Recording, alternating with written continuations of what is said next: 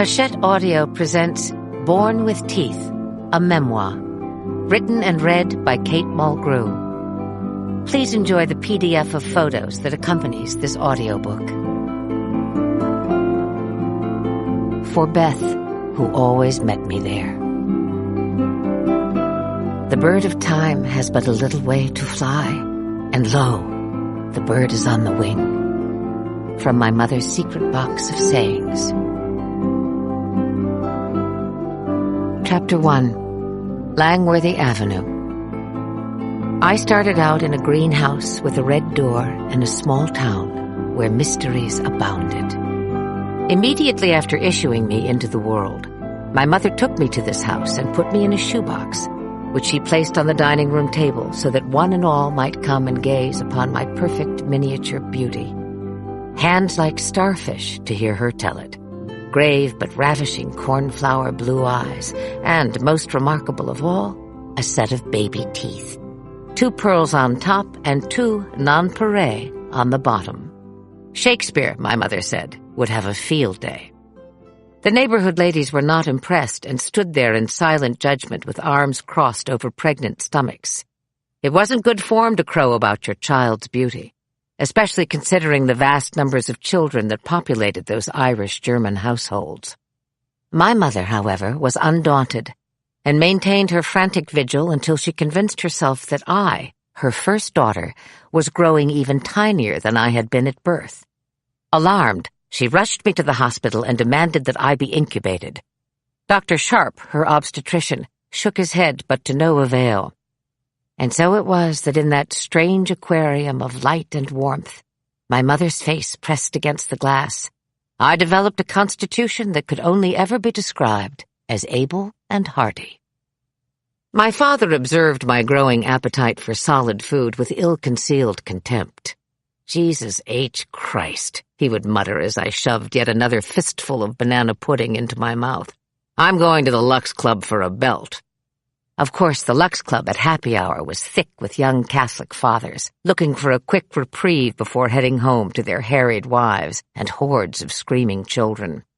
These strapping Irish boys would then stumble home to find the madhouse magically transformed into an oasis of quiet, children tucked in, dishes done, the lovely young wife lying achingly still in the bed.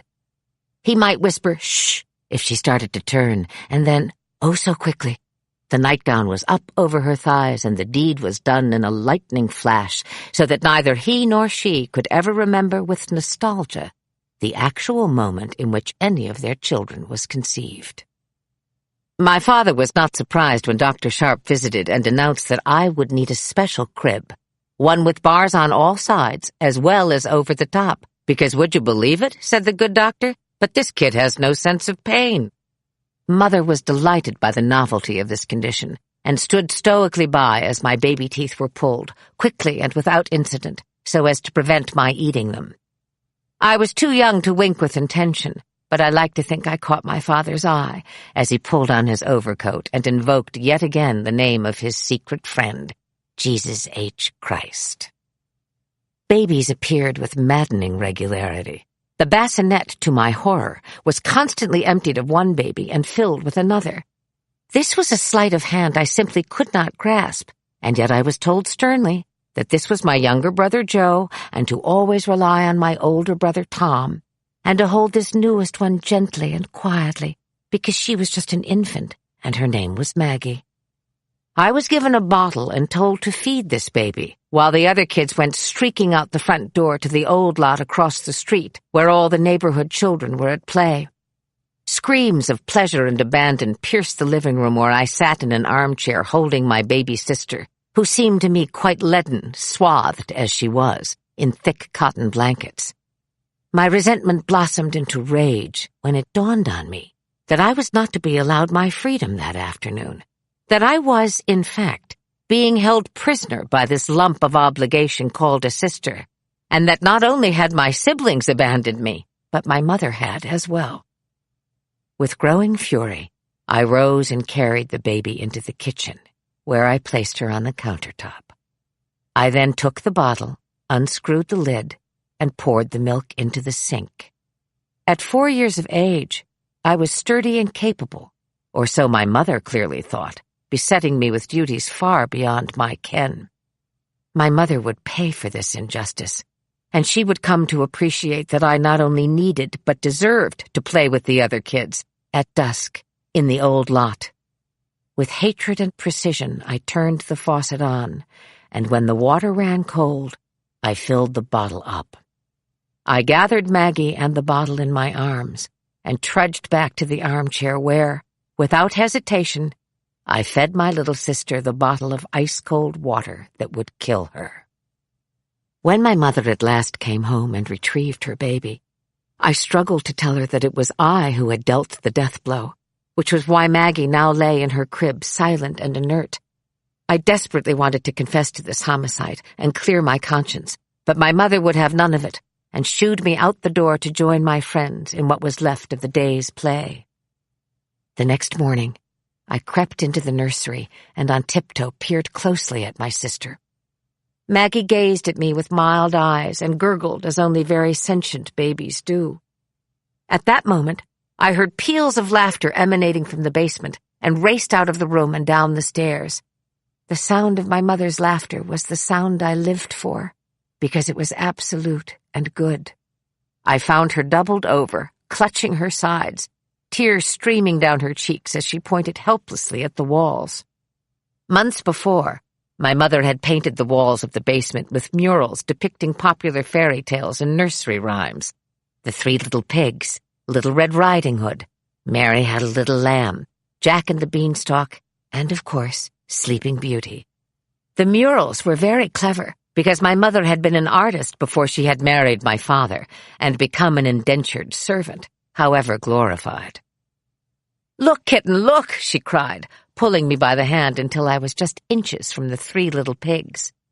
Only then did I realize that a P-51 Mustang bomber had been painted to indicate the imminent annihilation of not only the Three Little Pigs, but when I looked to the opposite wall, I saw that Little Red Riding Hood had a missile suspended directly over her head, and that Jack was clinging with particular fervor to the beanstalk as bomber after bomber dove from beneath my mother's fluffy clouds, threatening to destroy the idyllic landscape.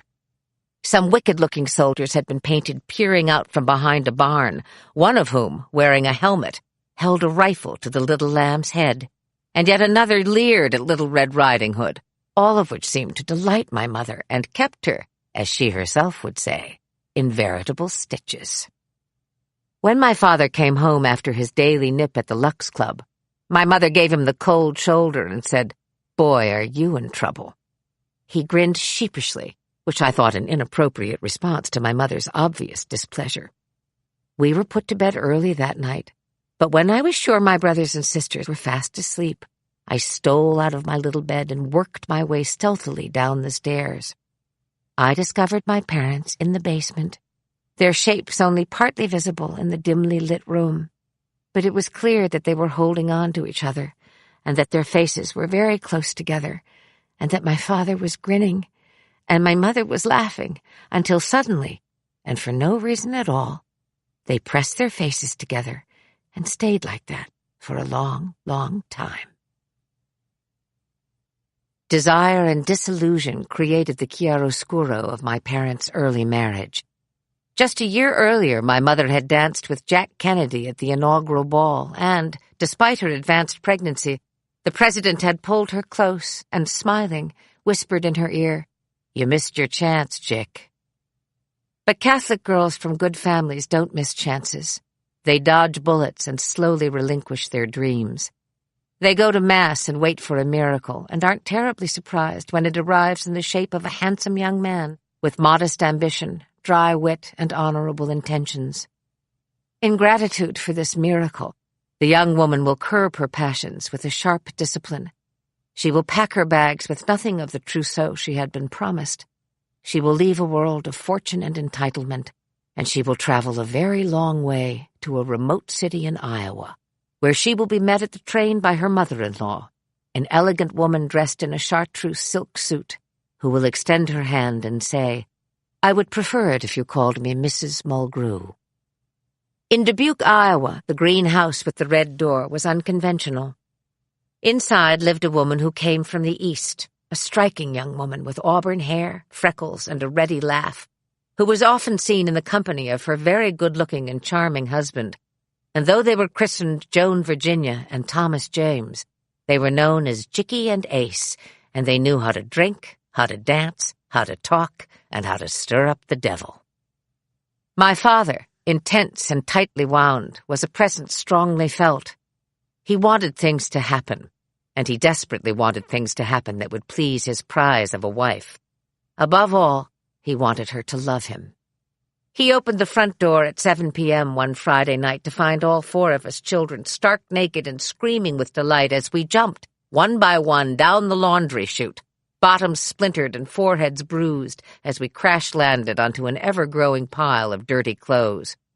In the adjoining room, he watched quietly as my mother mixed her paints and regarded her canvas with complete concentration, oblivious to the chaos surrounding her. "How about a drink, Jick?" he asked, and she turned, slightly exasperated, and said, "Sounds like heaven." We were left with the neighbor girl then, Kathleen McGrain, a formidable creature who came from a family of giants. Everyone knows that giants enjoy tormenting Lilliputians, but my parents were deaf to our pleas as they bundled themselves into heavy coats and drove away, not once looking back. They drove far into the countryside on a frostbitten winter's night until they found an isolated tavern, a neon sign beckoning in the darkness. The door swung open, and the place greeted them in silence, these good-looking, high-spirited travelers from town. These people were country folk, and they didn't like anything too fancy, too smart, or too different. My parents were decidedly different, and this was instantly acknowledged when my mother, instead of sliding properly into a booth, slipped onto a bar stool and, turning to the fellow next to her, said, "What are you drinking to cut the ice?"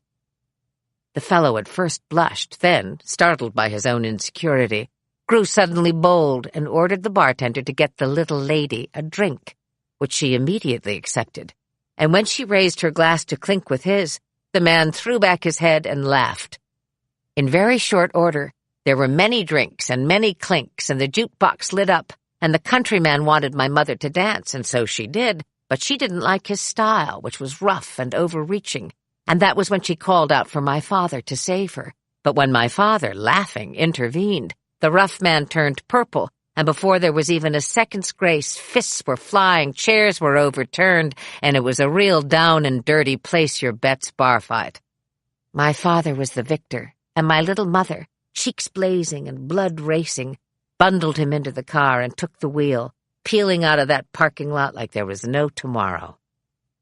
Once home, my mother ministered to my father's wounds.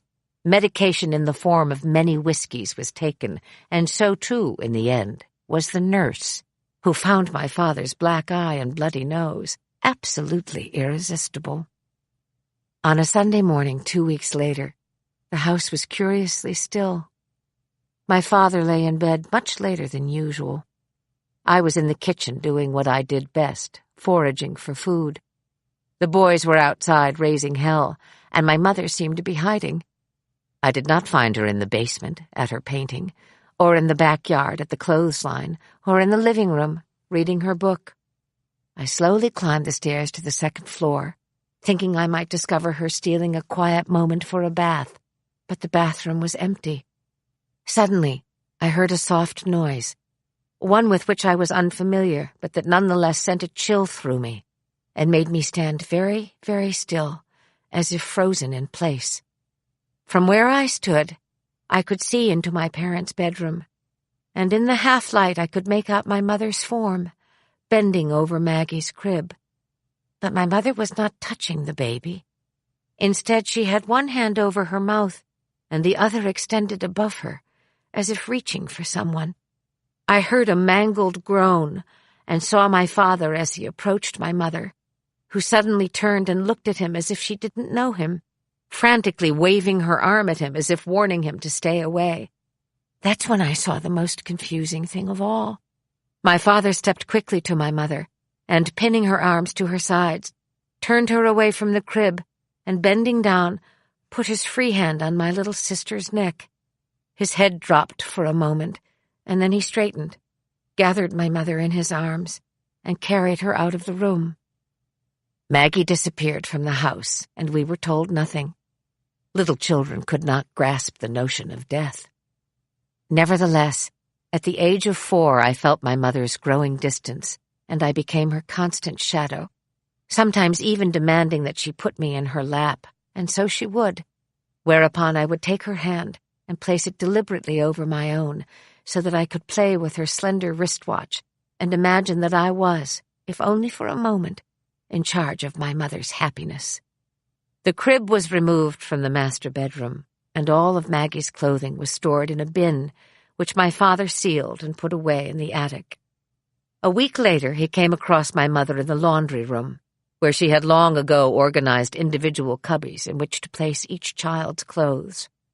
Each cubby had a name colorfully painted on it to identify the owner. My father watched as my mother, leaning over a bin, extracted one article of clothing after another, which she carefully folded and refolded, and then placed in the cubby painted with the name Maggie. She looked at him, smiled, and went back to her work.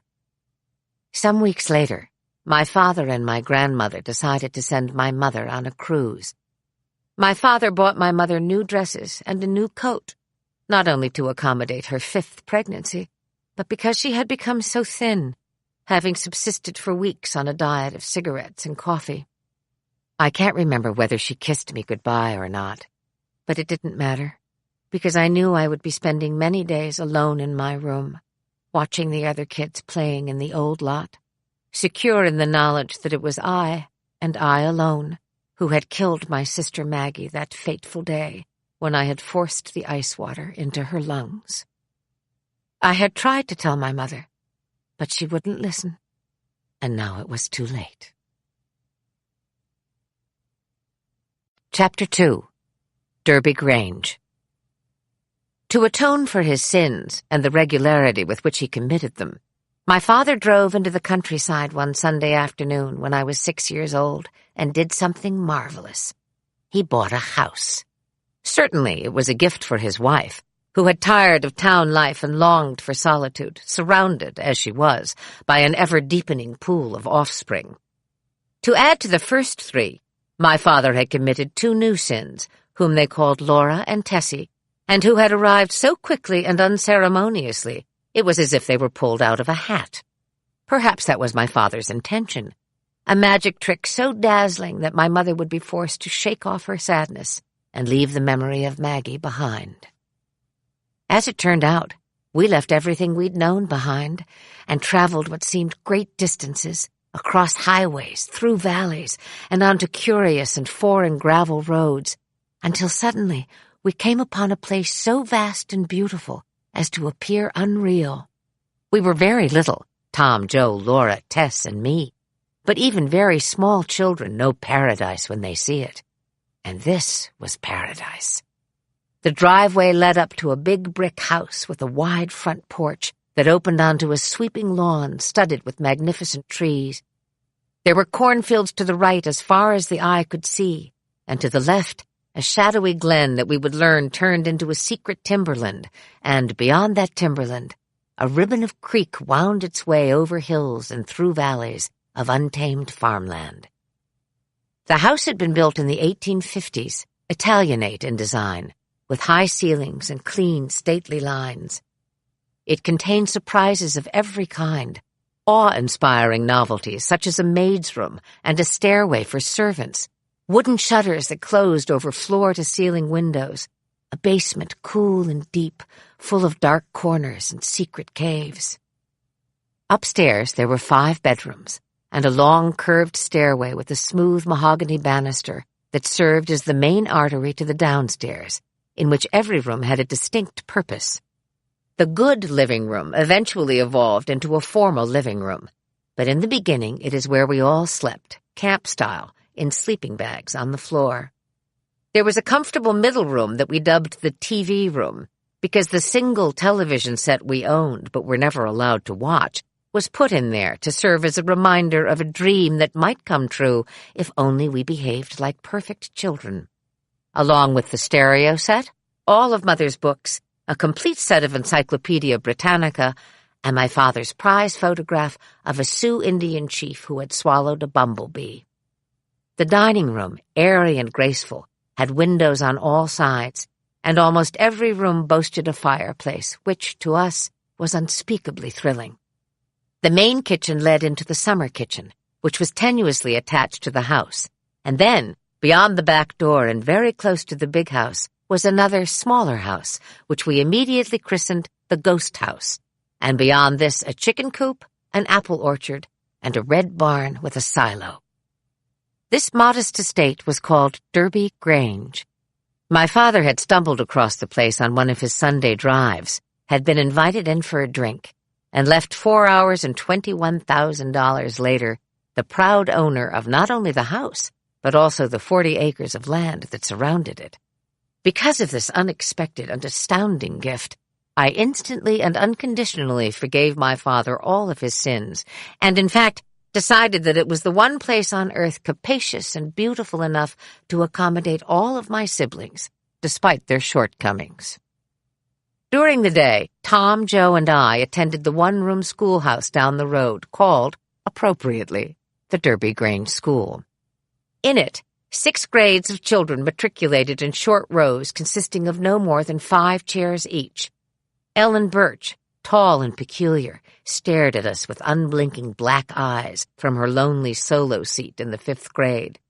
In the back, there was an outhouse, inglorious and filthy, and for recess, a small yard with a swing set. A dirt ditch marked the school boundary. Mrs. Hartley was the teacher for all 6 grades, a jolly woman whom my brother Tom wooed with large jars of mayonnaise spiked with ketchup. He got straight A's.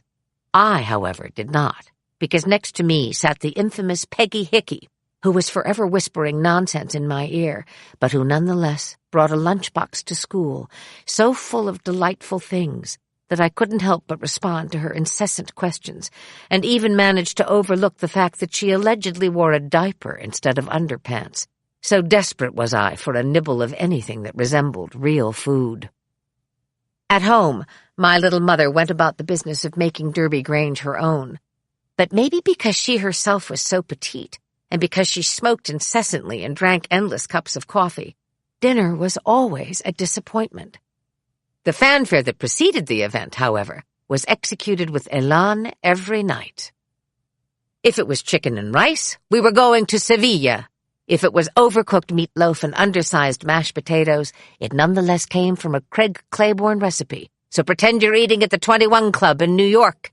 And if it was fish sticks, tepid brown pellets served on a cookie sheet every Friday night, she'd sigh and say, "I didn't make the rules." So much anticipation, and so little actual food. We never saw bread or fruit or sweets of any kind, and one small chicken divided among 5 starving children did not the trick do. We were always hungry, so much so that Mother tempered our appetites with criticism. "Joe, you look like a tiny truck driver hunched over the wheel. Sit up. Kitten, keep eating like that and you'll blow up like a balloon. Laura, for God's sake, get out from under the table. What are you doing down there? Very odd child." And then, infuriatingly, "Tom, would you like to take Mrs. Hartley another jar of mayonnaise? She loves your secret concoction, doesn't she?" Followed by complicit chuckles between mother and son, and accompanied by the sound of 5 little mouths voraciously sucking on chicken wings the size of paper clips. We discovered other ways to subdue our hunger. My mother was never one for conventional boundaries, and so we were free to do as we liked every day after school and on weekends. We hiked for miles, we swam in Gruno's Creek, we played every conceivable kind of game our imaginations could contrive, such as seeing who could hold on longest to the electric cattle fence at Brightbox Farm, who could jump from the hayloft into Willie Brightbox's arms without looking, who could spear the most frogs and, encouraged by my brother Tom, the great wordsmith, take them home to Mother and say, "Look, Mom, a whole jar of little bastards." We had fights with cow pies and fights with snowballs and fights to the finish. We had contests to see who could hold their breath long enough to faint, at which point we would run over and pummel the semi-conscious person's chest, shouting, "Live! You must live!" We organized freak shows over which my brother Tom presided, calling us into the neighbor kid's bedroom to observe, for only a nickel, the little guy's minute erection. We were often gone for hours, and when we would finally return home, exhausted, thirsty, and complaining of starvation, my mother would glance up from her book and say, "You should be grateful. You were born in wedlock, you're an American citizen, and you live on dry land. Now go back outside and play." In the early years of their marriage, my father was infatuated with my mother, and upon occasion was inspired to wax lyrical about his love for her. In the dead of night, we would all be awakened, hurried into winter coats and boots, and made to stand outside in the front yard in a straight line, where Dad, pointing toward Mother's bedroom window, would begin his testimonial. "In that room lies an extraordinary woman, a remarkable woman, a beautiful woman. She is the woman I love, and she is your mother." We needed to bear witness to his devotion until the bitter end, at which time, white with cold, we were sent off to our beds with a fond, if brusque, dismissal, leaving our father still standing there, face upturned toward her light. One afternoon, while my father was at work, I heard my mother's voice from upstairs calling to me, "Katie Kitten Cat Mulgrew, get up these stairs, quickly!" I ran up the stairs and saw my mother standing in the bathroom just off the landing. She beckoned to me to come in and indicated that I should close the door behind me. Then, pointing to the toilet basin, she said, "I need you to bear witness." The bright crimson toilet bowl was full of strange clumps of dark brown debris. Mother stood over the basin and, making the sign of the cross, said, "I baptize you in the name of the Father, and of the Son, and of the Holy Ghost. Amen." She flushed the toilet. "I'm going to lie down for a minute, kitten," my mother said. "I'm having a sinking spell."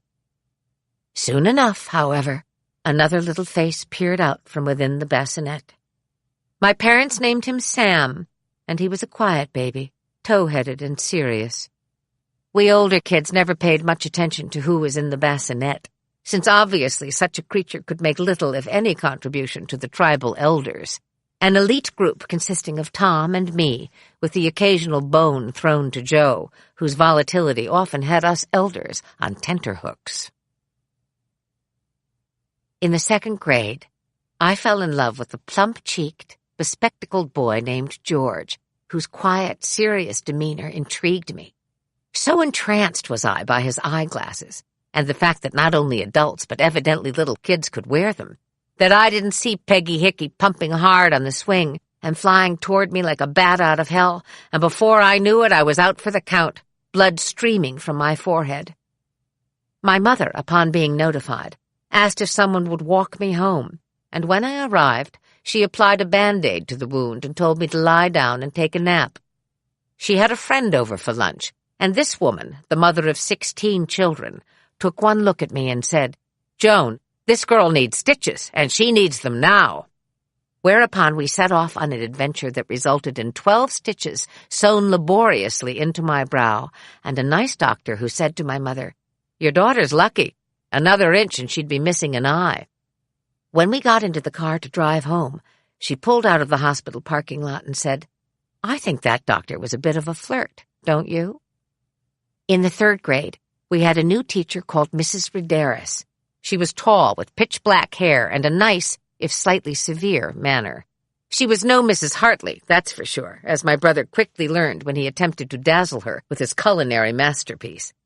Pink mayonnaise? Oh no, Tommy, I don't think so. Mrs. Ridaris sat at her desk instead of strolling among us as Mrs. Hartley used to do, and she had insisted that a phone be installed in the classroom in case of emergencies. One day, the phone rang, and Mrs. Ridaris picked it up. "Derby Grange Schoolhouse, this is Mrs. Ridaris." 25 faces looked up expectantly, each hoping that it was an emergency requiring his or her immediate dismissal from school. At first, we were perplexed by Mrs. Ridaris's silence. Weren't phone calls supposed to work both ways? She held the phone rigidly to her ear, and then, reacting as if someone had actually hit her, Mrs. Ridaris winced.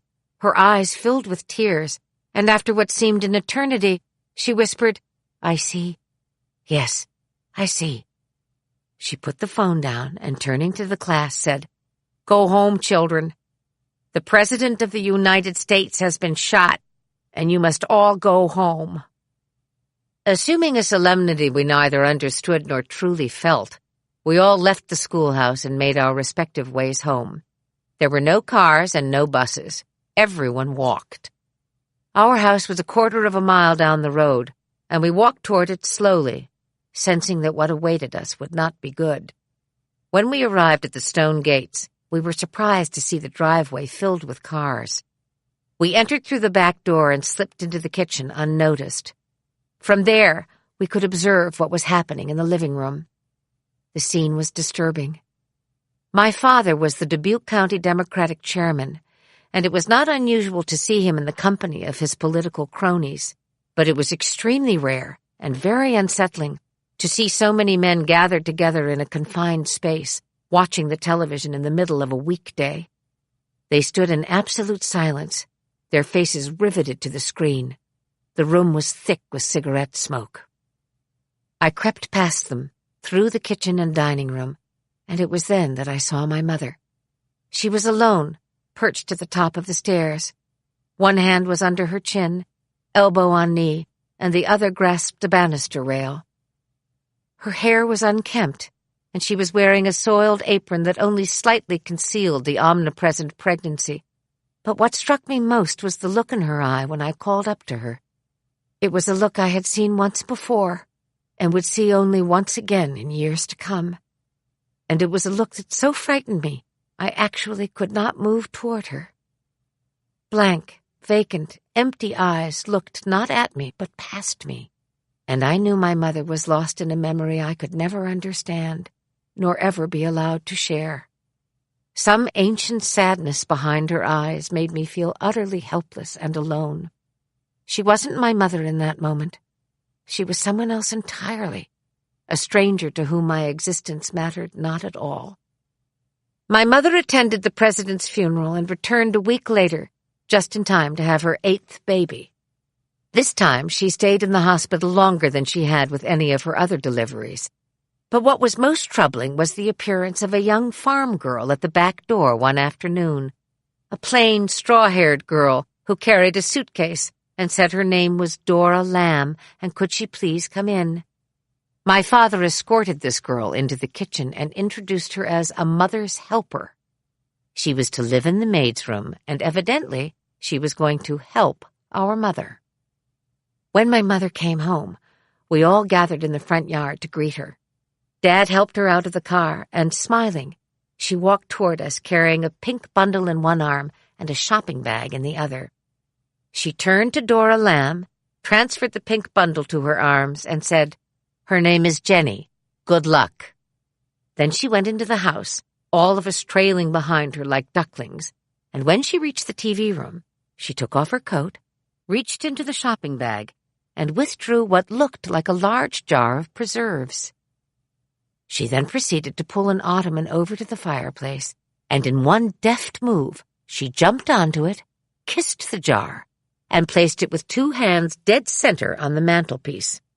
"I think I'd like a drink," she called to my father, and sailed into the kitchen. We all ran to the fireplace, mad with curiosity, and, climbing onto whatever pieces of furniture we could find, examined the mysterious jar. It was filled with amber liquid, in which were floating my mother's ovaries, which, just before she'd gone under, she had instructed Dr. Sharp to pickle. On the ride home, she had taken out one of her felt pens, and on a broad strip of medical tape she had stolen from the operating room in which her hysterectomy had been performed, she had written in bold black ink, "From whence you sprang." My parents decided that the Derby Grange schoolhouse was somehow insufficient to meet our intellectual needs, and so we were transferred to the local Catholic grammar school, which was called, disturbingly, Resurrection. A flat and unprepossessing building, it sat amid acres of farmland and had little to recommend it, from my point of view, other than a small woman named Sister Benedict, who taught the 5th grade, and who first recognized in me the poet I longed to become. She was a plain woman with a severe overbite and kind, beautiful brown eyes. The sisters often attended Mass with the parishioners, and one Sunday I was keenly aware of Sister Benedict's watchful eyes on my family. My father knelt at one end of the pew, and next to him, in various states of regrettable posture, were Tom, Joe, Laura, Tess, Sam, Jenny, myself, and finally, Mother, who was not kneeling at all, but instead sat on the bench with legs crossed, a thermos of coffee open beside her, and in her hands a book entitled The Ethics of Spinoza. The next day at school, Sister Benedict stopped me in the hall and said, "Your mother's a very interesting person, isn't she? Maybe you'd like to invite her to the poetry contest next week. She seems like the kind of person who might enjoy that." Home I went, full of happy anticipation, when I told my mother that not only had I been writing poetry on the sly, but that it appeared my poems were of exceptional quality because Sister Benedict had chosen me out of the entire 5th grade to compete in the Resurrection School annual poetry contest that was to be held the following week. "Not only that, Mom," I said, "but she wants you to come and hear me recite my poems." My mother cocked her head and, looking at me curiously, said, "I think I have something for you, kitty cat girl." I followed her up the front stairs to her bedroom, where she kept a collection of her favorite books in a corner bookshelf near the window. She pulled out a slim volume with a blue and white cover and handed it to me. "This is a terrific poem about World War I by the writer Alice Duer Miller, and it's called The White Cliffs. I think when you've finished reading your original poems, you should surprise the nuns and just sail right into this one and see what happens. Fun, don't you think?"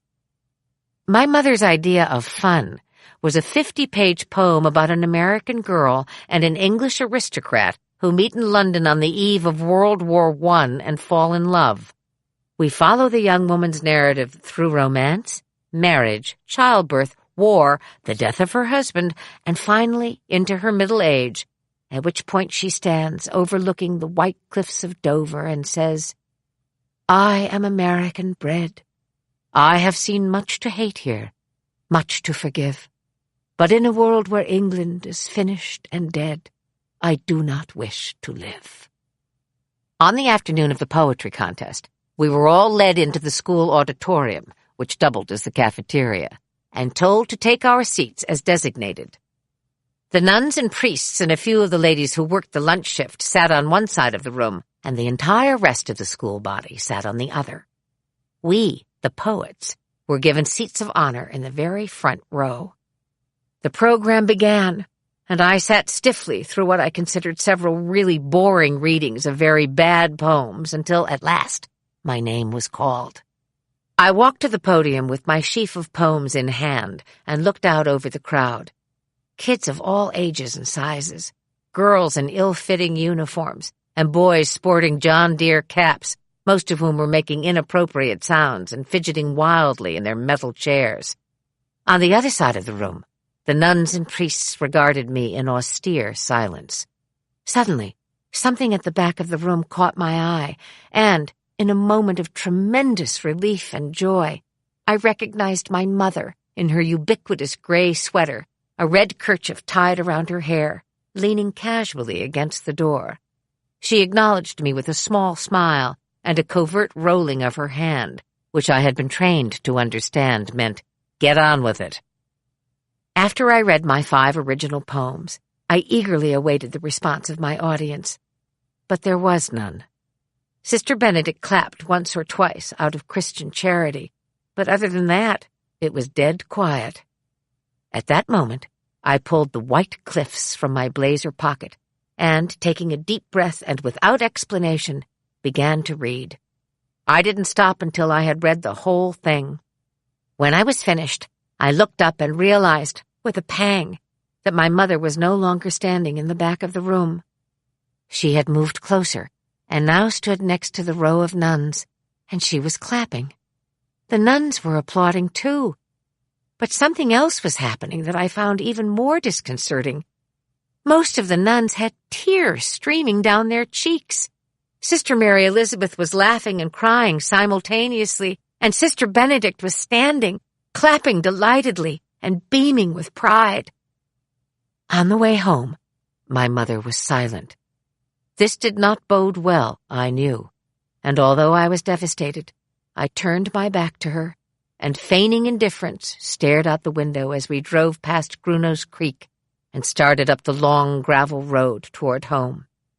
Just as we were about to drive through the stone gates, my mother suddenly switched off the ignition and turned to face me. "You know, Kitten, I watched you today, and it dawned on me that you can either be a mediocre poet or a great actress. Now, which do you think you'd rather be?" I didn't know what to say to her then, but as it turned out, no words were necessary. The following night, I found the complete works of William Shakespeare tucked under my pillow and a note from my mother which read, "Find what you love, and the rest will follow." I threw myself into all things dramatic, joined the community playhouse, applied to summer acting programs, and read everything I could get my hands on. With 7 children between the ages of 13 and 3, the house was in a constant state of turmoil, and I learned to escape by shutting myself in my room and burying myself in books. This was a trick my mother had taught me, and one that she herself had mastered to perfection. Regardless of what was happening, and on pain of death, we were not allowed to disturb her afternoon nap. Like clockwork, she would run up the stairs at 2 o'clock, book in hand, and spend an hour reading or sleeping. Increasingly, though, my mother would shut herself in her room for 2, even 3 days at a time. She had migraine headaches, and they were so severe, she explained when I stood by her bedside, holding a wet cloth and a glass of ginger ale, that when she had them she went temporarily blind and became violently sick. The most effective antidote to these headaches was adventure. Her best friend, Jean Kennedy Smith, would call, and before we knew it, Mother was out the door and on her way to New York or Paris or London. My father did not try to stop her, but it was clear he resented these interruptions. She had to beg him for pocket money, which infuriated and embarrassed her. Often someone else drove her to the airport. When my mother was away, the atmosphere in the house changed. It was hard to put a finger on it. Colder, emptier, less safe. My father, never one to join us for dinner, now appeared only after we were in bed, and it was evident from the way he slammed the back door and barked, "God damn it!" that he'd stopped at the coach house and had a few belts with his pals. Often he would pour himself a nightcap and listen to Ella Fitzgerald on the stereo. The smoke from his Pall-Malls drifted up to my room.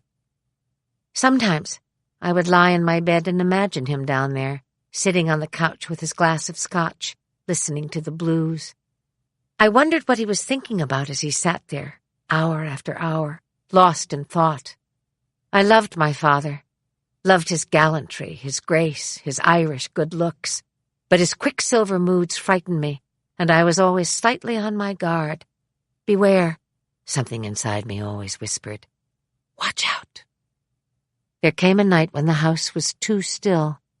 It was dark, the moon was full, and I felt afraid. So I went downstairs and turned the knob to the TV room door, and there, illuminated by the moon, lay my father and Dora Lamb in silhouette on the couch. He had been lying on top of her, and when he saw me, cried, "Jesus Christ!" and jumping up, started after me. I was fast, but he was faster. He stood at my bedroom door, one arm blocking my way and the other extended toward me, as if in greeting. I noted with surprise that he was still holding his glass of scotch, and felt contempt for my father's need to carry that glass of scotch with him as he ran upstairs to confront his 12-year-old daughter and to plead for her understanding. He said, "Kitten," then, as if that would change the game. Kitten had been his idea, and how like him to find a nickname that felt like a kiss every time I heard it. But I didn't want that kiss now, and in fact, the very thought that my father might step into my room terrified me, and so I said, "Don't come in here, Dad, I'm warning you. Don't come in." "Kitten, you don't understand. It means nothing. A stupid, silly mistake, and it means absolutely nothing because nothing happened. You know how much I love your mother." I stopped him right there. Okay, Dad, that's enough. I need to go to bed now. He looked at me, a soft look, a pleading look, a look that didn't belong to him, and said, I promise you, sweetheart, this will never happen again, and it's something your mother doesn't need to know about. No point. Understood? Sure, Dad, whatever you say, but now I really want to go to bed. He looked at his scotch, as if discovering it for the first time, and then, backing away, said, Love you, sugar. He was still standing there when I closed the door and locked it. A few days later, my mother returned from her trip, took one look at me and said, Let's go to your room. It didn't take much for me to betray my father. Maybe she stroked my hair, although that's unlikely. Maybe she gave me a present. Maybe she even suggested an afternoon at the movies. But within minutes, she had the whole story. As I stumbled through the memory, fighting tears, she smiled at me and said, Slow down, honey, and don't forget the details. Details are crucial. And curled up on my bed like a child being read a bedtime story. When I was finished, she sighed as if she were sorry the story had ended, but that it had been nonetheless a dish well served, and kissing me lightly on the top of my head, started downstairs. It was time to make dinner. The next morning, I hurried into the kitchen and found my mother standing over the stove, making eggs. I looked expectantly at her, or perhaps beseechingly, but she just smiled and turned back to her cooking. It was then I heard my father coming down the stairs. He walked into the kitchen, smelling of Old Spice, and strikingly handsome in a seersucker suit with a yellow and pink paisley tie, his thick black hair still wet from the shower. Mother looked up at him and asked, Would you like some breakfast, Tom? Or are your lips too parched to eat? Incredibly, then, she turned and winked at me. In a flash, my father grabbed the chair next to me, and just as he was about to pick it up, my mother put her hand on his arm and, looking directly into my father's eyes, said, I don't think so, Tom. Without a word, my father walked out of the kitchen, got into his car, and started the ignition. He was my ride to school. There was no other way. And so I gathered my book bag and, screwing up my courage, started after him. But in the 5 seconds it took me to pass through the kitchen and open the back door, my father had performed yet another magic trick, this one more stunning than all the rest. He had vanished into thin air. Chapter 3. Tessie. After a particularly disheartening day in my freshman year of high school, in which my arrogance had once again stirred up the insecurity of my classmates and driven them to acts of ill-concealed hostility, I came home and announced to my mother that I found high school a complete waste of time, that I was going to apply for early graduation, that I had my heart set on the London Academy of Music and Dramatic Art, and that nothing was going to deter me. Very good, my mother responded, slapping the kitchen table for emphasis. But you'll need to get a job to cover expenses. And I couldn't agree with you more about high school, a wasteland of mediocrity. Besides which, I've always said that all boys between the ages of 15 and 25 should be incarcerated. Once I had redirected my focus, there was no time to waste. I got 2 jobs in quick succession. After school, I flipped burgers at Pete's coffee shop, and on weekends I served cocktails at the Holiday Inn. It didn't seem to faze anybody that I was underage, least of all my employer, whose only complaint was that I wore my skirt to just above my knee rather than to the preferred panty line. I worked hard, made good tips, raced to rehearsal at the University of Dubuque where I was a member of the Players Club, won the lead in almost every school play, and spent my free time applying to summer acting programs. There were boys, too, of course. All kinds. Amazing the elasticity of time when romance must be squeezed into the schedule. There was the captain of the football team, tall, good-looking, and Irish, who deceived me and broke my heart. There was the charismatic psychopath at the university who, after I slapped him for standing me up, pleaded for another chance and drove me deep into the country, where he threatened me with a crowbar and left me in the middle of a pasture miles from nowhere. There were the men I encountered at home, some of them friends of my father, Some of them acquaintances who had just stopped by for a beer and a laugh, most of them drinkers, and all of them old enough to know better. But none of them disciplined enough to resist the impulse to flirt with the precocious 16-year-old girl. Curiously, this neither alarmed nor dismayed my parents. A certain je ne sais quoi, my mother said, to which my father responded, looking me dead in the eye, trouble. Trouble, in my father's vernacular, referred to anything sexual in nature. It was delicious trouble, mischievous trouble, the kind of trouble everyone longed to get into and, at Derby Grange, frequently did. There were bonfires in the front yard, conclaves in the kitchen, a piano in the dining room, and seated at that piano was a woman whose fingers danced over the keys, long black hair falling over her tired, pretty face. Sometimes my father would pass through the dining room on his way to the bar, and resting a hand briefly on her shoulder, would say, "That's the way to do it, sugar." And her eyes would light up with laughter and longing. Nancy Gilbert, we all knew, was in love with our father, but we didn't hold that against her. She had a sad, sweet manner that softened the chaos around her, and she lifted my father's mood. My life was so full and so busy that I actually needed an assistant, but since such a notion was inconceivable, I settled for the second-best option, which was a slave. An in-family slave, one who would both serve and adore, was what I wanted, and I found her in the person of my younger sister, Tess. 6 years my junior, she was known as the Creature, was splendidly limber, had almond-shaped green eyes and an olive complexion, long, slender fingers and a complicit smile. She was the perfect slave, and I was a beneficent slave driver. I allowed her free access to my room. I provided her with cigarettes, candy, and any junk food I could get my hands on. I occasionally permitted her to take a nap with me, and in exchange for all this, I expected my bed to be made, my dirty clothes to be thrown into the closet, my coffee fetched, my dialogue rehearsed, however haltingly, and an absolute and utter show of devotion and fidelity.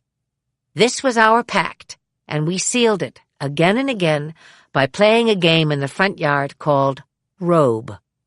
I would let Tessie get into my long pink velour robe, which she coveted, and as she took her place at one end of the yard, I would take mine at the other. At the count of 3, I would shout, "Tessie!" and she would shout, "Katie!" and we would fly toward each other until we met, and then I would take her hands and, lifting her off the ground, swing her around and around and around, screaming, "I simply adore you!" Alternatively, we would lie in the grass and gaze heavenward, reciting our favorite quote from the New Testament. The goal was to deliver it in as many accents as possible within a prescribed period of time. Jesus, near death, is fed up with the thief on his right and says to the thief on his left, "You will be with me in paradise." My ambition knew no bounds, and I worked tirelessly toward my goal, which was to get out.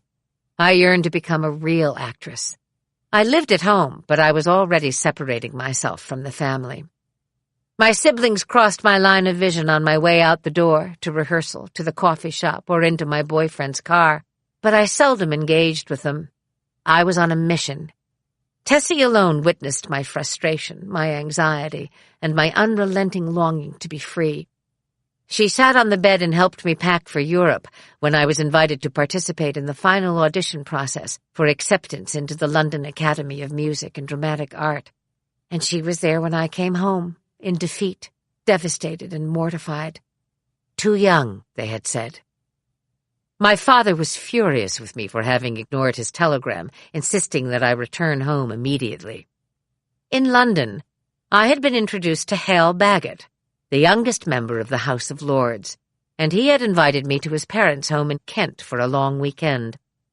Hal had no idea that I was only 16, but his mother, Lady Bagot, was a woman of great sensitivity, and when I appeared in the library wearing pink bell-bottoms and a black Angora turtleneck, my long hair pulled back with a black velvet ribbon, she took my hand and said, "Oh my, what an absolutely charming little American girl."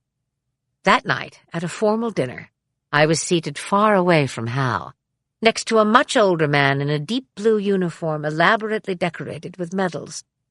"Now, my dear girl," he said, turning to me, "do as I do, and all shall be well. Always remember, work from the outside in, follow Lady Baggett's example, and you'll be splendid." Dinner was followed by a movie, and then by dancing in the ballroom. And the following day I was put in a small open car and told that we would be following the hunt, but not riding in it. Lady Baggett had put me in the Rose Room, where my bath was drawn by a maid, who laid my pajamas on the bed and placed my hairbrush on a small white cloth next to the bed. Hal was eager to get me back to London, but I told him that my father would come after him with a shotgun if I didn't get on the next plane home. Instead, my father gave me a punishment calculated to teach me a lesson I would never forget. Dad insisted that I attend the local women's college in Dubuque for at least a semester because, as he put it, "You're in such a goddamn hurry you'll break your neck right out of the gate." Strangely, it didn't really matter. Nothing mattered but reaching my goal. I set myself on a course and didn't look back. My slave was always around, but I didn't always require her services. I wanted to be alone, to daydream about my escape and the world that awaited me, the work, the glory, and the promise just beyond that front yard. Once or twice I passed Tess in the kitchen, and it struck me that she looked tired, even mournful, sitting at the kitchen table with her head in her hands. That's not like her, I'd say to myself. I'll ask her if something's bothering her when I get home. But she was always asleep when I got home, or it would simply slip my mind. Sometimes she complained of headaches, but this she would do sotto voce because it was an unspoken rule in our house that children didn't get sick, that hypochondria was unacceptable and would not be tolerated. We understood this and toughed it out most of the time, although there had been some close calls over the years. There was the time that Joe fell on the ice and punctured his thigh, at which point Mother told him to put some salve on it and go to bed. When he woke up, the wound had become infected, and his leg looked like someone had wound a purple ribbon around it, a sign of imminent septicemia. They made it to the emergency room just in time. On another occasion, Tom, from 50 yards away, threw a dart at Joe and hit him in the back of the neck. And when Joe staggered into the house, howling for Mother, she reached up, plucked the dart from his neck, and said, "Don't be a baby. Put some salve on it and go back outside." And I would have to live forever with the memory of the mortifying incident of my faux pneumonia. I was having trouble breathing. Does it matter why? And evidently the medical staff agreed, because I was put into the hospital under an oxygen tent. And when I looked up from my bed, I saw my mother leaning against the doorway, and the look on her face said it all. "I hope you're enjoying this, Sarah Bernhardt, because it's going to be all over in the morning."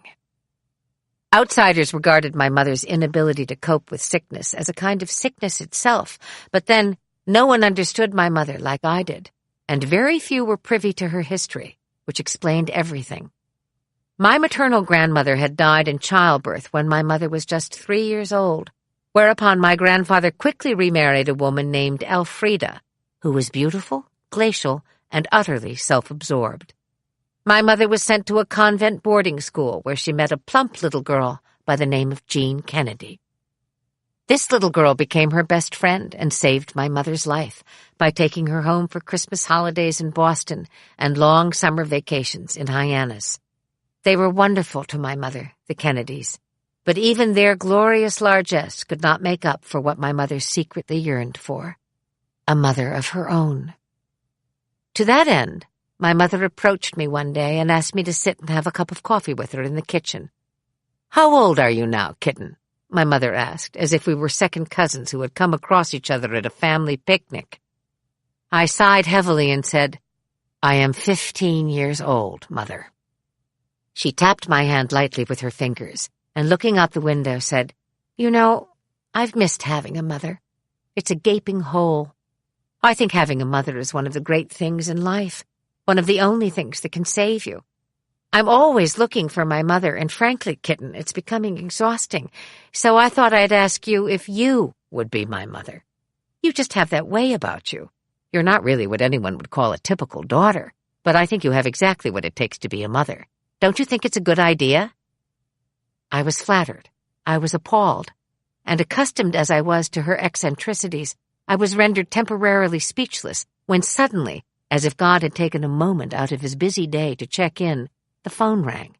I picked it up and, looking at Mother, whispered, "It's Father O'Rourke." She jumped up, made the "not home" gesture, a quick slash across the neck with the right hand, and pantomimed that I should hang up. "Geez, Mother, what's going on?" I asked. "Are you and Father O'Rourke having a fight?" Kevin O'Rourke was the head of the archdiocese, a big, strapping Irish priest with a penchant for power, palaver, and seduction. A long, long pause. Then my mother spoke. "That's something else you're going to have to handle, if you're going to be my mother." I shook my head in disbelief. My mother laughed, a short laugh, devoid of mirth, followed by a keening sigh. "Oh," I said to myself as my heart sank, "my mother's in trouble. Big trouble." Father O'Rourke had many names, which made him seem very important. To the community, he was Father Kevin. Over drinks with my parents in the front yard, he was Dave. And when Mother and I were alone together and she needed to talk, he was Star. "He thinks he's a big star, kitten," Mother said, staring out the kitchen window. "So that will be our code for him from now on. Star!" We laughed, thinking of all the wonderful, devious ways we could make fun of him using our secret name. My mother again looked out the window. "I could kill him," she whispered, and then, looking at me, said, "I must be out of my mind." The kitchen table served not only as a confessional, but as a theater. It was where everyone's mood was on display. Food was the one common interest that both united and betrayed. It told the truth of who we were while we were eating it, and the process, though loud and unruly, was always honest. We needed to eat as expeditiously and efficiently as possible in order to get the maximum bang for our buck. At breakfast one morning, it was puzzling to see that Tess was not eating, and that she had actually pushed her plate aside and was, once again, holding her head in her hands. "Eat your eggs, Tessie, or I'll give them to Sam," Mother threatened from where she stood behind the counter. 12-year-old Tessie looked up, took her hands from her face, and said, "I have a headache, Mom. I told you." A pause, and then Mother said, "If you keep crossing your eyes like that, they'll stay that way, so stop it." But Tessie couldn't stop it, neither the crossed eyes nor the headaches that attended them. Exasperated, my mother said, "Okay, I'm going to take you to the doctor, and then we'll settle this nonsense once and for all." Mother and Tess didn't come home that night, and neither did my father. And the next day we were told that they had taken Tess to the Mayo Clinic in Minnesota. It seemed a very long time before we finally saw Dad's car coming down the gravel road, and I have little recollection of what Tess looked like or what was said, but that was the moment when we all understood that something irreparable had happened and that Tessie would never be the same again. My mother came into my room that night, climbed onto my bed, and said, "Your sister has what they call a butterfly tumor. It's spread throughout the brain. It's inoperable, so your father and I have decided to keep her here, at home." She looked so weary. I wanted to comfort my mother, but I didn't know how. Those vacant eyes weren't looking at me. They were looking past me. Sitting there on my bed, she seemed to have left the room and disappeared into another world altogether. The house became quieter, more subdued. Tessie tried to go back to school, but the headaches got the better of her. Reading and writing became increasingly difficult, and when her balance was compromised and the kids at school made fun of her accidental pratfalls, my parents decided it was best to let her stay at home. She was taken to Mayo a few times for cobalt treatments, but those too were ultimately discontinued, and instead, my mother was given a 2-year supply of morphine and told to take her daughter home. Tessie tied one of Dad's red handkerchiefs around her balding head, and that became her signature style, a concession to modesty and vanity both. Although no longer able to perform her duties, Tessie was still my slave, and this gave me certain privileges. One night I crept into where she'd set up camp, in the old maid's room, and sat next to her on the bed. It was late, and moonlight was pouring in through the window. Even at night she wore her kerchief, but now she pulled it off, exposing her bald head, and whispered, "Why me, Kate? Why do I have to die? It's not fair. I'm the good one in the family." Tears started down her cheeks, and in order to hide my own, I pulled her to me and held her, not knowing what to say or how, only sure that whatever I said would have to be the truth, because that was our pact. "You're right, sweetheart. It's not fair, and it doesn't make any sense, because you are the good one in the family. You're the best one in the family, and everyone knows it." I don't know if this comforted her, but soon she fell asleep, and I stayed with her for a long time that night, holding her hand and memorizing it. To this day, etched in my memory are those beautiful hands. Long, slender, elegant fingers, perfect nails, and her skin, so warm. I had been accepted at New York University into a new theater program that would allow me to earn my academic credits while studying almost full-time uptown at the Stella Adler Studio of Acting. It was the beginning of my adult life. It was the beginning of my life as an actress.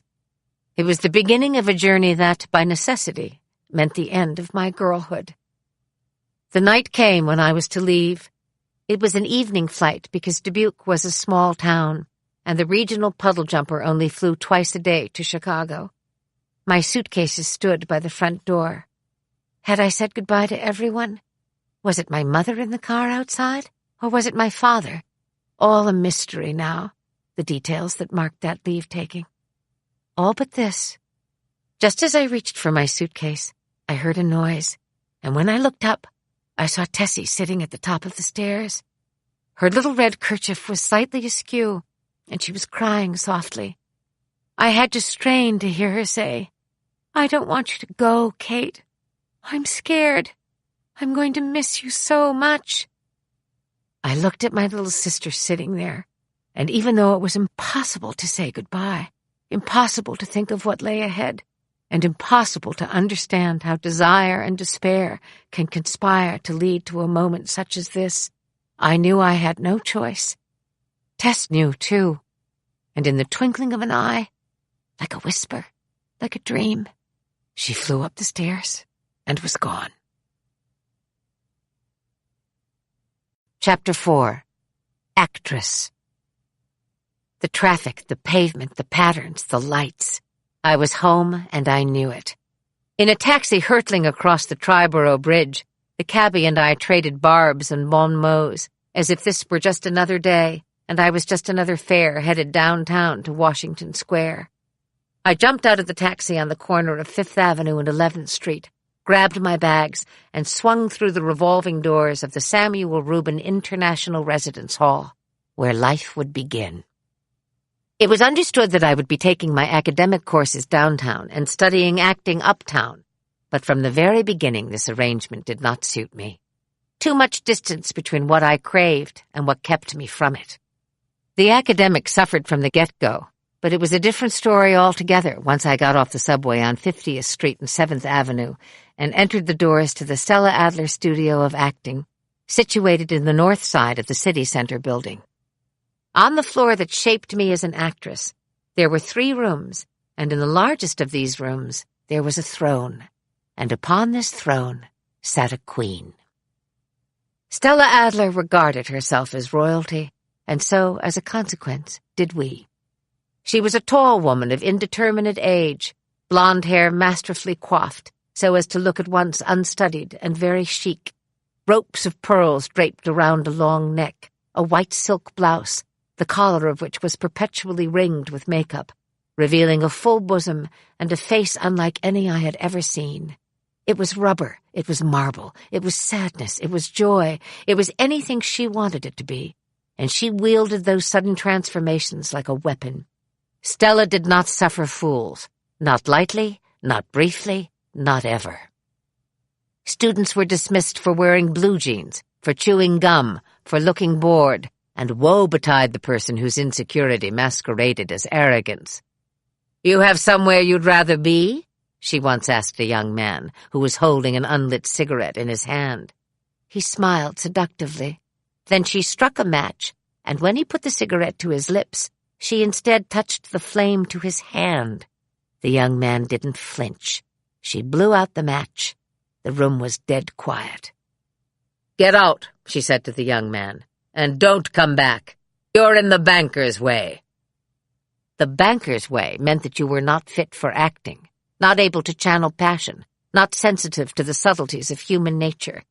In other words, you were a creature of the material world, and therefore neither welcomed nor suited to this life, where money was regarded with disdain, and personal sacrifice was the order of the day.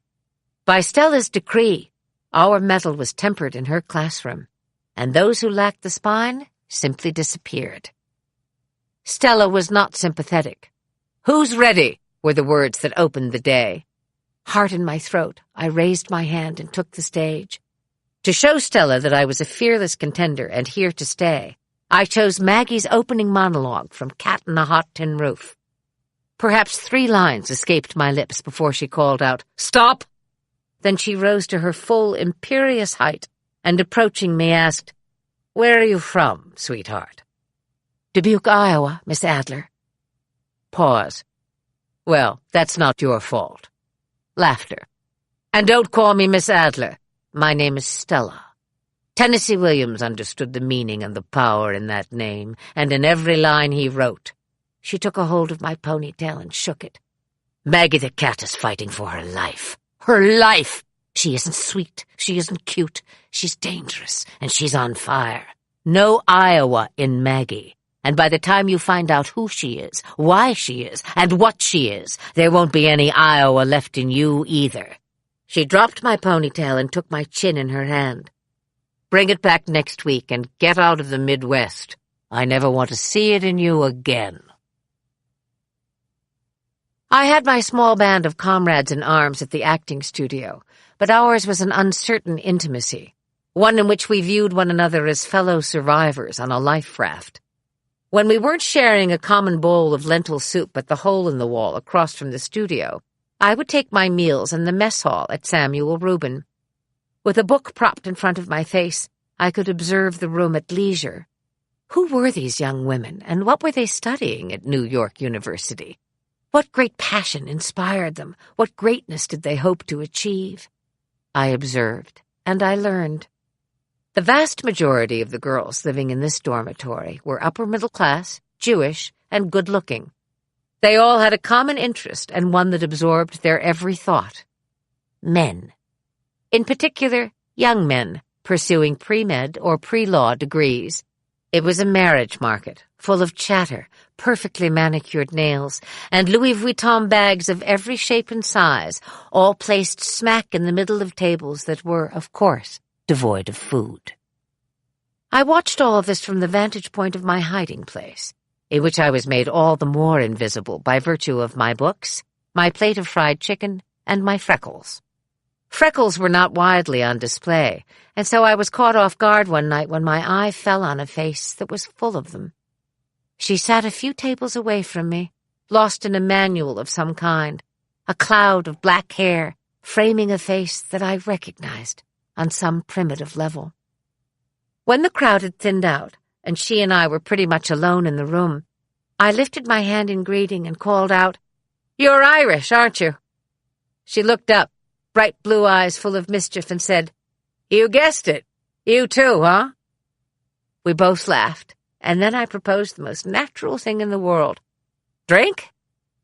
She smiled and gathered her books. "I thought you'd never ask." Her name was Beth Kehoe. She was from the south side of Chicago, the oldest of 5 in an Irish Catholic family, and she wanted to become a doctor. We spent the entire night comparing notes until, hesitant but hopeful, she asked me to recite something for her. A monologue, she said, or a poem. We were in my cramped room on the 4th floor of the dormitory, and all I had easily at hand was my constant companion, the White Cliffs. She adored it and wanted more, so from memory I performed my monologue from Cat on a Hot Tin Roof. It was now past midnight, and we both had early class in the morning, but it was clear that we didn't want it to end. When we had serendipitously caught each other's eye in that dormitory cafeteria, we had struck gold, and we knew it. Here was a spirit that quickened, a curiosity that shone, and a heart that sympathized. We were two Celts lost in Jerusalem. Uptown, the stakes were high. Stella wanted more from me, and I wanted nothing more than to deliver. There was no time for anything else, and little need for courses in modern philosophy or English lit when I spent my days under the tutelage of a woman who freely quoted Goethe and Rilke, a mentor who, in the course of an afternoon, could open our imaginations to the life and times of Harold Clurman and the group theater, what it meant to be the daughter of the great Jacob Adler, and how she had transformed the Stanislavski method into a style of acting that was inimitably her own. We didn't have to ask how. She told us. I found Stanislavski in Paris, and I sat at his feet, and I listened, until I understood. At the end of the year, I decided not to return to NYU, but to engage full-time in the acting conservatory. I conveniently failed to share this information with my father, knowing that this would only confirm his worst suspicion, that I was indeed out of the gate and galloping headlong toward a broken neck. But choosing between my father and Stella represented the proverbial fork in the road. Where my father feared disappointment, Stella embraced it. Use it, she advised. Williams was disappointed. Turgenev was disappointed. Odets was disappointed. Do you think you can understand what epic is without being disappointed?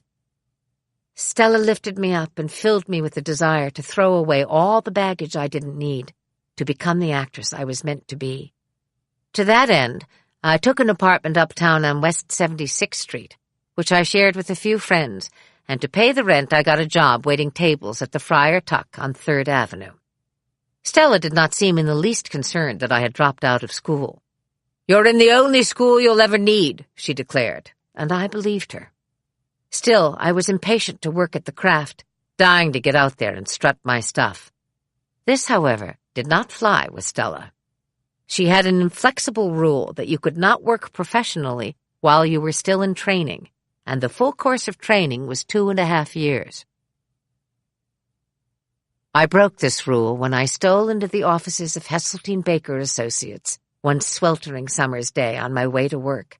I had done some research on Stark Heseltine, had learned he was one of the most highly regarded theatrical agents in the business, that he loved the opera, and that he had a weekend house in East Hampton.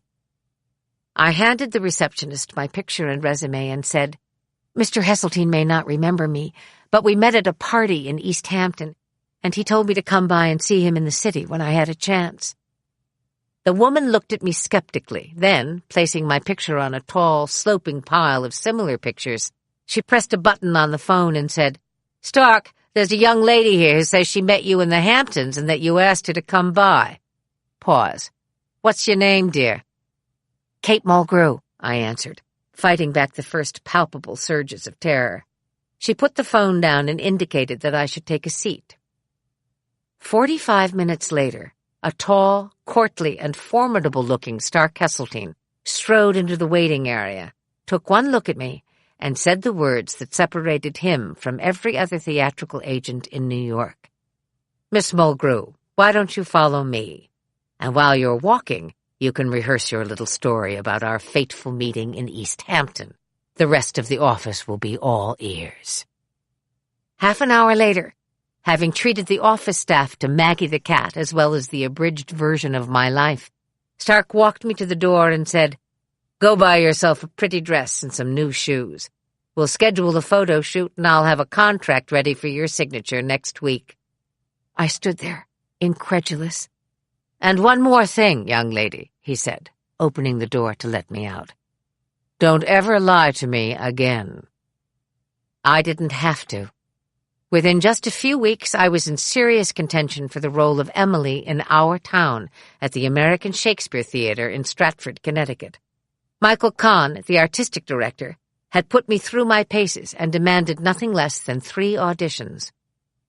Clearly, he was hesitant about taking a chance on an unknown who he wasn't sure could deliver. After the third audition, wearing a synthetic wig I'd bought on the cheap in the fashion district and a long white dress I'd found at a flea market, I got down on my knees and looked into Michael Kahn's shrewd brown eyes. "Mr. Kahn," I said, "if you give me this chance, you won't be sorry. I'm ready for this, and I promise that I will not let you down." The man was not unkind, but neither was he stupid. He said, "I'll let you know by Friday." The following day, which was Thursday, I'd agreed to meet my grandfather for lunch at the Russian tea room. Frank Kiernan, my mother's father, was a dapper man, some might even say elegant. I liked him for his vitality and sense of fun, but I measured myself when I was with him.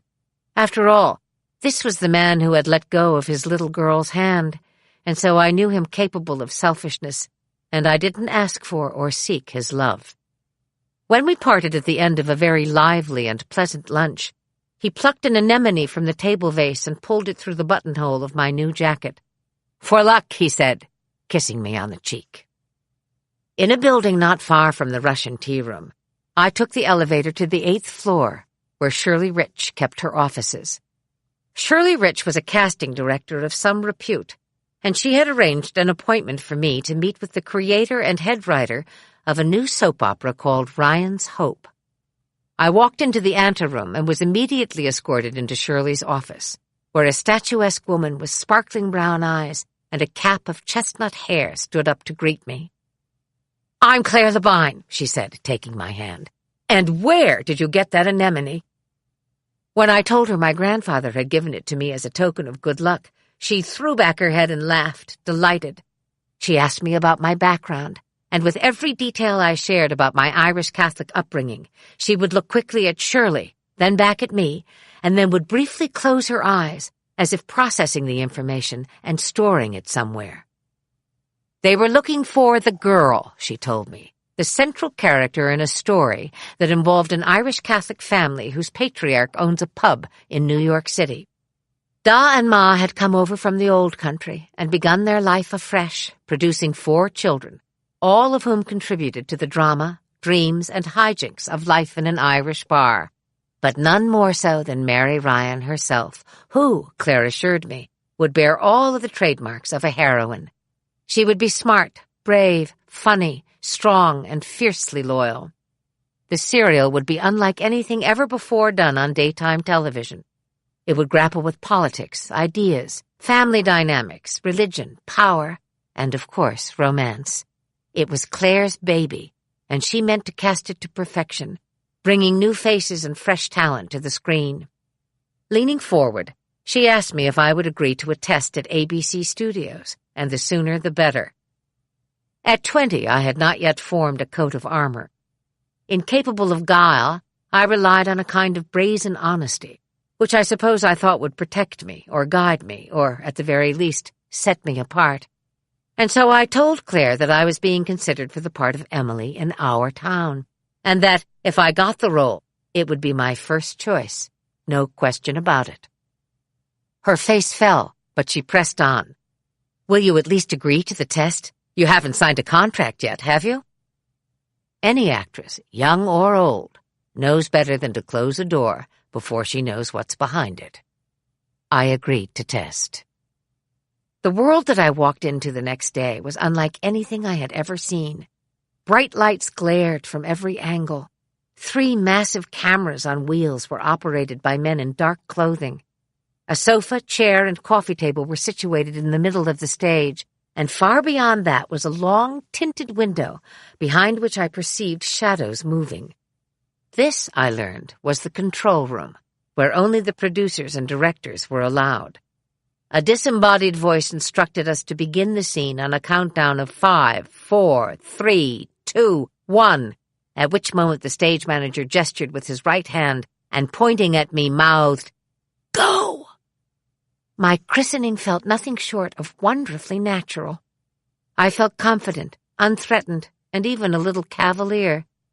When it was over, I thanked the actor who had done the scene with me, asked if I could leave, and waved in the direction of the control room, where I knew Claire Labine and a panel of experts sat in judgment. This did not concern me at all. If anything, it excited me.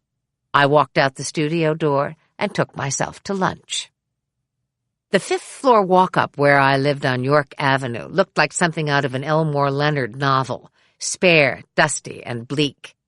It was composed of 2 tiny rooms, a kitchen that doubled as a bathroom, and a bedroom that had just enough space for a single bed, a dresser, and a lamp. Everything creaked, including the 2 old ladies who lived across the way. Invariably, when I put the key in the lock, their door would open, and one or the other, gray head bobbing, would inquire about my day, the weather, the landlord, and the grave injustice of having to scale 5 floors at their age.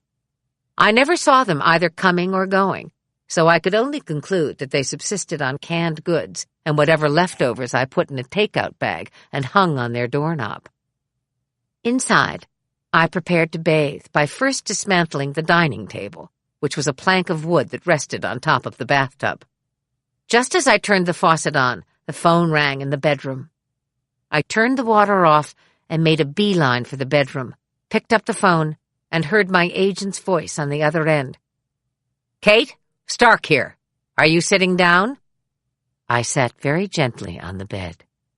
"Well, my dear," he continued, "you're about to become a very busy young actress. You will be playing Emily Webb in our town at night, and during the day you will be taping Ryan's Hope in New York. Claire Labine demanded that ABC provide you with a car service.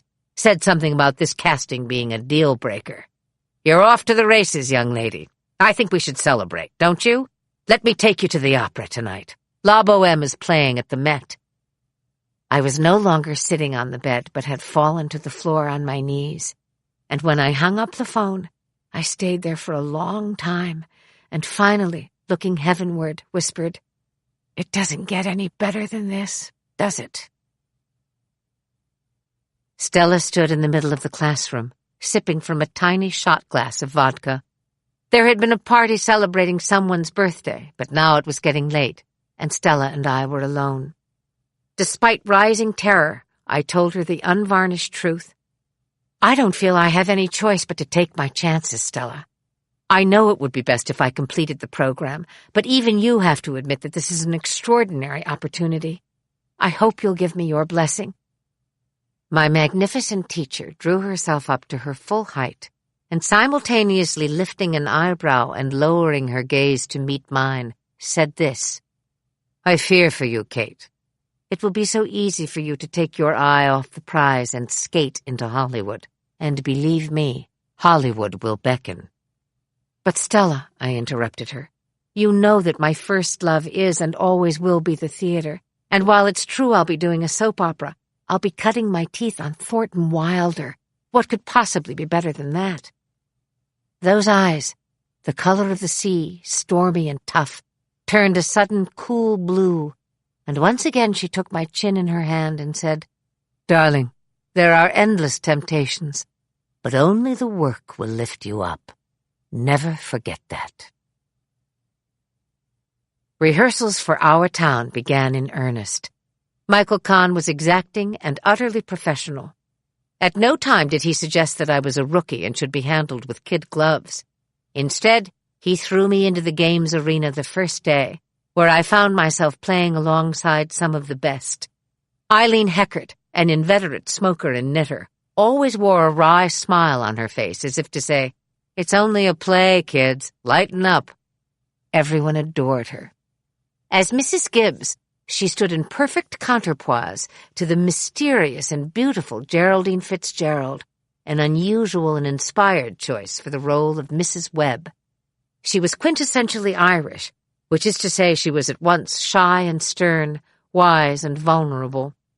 Richard Backus played George, and I was devastated to learn that he had a wife and 2 children. It seemed somehow unnatural and lacking in taste, as if it were his professional duty to not only play the part beautifully, but to fall madly in love with me while doing so. This disappointment was ameliorated by the presence of Fred Gwynne, the tall and marvelous actor playing the central role of the stage manager. This, above all others, was the friendship that caught fire. I took delight in his unbridled sense of mischief, and he took an unfatherly delight in sharing it with me. Managing the business of life was another matter entirely. I moved like a vagabond, abandoning the fifth-floor walk-up on York in favor of a young man's apartment on West 76th Street. Arthur Karp was the production stage manager for our town, a lovely, carrot-topped guy with a maturity and generosity beyond his years. I think he liked me. He certainly never asked for anything in return. A long weekend came up, during which I was released from all professional obligations, and I took the opportunity to fly home. There, I found my mother and my sister sequestered in the back of the house, in what was once my mother's studio, but which now contained a narrow bed for my mother, and for my sister, a hospital bed overlooking the apple orchard. Not that Tessie could appreciate the view. The tumor, strategic from the beginning, had waged a slow, insidious, and relentless war. It had taken my sister's hazel green eyes and forced them inward, so that now there was nothing left to look into but two ghoulish membranes. It took, too, her beautiful, lithe body, and all of her grace. She lay there blind, paralyzed, and nearly deaf. Nearly, I say, because she was adamant that the window remain open at all times. The birds sang in the orchard, and she strained to hear their music. There was a small bathroom next to the studio, and as I passed it on my way into Tessie's room, a familiar face looked up from the sink. Nancy Gilbert looked at me and smiled. When she had learned of my sister's diagnosis and understood what it was my mother would have to endure, Nancy had kissed my father lightly on the lips and, without explanation, moved quietly into the back of the house. There she had been ever since, at my sister's side, a tender, vigilant nurse and a devoted friend to my mother, who warned Nancy that if my father ever came into Tessie's room drunk, she'd kill him. When I walked into the room, the first thing I noticed was the absence of the kerchief or any other concessions to vanity. Tessie, by now living almost entirely on a diet of morphine and Ovaltine, lay in her bed, head unnaturally tilted backward, a cigarette in her hand. She could no longer speak, and so, in lieu of this faculty, she had devised a system of communication using her hand and her cigarette, which she used as a writing baton. She composed all of her questions and answers by drawing them in the air with her baton. I kissed her and, leaning close, told her everything about my current life. I sensed the beginning of a smile, but perhaps this was wishful thinking, the longing for absolution. I put the cigarette to her lips and let her draw on it, exhaling the feeblest of vapors. How like my mother to have accommodated this last pleasure. While Tessie smoked, I studied her face, noting with relief that the birds were indeed singing in the orchard, when suddenly my brother cleared his throat and, catching my eye, tapped his watch. I struggled hard against tears so that I could embrace Tessie without upsetting her. The thought of this was unbearable. And when I took her head in my hands, I felt her lips move against my cheek. Pulling away, I understood that she wanted to say something to me, and I watched carefully as she lifted her baton in the air and began to write. Painstaking they were, these last words, and harrowing to witness. Incredulous, I realized what she had spelled out for me, something that once upon a time had been a great joke between us, part of our shared love of the irreverent. The cigarette, in invisible script, had written, "You will be with me in paradise." Chapter 5. Coming of Age. Mother used an expression I didn't like very much. It seemed too cavalier in the face of anguish, but she had a point. And the beat goes on suited the reality of what happens when we part from someone we may never see again, get on a plane, and in short order resume life as if nothing had changed. In New York, something unexpected was unfolding. Overnight, Ryan's Hope had become a huge success, and the character of Mary Ryan in particular attracted a diverse and sweeping viewership. Women of every stripe tuned in to see what Mary would do next. They loved her because she was an independent spirit, unafraid to speak her mind, passionate, impetuous, and brave. Seldom lauded for her beauty, Mary Ryan had something else to offer, something women could grab a hold of and understand. She had a powerful sense of self, and this proved more magnetic and more relatable than any other single quality. Almost immediately following the show's debut, I was recognized on the streets of New York. Whole gaggles of girls would call out, "Mary Ryan!" And when I would turn and wave or blow a kiss, they would shriek and burst into applause. It was curious to me then, as now, the power of the performer over an audience, when in fact the gift itself springs from the writer's pen. Claire Levine had poured her heart and most of her own unique qualities into the character of Mary Ryan, and she had done so with lyricism and authenticity. In many ways, Claire was Mary Ryan, and Mary Ryan was, in many ways, me. This synthesis, rare enough under the best of creative circumstances, proved even rarer as our personal friendship deepened into a sympathy that would survive and surmount many trials. But in Stratford, trouble was brewing on the banks of the Housatonic River. In the middle of rehearsal one afternoon, I looked out into the theater and saw a stranger approaching Michael Kahn. There was nothing particularly prepossessing about this young man, but even as he strode down the aisle, something in me sat up. At the break, Michael introduced him to the company as the newly arrived directorial intern, whose job it was to assist the director and to learn from him. His name was David Bernstein, and he would be with us for the duration of the summer season. Black eyes, black hair, black mustache, a fringed suede jacket, black boots. In no time at all, his lanky indifference and calculated elusiveness drove me to distraction. I was undone and done for. Grace Grant, an older member of the company, had taken me under her wing. A character actress of about 50 with small blue eyes, a broad nose, and a head of tight ash-blonde curls, she confessed to me that her husband of many years had recently left her, and by implication their 5 children, for a younger woman. She was livid over this betrayal, and I often wondered who was looking after her children, as I don't recall having met a single one of them. Grace had rented an old farmhouse in Putney Woods, just outside of Stratford, and asked me if I would like to join her there. The house contained 3 bedrooms, and people came and went as the season demanded.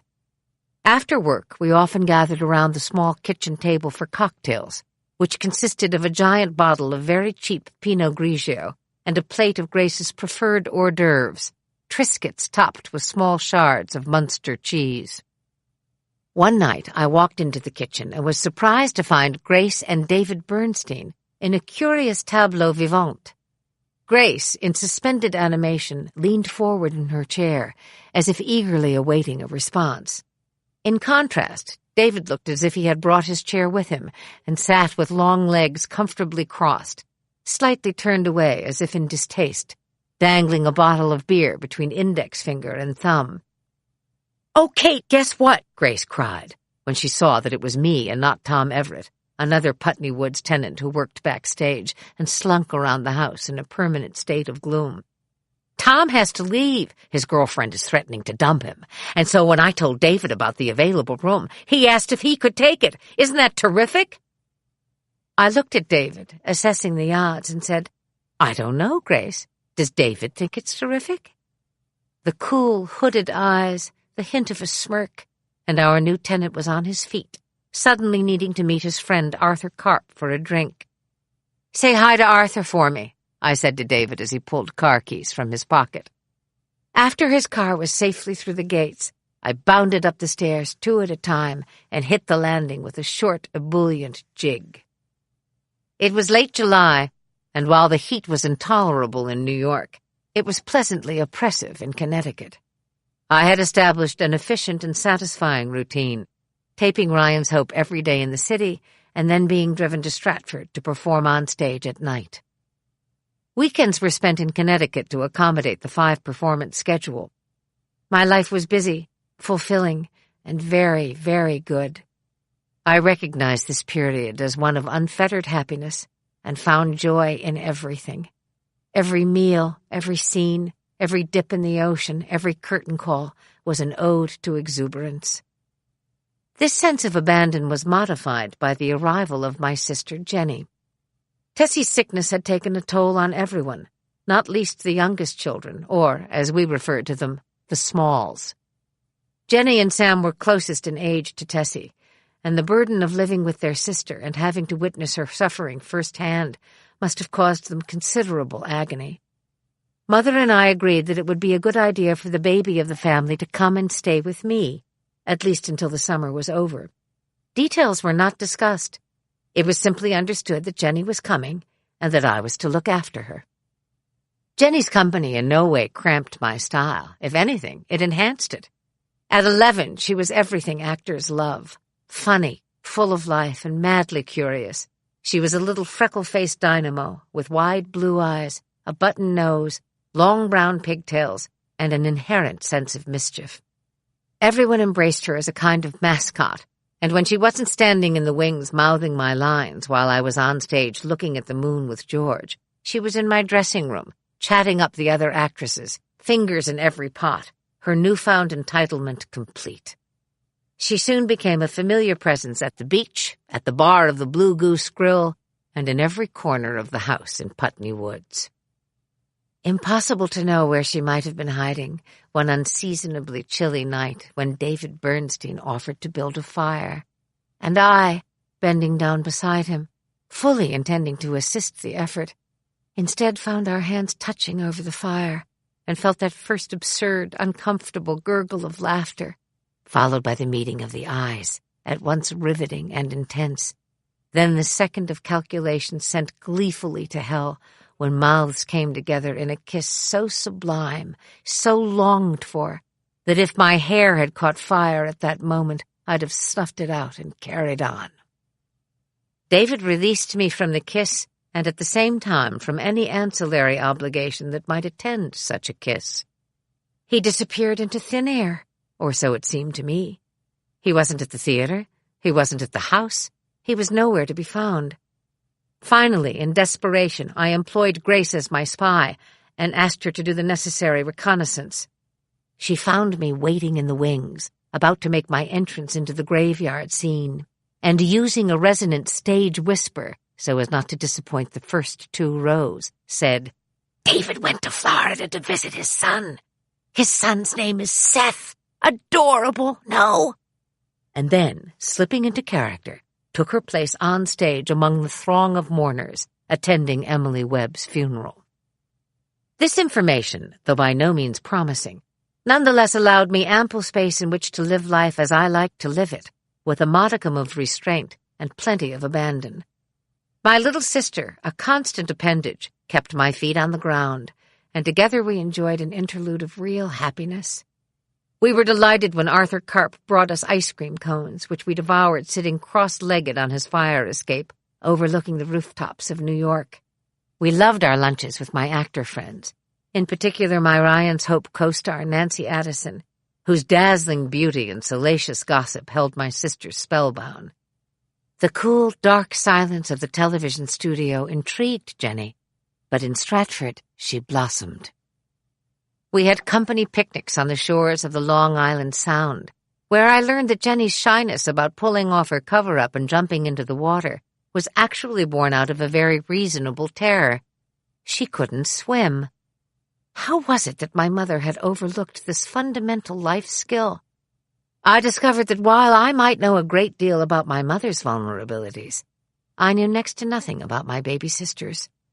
I knew only that she was thrilled to be with me, far from a home that was no longer safe. She was free to be young and silly, to love and be loved in return. But darkness had its way, as we knew it would. The phone rang on Arthur Karp's kitchen wall, and I answered, "Hello, this is Kate Mulgrew speaking." "Kitten, this is your father." His voice, strained, distant, determined. "Tessie died last night, and we're going to bury her tomorrow, so don't even think about coming home. It's best if you just stay there and look after your sister." "But, Dad," I interrupted, We can get on a plane this afternoon and be there late tonight. It's not complicated." I heard a long, controlled intake of breath, and then my father closed the argument. "It's done, kitten. It's all over. The burial is a formality. We just want this thing over. Please stay in New York with your sister. We'll be in touch soon." There was the briefest of pauses, not even air enough to breathe, and then he hung up. I turned to my little sister, already in tears, and put my arms around her.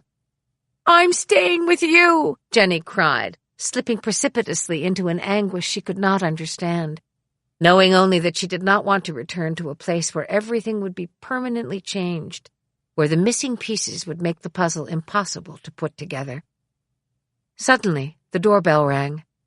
My friend Nancy Addison had come by to say hello and had stumbled unwittingly onto our grief.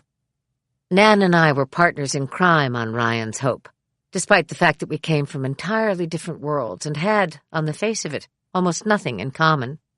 This complicated girl, this ravishing Jewish beauty from New Jersey, whose father was a furrier and whose mother lay in bed wasting away from a disease no one could name, knew a thing or two about the inequities of life.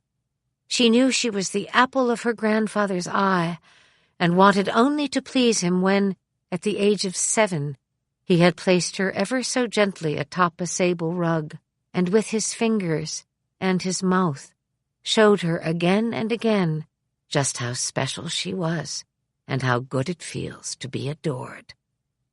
Nancy understood the vicissitudes of love and the immutable nature of loss. She touched my sister's cheek and said, "I think Jenny and I should go for a walk in Central Park, get a hot dog, and go to the 5 o'clock show at the planetarium. Sound good?" I had only a few hours to spare and needed to move quickly. I flipped through my address book, found the number I was looking for, and dialed. A man's voice answered. "Come over," I said. "I'm alone." Within minutes, he was there. Nothing was said. I took him by the hand and pulled him to the floor. My memory is blunted. Was it Arthur Karp, so good, so kind, so eager to please, who helped me meet the first wave of grief? A look of surprise. No words. I didn't want words. But who was it there, on the floor beside me, on top of me? It wasn't the one I wanted. That much I knew. It wasn't David. Nor did it matter. I needed something fundamental, harsh, and palpable to cut the pain, and I found it. But I can't remember his face. Our grief abraded both of us, my sister and me, and for the next few weeks we clung to each other for what little comfort we could find. The summer was drawing to an end, the turn was imminent in the soft autumn air, and the play had run its course. One by one the actors in the Putney farmhouse packed their bags and set off for home.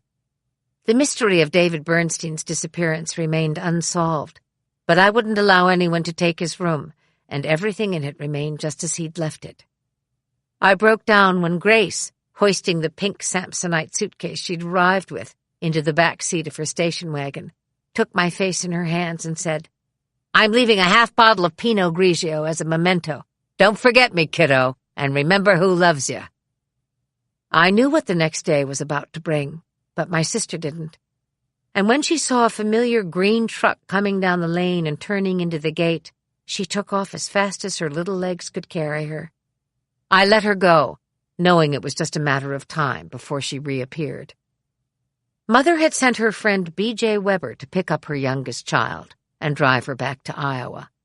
Blonde, thick-set, and rough around the edges, B.J. was on a quest for spiritual enlightenment and had met my mother at Our Lady of the Mississippi Abbey, a Trappistine convent just outside of Dubuque. They instantly became friends, and in exchange for his devotion, my mother taught him manners.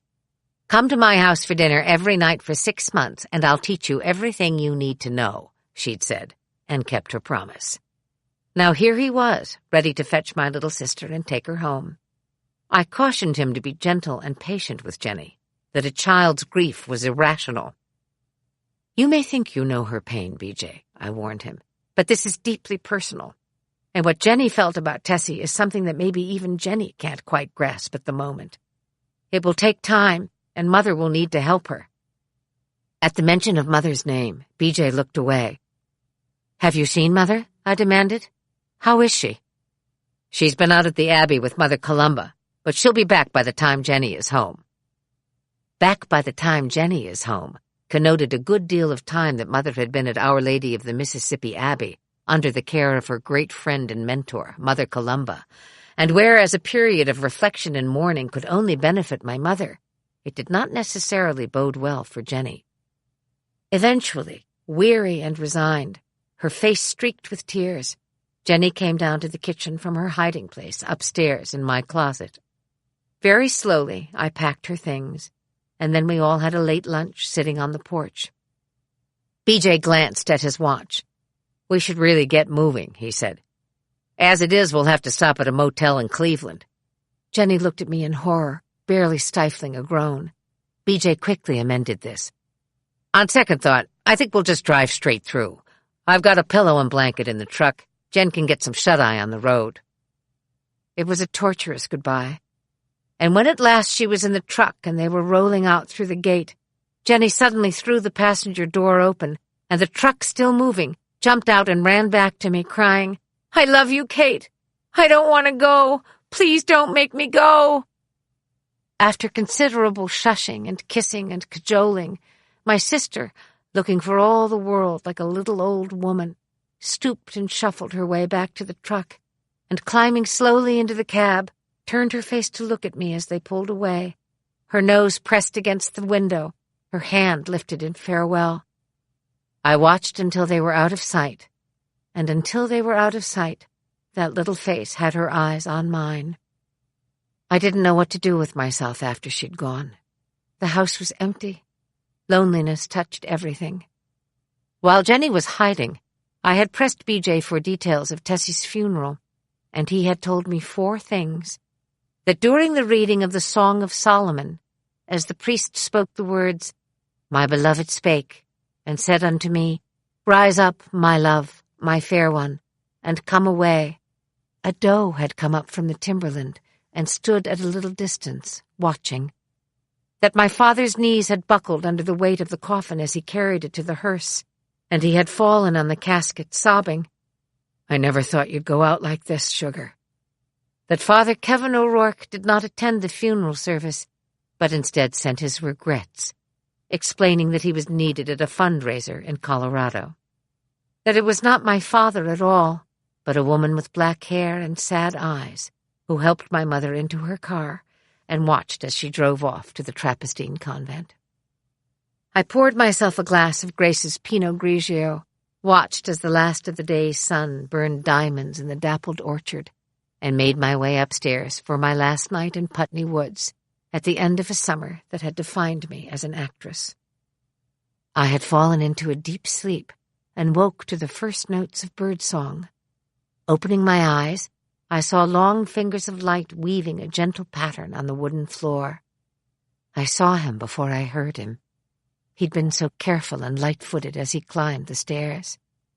And then David was there, standing in the doorway, unsmiling, looking at me with those grave, black eyes. It had all been weighed and gone over 1,000 times, I could tell. And I could also tell that whatever battle he had waged with himself, he had lost, and that this disturbed him still. He moved then, crossing the room swiftly, never taking his eyes from mine, and not a word had been exchanged, not one, when he leaned down and, against his better judgment, kissed me. Chapter 6. On the Spears. David resisted me, even when he found me irresistible, which I realize now must have been exhausting. Such is the diabolical nature of sexual chemistry, and ours was powerful. Besides which, he was exotic.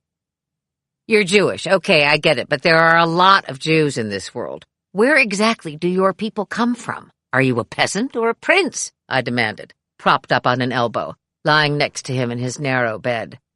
Mid-afternoon delight in an early spring Manhattan, the sounds of traffic, children being let out of school, James Taylor playing on the stereo in the living room. David fixed his features into an inscrutable mask, something he often did when I brought up the subject of Judaism. I was undeterred. "What are you thinking, David? I want to know. What is it you're afraid of? My Christianity or your mother's wrath?" This prickled him, as I knew it would, and predictably elicited no response. We were playing a high-stakes game of chicken, and we both knew it. 6 months earlier, I'd met his parents under less than favorable circumstances, when David and I were forced to impose on their hospitality as the result of a riding accident. Freud might suggest that we had intended to visit his parents all along, but that it was first necessary to drive into the countryside outside of Philadelphia, break into a strange barn, saddle 2 massive Tennessee walkers, and take them out for a trot in a snow-covered orchard on an Arctic day in December. The sudden sound of a motorcycle gunning down a parallel path spooked my horse, and before I knew it, I was tearing through the orchard on the back of a wild thing, barely able to hold on, the horse kicking and bucking so violently that within seconds I was thrown from my seat and landed with a thwack on the frozen ground. When David ran over to help me up, I discovered, first to my chagrin, and then to my horror, that I couldn't move. An ambulance was called, I was taken to the nearest hospital, and after being examined by a syndicate of orthopedic surgeons and suffering a harrowing few days of no feeling whatsoever below my waist, it was determined that I had severely bruised my lumbar vertebra and would be unable to walk for a number of weeks. This put me in a bit of a pickle with my job, but seeing as there was no way around it, I called Claire and told her the whole story, only slightly downplaying the criminal aspect of our little adventure. Claire, with her customary sang-froid, told me that it would be impossible to write me out for an extended period of time, but that she would be willing to accommodate this mishap by redirecting the storyline. "Meaning what?" I asked, suspicious despite the delicious effects of morphine strumming my veins. "Well," she mused, "we could do any number of things. Mary is investigating a crime as it is. Let's say you go undercover, and I mean way under, and catch something." Catch something? Like the flu? Not terribly dramatic, I thought. No, of course not the flu. I could feel Claire's excitement through the phone line. I'm thinking something terrifying. I'm thinking rats. You know, urban legend has it that the rat population in Manhattan equals that of its human population. Let's get down and dirty and give Mary a dose of rat poisoning. Put her on her back with a case of leptospirosis. You'll be acting up a storm from a hospital bed. You can still act, can't you? "Yes, I suppose so," I responded weakly, a cloud of morphine-induced euphoria stealing over me. "Whatever you say, you're the genius." My paralysis, however temporary, rendered me unable to travel back to New York, and after due consideration it was decided that I would spend the weekend with David's parents in nearby Wilmington, Delaware. "This should be interesting," I said to him as the paramedics slid me into the ambulance. David attempted a smile, which, given his natural pallor, came off as a ghostly grimace. David's parents were glacially polite. His father, tall and balding, was dark-featured and not unkind, but his mother was clearly the dominant personality, and it was obvious from the moment our eyes met that she could barely tolerate me. She, too, had stature, but carried herself with great pride, a quality that imposed on her a certain stiffness. When I had been made comfortable in the guest room and given a cup of tea, the Bernsteins left me alone to rest. Fighting anxiety, I took a painkiller and drifted off to sleep. It couldn't have been much later, maybe an hour or two, when the sound of muffled voices raised in argument woke me up. The door had been left open a crack, so I could clearly hear the exchange that was taking place in the living room. I could even see the top of Mrs. Bernstein's perfectly coiffed salt and pepper bob as she sat rigidly in a tall armchair. I held my breath so as not to miss a word. "You bring us this girl, this Irish girl, and expect us to take care of her," Mrs. Bernstein was saying, her voice spiking like a slap. "I didn't think you'd mind, given the circumstances," David countered, high on the defensive. "For God's sake, Mother, she's had a serious accident." Mrs. Bernstein cut him off. There wouldn't have been an accident at all if you'd walked away from her in the first place. But no, you couldn't resist the temptation. It's bad enough she's an actress, but David, what on earth do you think you're doing with this chick, sir? It can't last, you know, and it won't." I strained to hear David's response, but there was only silence. In that moment, something inside me shifted. This, I suddenly understood, was where his people came from. Mary Ryan was soon out of her hospital bed and wanting more. "More?" Claire looked at me, incredulous. "We've got you working in almost every show. Don't you want a day off now and then?" "Absolutely not," I replied, standing in her office. "I don't need time on my hands. I need to work. I need to grow. And since this job won't allow me to do theater, I need to find other ways. So yes, please, more." Claire studied me for a moment, thoughtful. And then with a sly grin, she said, "You asked for it." I was invited to Claire's house in Brooklyn the following Saturday night, and as soon as I entered, she placed a glass of white wine in my left hand, a script in my right, and instructed me to go downstairs and read. "Dinner should be ready by the time you're finished," she said, and then, as she disappeared into the back of the house, "with any luck." She'd written a screenplay based on the legend of Tristan and Isolde, the classic Celtic tale of tragic love. In the 12th century, King Mark of Cornwall decides to marry the Irish princess Isolde. He sends his most loyal and beloved knight, Tristan, to fetch Isolde and bring her to Cornwall. Along the way, the two of them ingest a love potion that causes them to fall madly in love, and though Isolde marries King Mark, she is bound to Tristan through life, past death, and into the hands of God. I flew upstairs and found Claire in her cramped but surprisingly productive kitchen, putting the finishing touches to a Virginia ham. "I'm offering you $10,000, the role of a Celtic princess, and a summer in Ireland." She beamed at me, potholder aloft. "You did say you wanted more, didn't you?" For a certain kind of actress, nothing serves romance better than a new part. When separation is imminent, suitcases are just about to be packed, and the script, marked and highlighted, lies on the bed. Love is at its most tender. I ran my hand through David's silky black hair and pulled him into a long kiss, after which he rolled onto his back and put his arms behind his head, staring at the ceiling with characteristic intensity. "Don't pout," I said. "It's unattractive. Besides, if anyone knew what he was getting into, you did. I'm an actress. This is what actresses do. They act. And look on the bright side. 2 whole months to do whatever you want. You're free. You should be delighted." He looked at me darkly. Freedom isn't everyone's idea of happiness. On the plane, waiting for takeoff, Claire slid into the seat next to mine and whispered, "Order champagne. We've got Richard Burton."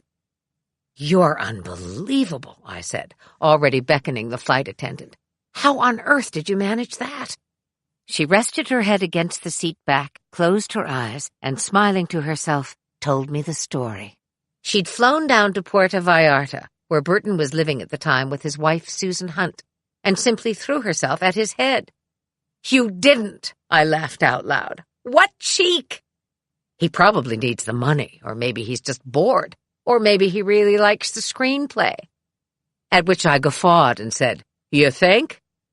"But at any rate," she continued, "he agreed, and he'll be in Ireland in a week."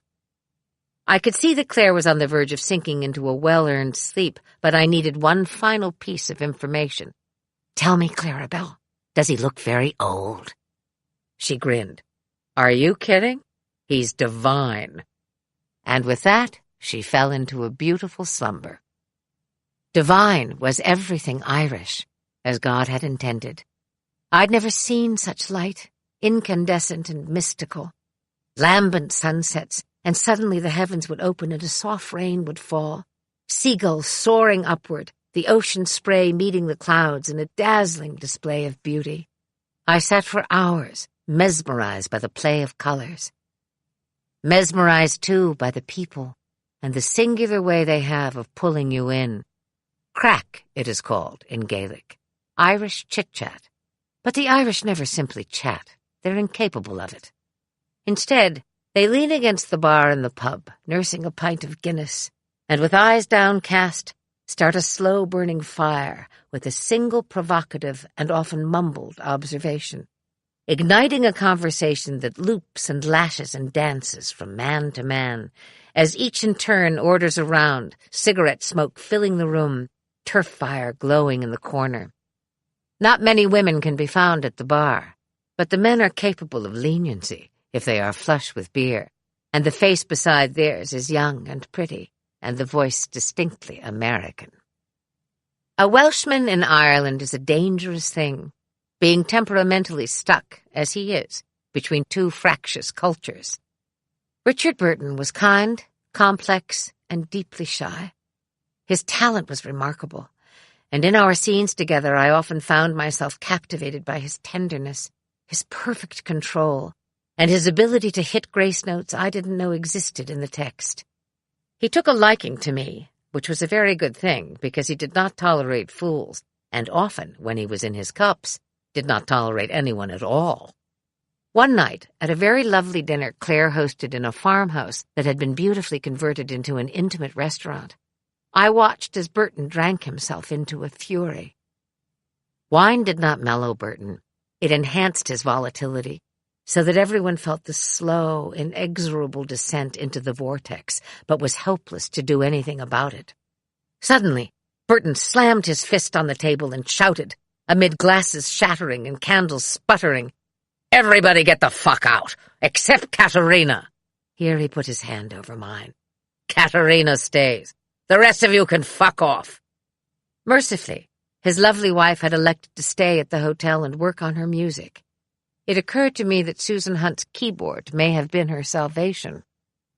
When the room had cleared, Burton turned to me, and taking my hand in his, said, "Listen to me, Katerina, and listen closely.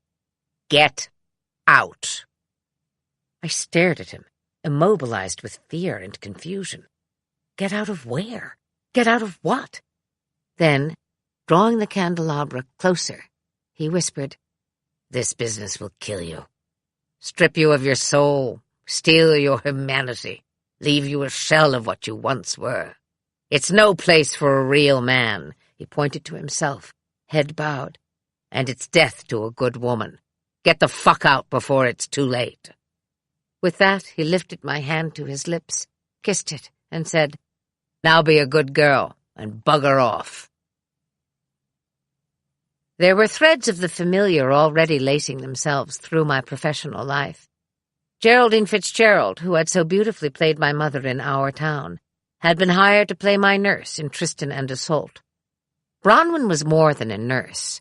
She was also a witch, and it was she who, albeit reluctantly, composed the magic potion that would be Isolde's undoing. Although I was comfortable with Geraldine and admired her intense concentration, I found her to be slightly detached from the real world, as if she were observing life rather than sharing it. It was unlike me then to approach her on a level of friendship, let alone intimacy. And yet one morning, as we were driving to location in a shared limousine, and the dawn was breaking in its inimitable and breathtaking way across the stony Burren, I turned to her smiling and asked, "Geraldine, what kind of life do you think I'll have? Be honest." Whereupon she turned away from me, and for what seemed an inordinately long time, stared out the window in silence. Finally, she adjusted herself so that she was facing me directly, and said, without inflection, "You'll be all right if you don't throw yourself on the spears." And then, without another word, she folded her hands in her lap and turned her face to the window. My mother came over to celebrate my 21st birthday, and to subject herself to Burton's somewhat dubious affections. Immediately upon meeting her, he dubbed my mother Monkey Face, which she absolutely loathed but was powerless to change. I thought it was rather dear, but it infuriated Mother, who said to me again and again, "Mine is hardly the face of a monkey. The man's insane." But he didn't strike me as insane on the night of my birthday, when he gave me a small box containing 2 tiny gold butterfly earrings studded with diamond chips, draped a mink coat over my shoulders, sat me on his knee, and sang a cappella, How to Handle a Woman. He struck me in that moment as the most extraordinary man in the world. My mother found his gifts in questionable taste, however, and the following week, when the film wrapped, she insisted that I return the mink coat. I promised her I would, but of course I did no such thing. Stripped of any hint of Irish lyricism, New York hit me hard when I returned, the city an apiary of impossible energy. In my absence, my lawyer had found and purchased an apartment for me. It's time, Leonard explained, to provide you with an asset that will never depreciate. A little New York real estate. Leonard had chosen for me a studio apartment in a modern high-rise on Central Park West at 68th Street. And though it wasn't my taste at all, it was my first apartment, and I was proud of it. David came over, and as I prepared beef stroganoff in the thimble-sized kitchen, he opened a bottle of red wine and toasted my return. After dinner, lying in each other's arms on the one piece of furniture I'd managed to not only buy, but to have delivered, an emerald green pull-out sofa, David suggested a weekend away. I just got back, I laughed. Do you really loathe New York that much? We haven't had any real time alone together for months, David argued. Let's just jump in the car and drive to Jersey, Maryland, wherever. Find a little B&B, take a weekend. What do you say? I said yes, and 4 days later we found ourselves renting a small, worn, whitewashed cottage overlooking Lake Garrison in Monroeville, New Jersey. We went grocery shopping. We held hands. We laughed. We walked to the water's edge and looked at the glorious moon. We slept late, tangled in each other's arms. In the morning, I made coffee and toast, and we sat across the kitchen table, and I watched as he licked the cream off his upper lip with a pink tongue, then raked his mustache clean with even white teeth. His mouth tasted of peppermint, and when he was aroused, his cheeks turned a rosy pink, which embarrassed him and delighted me. He was blushing now, and jumping up said, Come on, lazy, race you to the water. Before we knew it, we were up to our chins in a lake full of Boy Scouts. How romantic, I laughed, urging David deeper into the water.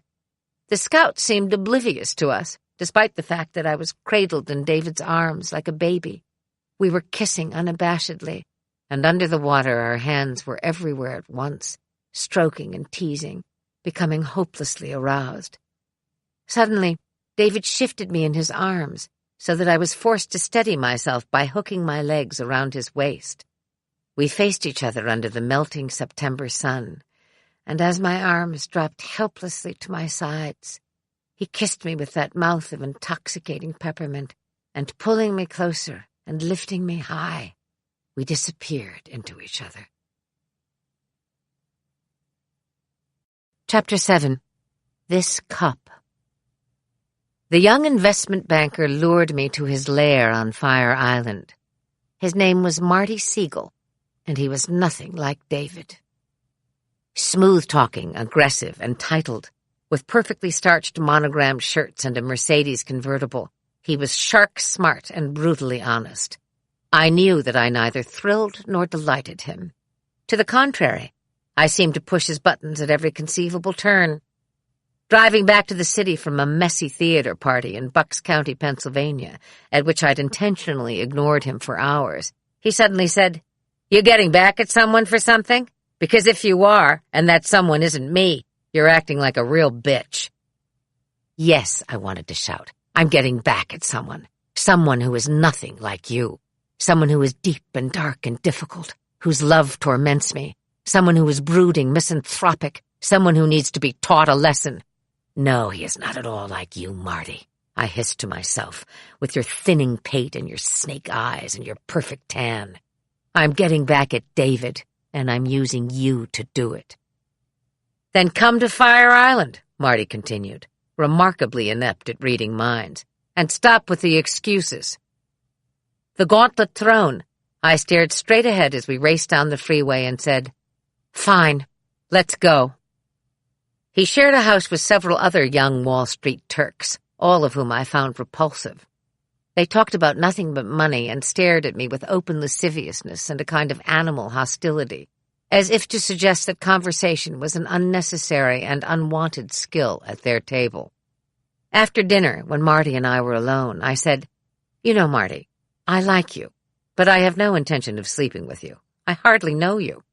It would be coarse and pointless, but we can have a perfectly nice weekend if you'll just show me to my room." He blinked at me, momentarily disarmed. Leading me down a short hallway and into a Spartan room containing a single bed, a naked window, and unadorned walls, Marty said, "You're a real nut job, you know that?" I switched on my brightest smile. "And what does that say about you?" "I'll see you in the morning, Marty. Good night." The sun woke me, shining hard and bright through the open window. My limbs felt strangely heavy, and longing to slip back into sleep, I pulled the sheet over my head and turned over. Then, as if from a great distance, I heard someone clearing his throat, and forcing my eyes open, realized that Marty was standing there, leaning against the door jamb, hands stuffed into polo Ralph Lauren pockets. He looked at me for a long moment, during which many scenarios presented themselves to my imagination, none of them desirable. Finally, he spoke. "You went to bed on Friday night, and it is now Sunday morning, which means you've been asleep for 32 hours. What are you, pregnant?" It was as if he pulled the pin from a grenade and casually tossed it to me. I waited, didn't want to act precipitately. Patience, I counseled myself, as one week moved inexorably into the next, and the next. On my way home from the studio one afternoon, I found myself standing in front of the Church of St. Paul the Apostle on Amsterdam Avenue, near 60th Street. My personal faith had long since limped into oblivion, and yet I felt compelled to go inside. Finding a deserted pew close to the altar, I knelt. Why do we pray when we are terrified? Why do we reserve this ancient and primitive ritual for moments of great distress? It is always the same supplication. "O my Father, if it be possible, let this cup pass from me." And then how quickly it all happens. My good friend Nancy provides me with the name of a reputable gynecologist. I schedule an appointment. I take a taxi to New York University Hospital. I meet Dr. Robert Morris, and he examines me, takes blood and a urine sample. Afterward, I wait for him in his office. Such a long wait. I'm aware of the dust motes dancing in the afternoon sunshine, which is slatted into the room through Venetian blinds.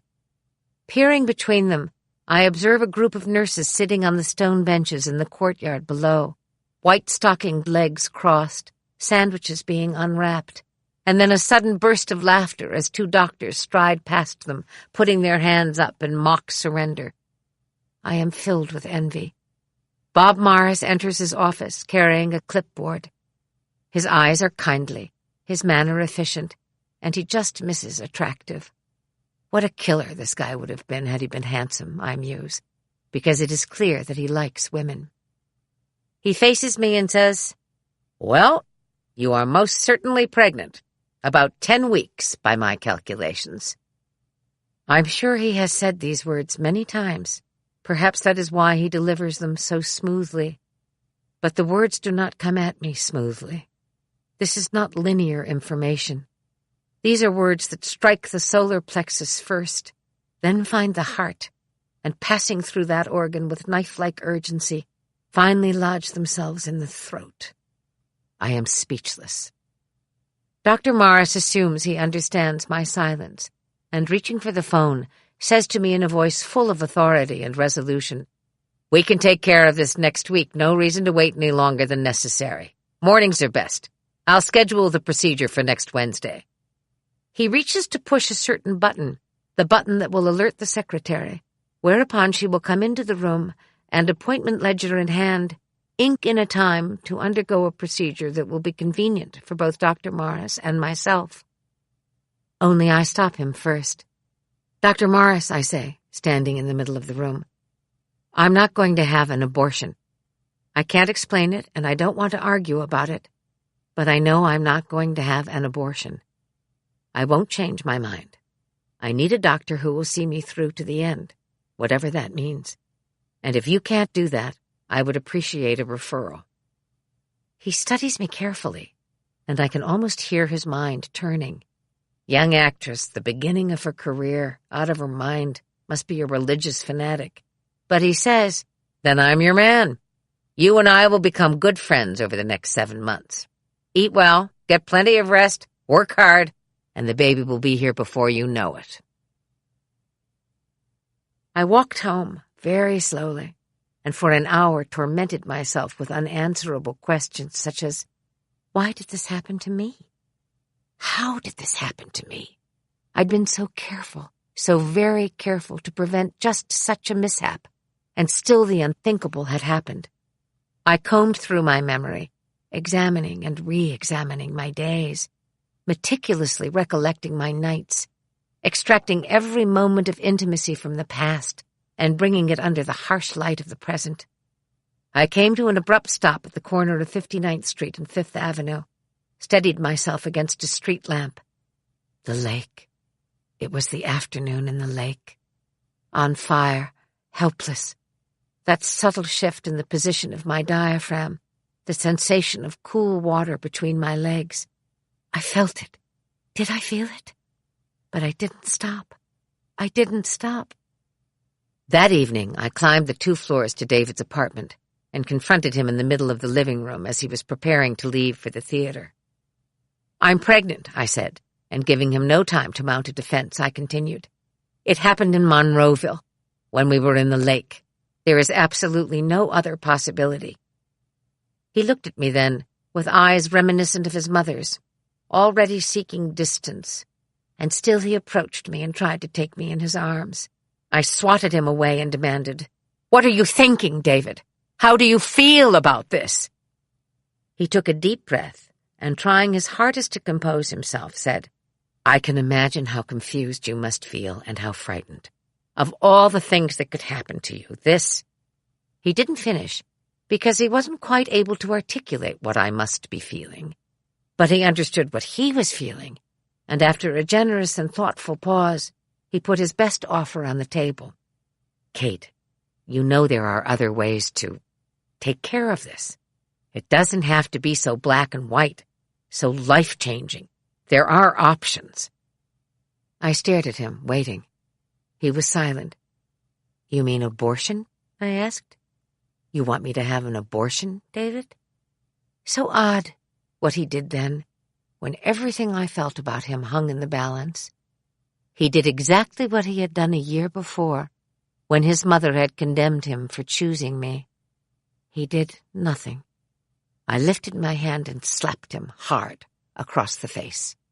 Then I left. My mother, I knew, would understand.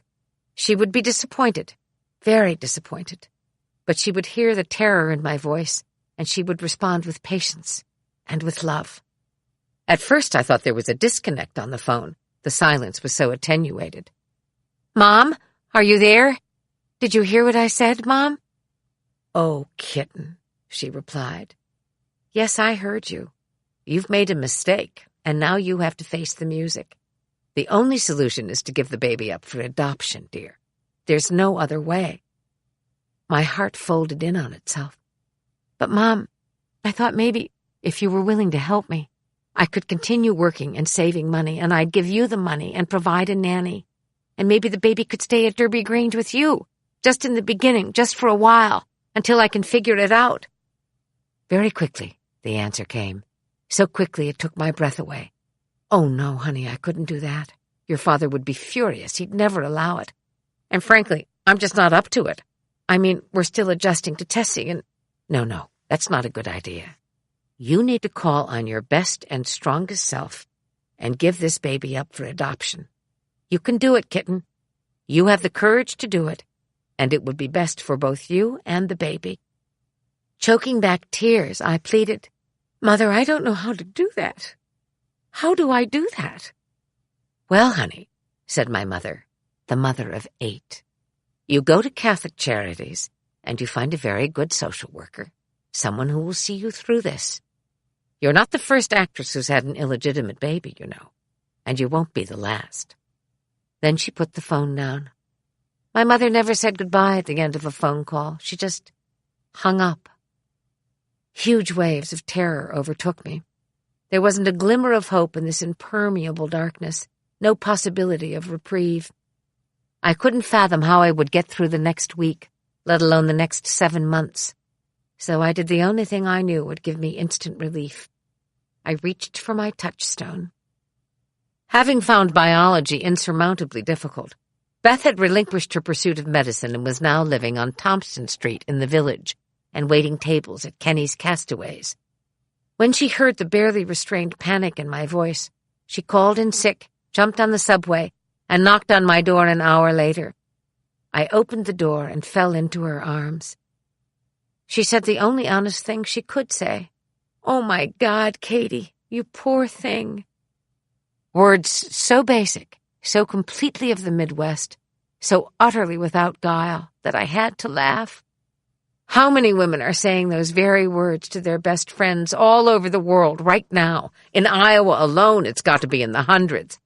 No, Beth countered. It's hundreds in Paris, thousands in Iowa. For hours, we examined every conceivable scenario. Marriage was out of the question. I was too young, and I knew our marriage would never surmount the odds.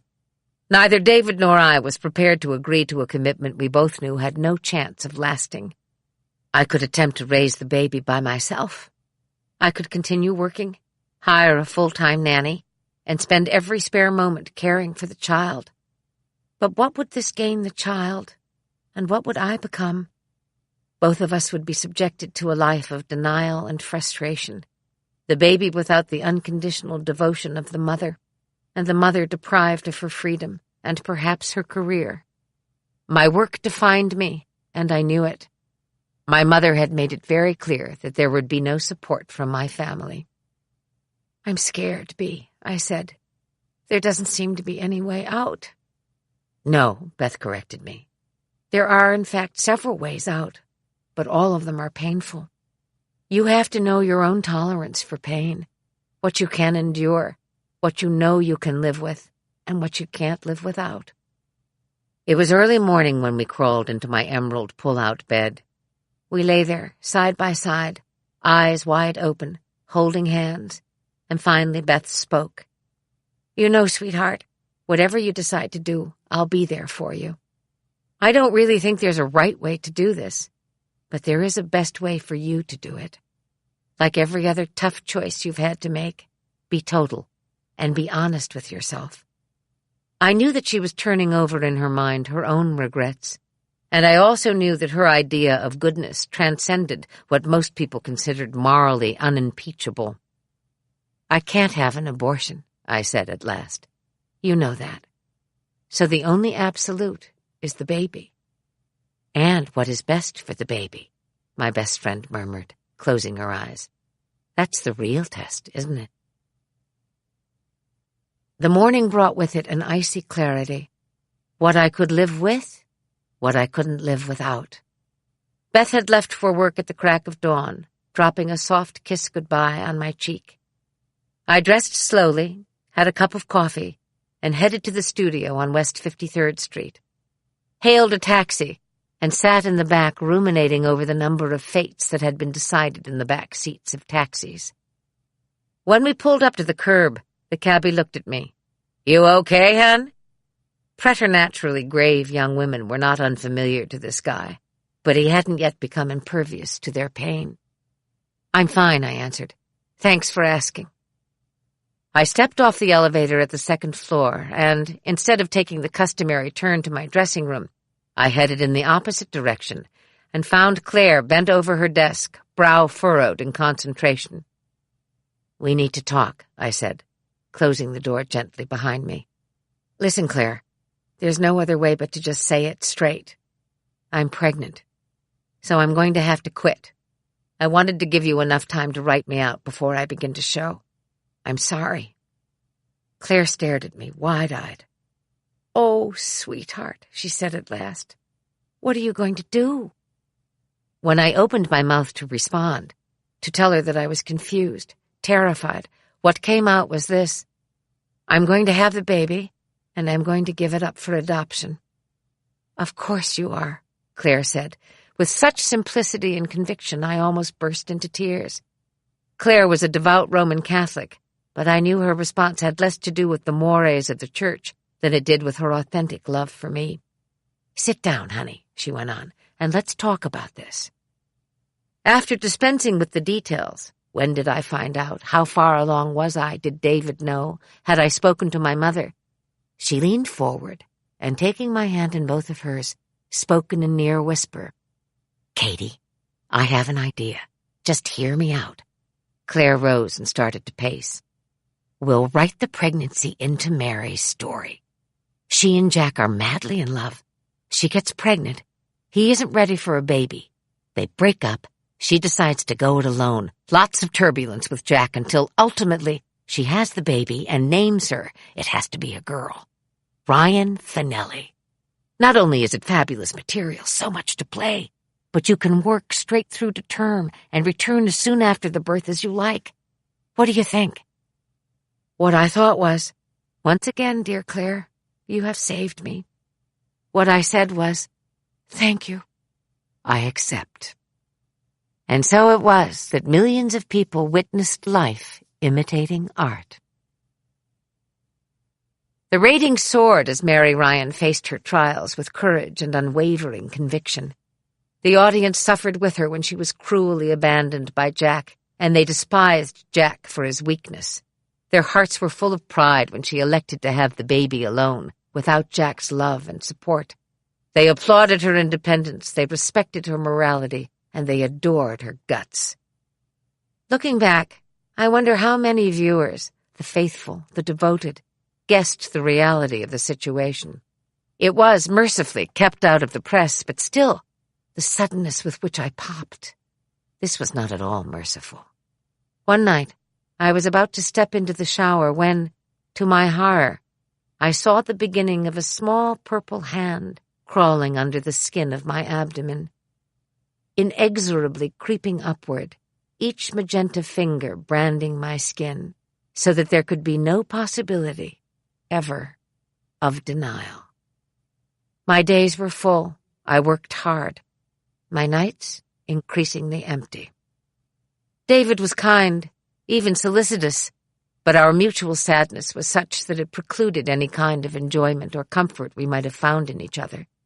So more and more he stayed away, and I wanted it that way. The course I had set myself on was not one my sweet young lover was built to stomach. I followed my mother's advice and made an appointment with a social worker at the Catholic Home Bureau on the east side of Manhattan. A lovely young woman with wild red hair and cerulean eyes rose to greet me. Her name was Susan Smith. "Is it really Susan Smith?" I asked when we shook hands, and she laughed. "Lucky, aren't I? So simple."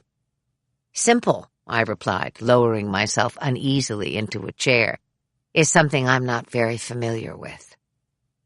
Then the lovely smile disappeared and was instantly replaced by a genuine, if studied, expression of sympathy.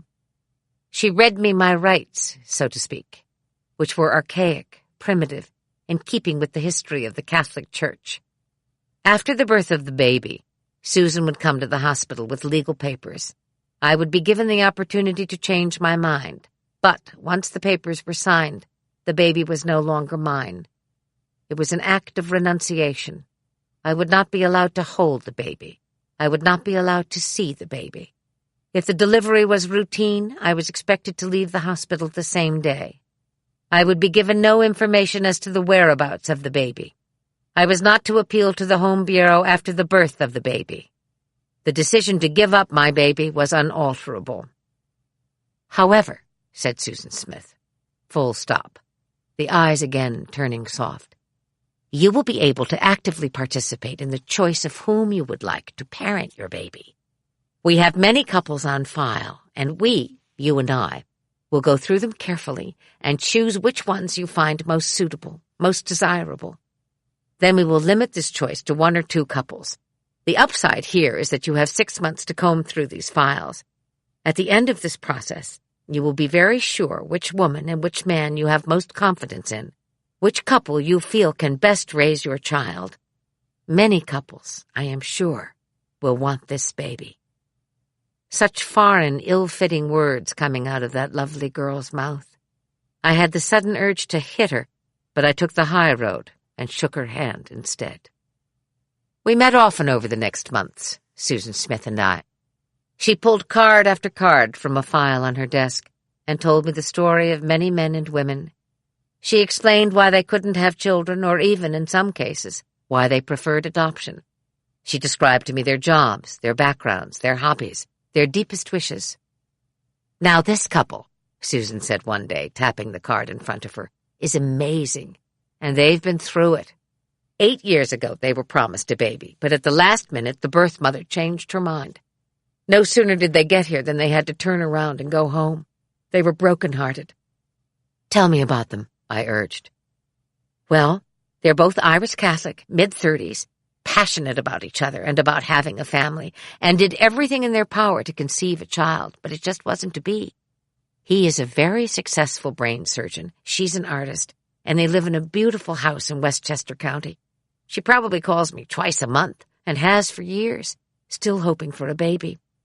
She was in despair when she lost the baby girl they thought was theirs 8 years ago.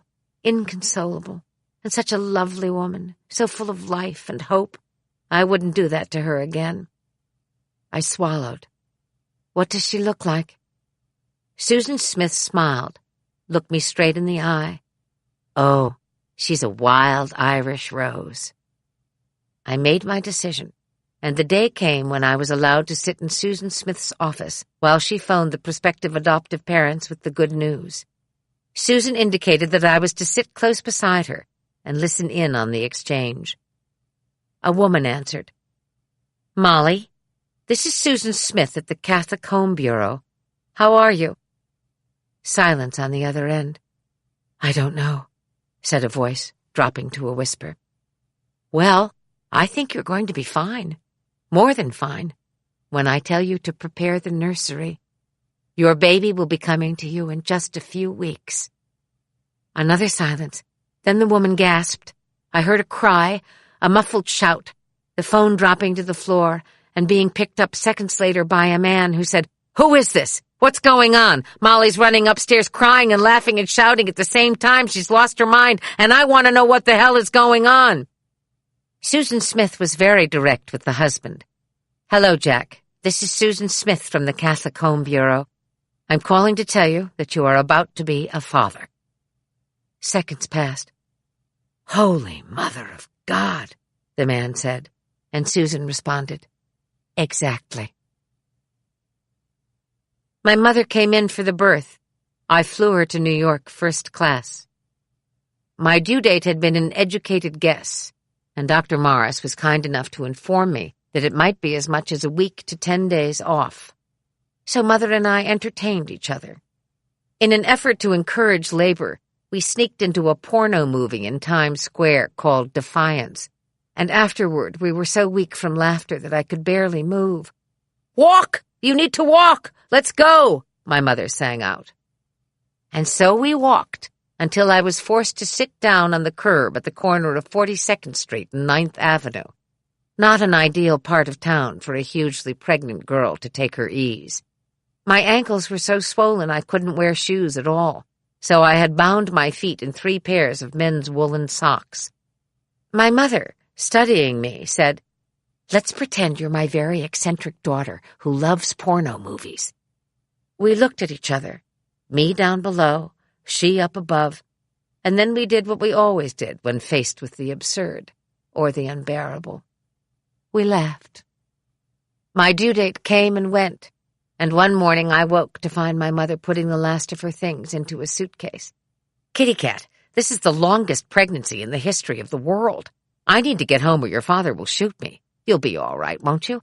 I mean, kid, I've been here for a week. At this rate, you'll have to put me in the hospital." Pointless to ask her to stay. My poor little mother had had enough. Enough of babies being born, enough of babies dying. And as for babies unbidden, well, she'd come to New York, She'd done what she was capable of doing, and now it was time to go. We rode the elevator to the lobby, and I asked the doorman to flag a cab. Mother put her long, cool fingers to my cheeks and said, "My friend Mother Columba says that God is everythingness. Who knows?" I put her in the cab, handed her a 50, stuffed another in her purse, and kissed her on the cheek. The taxi pulled away, and I wondered what my mother must be thinking. It's hard to know what's in a person's heart when she never says goodbye. Chapter 8. Deliverance. When it begins, I am alone. I am lying in my emerald green pull-out bed, and it is just before dawn, the darkest hour. I lie as still as death, waiting for life to announce itself. Distant stirrings arise, unfamiliar, neither pleasant nor harsh, then settle and subside. I lie in wait, patient and wholly unprepared. The stirrings swell into tight waves, and I know that very soon it will be time. And still I don't move. I watch the dawn almost hungrily as it blossoms outside my window. And I watch as my abdomen ripples and hardens, a tiny fist or maybe the ball of a foot suddenly distorting the skin with a sharp kick, a swift poke, and all the while the waves are undulating and surging, and I am playing for time, but there is none, and so I reach for the phone and dial Beth's number. "Sorry to wake you, sweetheart, but I think you should come. They're about 10 minutes apart." "What?" she cries from the bowels of Lower Manhattan. "I'm on my way. Don't move." And so I don't, even though now it is uncomfortable in the bed, and there is much to be done. The sun illuminates the room. I sit on the edge of the bed, try to stand, sit again, not so much defeated as unable to go forward. I wait. At last, a knock at the door. I push myself up and cross the room to let Beth in. She drops her bag, takes hold of my arm, and guides me toward the bathroom. "Let me feel your tummy." A practiced hand, a good hand, resting lightly on my stomach. Let's get moving. You're going to shower while I pack you a bag. Come on." The faucet is turned on. My nightie is off in a flash, and Beth is leveraging me into the tub, itself a small masterpiece of choreography. I let the water run over my face, my breasts, my heaving stomach. Everything is leaking at once. I climb out of the shower, and Beth hands me a towel, does her best to dry what I cannot possibly reach. "What do you want to wear?" she asks, as if I might be going on an audition, because the closet is, indeed, full of lovely clothes, but none of them have fit me for months, and I point at the one garment that has been my steadfast shroud, a commodious and badly soiled off-white cotton dress that slips on and off with the ease of a large cape. Beth frowns. I say, "Just help me put it on." Once dressed, I lean against the wall and instruct Beth to pull 2 pairs of men's woolen socks over my feet, which is again met with resistance. "You have to wear shoes. It's a hospital," she objects, but I am already opening the door and shuffling toward the elevator. On the street, despite the unremitting piercing of the doorman's whistle, there is not a taxi to be had, and even those that look like they might be empty hurtle by, dismissing us. Without warning, a contraction overwhelms me, and I am forced to sit on the curb. Beth grows frantic and runs into the middle of Central Park West, waving her arms and screaming, "Taxi! God damn it, I said taxi! Taxi! Taxi!"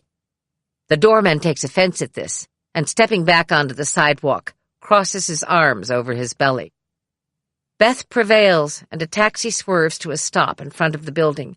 She shouts to the cabbie, "Just wait a minute, will you? We need a minute here." And all the while she's trying to pull me up because the men won't help. The cabbie and the doorman absolutely do not budge, frozen in a kind of primordial terror, or is it disgust? But Beth manages to get me to my feet, and with considerable effort wedges me into the back of the taxi, runs around to the other side, and jumps in, shouting to the cab driver, "New York University Hospital, and step on it." He does, and we fly through Central Park at 60 miles an hour, swerving to avoid cyclists and pedestrians. The cabbie peppers the silence with a series of invectives until Beth leans forward and says, "Could you please just shut up and drive?" He glowers at her in the rear-view mirror. This is not how he sees his part in the movie. Beth reaches over and takes my hand. She understands that I cannot talk. It is such a gloriously beautiful May morning. I put my hand to the window and hold it against the glass. I want to see what my hand looks like before it becomes another kind of hand. I press my face to the window and I think to myself, there will never be another day like this day. This day will end. Everything passes in front of me with alarming speed, and though I recognize the splendor of the trees and the radiance of the sun, I am detached. This startles and unsettles me. The taxi driver, disgruntled now, speeds through traffic with careless velocity, cracking gum and swerving and braking until finally he screeches to a halt in front of New York University Hospital. Beth throws a $20 bill at him and we walk away from the turmoil of the morning into the cool, clinical confines of a foreign place. Beth steers me to the admissions desk. "My friend is in labor. She needs a wheelchair. I would appreciate a wheelchair immediately, and then we'll do the paperwork." She is masterful, and a wheelchair quickly appears. I am placed in it, and the process of admissions begins. It is all in Beth's hands now. I am simply a young, pregnant girl in a wheelchair. It happens fast. I am stripped, given a hospital gown, hoisted onto an examining table. Dr. Morris comes in seconds later, pats my hand, and says, "Well, Kate, so let's hope today's the day," and straps on a rubber glove. "Yes, indeed," he continues. "You're almost fully dilated. Let's get you prepped. It won't be long now." Leaning down, and most unprofessionally, he kisses my cheek and whispers, "You're a good girl. I'll get you through this as quickly and painlessly as possible." A nurse comes in, all business. She neither smiles nor engages. Does she know what will happen to the baby? But in short order, I am subjected to a process that is so fast and so brutal, I submit to it like a lamb to the slaughter. Legs are spread wide, an electric razor applied, and then an enema inserted, and I am told, "Do not go to the bathroom until you absolutely have to." Within seconds, it is unbearable, and lumbering down the hall, hospital gown flapping, I find a bathroom and stagger into the stall like a crazed animal. Beth helps me out, and we make baby steps back to the examining room, where I am greeted by a cadre of medical residents who have come to observe and to learn. They do not meet my eyes. To them I am a specimen. Do they know what will happen to the baby? And then Dr. Morris enters the room, now brusque and distant, separates my legs, and describes in clinical detail the condition of my cervix and the state of my labor. There is a collective leaning in, a general acknowledgement of having gotten what they came for, followed by a brisk exodus.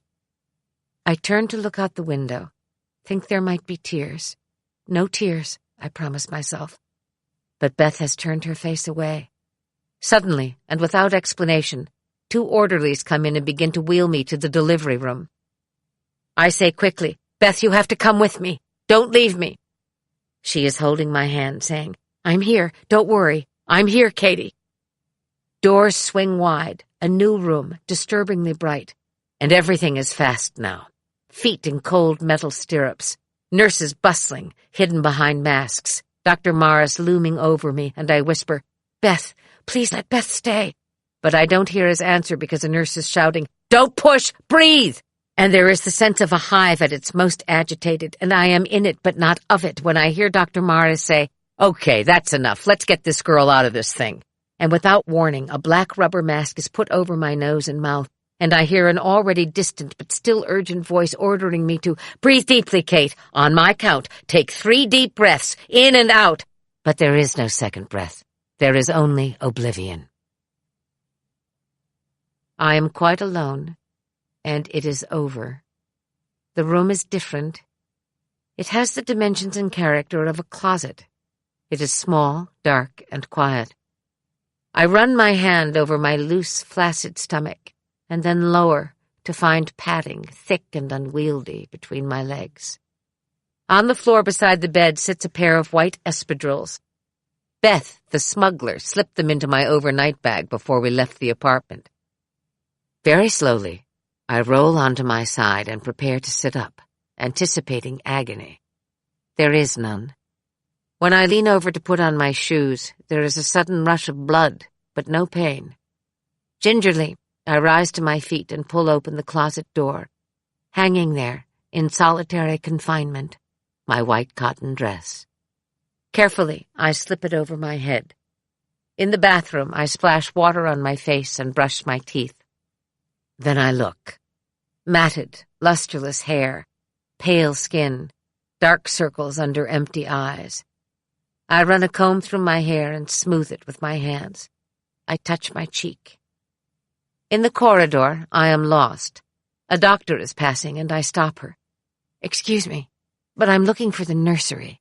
Is this the maternity ward?"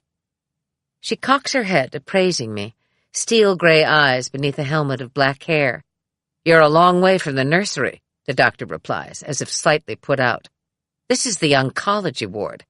Take the elevator to the 3rd floor and you'll find a directory there and a bridge to the nursery, but it's a hike."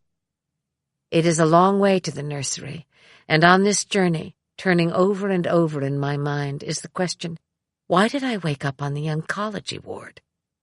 I follow the bridge to another building where I am told that the maternity ward and the nursery are 2 distinct units, and that I must go back and down and then straight ahead through a passageway.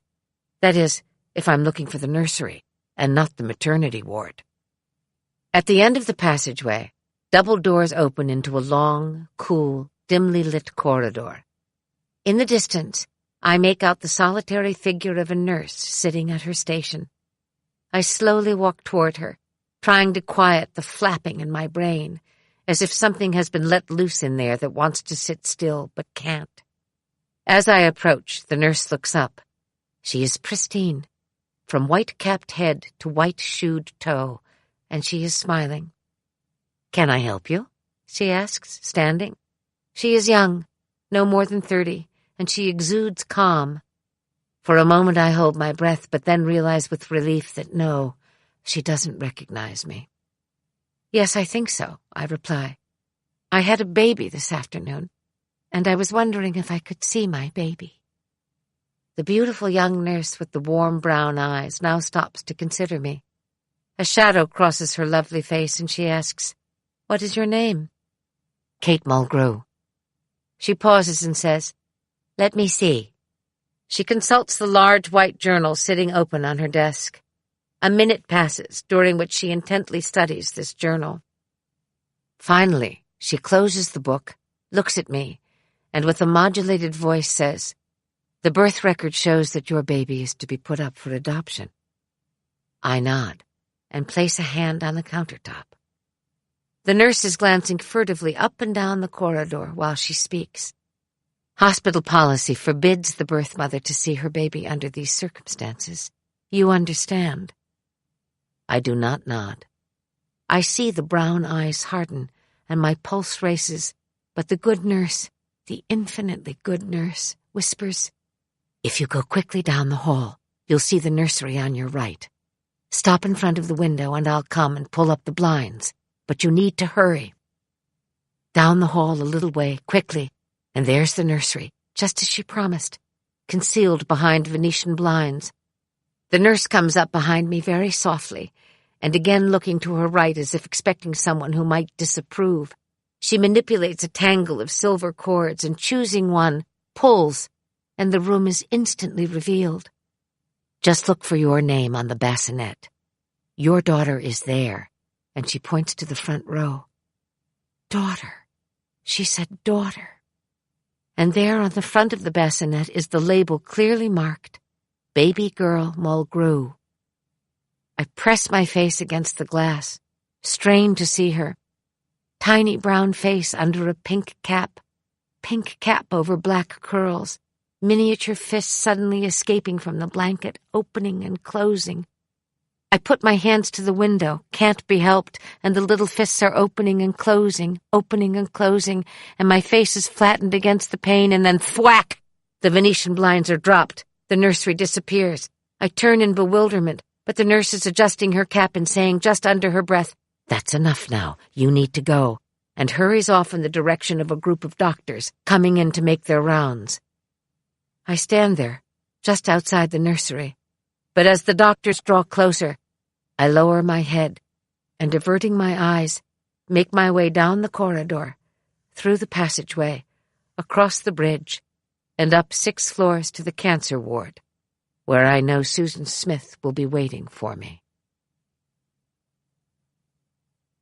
Chapter 9.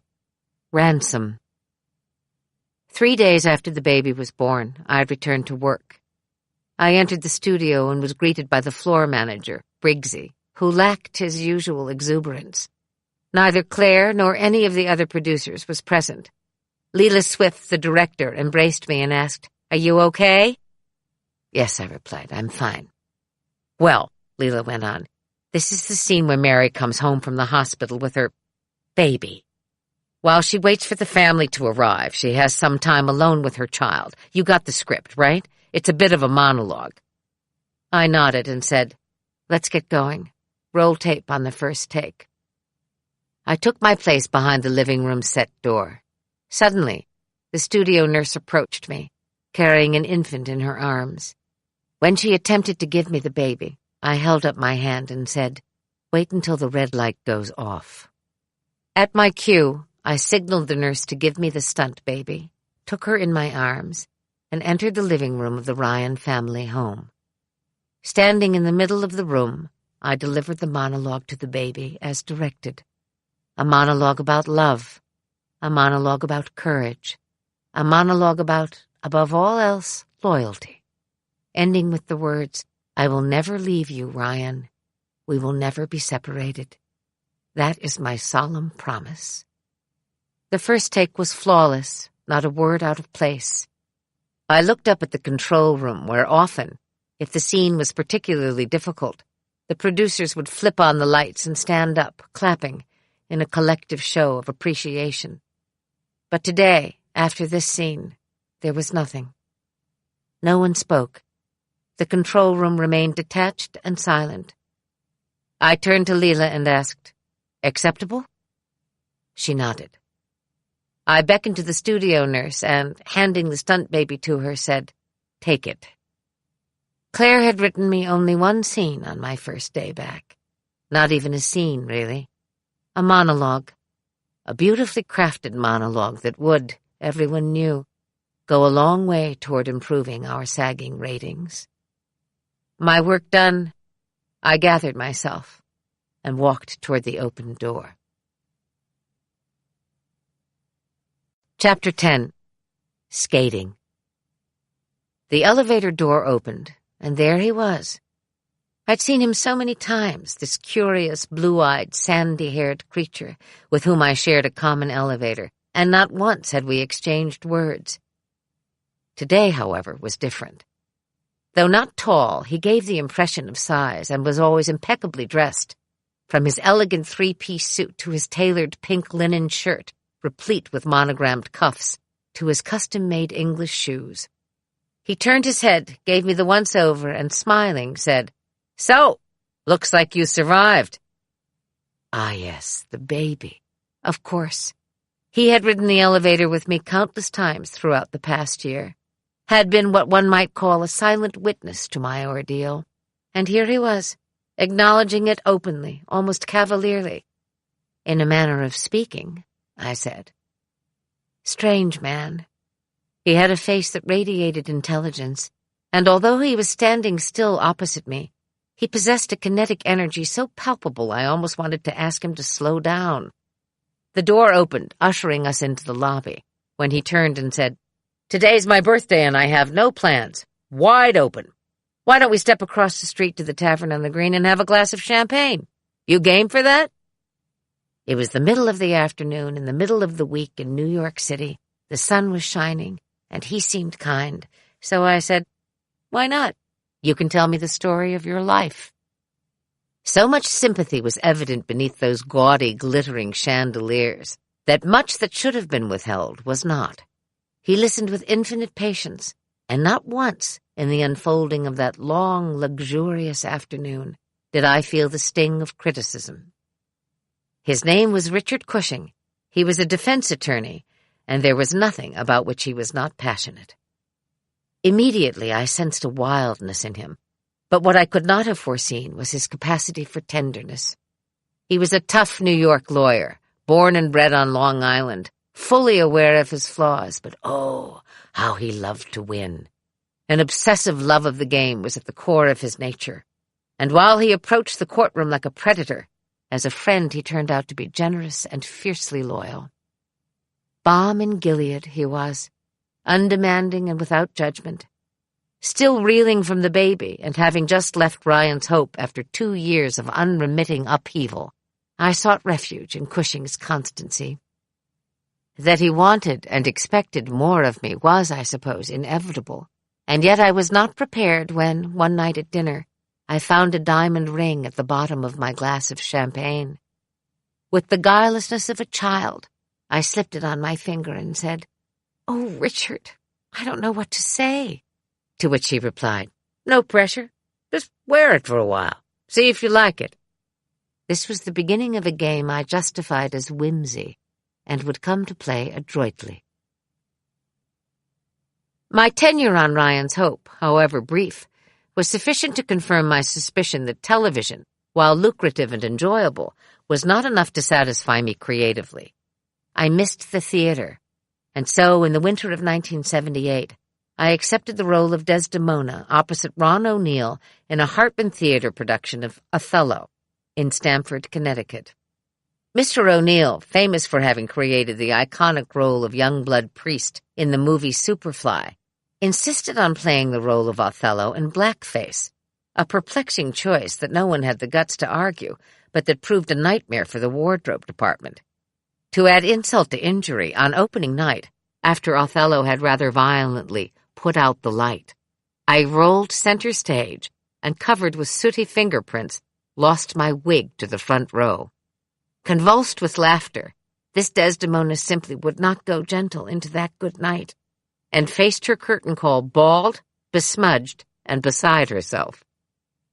One afternoon, I got a call from Stark Hesseltine, who told me that Fred Silverman, the head of programming for NBC, was in town and wanted to have lunch with me. When I demurred, Stark said, "One meets with the premier executive of a major network out of courtesy, if nothing else, so put on your prettiest bonnet and be at 30 Rockefeller Plaza tomorrow at noon." I wore an Italian cream-colored pleated skirt, black stockings, a black turtleneck sweater, and slipped on a pair of Ferragamo heels. I tied a black satin ribbon in my hair. The elevator let me out on the penthouse floor, where I was greeted by a plump, middle-aged woman wearing a bright smile and a string of pearls, who led me down a short hallway, and after pulling open 2 heavy mahogany doors, ushered me into the executive dining room. The table of 12 men rose as one. Immediately stepping forward, Fred Silverman extended his hand and introduced himself. He was full-faced and brown-eyed, and I thought him polite, straightforward, and avuncular. His 11 henchmen introduced themselves by turn. Nothing about this group promised a luncheon full of laughter and bonhomie, but I was famished and figured I might as well enjoy my meal. Silverman remarked on my unconventionally hearty appetite, to which I responded, "I must introduce you to my father. Those are his sentiments exactly." This was met with guffaws of appreciation. Clearly most of these gentlemen were married to Hollywood wives who ate, on average, exactly nothing. After which the mood became noticeably more somber. Then Silverman cut to the chase. After carefully folding his napkin and placing it on the table, he leaned forward and said, "You know, we were all very impressed with your performance on Ryan's Hope. Thought you were terrific as Mary Ryan. So terrific, in fact, that we were thinking about developing a nighttime series for you. A spin-off of the Columbo series, but this time our protagonist will be Mrs. Columbo." "Peter Falk?" I interrupted. "But he's old enough to be my father, or maybe, if he was really precocious, my grandfather." Laughter dampened by what I'm sure they all considered my cheek. Chuckling, Silverman persevered. No, nothing like that. His wife, perhaps, but the beauty of it is that they'll never be together on screen. He does his thing, she does hers. Mrs. Columbo will be a journalist by day and a sleuth by night. They may talk occasionally on the phone, but this is strictly her story. She solves murders using her wit, her style, and her courage. We at NBC Universal Television think you have the talent and the charisma to pull this off. How does the idea grab you?" He stopped just short of winking at me, but in his eye there was the unmistakable glint of victory. I looked around the table at all those terribly important faces turned toward mine, and I was suddenly filled with an urgent need to get out of there. "Mr. Silverman, gentlemen," I said, rising, "it's very kind of you to have thought of me, and I'm very flattered. But you see, I just finished 2 years on television, and now I want to get back to the theater. In fact, I'm dying to get back to the theater. It's what I came to New York to do. I've missed it. I've longed for it. And so really, as much as I'd like to, I can't. But thank you all very much. It was a pleasure dining in the clouds with you, and now, if you'll excuse me." I reached for my raincoat, and after quickly shaking Fred Silverman's hand, I was out the door before the remaining 11 could even push back their chairs. I jumped into a taxi and flew to 80 Central Park West, threw open the door to my apartment, tossed my bag on the table, and fell into a chair. Relief, happiness, triumph, all real, all true. Then I felt the merest zephyr of regret, followed by the need for a good part in a good play, which, in an ideal world, would start rehearsals tomorrow, open in a month, and run for a long, long time. Such are the cascading thoughts of the actress who has just turned down a big job when she has no bird in the hand. This pattern, common enough by now, motivated me to pick up the phone and call my agent, who, himself deeply familiar with this cycle, beat me to the punch. The phone rang just as I reached for it. "Hello?" I answered. "Kate, Stark here. Now listen. Leonard is waiting for you in his office. At 3 o'clock he'll have Fred Silverman conferenced in. We all understand what happened at lunch, and while we respect your decision, it is never smart to walk away from the table before you've considered the deal. Courtesy, that's all. Fred Silverman is a powerful man. The day may come when we'll need him, so let's play nice and listen to what he has to offer. At the end of the conversation, if you still feel the same way, we'll accept your decision. Now get going." And with that, he hung up. A tiny surge of excitement, followed by a stab of terror. I raked a comb through my hair, brushed my teeth, and was on my way.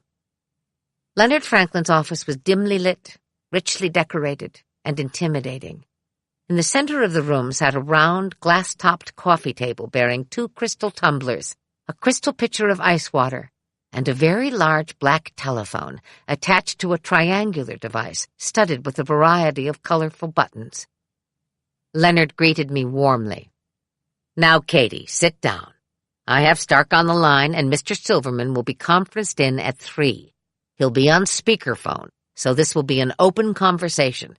We just want you to hear him out. Can you do that? Without interrupting? Can you just listen to what the man has to say?" I accepted the tall glass of cool water and took a seat. "Of course, Leonard, as long as you all know where I stand." Leonard nodded, but he appeared preoccupied. At exactly 3 o'clock the phone rang.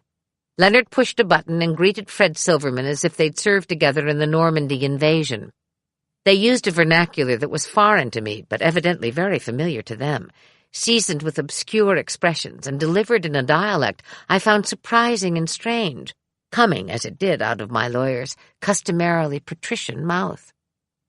I watched as Leonard paced, and slowly came to understand that Fred Silverman was not so much talking to me as he was to my lawyer and my agent, both of whom, if silence is any indication of interest, appeared mesmerized by what he was saying. Various words emanated from the disembodied voice of the NBC guru.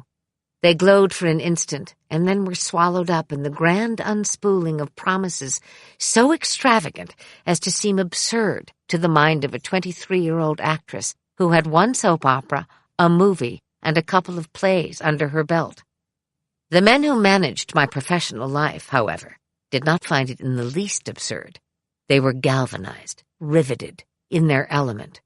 Stella Adler, green eyes flashing, popped into my consciousness and shouted, "In the banker's way.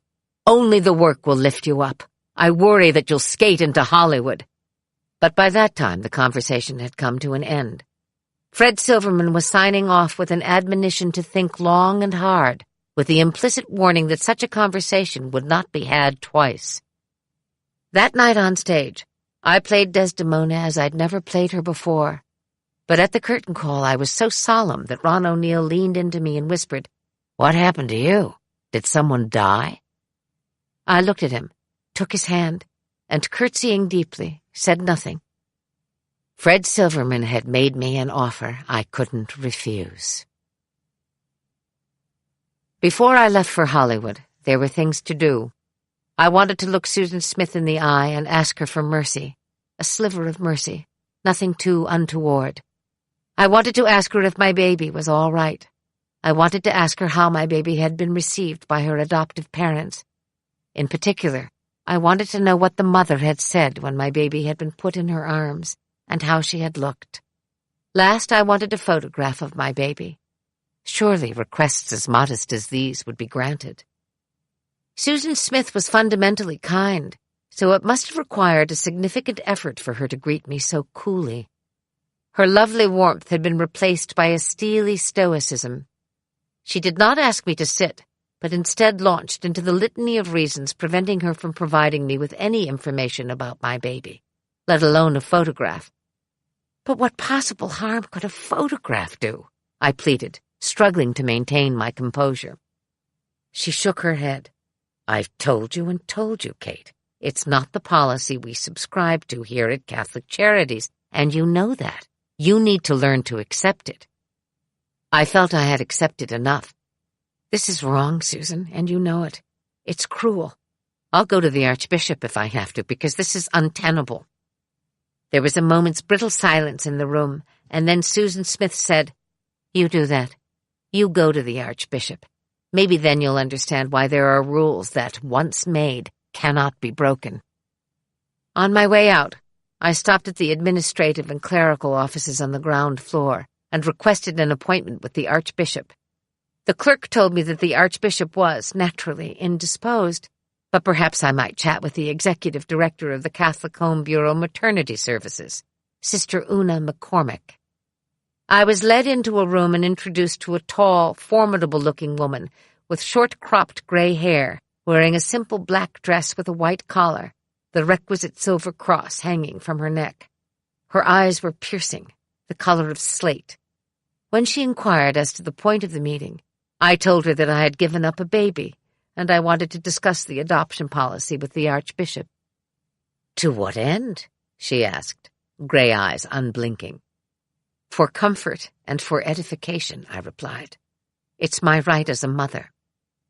The nun folded her hands in front of her, and shifting her voice to a lower octave, said, "But you gave up that right when you relinquished your baby, didn't you? All of that, I'm sure, has been carefully explained to you.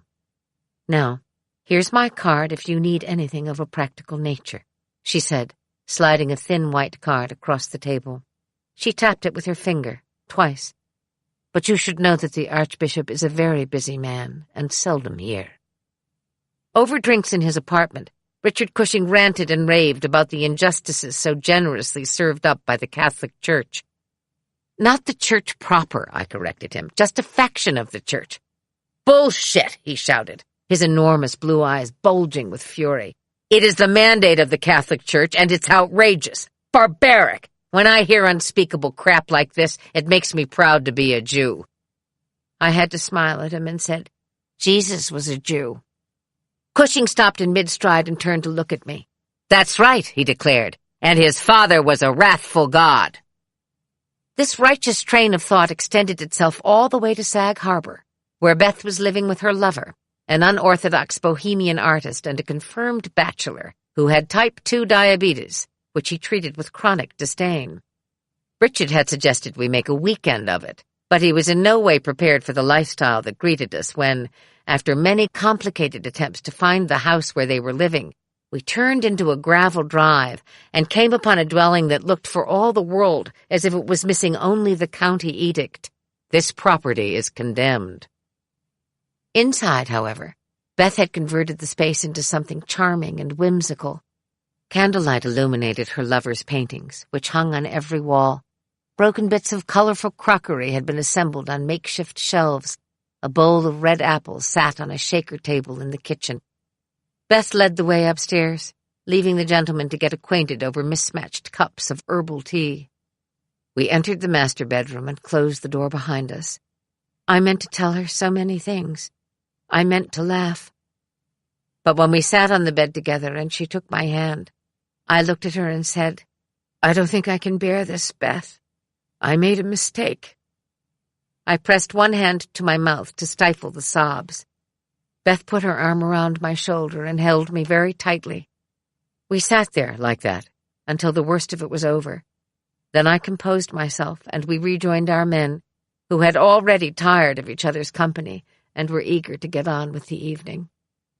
An emptiness and a terrible longing dogged me, and I knew there was only one person on earth who could fully understand. When I called David, I immediately sensed a wariness. It had been 6 months since I'd last seen him, shortly after the birth of the baby. He had taken me for an ice cream on the east side, and as we sat rigidly on stools staring at our root beer floats, it was appallingly clear that we had nothing to say to each other. He loved me, I knew that, and I loved him. But the baby had made anything else between us impossible. Nothing was salvageable. And yet a few nights later, I walked slowly up Central Park West until I came to the corner of 86th Street. The snow was falling lightly, and there, sitting on the wooden bench that had once been our meeting place, was the father of my child. He didn't acknowledge me, barely moved when I sat down next to him. The collar of his black peacoat was drawn up around his face, in sharp contrast to his pale skin. That silky hair, wet with snow, the beautiful mouth, set, the length of him, wound tight. He looked into the distance, never once at me, and waited until he was sure I had felt the silence. Quietly, but not unkindly, David Bernstein said, "I wish I'd never met you." Then he rose, buried his hands in his pockets, and walked away. The snowflakes danced under the street lamp. I sat until I felt the bench growing cold beneath me, and then stood, brushed myself off, and headed in the opposite direction. Chapter 11. On Thin Ice. Many people are of the opinion that nature bestowed her favors on Los Angeles. I've always regarded those immutable blue skies and that fixed bright sun as a vast thin varnish spread over a city that is not a city at all, but a string of rootless villages. Some of the villages matter, but most don't. The more enduring villages bear names signifying their importance, such as Culver City, Beverly Hills, and Studio City. You knew where you were going when you entered Studio City, and almost always you knew why you were going there. You were, of course, going to the studio itself, because that is where you worked. In my case, entering the gates of Universal Studios at 4:30 in the morning was a powerful and mysterious rite of passage. The studio guard sitting inside a glass-enclosed booth would stand up as my car approached and lean out to greet my driver, Frank, who would smile at him and say, "Morning, Bill. Another early call." Frank worked because I worked, and Bill worked because Frank worked, and the studio worked because Lou Wasserman was a genius and understood that a studio was like a Swiss watch, beautifully constructed, perfectly calibrated, and very expensive. Frank was tall and lean, and for many years had served in the military. He took his job seriously and was always punctual, respectful, and kind. On my first day, he presented me with a white coffee cup embossed in black letters with my name. I have it to this day. I've lost countless silver boxes and gold pendants, but that coffee cup has stayed with me through thick and thin, and I always think of Frank when I drink from it. Mostly, I think of the expression on Frank's face when he arrived to pick me up at 4 o'clock in the morning. A slightly sheepish grin, a short shake of the head, and Frank would say, "Time to roll." And roll we did.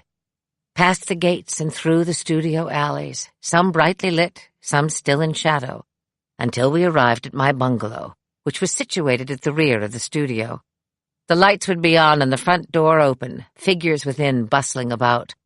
My makeup and hair team, Gloria and Jose, would have arrived an hour earlier, and having already set up, were waiting for me. Jose greeted me with a cup of coffee, and Gloria, with a wry grin, would ask, "Ice mask?" I tried always to be considerate to these two people, because I recognized them as belonging to that underrated but noble Hollywood breed of severely sleep-deprived, modestly paid, and remarkably devoted craftsmen. After hair and makeup were completed, Frank drove me to the soundstage, where most of the day's work would take place. Stage 24 was a capacious piece of real estate containing Mrs. Columbo's kitchen, her living room, her bedroom, her daughter's bedroom, her study, the newspaper office where she worked, and a doghouse wherein lay her trusted canine, a giant bloodhound afflicted with bad breath and clinical depression.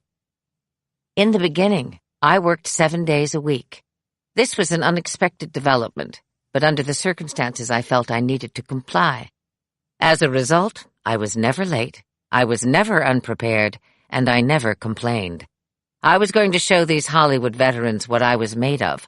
We were all going to have a rollicking good time, and with any luck, we were going to hand Fred Silverman a hit on a silver platter. But young girls, they do get weary. In the 4th month of 7-day work weeks, my nerves began to show. I lived on a diet of coffee and cigarettes and the occasional cheeseburger, which was covertly frowned upon by the producers, who felt that Mrs. Columbo should be as trim and attractive as possible. I slept on set pieces and spent my entire lunch break, which never exceeded more than 30 minutes, in my trailer, sacked out on the couch. I began to negotiate with my makeup and hair team, begging them for an additional 10 minutes of rest, in exchange for which I would sleep sitting up, a towel draped over my costume, my hair wrapped in curlers.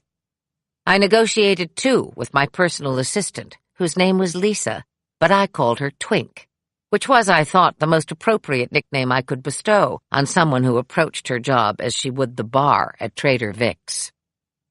"Twink," I'd say, closing the trailer door and locking it behind me, "do not let anyone come in, and do not wake me up if the PA knocks. I do not need to run lines with the guest star. I do not need a touch-up. I need 10 more minutes of sleep. You will be rewarded. Trust me." The Swiss watch, unbendable and unbreakable, was beginning to feel unbearable. Frank took me to lovely places, but I couldn't enjoy them. There was never enough time. No time to sit on the patio of my sweet house nestled in the hills of Benedict Canyon. No time to zip down Sunset Boulevard in my own little Nissan convertible 280 ZX. No time to spend an afternoon at the beach, or go to the movies, or eat in a restaurant other than the Universal Commissary. No time for old friends, no time for new friends, and certainly no time for boyfriends. Richard Cushing came for a weekend, and we brawled. He'd read my diary while I was working, and rigid with fury, shouted, "Are you seeing someone else? Are you? Tell me, goddammit!" And I, too tired to argue, simply said, "You should be ashamed of yourself. I'm going to bed." I was seeing someone else, of course, because weariness is by its very nature compromising. It wasn't a normal relationship at all, just a small piece that fit well into the Swiss watch and didn't disturb its rhythm. My private life was of little concern to anyone on the Mrs. Columbo set, and in fact, I often wondered if the pursuit of the illicit was not tacitly encouraged among those in charge, devoted, as they all were, to profit. I could have been carrying on with a psychopathic serial murderer, and no one would have blinked an eye as long as I knew my lines and hit my mark with efficiency and a modicum of verve. These and other sentiments were shared with my co-stars in the brief moments we had between setups, and often it was the actor playing the murderer who would reduce me to helpless laughter. Who knew that Armand Asante and Fred Forrest were ruthlessly funny raconteurs? Or that Bob Dishy, famous for his wit, had a heart of gold. My friend René Aubergenois showed up, and twirling a fake mustache, created the character of Mrs. Columbo's French teacher, never missing a beat as he chewed every conceivable piece of scenery on that set. Donald Pleasance was the master, however, and during a 5-minute scene consumed no less than 8 cream puffs in quick and perfect succession while delivering an alibi so exquisitely funny that it brought the crew to its knees. One night we wrapped early so that I could attend a ball in honor of Lew Wasserman, a Hollywood mogul of the highest order, the man responsible for merging MCA with Universal Studios. I don't know quite how I plucked up the nerve, but I crossed the vast ballroom to the Wasserman table and, after introducing myself to Edie Wasserman, asked Lew if he would do me the honor of a spin. He rose, offered his arm, and gallantly escorted me onto the dance floor. We didn't say much, the music was dauntingly loud, but it gave me an opportunity to study this man, who had begun with so little and had accomplished so much. His eyes were nearly hidden behind his signature thick-lensed, black-framed glasses, but there was a lightness to his step and a gentleness to his touch that evoked in me a respect for what this son of Russian Jewish immigrants had overcome and the heights to which he had soared. When the music stopped, he very lightly kissed my hand and said, "Thank you, Miss Mulgrew, for your considerable talents, one of which I now know is dancing." As we approached the end of the first 13 episodes, I laughed when it dawned on me that the set decorator had managed to place either a sofa, a chaise, or a bed in nearly every interior scene, thereby serving as an accomplice to my stolen moments of repose. It's a curious truth, and one I've noted with regularity in the 4 decades that I've been acting, that when an actor is present on the set, she is somehow acquitting herself in a professional manner, whether rigidly awake or fast asleep. My crew on Mrs. Columbo subscribed to this peculiar philosophy, and while I was not encouraged to fall into a dead sleep in the middle of a working set, I was nonetheless conveniently ignored when I slipped into a coma on the very sofa Mrs. Columbo had just used as a confessional. One night, while the company was on location in the hills just outside of Universal and had taken no fewer than 3 meal penalties, I curled up in an armchair between scenes and fell into a profound sleep. Evidently, this was the endgame for my subconscious because, despite every attempt, no one could wake me up. I was bundled into my car, and Frank drove me back to the lot, in the middle of which sat the studio clinic.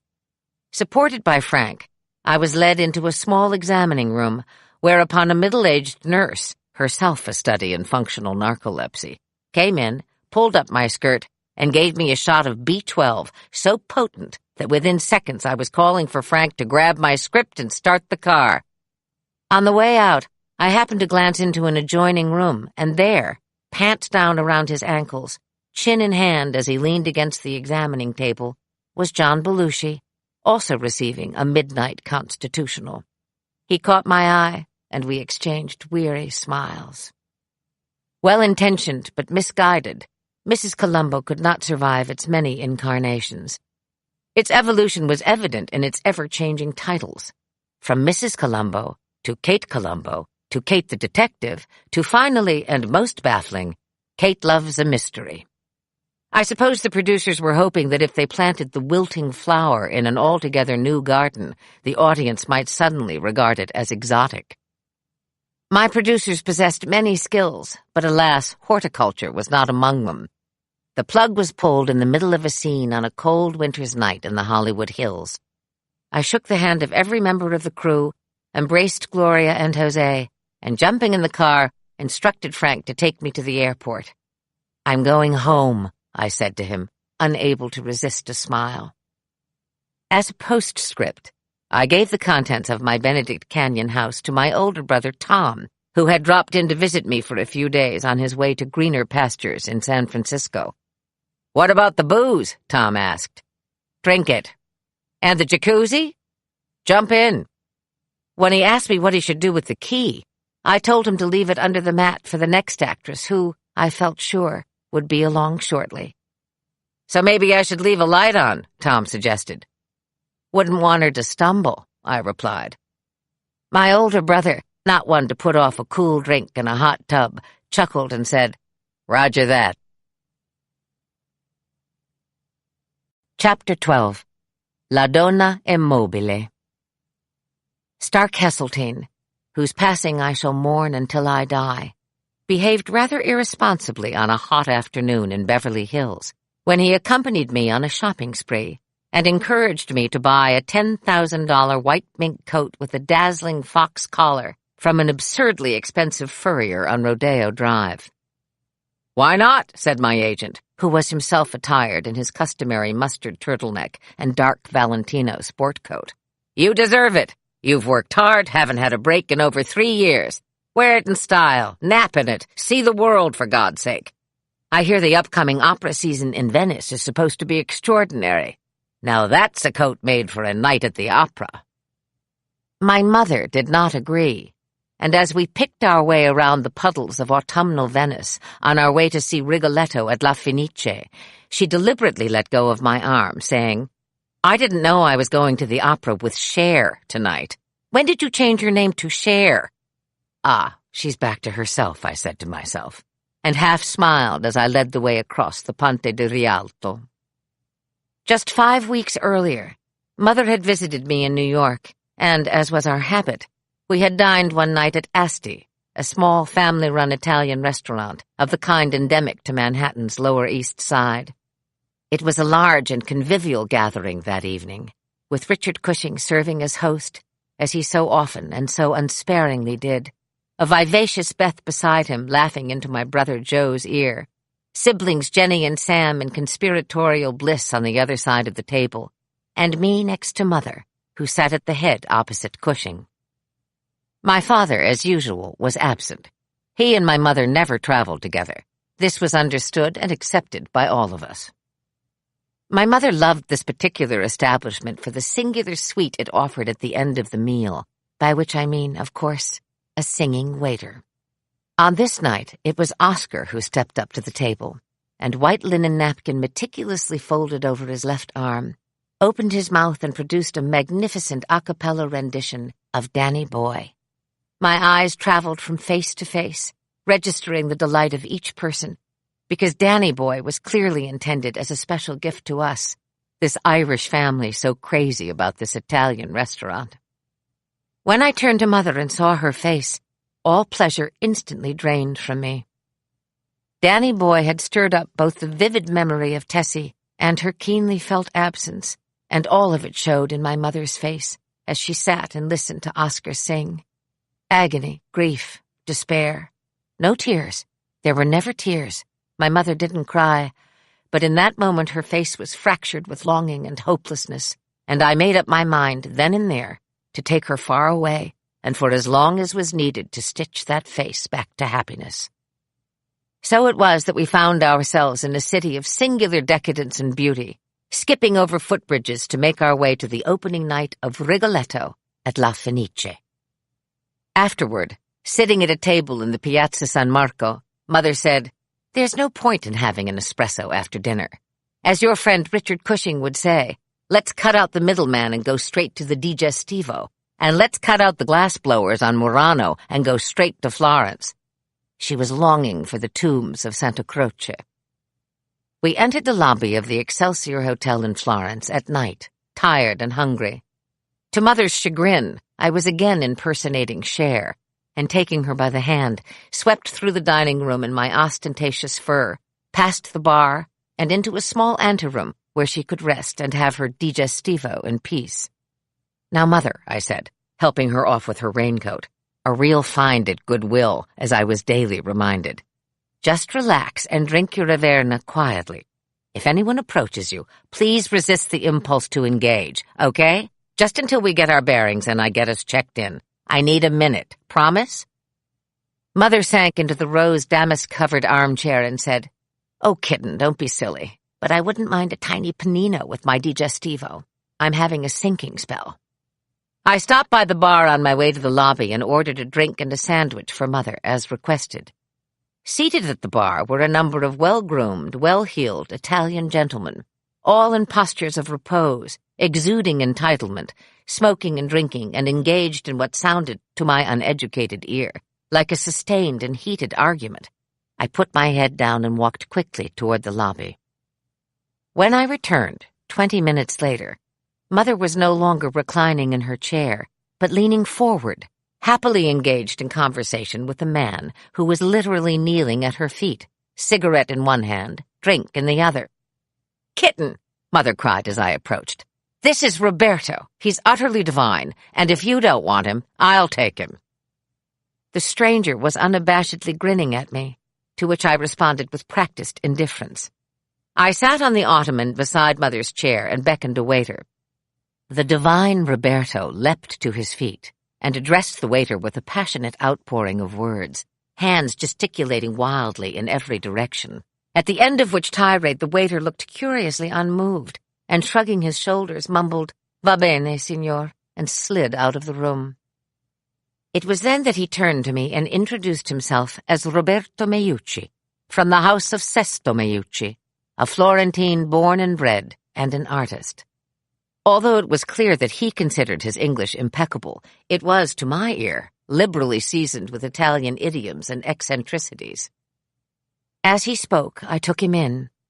A man of medium height, with thick salt and pepper hair that continually fell into his hazel eyes, dressed with the casual elegance of his class in a gray mock-necked rib sweater pulled over beautifully tailored trousers, which broke perfectly across the tops of exquisitely made Italian shoes. "Oh my, what heavenly shoes," I said, to which he immediately responded, "Your mamma thinks I am divine, you think my shoes are heavenly, and so I think we need Prosecco to celebrate my sainthood, no? Ecco, Luigi, bottiglia Prosecco pronto," he shouted in the general direction of the bar. He then explained to me that he was very particular about shoes because that is what he did. He designed shoes, beautiful shoes for women. "My father, Sesto Meucci, started this line of shoes, and now that he is gone, it is my brother Massimo, my sister Gabriella, my mother, and myself. But I am the designer of this line," he qualified, "and very, very elitist about shoes.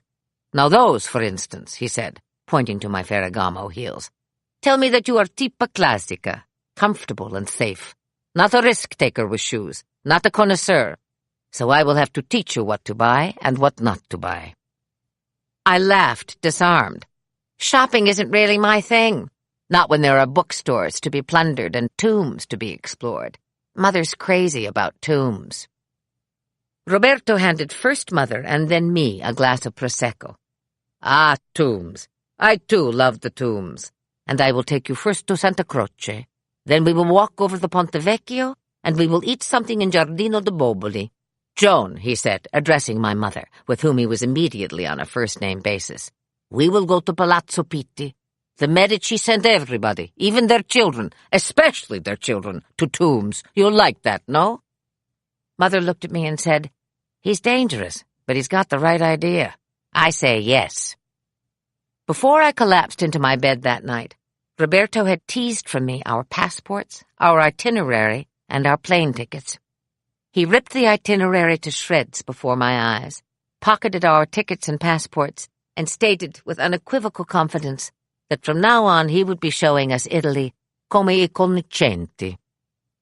La signora Meucci, Roberto's mother, was American-born, but her years in Italy had done nothing to soften her disposition. On first meeting, she struck me as being singularly unhappy, as if she had fought to overcome a long and debilitating malaise, and having lost the battle, had set her face in rigid disapproval of anything that suggested pleasure. She was an imposing woman, well-dressed and magnificently shod, of course, but running through her jet-black hair was a streak of white so startling in juxtaposition to the rest of her head that I found myself mesmerized by it.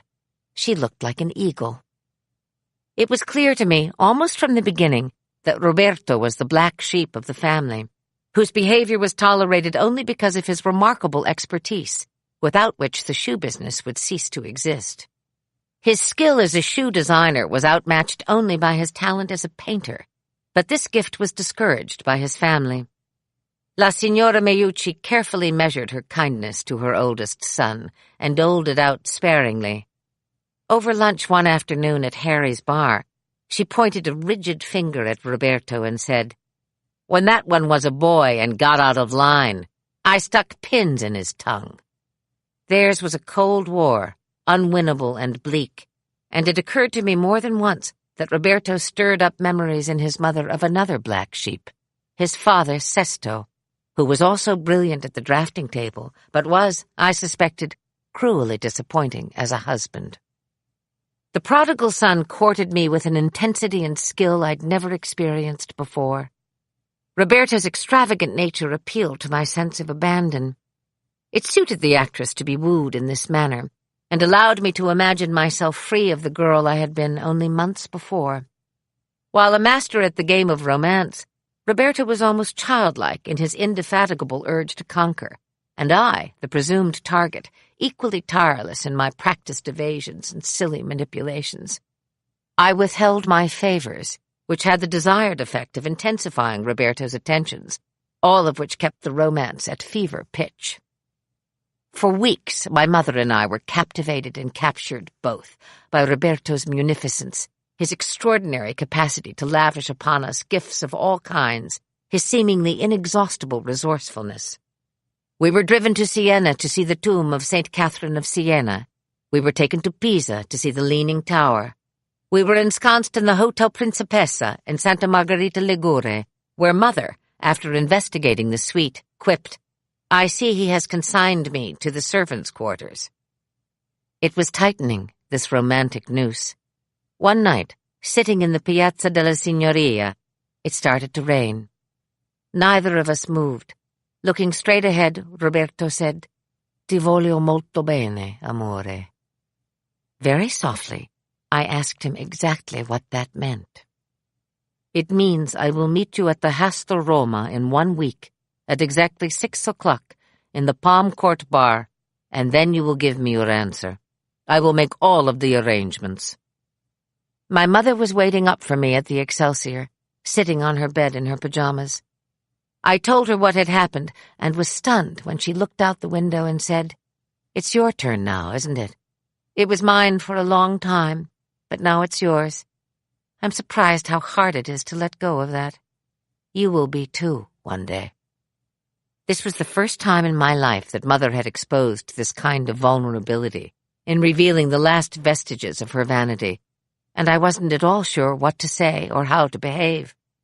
Mother took my hand and started to lightly play with my fingers, which, for her, signified affection at its most demonstrative. "Well, Kitty, let's see this through to the end. I'll spend the week in Rome with you, but then I'm going home. It's time. What does she say in The White Cliffs? I've had enough of lovely foreign lands. I'm going home to those who think the way I think and speak as I do. But first, let's nip downstairs for a nightcap." 1 hour before 6 o'clock on the following Friday night, in a grand suite at the Hotel Hassler in Rome, I asked my mother to come into my room and talk to me while I dressed. She sat on the bed, hands folded, looking at me as if the curtain were about to go up on a play she had committed to sitting through, but wasn't at all sure what the critics would say. I was nauseated and clammy as I pulled a white linen skirt over silk hose, buttoned myself into a fitted black velvet jacket, and fastened a string of pearls around my neck. At precisely 5 minutes before 6, I kissed Mother on the cheek, tried to smile, failed, and walked out of the suite. I saw Roberto before he saw me. Just as he'd promised, he was leaning against the bar, smoking a cigarette, and next to him was a bottle of champagne chilling in a silver bucket. The atmosphere in the Palm Court was lively, and Roberto himself appeared to be in the middle of an animated conversation with several tables adjoining the bar. When I entered the room, it was as if the lights had been dimmed. There was a sudden lowering of voices. I walked slowly toward this man I hardly knew, who was waiting for me with such composure, and with every step I took, the room became quieter and quieter. He held my gaze with almost defiant green eyes, and unsmiling, stood there in silence until I leaned into him and said, simply, "Yes." Roberto pulled a small box from his pocket, and opening it, revealed a band of diamonds, which he slid onto my finger. Then he turned to face the room and shouted, Champagne per tutti! The room erupted into laughter and cheers. Roberto grabbed the house phone and called my mother as I stood there, understanding that something momentous had just occurred, but having absolutely no idea what was going to happen next. 2 days later, as Mother prepared to board her plane at Fiumicino da Vinci, I appealed to her as a friend and implored her to tell me if she thought I was doing the right thing. "I don't know, kitten," she said, zipping up her money belt. "But I'll tell you one thing. If it were a book, I wouldn't be able to put it down." Chapter 13. Side Saddle. On a cold winter's night, and after many whiskeys at Harry's bar, Roberto jumped on his motorcycle and headed home, toward his villa in Scandici. He hurt more when he was drunk, and drove fast to prove that he could withstand the pain, that he was impervious to life's blows and indifferent to fate. Those winding country roads on a dark night were treacherous even when conditions were favorable, but this was not a temperate, clear night, and Roberto's mood was very black. He hit a large rock, swerved hard, and flew high into the air, landing in a gutter at the side of the road. They say he lay there for almost 2 days before he was found and rushed to the nearest hospital. They say he nearly died, having lain in a ditch for almost 48 hours with a broken neck. Incredibly, he survived. They stapled him into a reasonable facsimile of himself, propped him up in a wheelchair, and gave him a full-time nurse.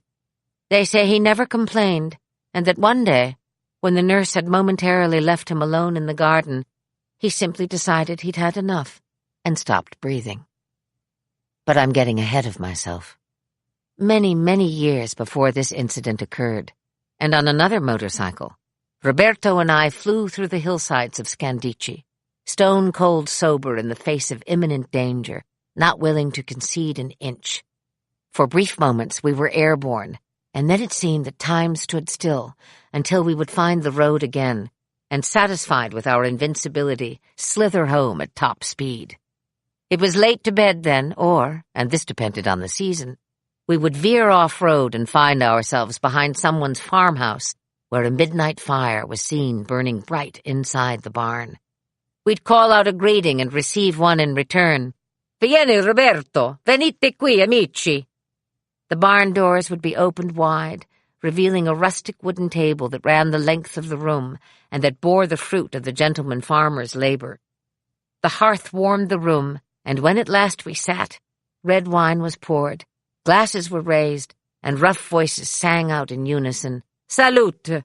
Cent'anni! Cin cin!" Roberto owned several vehicles, but my favorite was a green vintage army jeep. This we took into the higher hills when the Fragolini di Bosco were in season, and everywhere the eye could see, the ground shimmered with rosy crowns. A checked blanket would be thrown on top of this masterpiece, and we would lie on it, sipping champagne from the bottle and eating tiny, perfect strawberries, mouths ruby red under a warm afternoon sun. In the villa, I was given a room of my own. Roberto converted one of the bedrooms on the second floor into a study for me, bought me an electric typewriter, ordered a desk, and placed both of these under a window that looked out over the rolling hills of Scandici. A woman came and measured the room for a chaise, which arrived one day and was settled against the far wall. Slowly, over weeks, it dawned on me that I was essentially a glorified prisoner, and that the room of my own was merely another enhancement to my gilded cage. Roberto knew what he was doing. Whole days were spent in that room, reading, keeping a journal, and pouring out my heart in long letters to friends on the electric typewriter. The days assumed a sameness. Roberto left the house around 9 in the morning, at which time Sarah, the dour Lebanese maid, would bring me an espresso and a hard roll on a tray. She would place this on the bedside table without acknowledging me. I would read and write for a few hours, and at 2 o'clock exactly, Roberto's car came through the gates, and we would have lunch downstairs in the dining room, just the two of us. The table was knotted, of dark wood, large enough to seat 12.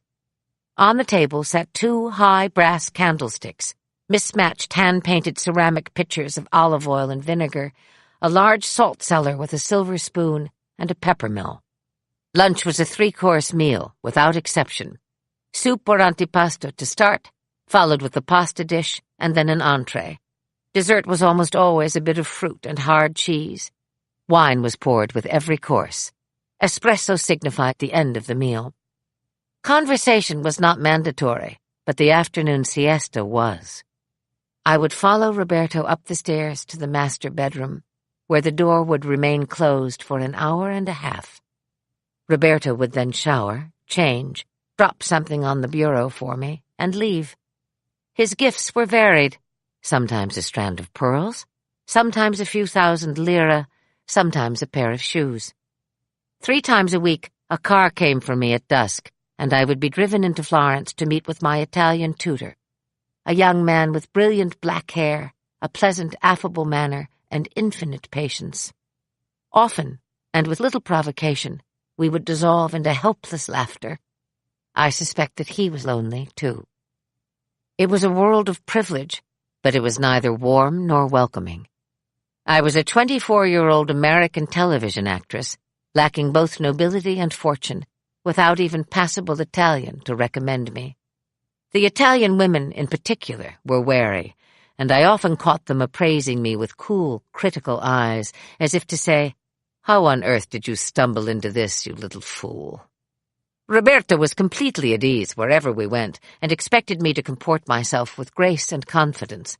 "Speak Italian," was his constant admonition, and so I did, often to the amusement of everyone present, most of whom spoke little to no English.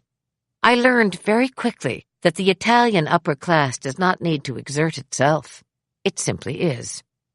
The caste system in Italy is rooted in antiquity, and it was breathtakingly clear that I would never be embraced by this rare and elite society. I experienced the first genuine pangs of sympathy for Roberto's mother, who must have endured years of isolation, and yet, somehow, had persevered. That white streak in her hair, I now understood, represented survival. In the depths of the night, my agent called from faraway Los Angeles over a telephone connection so broken as to render his words incomprehensible, and I found myself on my knees shouting, "Apart!" and heard, as if through a mangled tube, the barely audible response, "Yes, apart!" words that filled me with joy. In less than 4 hours, I was packed and on my way to the Galileo Galilei International Airport. Roberto, baffled by this sudden turn of events, was understandably unhappy and cross-examined me all the way to Pisa. "Let me put it to you this way, Roberto," I explained, slipping my ticket into the jacket of my passport. "In my business, I am not the designer, I am the shoe, and the production company is the buyer. Hence the expression, 'If the shoe fits, wear it.'" I left him standing at the gate, but I had little doubt that his sorrows would soon be drowned in wine and the sympathy of others. 3 days later, in County Cork, Ireland, corseted, bedecked, and beribboned, I put my high-buttoned boot in the silver stirrup of a side saddle and allowed the wrangler to hoist me aloft. From my precarious perch atop the thoroughbred, both legs angled and tucked to the left, I could see miles into the Irish countryside, and what I saw didn't please me. Holding the reins in a death grip, I whispered to the wrangler, "But where will you be when I need you? It's wide open, there's nowhere for you to hide, the camera will pick you up." "No, miss," the lying, conniving miscreant assured me. "Sure, there's nothing to do but sit there and enjoy the ride, nice and easy like." Whereupon the assistant director shouted, "Action!" The wrangler slapped my horse's rump with a hard, flat hand, and the animal took off like a creature possessed. It was a ride to hell, not a wrangler in sight, one of my feet dangling like a broken doll, and the other digging into the horse's flesh, my riding crop useless in my hand, which was soldered to the pommel, and images of my tragic demise looming before me, when out of nowhere a strong hand reached over and yanked the reins out of my hand. The horse came to an abrupt stop, and I slid off the side saddle and into the arms of a laughing and lovely Pierce Brosnan, who was shouting, "Cut! The man said cut! Jesus, woman, but you're a terror on that feckin' thing!" Later, nursing my bruises in a hot tub, I mused that there were worse ways to spend an afternoon than playing Pierce Brosnan's love interest in an epic miniseries that would keep me in Ireland for almost 6 months. The Manions of America was conceived and written by Agnes Nixon, whose penchant for the melodramatic showed itself in every frame, but it catapulted Pierce Brosnan to almost overnight stardom and forged friendships that would last forever. Pierce, a true Irishman, was not averse to practical jokes at 5 a.m., especially if the target was Simon Rouse or T.P. McKenna, and we often found ourselves convulsed with laughter before the first shot was pulled at 7 o'clock. We minded our manners around Anthony Quayle and Herd Hatfield, well-respected veterans, but we all wore wellies under our costumes, and those wellies walked us to many a pub of a damp Irish evening. It was as if some mysterious power had unzipped me and outpoured weeks of unbridled laughter. Roberto visited me on weekends. Like most of the civilians I've introduced to show business over the years, he was initially fascinated by the process of filming, then baffled, and finally bored. A set can be disappointing for visitors, who come expecting to witness high drama or, at the very least, some degree of questionable behavior, but are unprepared for the discipline and repetition that are required to get a film made properly. Roberto found it particularly difficult to maintain silence through multiple takes, and could often be spotted stirring up trouble close to camera or chatting too loudly over coffee at craft service. He was accustomed to being the center of attention, and this make-believe world of mine, filled with people concentrated on tasks that did not require his involvement, held no appeal for him. All too soon, the filming came to an end, and I left the world I loved to return to one with which I was increasingly at odds. Roberto lived at a speed and height that could dazzle from a distance, but up close threatened to scorch. It was nothing to fly to Paris or London for a weekend, to dine at Maxime's one night and have lunch at the Connaught the next. It was madness, or so it felt to me, but then I was just the sidekick, and my opinion was seldom sought. I was dragged from restaurant to restaurant, from club to club, from overcrowded bar to overcrowded bar. The evening almost always ended in some terribly chic discotheque, an amphetamine-induced riot of sound and touch. I would sit on a banquette in a shadowy corner of a plush underground club in Kensington, sipping champagne and longing for a hot bath and a good book.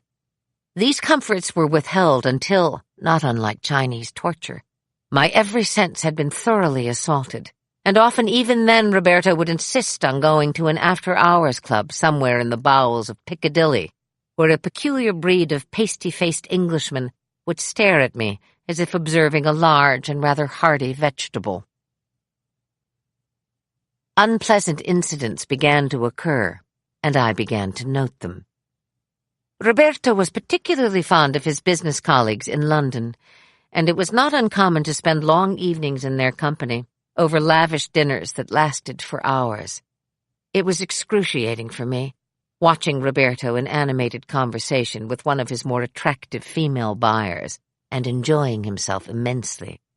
One night, I felt ill and begged to be excused. When Roberto failed to respond sympathetically, let alone respectfully, I stood up and excused myself. Roberto caught up to me outside, just as I was getting into the limousine, and took me roughly by the arm. "Cosa fai, eh? What do you think you are doing? This is important to me, to my business. You cannot just do whatever you want whenever you want to do it. Ecco, you!" he called to the driver. "You take her back to the hotel and make sure she doesn't go anywhere." I looked at him, stupefied, but held my tongue and climbed into the back seat of the car. Once in the hotel room, I wasted no time in calling my mother, who advised me to get on the next plane to America. "Don't go to New York," she instructed me. "Go directly to Chicago. Throw him off the scent. I'll meet you there." Very quickly, then, I packed my modest bag, took the elevator to the kitchen level, located a door that opened onto an alley, walked until I found a high street, where I flagged a taxi and ordered the driver to take me to Heathrow. Within hours, I was on a plane to O'Hare. One of the most interesting and, one might even say, endearing qualities of certain Italians is their singular ability to work effectively while feeling rage and desire at the same time. And one of the most peculiar and pathetic traits of an actress is her compulsive need to check her answering service for messages at every conceivable opportunity. This I did upon arrival in Chicago and learned, with no little satisfaction, that Roberto had left 10 frantic messages, all of them alternately hot and cold, plaintive and bitter. I was to call him back immediately. I was to forgive him unconditionally. I was an impossible brat and a prima donna. He loved me madly, was intoxicated, helpless without me. I was to inform him of my whereabouts pronto, or there would be serious repercussions. But I was loved. No, I was adored. In fact, I was honored above all women. I was the future mother of his children, the secret Madonna of his heart, the fire of his loins. My answering service operator, to her infinite credit, actually read these messages aloud without bursting into laughter. When I walked into the bar of the Drake Hotel, I was astounded to find both my mother and my father sitting at a table, sipping Manhattans and smiling conspiratorially. It was one of the rare times in my life that I actually saw them out together, alone, and openly enjoying themselves. Clearly, my father had risen to the occasion, and having learned of my dilemma, had gallantly offered my mother a lift to Chicago. It was, after all, the city responsible for bringing them together. After Mass on a cold Sunday morning, my father had approached my mother and asked her to dinner, to which she famously responded, "I don't date short men." I was delighted to see them in such a companionable state, and I promptly launched into the saga of my Italian love affair.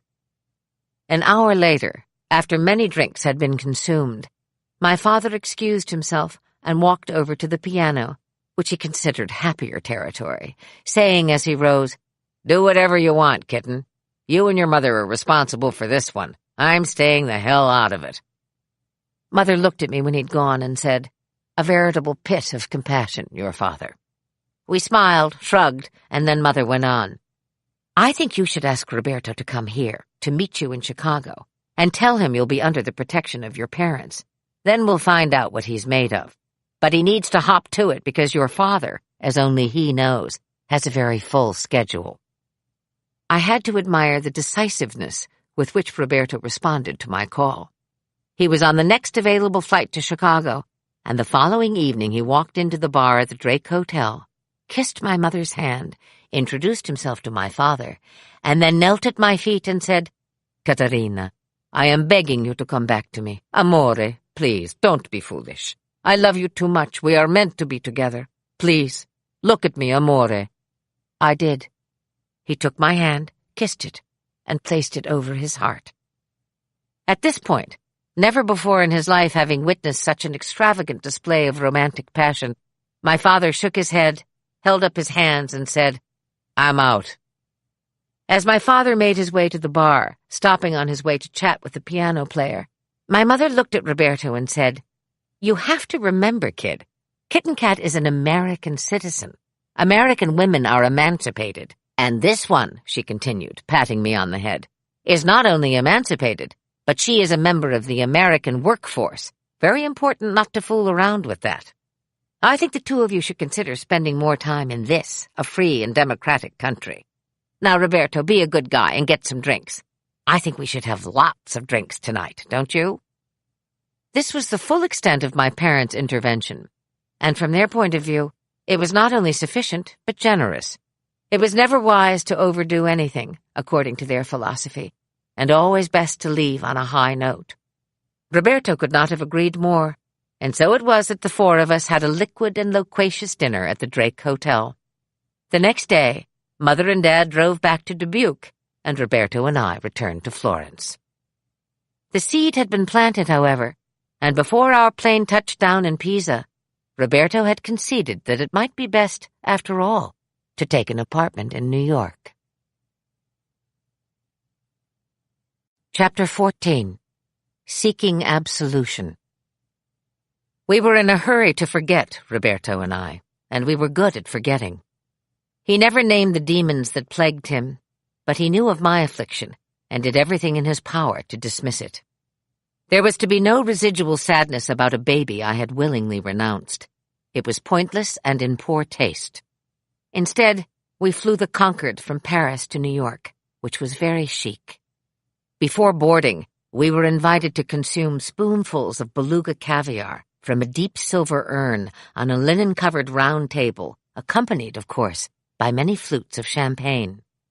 Once seated, we were each served an ice-cold glass of ouzo, which was constantly refilled by a very attractive flight attendant, who, at supersonic speed, appeared to be slightly drunk herself. In 3 hours, we landed at Kennedy Airport and staggered off the sleek jet looking and behaving very much like the Italians I had come to despise, which is to say we were loud, inebriated, and demanding. Barely acknowledging the driver, we would fall into the back seat of a waiting sedan and pass out, not to be awakened until we reached our new home at 122 West 76th Street. While living with Roberto in Italy, I had instructed my lawyer to sell 80 Central Park West. The blonde brick high-rise condo had never suited me, and in the end, the memories it stirred up proved to be overwhelming. But this was charming, this classic brownstone apartment, and it was mine to do with as I wished. I chose the furniture, the paintings, and all of the linens with great care, and made sure that Roberto's stamp was felt only in the back room, which I converted into a studio for him. That studio opened into an L-shaped garden and provided an illusion of pastoral charm for the many diversions we enjoyed there. Roberto was a master at throwing parties, although he never seemed to actively participate in the conviviality, and would loop from room to room, glass in hand, searching for something he could never find, some missing piece of himself he thought might pop up at the bar or over the canapes or in the eyes of the gypsy fortune-teller he'd hired for the evening. When he ran into me at these parties, he would smile winsomely, as if to suggest that the mysterious missing component, the part that would make him whole, had eluded him once again. I usually waited until the parties were over and the cleaning up had begun, to begin my downward spiral. It was then, when the wine had dissolved my natural defenses, that feelings about the baby would ambush me. Carrying glasses into the kitchen, emptying ashtrays, folding cheeses in plastic wrap were all very effective ways of concealing anguish. No one, least of all an Italian male accustomed to a privileged way of life, will interfere with a woman as she goes about the business of tidying up after a party. The detritus, the silence, the anticlimax, all served to place him squarely in the garden, where he could be seen through the window smoking a cigarette and nursing a tall drink. It was then, with the water running and the stereo still blasting, that I would indulge my dark side and pull my finger from the dam, opening the floodgates, as each glass was meticulously washed and dried, every corner of the counter scoured and sparkling. In the time it took to put the place to rights, immaculate and shining, I had reassembled my heart sufficiently so that, to a stranger's eye, to Roberto's eye, it appeared almost normal. Mercifully, Roberto was often in Florence, and I was left to my solitude, a state I welcomed with almost pathological gratitude. As soon as Roberto was out the door, I collapsed with relief and would putter around the apartment for hours, lost in blissful reclamation of myself. He was gone, and I was free. It would seem that work would threaten this state of release, but in fact it did the opposite, just as Stella had prophesied. The work lifted me up. A good thing, too, because the movie I was involved in was a study in psychopathy on every level. A Stranger is Watching, based on the book by Mary Higgins Clark, was a thriller involving the kidnapping of a woman and her fiancé's 11-year-old daughter. The two are held captive in a bunker below Grand Central Station and desperately plot their escape while the police try to track the kidnapper-killer, who leaves his hostages alone during the day but returns at night to terrorize them. If there was one actor in the world expert at terrorizing, it was Rip Torn. He had only to stand still and look at you, hands thrust in pockets, dirty Irish flat cap pulled low over his eyes, to fill you with an unspeakable anxiety, the kind that blooms into horror when he opens his mouth and mutters the first of many threats, always delivered with a smirk. This was the Artie Taggart that Rip Torn created, and whose skin he slipped into from the moment we walked onto the set in the morning until the moment the assistant director called out, "That's a wrap," at the end of the day. Most of the movie was filmed in the catacombs of Grand Central Station, a haunting netherworld I had no idea existed. Whole communities lived beneath the vast train station, and I was stunned when one night I watched as an entire family, father, mother, and 2 children, scurried through the tunnel and, not once looking back, disappeared down a dark passageway. The station's massive steam generators created an atmosphere of surrealism, a nightmare quality of being buried alive. Rip adjusted to this bizarre, lost world with surprising equanimity, whereas I, playing the damsel in distress, did my best to conceal a very genuine discomfort while underground. I was always relieved as soon as the day's work was over, and I was led through the labyrinthine pathways to my trailer, parked on 43rd Street. One afternoon, when the lunch break was called, Rip asked me if I'd like to join him at the Oyster Bar. He was meeting Jerry Page there, he told me, and thought I might enjoy making her acquaintance. It was a known fact that, although they were still married, Rip and Geraldine no longer lived together. What I could not have anticipated was the understated but very real mutual affection they displayed for each other. Rip stood when Geraldine came through the door of the Oyster Bar, and spotting us, slowly made her way to our table. The famous actress of stage and screen did not create so much as a ripple as she crossed the room draped in a long raccoon coat, her waist-length graying hair hanging in loose coils. Clad in faded denim jeans and Birkenstock sandals, completely unadorned, she looked like an aging flower child. When she reached across the table to take my hand, her coat opened for a moment, and I glimpsed her breasts, also unadorned. The eccentricity of genius, I thought, observing the 2 of them. Rip's intensity flashed hot and cold, as did Roberto's, so it was a real roll of the dice when Roberto visited me on the set one night, and I introduced the 2 men. In the role of Sharon Martin, the brave and long-suffering heroine, I had been shackled to a food cage in a defunct deep freezer by an enraged Artie Taggart.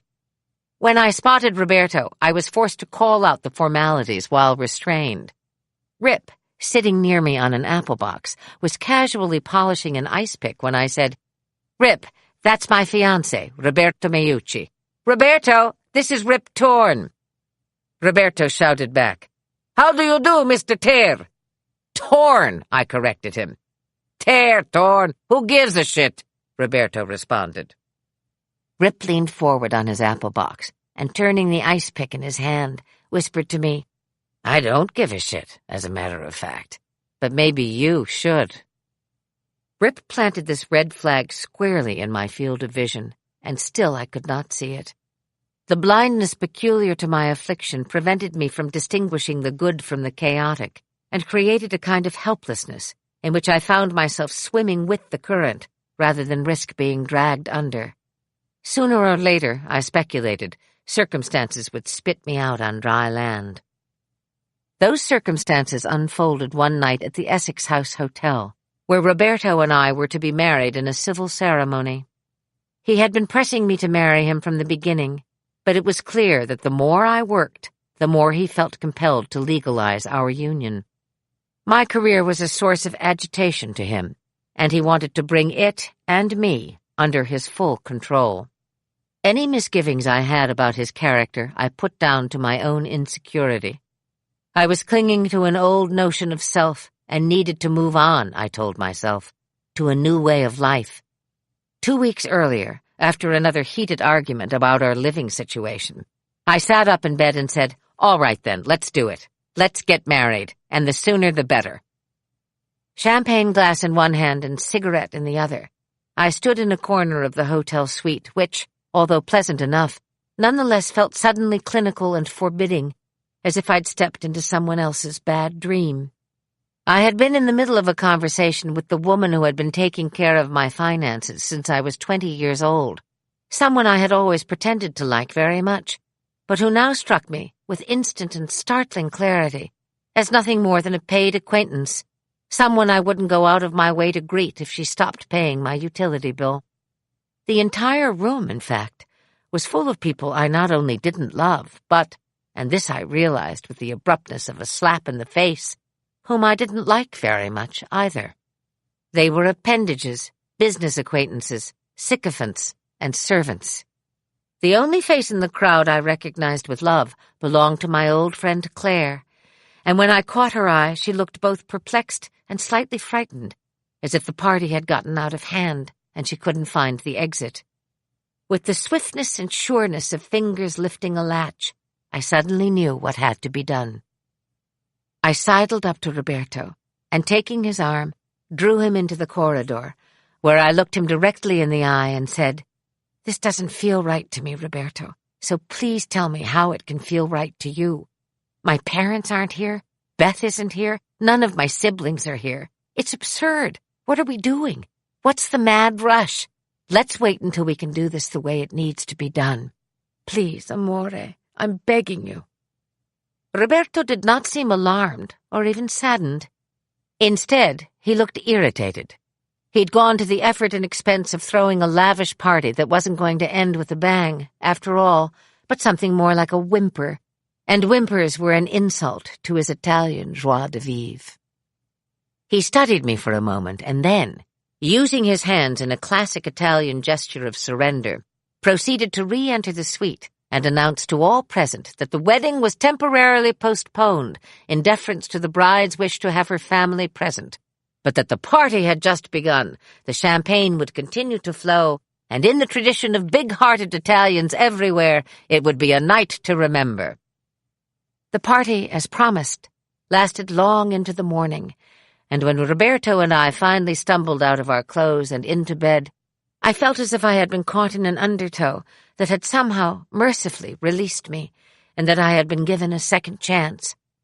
I knew I had narrowly escaped another punishment, a punishment masquerading as happiness. Roberto, resigned to the fact that we would have to put off the wedding until it could be properly organized, returned to Florence. While he was away, I had lunch with my agent. Stark loved to dine in a small, dark Italian restaurant on West 57th Street, close to his office. Impeccably dressed as always, he greeted me with a kiss and looked me over. "Well, how are you liking the life of a jet-setter?" He studied the menu and, gesturing for the waiter, said, "I think we'll have wine today. Don't you think a glass of wine would be appropriate, Kate?" "I think a glass of wine is always appropriate, Stark, but you're obviously on the verge of celebrating something. What is it?" Stark pushed his menu aside, waited until we had glasses in hand, and then lifted his, saying, "If it's not terribly beneath you, how would you like to get out of Italy for a while and go west? The Seattle Rep is doing a production of Another Part of the Forest with Kim Hunter and Keith Carradine, and they want you for the role of Regina Hubbard.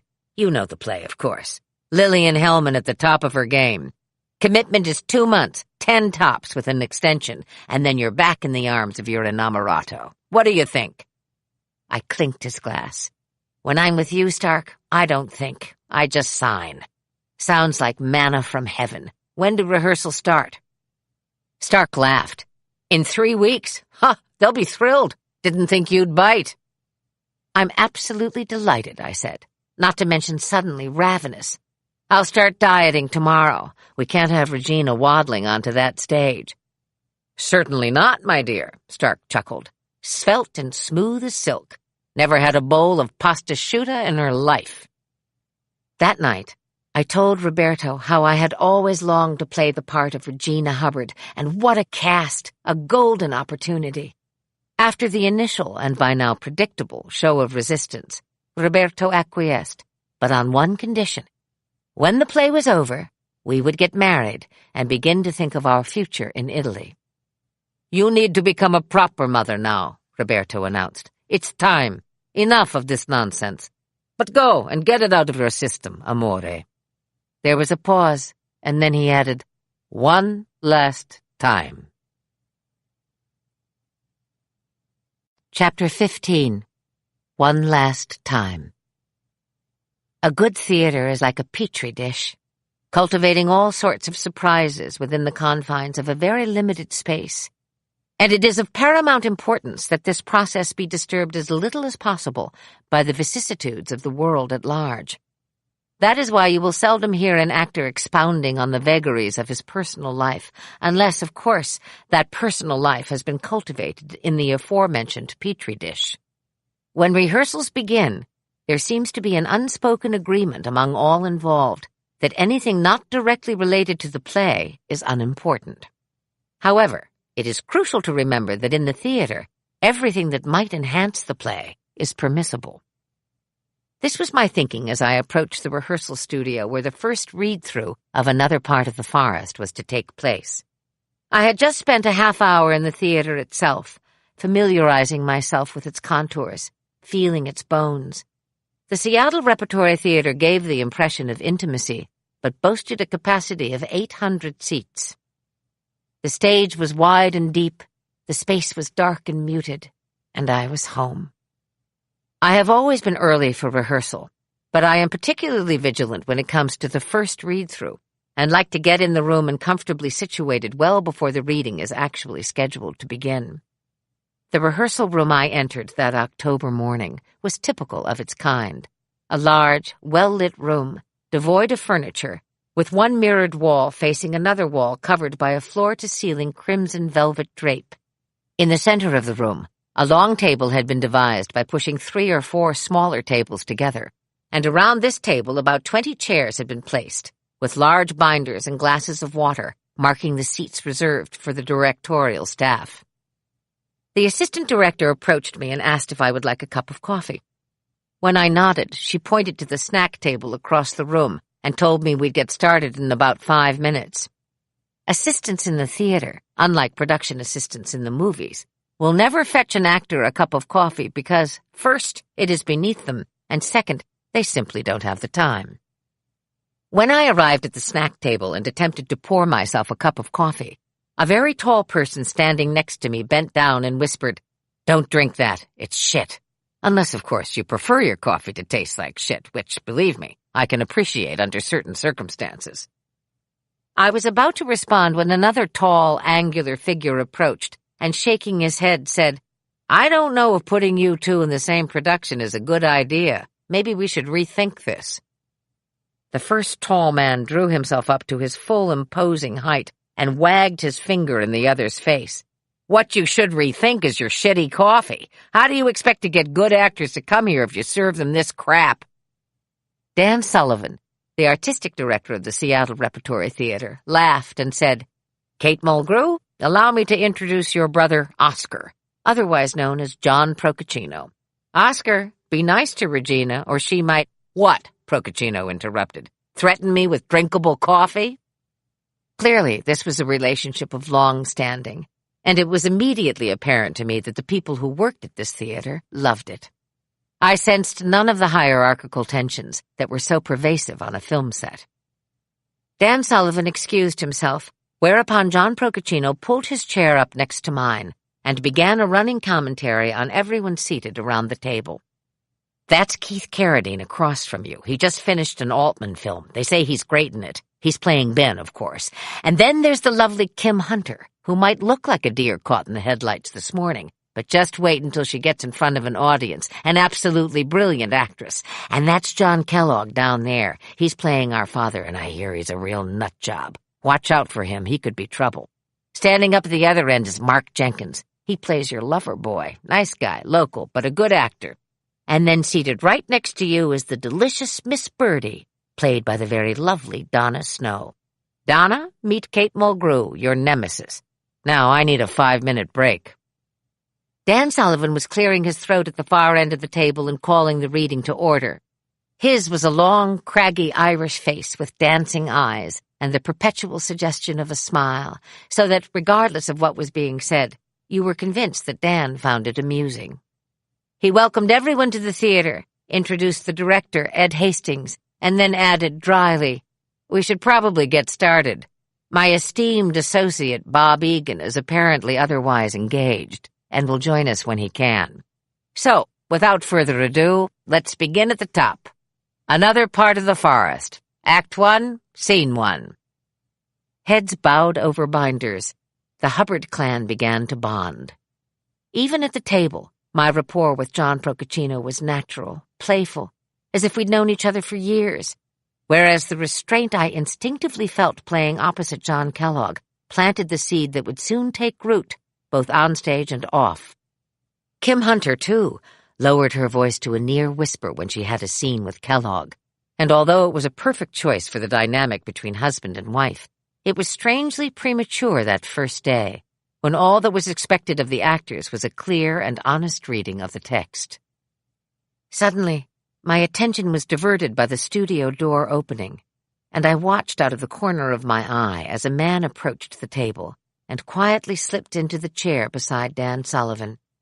An inner alarm sounded.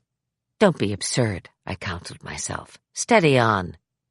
With actors surrounding me on all sides, my privacy was protected, and I could steal looks without danger of suspicion.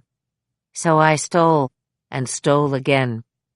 He was, I assumed, the associate to whom Dan had referred earlier, someone too busy to be on time for the first reading of a main stage play. Too busy doing what, I wondered, and with whom, and why? All of these questions leapfrogged through my mind as I surreptitiously studied him. What struck me first was his beauty, so evident as to be almost redundant. Black Irish looks of the most dangerous and therefore the most appealing kind. My kind of looks, the kind I had been raised to appreciate, the kind that would last. The face was clear, the eyes a deep blue, the mouth full, the nose prominent, the hair thick and black brushing his shoulders.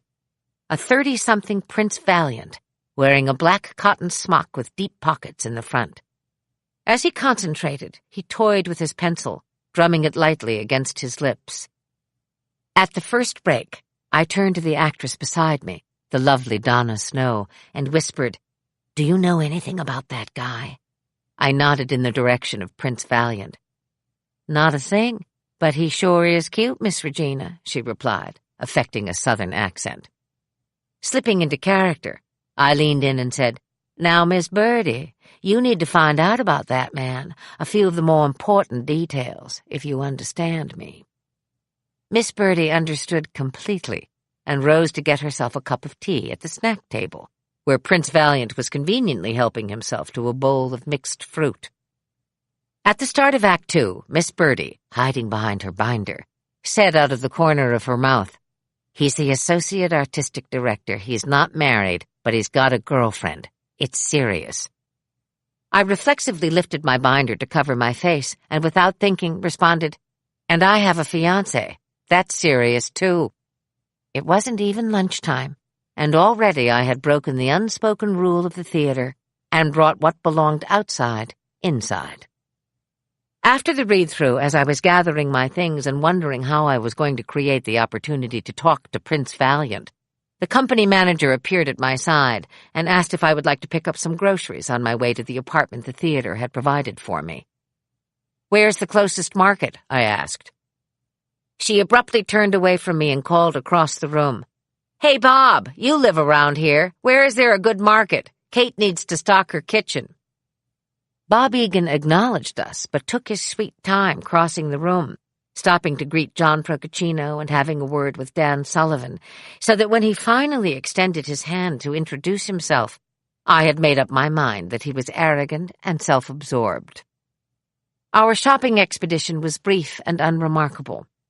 Robert Egan comported himself like a gentleman, despite a certain aloofness.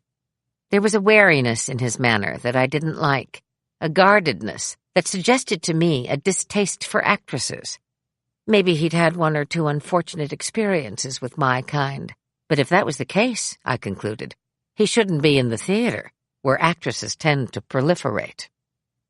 The next day, rehearsals began in earnest, and it was soon evident that another part of the forest was going to evolve into a beautifully realized production.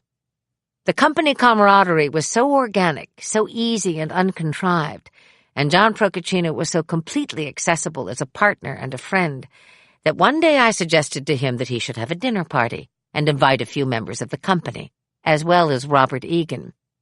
He looked at me, a slow smile starting, but I beat him to the punch. And no significant others, I emphasized. It wouldn't be fair to those of us who have come so far, and with only ourselves to show for it. Invitations were extended for the following Sunday night, which was the company night off, leaving all of Monday free for recovery. I arrived with the wardrobe mistress, a tough but tender-hearted creature who adored the theater. Procaccino answered the door and pulled us inside. In the kitchen, a young woman with lively brown eyes stood over a busy stove. Seeing us, she shouted, "Well, Jesus, John, take their coats already and give 'em a drink. Hi, I'm Joanne, and yep, I'm John's wife," and threw up her hands as if to say she had fought the good fight and lost. I laughed, handed my coat to John, and peered into the next room, which was already crowded with people from the theater. Keith Carradine, beer in hand, had his guitar strapped across his chest, and next to him stood a beautiful blonde, whom I took to be his significant other. Oh dear, I thought. Donna Snow, blushing scarlet, was enjoying a joke with the assistant director, and it was then that the door opened behind me, and I heard Procaccino call out, "Egan, you honor us with your presence.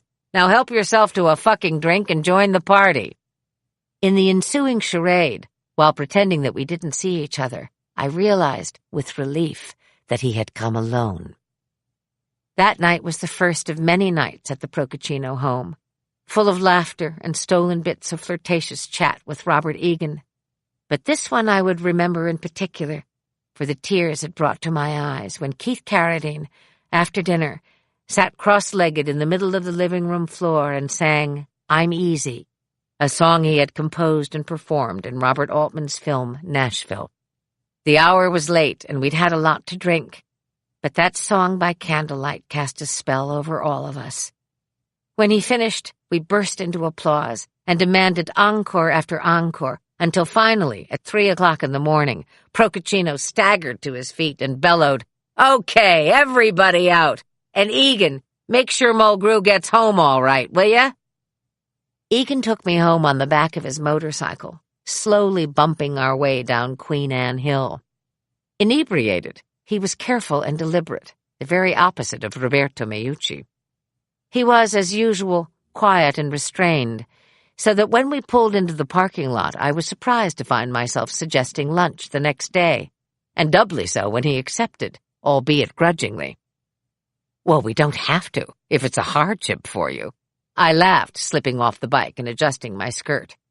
He didn't seem to find this amusing, didn't even crack a smile, but told me he would pick me up at noon tomorrow. "Noon?" I cried. "What about my beauty sleep? It's crucial, you know, for ticket sales." Again, he was not amused, and revving the accelerator on his handlebar said, "See you tomorrow." Inside, the phone rang. The only person who could possibly be calling me at 3:30 in the morning had to be living in another time zone. My relationship to the telephone has always been prickly at best. When it doesn't involve work or is not an emergency, the phone fills me with a peculiar anxiety, and my tone can often be interpreted as almost hostile. Roberto, thousands of miles away, was equally abrupt, and words that were meant to be sweet and conciliatory ended up sounding harsh. "Where have you been, amore?" Roberto demanded. "It's very late where you are, and I have tried calling 2 or 3 times. I explained that I'd been to a party, but he wouldn't let it go. He pressed until finally I said, "It was a great party," and then the associate artistic director drove me home on his motorcycle in the pouring rain. Predictably, this ended the inquisition but was the start of something else.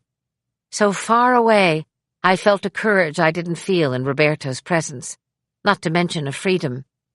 He hung up, stung, and I went to bed, thinking of what I would wear for tomorrow's lunch with the enigmatic Mr. Egan. He was late picking me up. This time it felt intentional, although I said nothing when he leaned across the gearshift and opened the passenger door to his Volkswagen Bug. Not one to get out of his car and open the door for a lady. not one for old-fashioned courtesies. He made it crystal clear that he didn't go in for any of that antiquated nonsense, that we were two equals who shared a common love of the theater, and who, because they also needed to eat, were free to share a common table. The restaurant boasted a strong Indian motif, but served food that somehow defied description. The beer was legitimate, however, and we both kept our glasses filled, sitting by the window at a small table, in shadow. We talked of nothing important until, quite suddenly, Robert Egan said, "I have a girlfriend. Her name's Kai. We've been going out for about a year. I don't like to fraternize with the actresses working at the theater. Not on that level. I just wanted you to know that, so that there's no misunderstanding." I looked at him, and I knew. He was protecting himself from me. When I had fully absorbed this, I relaxed and, smiling, said, "Let's just have a nice lunch, then. Tell me about yourself. Where are you from, and why the theater?" It was a learning experience that afternoon at that table, and one I was fairly sure I enjoyed. Egan talked at length about himself, and I could see that he was very proud of his accomplishments, particularly regarding his education. It was an impressive resume. Boston College, followed by a stint at Oxford University, and finally Stanford University, where he had worked on his dissertation, a thesis on Marxist aesthetics. "Ah, so you're not only a socialist, but a doctor, too," I said, lifting my glass in obeisance. "Not quite," Egan responded, with a wry smile. "I didn't actually finish my dissertation." "Why on earth wouldn't you finish the job and take home the prize?" I asked, genuinely puzzled. Robert shook his head, as if slightly embarrassed, and shrugged. "Life gets in the way." I didn't buy this explanation, but decided not to pursue it. We were getting along so well, and I didn't want the conversation to end on a sour note. Then I spoke, and said something I hadn't planned to say. I think I must have said it to alleviate any discomfort Robert felt about his unfinished dissertation. I think I must have said it to bring us closer. I know a little about life getting in the way. I got pregnant a few years ago, and I had the baby. I gave her up for adoption. Robert didn't know what to say. He sat there, silent and still, but something shifted in his expression, a subtle softening, which made me feel he understood. And something else was shared, more difficult to explain, something hundreds of years old, a crossing over, a sadness, almost a reluctance.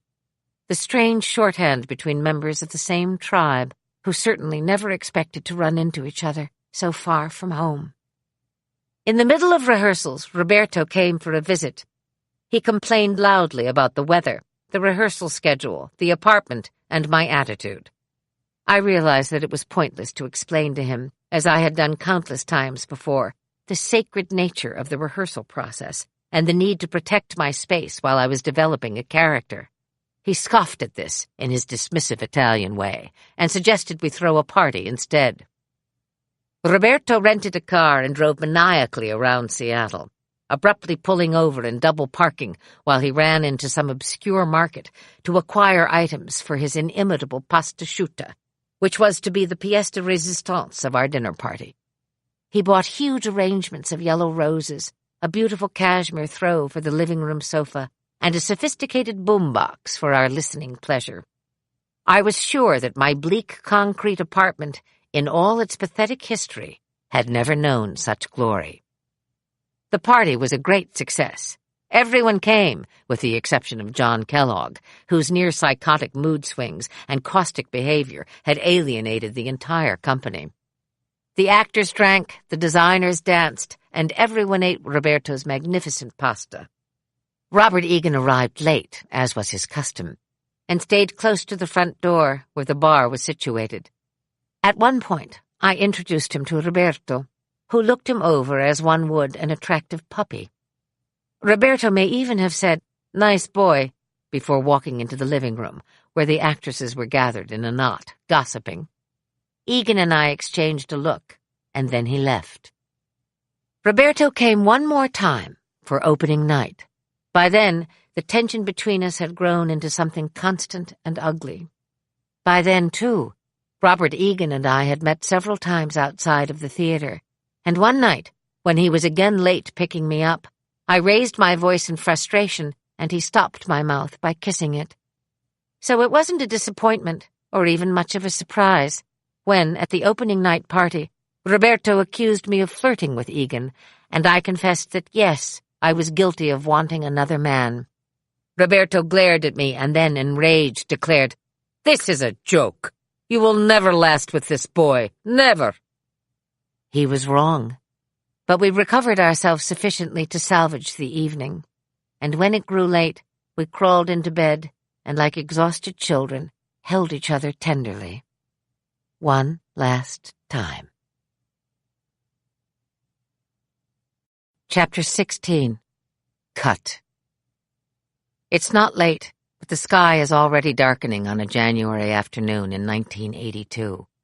I am walking home after having drinks with some friends in the neighborhood. It is cold, and even though I'm dressed in my workout clothes, I hurry. My arms are laden with grocery bags. My purse is slung over my shoulder. When I turn off Columbus Avenue and start walking west on 76th Street, I realize, too late, that my keys are in my purse, and I will need to put the bags down in order to retrieve them. I approach my building and adjust the bags to set them on the stoop while I find my keys. My apartment is on the ground floor, and the bedroom window faces the street. I usually leave the light in the bedroom on, but today, for some reason, I didn't. It's dark. When I have my keys in hand, I take the 2 steps down that lead to the front door, but have the second key ready. Between the front door and the door leading into the apartments, there is a closed foyer where the mailboxes are, and above these are the buzzers that are necessary to push in order to be let in. I need the second key for the second door. I insert the key into the front door, and just as I push it open, struggling to hold onto the grocery bags, I feel something cold pressed against my neck. Then I hear a voice, and it says, "Get inside, now." I enter the foyer and stand there while the man who has followed me decides what to do next. He is young, maybe 20, and black, and he has a serious bruise under his left eye. There is a knife in his right hand, and he holds it close to his side, as if trying to hide it, but at the same time letting me know he has it. He's wearing a quilted green jacket, not very warm, and a checked hunting cap with flaps. His head is on a swivel, back and forth, back and forth. I lower my voice so that it is flat and level, and I say, "You can have my necklace. It's a diamond. And my diamond ring. I just went to the bank and there's $300 in my wallet. I'll give it all to you if I can put these bags down." He nods sharply and flashes the knife, wants me to get on with it. I put the grocery bags on the floor and slowly reach behind my neck to unclasp my Elsa Peretti diamond pendant. Then I slide the band of diamonds that Roberto had given me off my finger and hand them to him. He takes them roughly and quickly and avoids touching my hand. When he has stuffed them in his pants pocket, he gestures toward my purse, wants the money. I take out my wallet and give him all its contents, credit cards and everything, and I say in the same low voice, "The jewelry is good, and you can pawn it for a lot of money. Take it all. I'm just going to sit down here, on the floor, and do nothing. I won't do anything for a long time, and then I'll go inside. But I won't do anything. I mean it." He looks at me, and I can see that the knife is shaking in his hand. He's nervous, maybe even scared. I slowly and deliberately sit on the floor, never taking my eyes off him. He has a wild look in his eyes, almost like he's about to cry, but he doesn't. He moves toward the front door and puts his hand on the doorknob. Then he looks at me and says, "You move, cunt, and I'll kill you. I know where you live, and I'll fucking come back here and kill you, if you even move, bitch." His voice is as low as mine, but not as level. He talks to me the way he talks to women, I think. I get as small as I can in the corner and say, "I won't move for an hour. I promise you that. And I will not call the police or anyone. That's a promise." He looks at me for what feels like a long time, and then he turns the doorknob with his hand and opens the door a crack. He looks outside for maybe 30 seconds, and I know he is trying to figure out what to do. He opens the door a little wider, and just as he puts one foot out to hold the door in place, he turns and stares at me, as if he is just now seeing me sitting there in the corner. Then he moves his foot, not even an inch, and the heavy door closes. He says to me, "We go into your place, so get up and open the door inside." My apartment is on the ground floor, just a few feet away, and it is empty. I never take my eyes from his face, and I say, "We can go inside, but my husband's in there. He works at home, and he carries a gun. He's Italian, volatile. The minute he sees you, he'll shoot." He gets mad then. I can see his face changing. He doesn't want to believe me, but he can't take the chance. The knife is flashing in his hand, and he looks me up and down for what seems a long time, and then he says, "Take off your shoes and pull out the strings." I don't want to do this, but he moves toward me a little, and I bend down and undo my sneakers. Then I pull out the laces. He yanks them from my hand and tells me to stand up. "Fast, and turn to the wall." "What do you mean? My back to the wall?" "To the wall, bitch. You fucking know what I mean." I stand up and turn around. He does something I can't see, and one of the bags of groceries spills. I feel him close behind me, and then he pushes me and orders me to put my hands against the wall and to shut up. He has the shoelaces, and he is trying to tie my hands together, but he needs to put the knife in his pocket to do this, and then he binds the laces tight around my joined wrists and knots them. Time is going fast and slow, fast and slow. I can't see him. It feels too long, and I think someone else will come home, and I know he's scared. But then he grabs my sweatshirt and cuts it straight up the back, so that both sides of the shirt are just hanging there. He pulls the waistband of my sweatpants out and cuts through the elastic, rips it until the pants fall around my ankles. I feel the blade of the knife against my back, and he severs my bra strap. He has one hand around my waist, and the other, the one holding the knife, he is running up and down my breasts. He draws the tip of the knife across my nipple, and I whisper, "Please don't cut me." He doesn't stop, but then he suddenly jerks me up off my feet and enters me from behind. It hurts, but I don't want to struggle with him because the knife is everywhere now, and I can sense that he's losing control and getting more and more furious, and so I say, "If you're going to kill me, do it fast. Please be fast." The knife goes slack then, and he's out of me, and I fall to my knees, facing him. He's adjusting his pants and slipping the knife into his jacket pocket. The door is opening, and he is about to step outside when he suddenly turns, looks down at me, and says, "Fucking cunt." It's dark now. The eye above the bruise glistens. He looks like a young kid. He opens the door just wide enough to snake through, lowers his head against the cold, and is gone. Chapter 17. The Handshake. I heard voices, muffled, muted. Voices I recognized, just down the hall, tantalizingly close. One voice belonged to my mother, and the other to my boyfriend, Robert Egan. These two voices, above all others, had the power to move me out of my state of torpor. Drugs, I was sure, had laid me low. They must have given me tranquilizers when I got back from the hospital, or maybe after the police lieutenant had questioned me for the third time. Someone must have taken pity at last and said, "Oh, for Christ's sake, let her sleep." It must have been Beth, or maybe my landlady who lived upstairs. They were both there, though Beth had come much later. It fell to Beth to make the necessary phone calls, and now look, here they both were, my mother and Robert, talking in the living room. Then I remembered that it was I, in fact, who had called Mother, but Dad had answered the phone, and when I told him I'd been raped, he said not a word. I sensed the briefest internal scuffle, and then only, "Here's your mother." I can't recall what I said to her, but she got on a plane pronto, like a good mother. So Beth must have called Robert Egan, and there was certainly some back and forth about it. And tranquilized as I was, I must have said, "Let's not bother him, he won't come." And Beth must have cried, "He will too come, he has to." He didn't have to, of course. No one has to do anything unless he's married, and not necessarily even then. But we weren't married, far from it. We'd only just begun. In fact, Roberto Meucci's things were still hanging in the closet.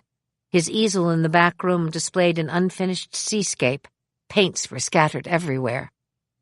But Robert had come, and now he was facing off with my mother in the living room, and I could hear them going at it. My legs were like leaden weights, but I managed to manipulate them over the side of the bed, and then I lifted myself up, using the bedpost for support. I crept along the hallway, leaning against the wall, moving along like a ghost in my long white nightgown. I needed to be as quiet as death. The part of me that had always been drawn to trouble needed to hear what they were saying. I stopped at the end of the hallway, and although I couldn't see them, I could hear them very clearly. Mother's voice was rising and falling, as if she were having trouble modulating her tone, so I pressed my head against the cool plaster wall and held my breath. Mother was explaining to Robert that there was not room enough for the two of them in my apartment, that there was only the one narrow bed in the studio and the small sofa in the living room, and that both of them squeezed into the same space for 2 days would make for uncomfortably close quarters. My friend Jean Smith lives across town, and I'll be staying with her, but I'll be back first thing in the morning, Mother said, as if reading from an itinerary. Kitty's been sedated, so she'll sleep through the night. Good God, I hope she sleeps for a week. She needs rest more than anything. The poor thing's been pretty heavily sedated. There was a low murmur of acquiescence from Robert that, for some reason, seemed to irritate my mother. You do understand, Robert, how serious this is. Robert took offense. Yes, Mrs. Mulgrew, I do understand the seriousness of what's happened. That's why I came. You came, my mother interrupted him, because you're a gentleman, and because it's the right thing to do. But you must leave her alone. Do you understand what I mean? She needs to be left alone for a long time, Robert. I couldn't see Robert's face, but I knew he was smiling, the kind of smile that would grate on my mother's nerves. Then he responded, Don't worry, I know what to do. My mother was silent for a moment. Then there was a rustling. Perhaps she was reaching for her coat and her bag. Mother lowered her voice to its most stripped-down level, where there was a touch of menace and real ice. I want your hand on it, then, Mother said, and I could feel her moving closer to Robert. That you will sleep in the studio. Give me your promise that you will leave my daughter alone. I thought I heard the lightest of chuckles, as if the sound had escaped Robert's lips before he'd had time to recapture it. Of course, Mrs. Mulgrew, Robert Egan said, with exaggerated deference. You have my hand on it. I scurried back to my bedroom, just in time. The front door was triple-locked. I could hear Mother's footsteps receding in the outer hallway, and then, moments later, the door to my bedroom was opened. I pretended to be asleep, but I knew that his jacket was coming off, his shoes, his pants. The blankets were gently pulled aside, and Robert Egan got into my bed. He lay there for a moment, thinking. Then he put his arm around me and pulled me to him, saying, I'm here now. Everything's going to be all right. I didn't move. Frozen. Robert moved closer, this time with more confidence, and whispered, Come here, sweetie. Let me take care of you. And I did. Chapter 18. The Games We Played. We stood at the back of Resurrection Church, my father and I, in the very space where 16 years earlier I had so earnestly recited the White Cliffs. Only this time the room was completely empty, and I was about to get married. Dad was smoking a Pall-Mall, and I repeatedly took it from him, inhaling deeply and discharging the nicotine through my nose and out the slatted window into the parking lot. Not very becoming, you might say, had you been watching. Nor was the manner in which we smoked, like two old Irishmen standing outside of the pub on a wet Saturday evening, legs splayed, arms crossed, the butt held Cagney style between thumb and forefinger, ready to be flicked fast and sharp out the window should the priest come by. He didn't come by. He was a fussy, fastidious man with a lot on his mind, and was probably going over his lines in the sacristy. Looking out the window at the rolling cornfields that hadn't changed in 25 years, I asked my father how I looked. "You look fine. Just fine." Typical. A measured response without music and without exaggeration. "I look like hell, actually," I corrected him. "We were up till dawn." "Not too smart," Dad countered, considering the occasion. "What the hell were you up to all night?" I took another long, bitter drag on the cigarette and let the smoke escape from my mouth like a wayward cloud. "Well, Dad, we were playing a last game of whoever touches the ground is dead." My father lifted an eyebrow, as if the game were not altogether foreign to him, and asked, "And who, if I may ask, were the participants?" "The usual suspects," I told him, although that crew could have consisted of just about anyone staying at Derby Grange for the long weekend. It so happened that assembled in the living room the night before my wedding were my brother Tom, my best friend Beth, and my little sister Jenny. We had all consumed copious amounts of champagne, and in a frenzy of prenuptial madness, I had permed my hair and lopped a good bit of it off, so that I looked not unlike a sepia photo of a woman who had survived the worst of the Dust Bowl. This happy band had taken pity on me, and stealing a case of champagne from the dining room, had cracked open bottle after bottle while listening to show tunes on the stereo. It was Tom's inspired idea to jump from one piece of furniture to the next, champagne glass in hand, not spilling a drop, at increasing speed, while singing along with whatever musical happened to be playing. If you touched the floor, you were dead. Tom was brilliant, or so it seemed to us, as Professor Harold Hill in The Music Man, holding his champagne glass aloft in lieu of a baton, never missing a beat as he leaped from chair to chair, shouting, "You got trouble! You got trouble right here in River City!" Stopping only to change the LP, and then it was Jenny's turn, and everything was beautiful at the ballet, which was remarkably effective, because at the time she was training as a dancer, and we screamed with delight as she sprang from the couch to the ottoman to the chair, as light as a feather. Beth was too drunk to remember the lyrics to anything, so she began to make it up as she went along, which somehow made perfect sense to us, until Tom demanded that we all stop while I performed "I'm the Greatest Star" from Funny Girl. The game came to an abrupt end when they demanded that I dramatize the number standing alone in the middle of the living room floor, at top volume, with Barbra Streisand guiding me, effervescent and incandescent with champagne, and nothing to lose as dawn intruded and the clock ran out. When I finished, the three of them sprang from the couch, applauding, crying "Bravo!" and Tom, in a moment of liquid delirium, fell to his knees, arms outstretched, and shouted, "You are the greatest star!" In the back room of the church, my father shook his head, wryly amused. We were shoulder to shoulder, facing the golden cornfields and the wide-open beauty of a hot July day in Iowa.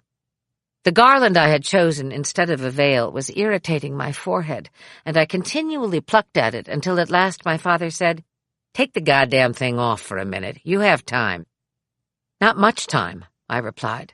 And then my father startled me when he said, "All the time in the world, as far as I'm concerned." This was a provocation I chose to ignore, so instead I asked, "How do you like my dress?" He turned to study me, and after a brief appraisal said dryly, "Looks like an afterthought while fleeing Tijuana." Not even a week before, having settled on an exquisite vintage gown of ivory lace, I changed my mind, and on my way to catch the plane that would take me to my wedding, I asked the taxi to stop while I ran into a nondescript shop on Columbus Avenue and bought a $200 party dress from the Latina owner, who shouted after me that I could wash it in cold water, in the machine. "It's none of my business, kitten," my father said, lighting up another pell-mell. "But what the hell's the rush? You just met this guy a few months ago." "Last October, Dad, is when we met, and a lot can happen in a few months." "Well, I can't keep it straight. It seems like you just got rid of the Italian and bingo, you're marrying this kid. Doesn't make any sense.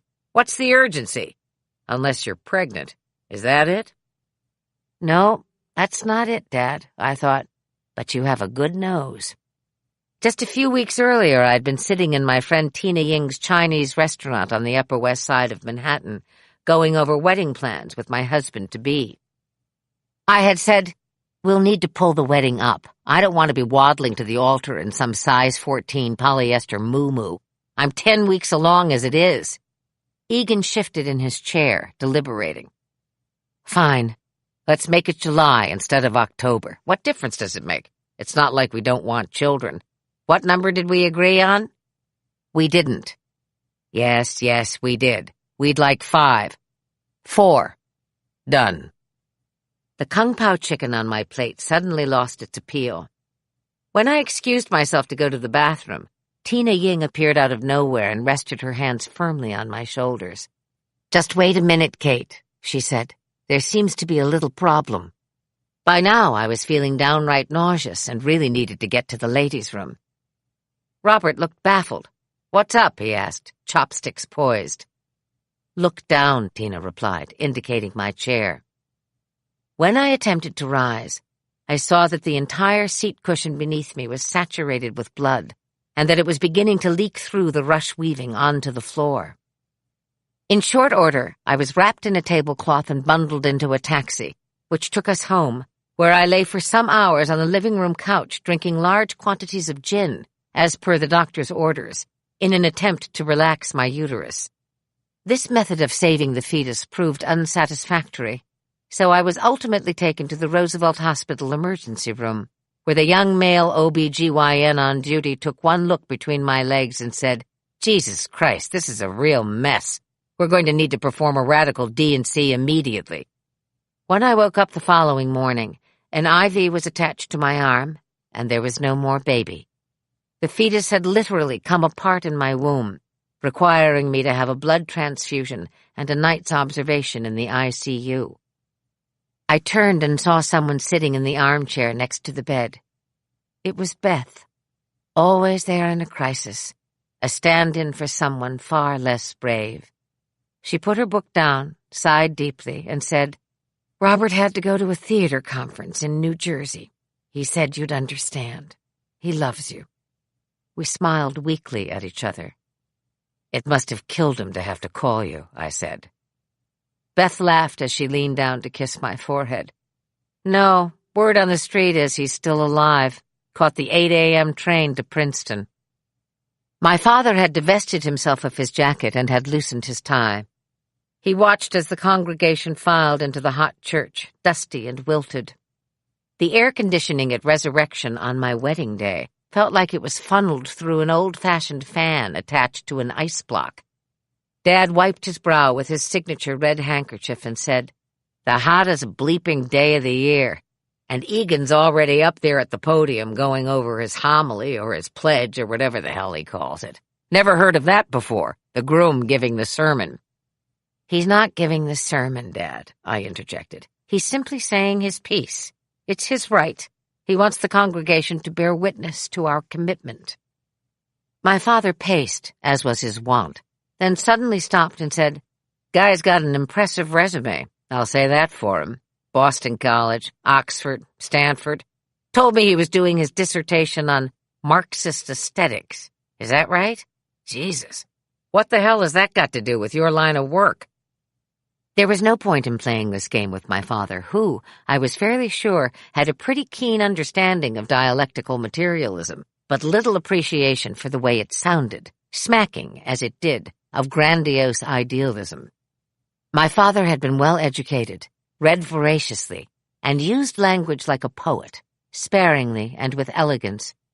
He had written my mother love letters, witty, ardent, brimming with confidence. No talk of socialist ideals. Why should there be? It would have been redundant. My parents were dyed-in-the-wool Irish Catholic yellow dog Democrats, and not without their own sense of elitism, but neither of them could tolerate posturing. I studied my father for a moment, looked at him with eyes that saw what they'd seen from the first, a face that would never lose its fascination for me. Robert Egan, too, was one of the most handsome men I'd ever laid eyes on. I suppose he knew this. He was a black Irish beauty, no question about it. Pedigree notwithstanding, he was smart, practical, ambitious, and gifted. But he had a terrible time making up his mind. This had been made exquisitely clear one afternoon in May, on a green hillock in a small park where Robert and I were enjoying a picnic before the evening performance of Major Barbara. I'd returned to Seattle to play the lead in this Shaw play, directed by Dan Sullivan, with a serious goal in mind, and it didn't have much to do with Barbara Undershaft and the Salvation Army. I wanted to get married. Egan knew it, and so, I suspect, did everyone else. As we finished our picnic lunch of hard cheese and green grapes, I stretched out luxuriously on the woolen blanket we'd stolen from the property department and lit a cigarette. It was a sunny day, glorious for Seattle, and the park was full of people enjoying the afternoon. As I lay there, I made up my mind that I would say nothing. Absolutely nothing. If Egan didn't have the balls or the desire to pop the question after months of romantic intimacy, then I wanted nothing more to do with him. I had my pride, I had my faction of devoted suitors, and perhaps most compellingly, I had a 6:30 half-hour call. Robert stood, having long ago lost interest in the picnic, and began pacing. This, I understood from years of watching my father and my brothers, was not necessarily a good thing. Either Notre Dame was losing, we were running out of scotch, or an exceptionally pretty woman had entered the room. Pacing is a form of agitation and uncertainty. It is not calming, nor does it inspire confidence. Egan circled the tiny hillock again and again until the sun shifted and people began to leave the park. He had his hand in his pocket, toying with something. An engagement ring, I thought. I raised myself up on an elbow in a very leisurely fashion and said, "It's getting late." He stood for a long time looking out, past the park, beyond the theater, into the safety of his imagination, and there he must have found the same unrest he found here. So he hunkered down beside me and showed me the little ring in his hand. A slim band of gold, somehow cleaved, adorned with the tiniest diamond I'd ever seen. He looked at me questioningly. I looked back and smiled, making it clear that this was his moment. I believe he proposed formally. I think I heard, "Will you marry me?"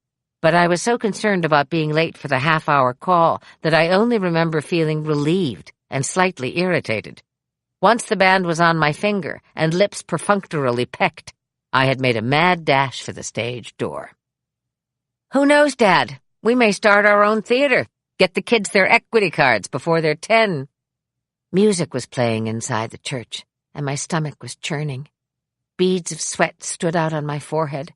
My frizzy hair framed my face like coils of hay. I felt ridiculous in my garland with its long blue and white ribbons, signifying what, I wondered. After the rape, Beth had quit her job, and the two of us had fled to Barbados, where we'd found some measure of peace because no one knew us there, and we felt unshackled.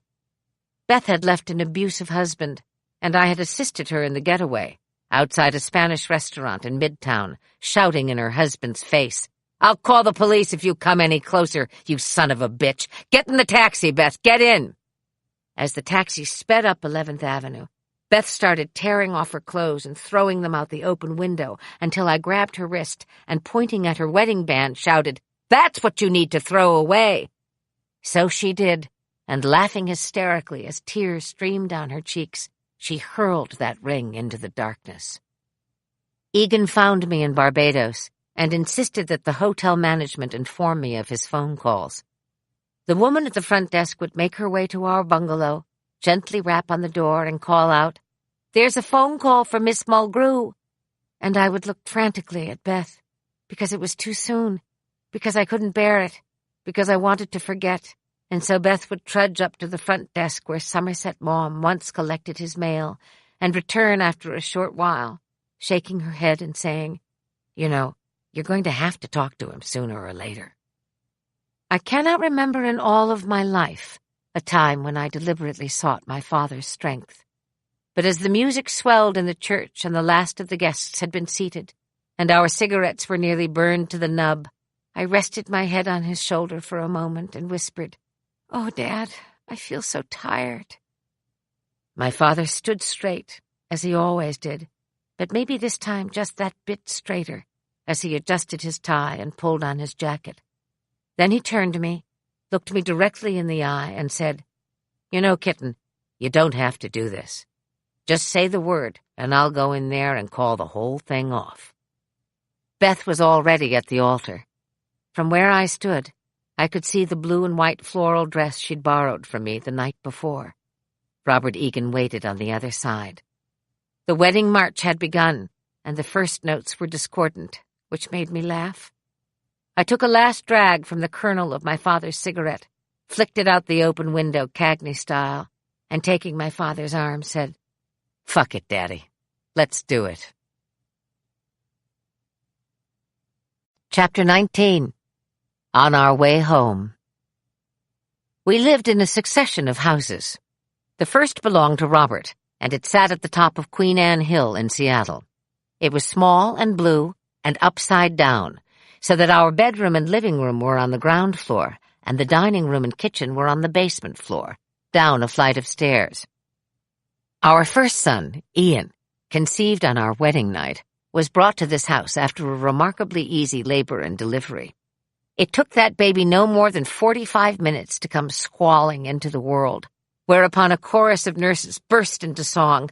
"Look at him! He's a 9.9, almost a 10, a perfect baby!" I vaguely remember being served a dinner of steak and champagne in my room afterward. Robert poured champagne into my glass with the fastidiousness of a heroin dealer. I hadn't had a glass of wine or a cigarette in nearly 9 months. Robert had implemented these inarguably sound rules to protect the health and well-being of the baby.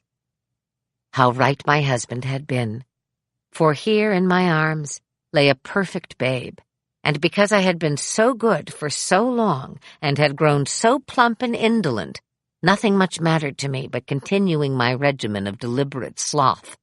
But now I had an accomplice, whereas before, during the long, dry, uneventful pregnancy, it was just me, alone, lying in my wide canopy bed that was far too big for the tiny bedroom in the little blue house. Ian and I were natural partners in crime. As long as we were left to our own devices, it was bliss. I'd plump up the pillows, soft drink and snack nearby, while Ian lay in the crevice of my arm, suckling away. We watched old movies, and sometimes we'd drift off, only to be awakened by some delicious urge to eat, to suckle, to coo, to play. Ian Thomas was a very beautiful baby, and eminently watchable, and he had, from the very beginning, an unusual gravitas. Newborns do not generally inspire respect, but that is what I felt for Ian. While appreciating his utter helplessness, I could not help but admire the steadiness and intelligence of his gaze. He was not an infant to express discomfort in conventional ways. Instead, he would turn those deep blue eyes to mine and simply stare at me until I got the message. This method of communication suited both of us. I hired a professional photographer to come and take a series of photographs of mother and son. I wanted them in black and white. The photographer lobbied for color shots, but I said no, black and white, and nothing posed. The day before the photo shoot, I called a hair salon and told the lady who answered that I'd pay any hairdresser she had available $200 to make a house call. A young man arrived, and I led him down the stairs to the kitchen, where I had draped a sheet over a chair. Holding Ian in my arms, I instructed the guy to cut my hair. "Shorter, you mean?" he asked, and I said, "No, cut it all off." The photos have survived, and they show mother and son staring directly into the camera, somber and alert, acknowledging the intruder, but not necessarily welcoming him. The natural tension that existed between Robert and me would periodically erupt into a spat, though seldom damaging or long-lasting. The tension was a taut line tying me to him and him to me, almost a way of expressing our solidarity. Instead of touching, we teased. He didn't bark his displeasure, but bit with criticism. I, in retaliation, withdrew into myself, where I could dwell for days in a cold, distant chamber. It was a way of life we understood, despite our better instincts. We didn't sulk, we didn't complain, and we did nothing to examine the nature of our love. Reconciliations were swift and celebratory. There were many dinner parties, shared with excellent friends, and long nights of exhilarating conversation about the theater. We were passionate about the theater and loved talking about it. Dan Sullivan and his petite, quiet wife, Cecilia, were a staple, as were John and Joanne Procaccino. Mark Jenkins, a statutory member of the acting company, introduced us to his wife, Vicky, whose waspy reserve and pioneering spirit fascinated me. Tall and lanky, with long, thin, ash-blonde hair tucked back with a single bobby pin, she was capable of writing a chapter in a novel, preparing dinner for 8, and changing the tire on her vintage Buick, all in an afternoon. She was altogether my kind of person. In that cold, wet place, these were the relationships that sustained me. My idyll with Ian came to an abrupt end when Robert told me that he wanted me to play the part of Kitty Strong in the world premiere of Michael Weller's play, The Ballad of Soapy Smith. I was contrary, insisting that it would be better for me to stay home with the baby than to be a part of such a large ensemble. Anyone could play Kitty Strong, I argued. Well, I'm directing it, and I want you, Robert countered. Okay, I said, I'll do it. But then you have to let me go to Anchorage to do the Philadelphia story at the Alaska Rep. Tracy Lord is a part every actress wants to play, and you know it, I declared. When? Robert wanted to know. Rehearsals begin immediately after Soapy Smith closes, so I'd be on my way pretty much the next day. And of course, I'm taking Ian with me, I responded, gaining confidence. We'll see about that, Robert said. Yes, that's right, I laughed. We'll see if you want to be stuck with an infant for 2 months. You're crazy, Robert demurred. And who the hell wants to go to Alaska in the middle of winter to do a Philip Barry play? I do, I said. Obviously. A few weeks later, I was in my dressing room at the Seattle Rep being laced into Kitty Strong's corset. For weeks I had been nursing Ian, whose appetite was voracious and hadn't quite shed the pounds necessary to return me to my fighting weight, so the unfortunate wardrobe mistress, sensitive to all of this, had to pretend that there was a malfunction with the hooks and laces, rather than admit that my waist would never be 24 inches again. With every agonizing tightening of the laces, Ian, resting happily in his Moses basket at my dressing station, would emit a little coo of delight, which sent a signal to my brain that my baby was hungry, whereupon my milk would let down, the laces were promptly undone, and the entire process was aborted while I saw to my infant's afternoon tea. The stage manager stuck her head in and said, Kate, there's a call for you in the green room. It's been transferred from administration. I'll look after the baby while you take it, but hurry up, we're at 15 minutes. I walked quickly to the green room, wondering who on earth could be calling me on a late Friday afternoon at the theater. It must be a job offer, I thought. Something glamorous and lucrative, and on location. I picked up the phone, already flush with anticipation, when I heard a familiar voice on the other end of the line, a voice I did not associate with the theater, a voice I both respected and feared. Kate, it's Dr. Shy calling. I hate to interrupt you at work, but I thought you should know that the results of last week's tests have come back, and it looks like you're pregnant again. But, Dr. Shy, I sputtered, that was just a routine postpartum visit. I didn't want a pregnancy test. I can't be pregnant. I'm still nursing. I'm still bleeding. I'm about to go on stage. What are you talking about? It's unusual, I know, but not unheard of. You're about 8 weeks along. Dr. Shy sighed. Congratulations.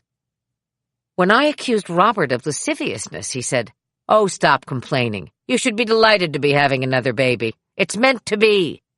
A self-congratulatory dig. Alaska moved me. The audiences were so hungry for entertainment that I could have walked out and sung Happy Birthday standing on my head, and they'd have been delighted. Every night the curtain call was explosive.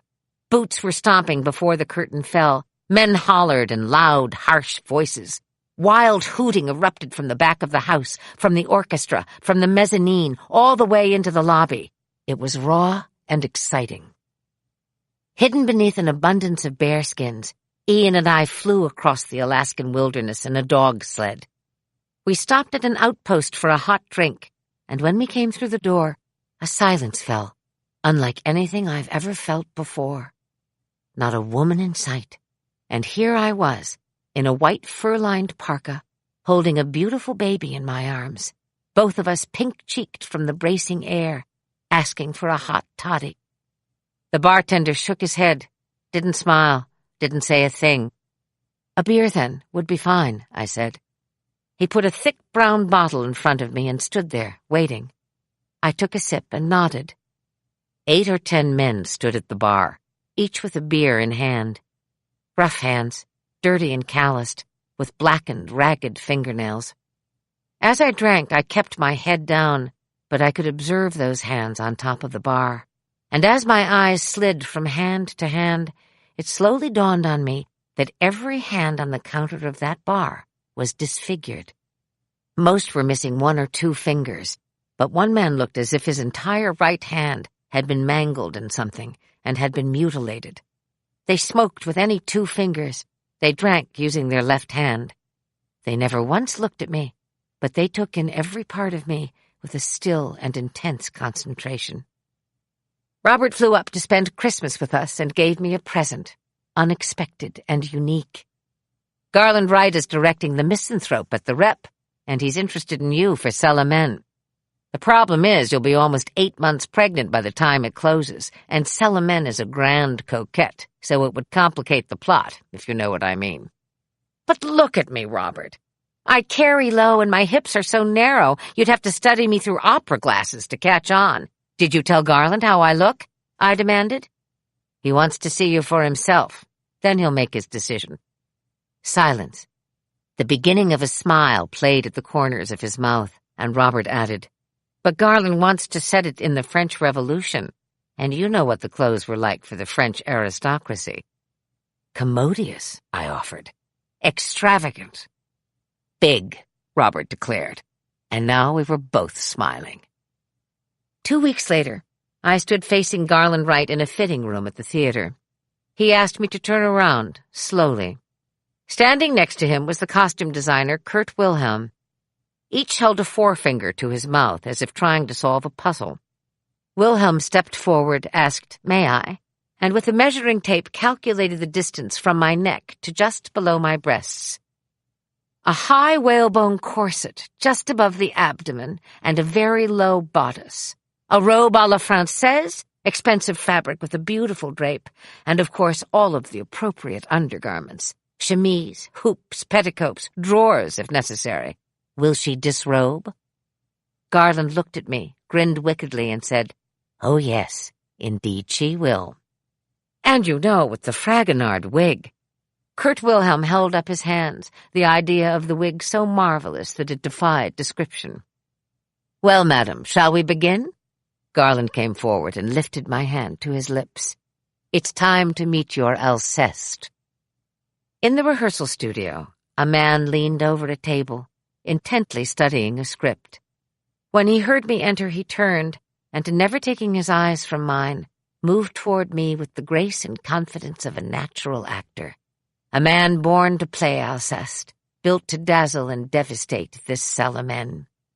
Daniel Davis and I embraced each other from the first moment as if it were simply meant to be, this union, which for some reason or another fate had annoyingly delayed.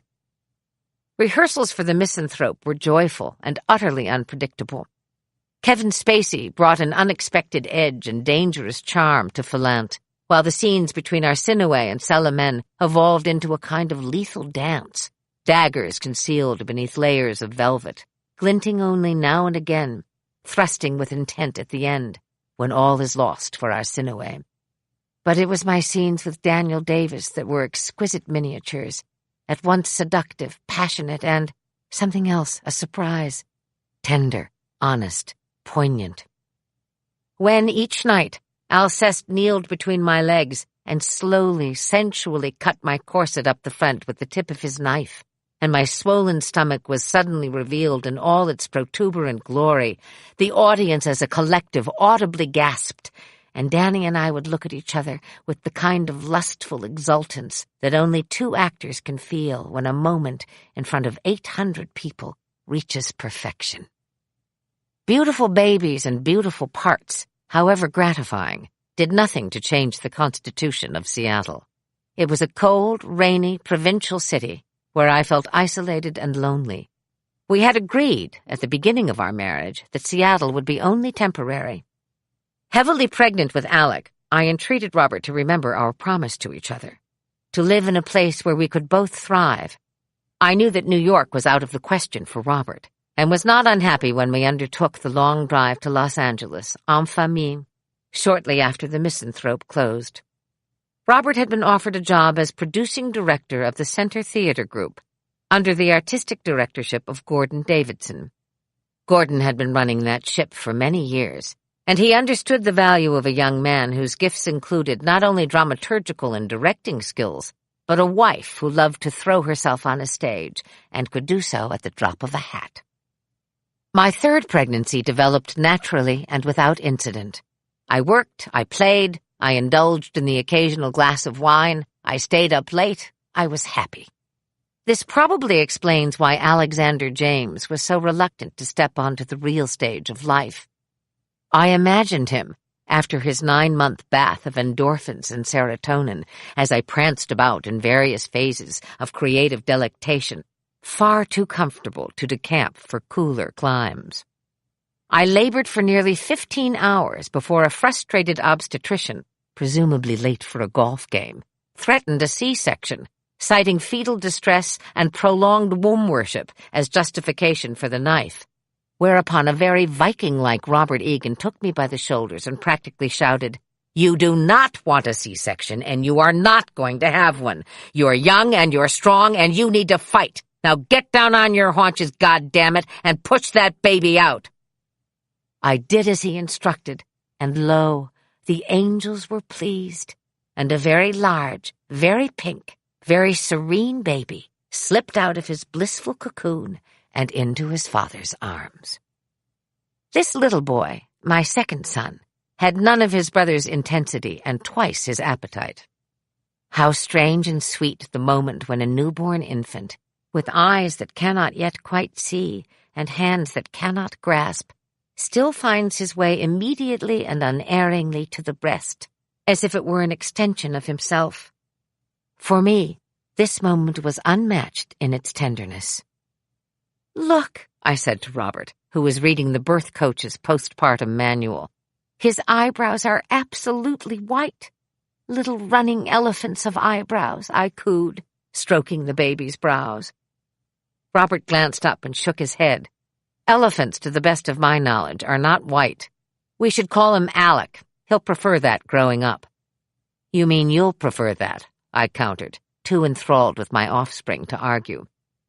"Christened Alexander James, but known as Alec. Celtic," Robert stated with finality. "English," I murmured. "Alec is English." Silence from the fatherland, but as the baby suckled and I nuzzled his downy cheek, I put my lips to his tiny ear and whispered, "You may be Alec to him, but to me you will be known as Little Running Elephants of Joy." The rented house on Montana Avenue held a certain conventional charm, in that the bedrooms were actually upstairs and everything else a floor below, opening onto a garden that, instead of sloping dramatically into our neighbor's backyard, as it did in Seattle, expanded upward, in tiers. The second floor had 3 bedrooms, one of which housed a peculiar young woman I had brought with me from Alaska to help me look after Ian during the run of the Misanthrope. When we moved to Los Angeles, she begged to accompany us on the drive down, and then pleaded with me to let her stay just a bit longer until we'd found our sea legs. While her devotion to me was clear, I couldn't be 100% sure of her commitment to the babies, and so I was always pricking up my ears or lying rigidly awake in my bed, waiting with an invisible cudgel for some sign of aberrant behavior.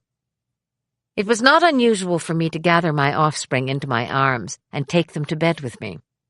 One night, as Alexander lay contentedly suckling my left breast and Ian had burrowed his way into my right armpit, I saw a shadow fall across the top landing of the hallway, then another, immediately behind the first.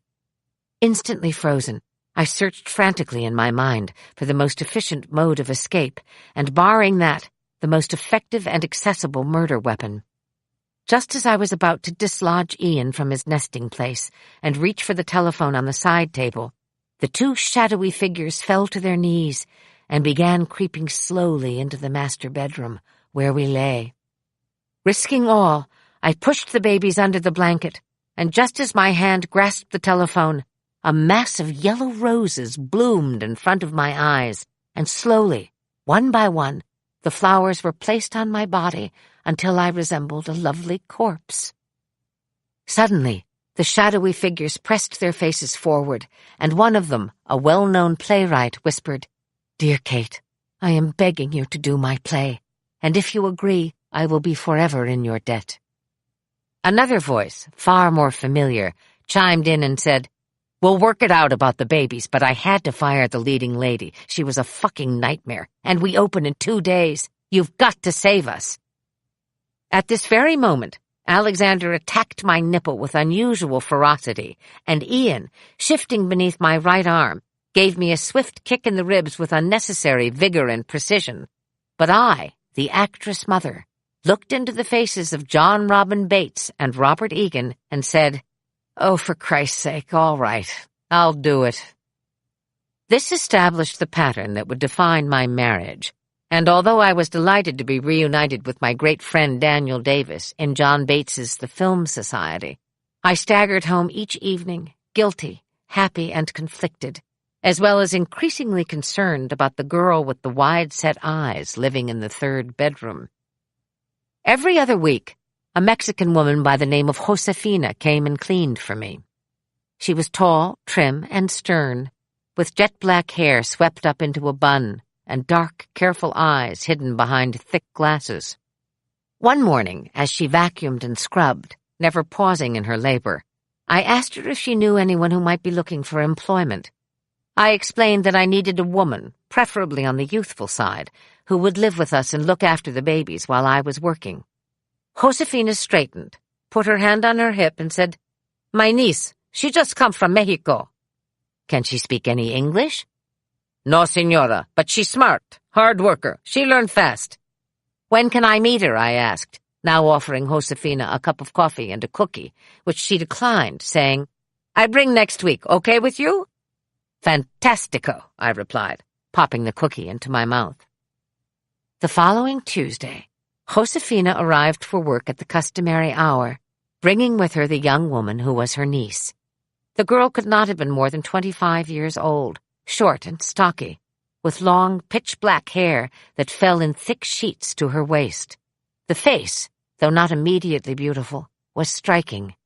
There was a certain nobility to her features. The mouth was set in a frown, the brow was furrowed. She held herself with pride, and her eyes, a rich chocolate brown, were intelligent and curious. She stood at the door, hesitant and shy, and refused the offer of refreshment with an abrupt shake of her head. Standing there, with her arms folded tightly across her chest, and her posture so erect as to seem almost defensive, I found myself at a complete loss for words. She spoke no English, and my Spanish was rudimentary at best. Suddenly, from his cradle in the adjoining room, Alexander began to cry, and his distress had a reflexive effect on Ian, who started to howl with alarming gusto. Not missing a beat, the young girl unfolded her arms, put her purse down on the counter, and walked out of the kitchen. Moments later, she reappeared, with Alexander neatly tucked in one arm and Ian held firmly in the other. The babies were silent. She was silent. Josefina was silent. I said, "You're hired." She put her hand into Alec's diaper to test for dampness and then, looking at me, asked, "Pamper?" I pointed to the adjoining room, and just as she started to walk away with my baby secure in her arms, I called after her, "What's your name?" Back came the answer, unexpected, perfect. "I, Lucy." "My name is Kate. Please call me Kate," I shouted. And then came the response, as she bent over the first of thousands of dirty diapers in words that, from that day forward, would never change. Decisively, she said, "Si, signora."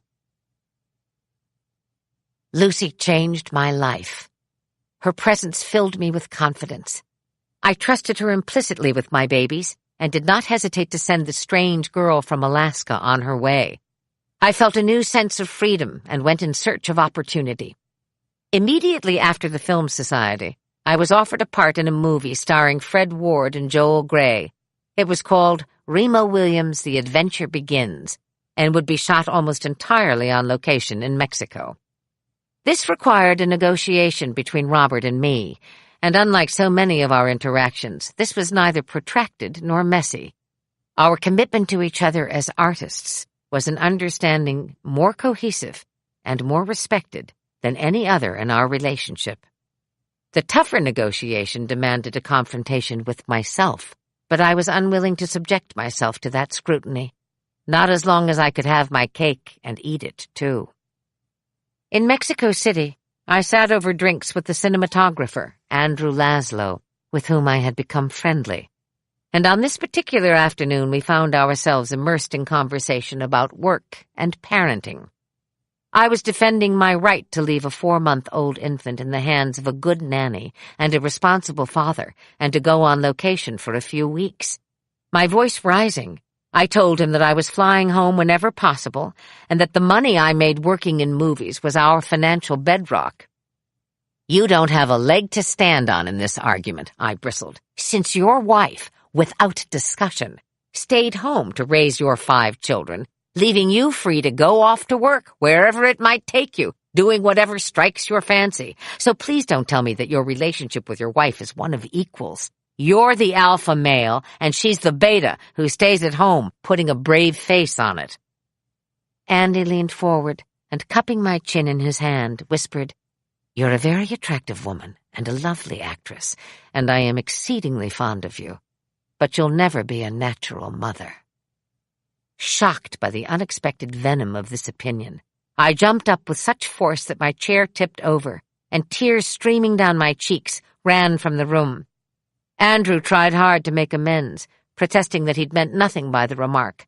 But the alpha had bared his teeth, and I, with my tail between my legs, had gone into hiding. When I returned home, after having been in Mexico for nearly 3 weeks, I ran up the driveway and into the kitchen, shouting to Lucy as I approached that I needed money for the taxi, and did she have any?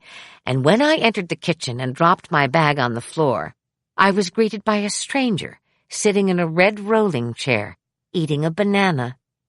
The child appraised me with cool hazel eyes, and what had begun as a smile on his face now suddenly faded and fastened itself into a frown, a serious frown, a frown of righteous disappointment, and those bright eyes, at first glance so merry under those running elephants, turned into dark pools of fury, and with nary a backward glance, my shockingly ambulatory baby turned his chair around and skittered away from me as fast as his little legs could propel him. I stood there, devastated, with Andrew Laszlo's words echoing in my mind. "You'll never be a natural mother." And then I felt, before I actually saw, the whirling dervish that was Ian, as he hurtled into my arms, miniature Superman cape attached to his shoulders with safety pins, flying through the air, shouting, "Mama! Mama! Mama!" That night, I knew to leave the babies in their cribs, and when at last I heard Robert's weary step on the stair, I sat bolt upright in bed, snapped on the light, and said, "Hi there. You know, I made a few bucks in Mexico. Lucy's room is nothing more than a glorified closet, and Alexander isn't speaking to me. We need to buy a house." Egan ran his fingers through his hair, and sitting heavily on the bed said, "We should also discuss a play I'm directing. Shakespeare's Measure for Measure. There's a part in it for you." "But I just got home," I began to interrupt. "Shh," my husband said, turning off the light. "Sometimes you talk too much."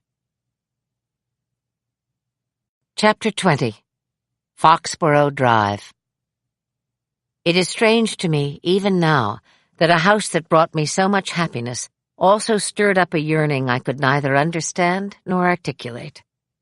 I wanted to imbue it with the charm and grace of Derby Grange, but unlike the chaos I had known as a girl, I wanted my house to have a sense of order. It was meant to be a place where all were welcomed and none were judged. It was a house bustling with activity, from the early hours of the morning until well past midnight, when Robert would come through the front door with a few of his cronies, ready for music, for drinks, for talk. If we were working on a play together, then we would arrive home at approximately the same time, famished and buzzing with adrenaline. Lucy had transformed herself into a superb housekeeper, as a result of which the kitchen was always spotless, stocked, and inviting. Robert and I, and whomever else we'd invited over at the last minute, would make our way into the kitchen, clattering pots and pans into submission, pouring wine, piling plates high with bread and cheese. If it was an opening night, I knew to expect a full house, and that many would not leave until dawn, not until the last paper had been found and delivered, the last review dissected with surgical precision, the last hope dashed or confirmed.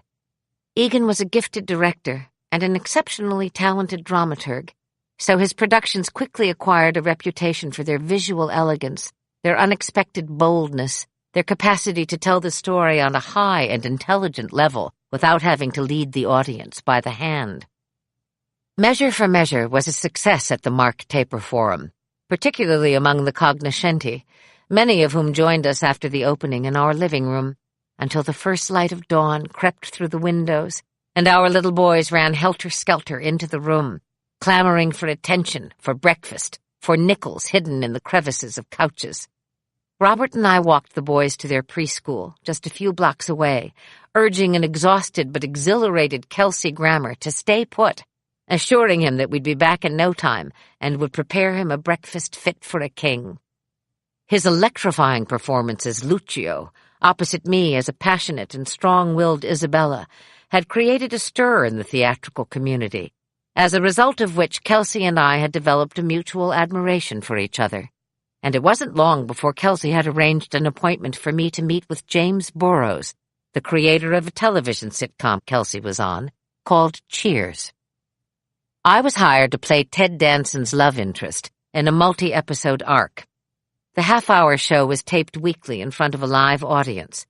The money was fast and easy, although hardly what the stars of the show were making. I learned as I stood backstage waiting for my cue to enter, listening to the actors' rather glib chatter regarding their exorbitant salaries. Later, I passed Kelsey's dressing room, where he sat tinkering on a baby grand, and blew him a kiss. I was going home. How much simpler it was in the theater, I thought, where there was never any talk of money, because there was never any money to be had. Simpler, I mused, but not necessarily fair. When I came through the front door, I saw Robert's long silhouette reclining in a chair in the backyard, close to the pool. He had his feet up on an ottoman and was smoking a cigarette. I stood for a moment weighing the odds and then, as was so often my habit, dropped my bag on the floor and made a beeline for the backyard, itching to pry the lid off Pandora's box. A bottle of wine rested on the glass coffee table, next to an ashtray overflowing with cigarette butts. "How did it go?" he asked perfunctorily. He was always much more interested in my career when it was directly involved with his own. "Fine," I answered. "Fun. Boy, are those actors raking it in. Hundreds of thousands per episode, or so a little birdie told me tonight before we went on." "No kidding," Robert said, dryly, as if the subject of expansive salaries was somehow beneath him. "Yeah, good for them. And good for me, too, don't you think?" I asked, lighting a cigarette. Robert chuckled, uncertain as to where this was going, but feeling the first tightening of a long noose. I poured myself a glass of wine and took a deep breath. "Robert, I know that you think it is best to pool our resources and to work out of a single account. And I know that you feel in better control of the household money when you're in charge of paying the bills. But the thing is, I don't. I don't feel better giving you my paychecks. I've always made my own money. I've worked hard to make it, and I've always had my own manager and my own accounts, and that's what I want again. So that's what I'm going to do.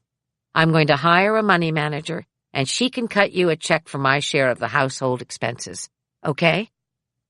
There was a long and uncomfortable pause.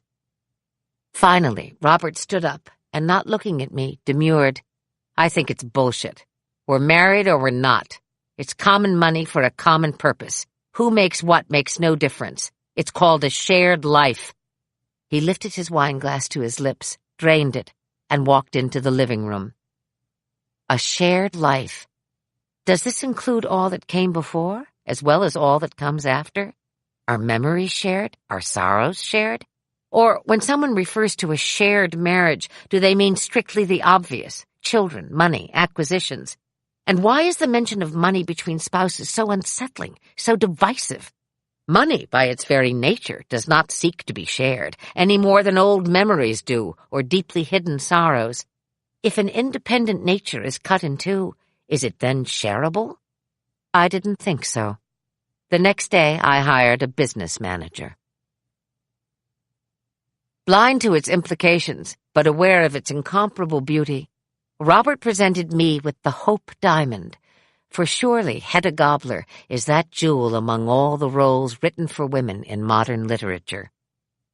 It was virtually impossible to say no, although careening through my memory were snatches of reviews of this play, historically famous for its difficulty, notoriously challenging for the actress playing the central role.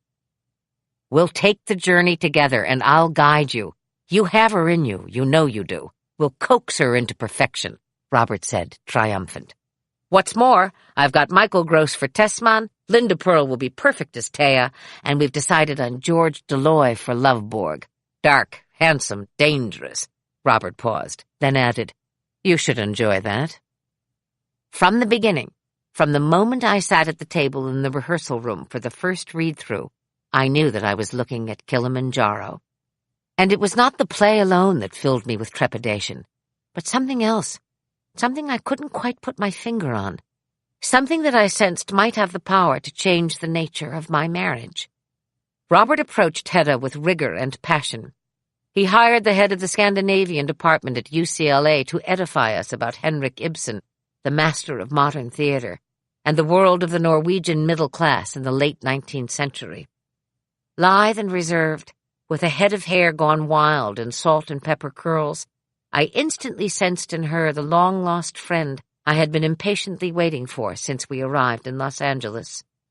As we listened to Robert explain his ideas for the play, the relationships within the play, the set that would frame the play, and the marvel that would be the play, Mary Kay Norsing and I looked at each other across the table and grinned.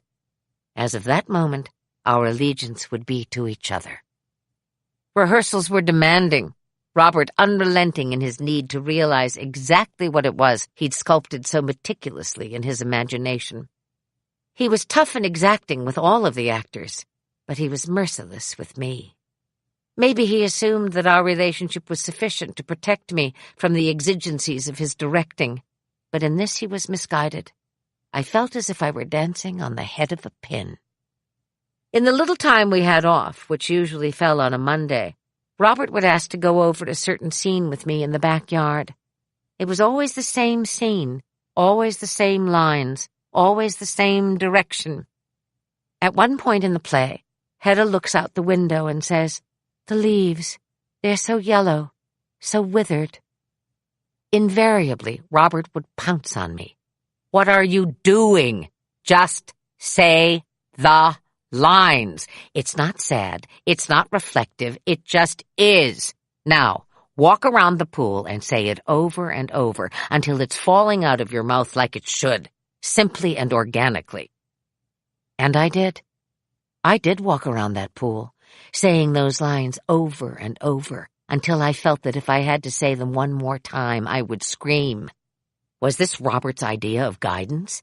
Did he intend to fill me with frustration and loathing, and then watch as I, the skilled professional, took the antipathy I felt toward him and channeled it into a magnificent performance on the stage? I grew wary of him.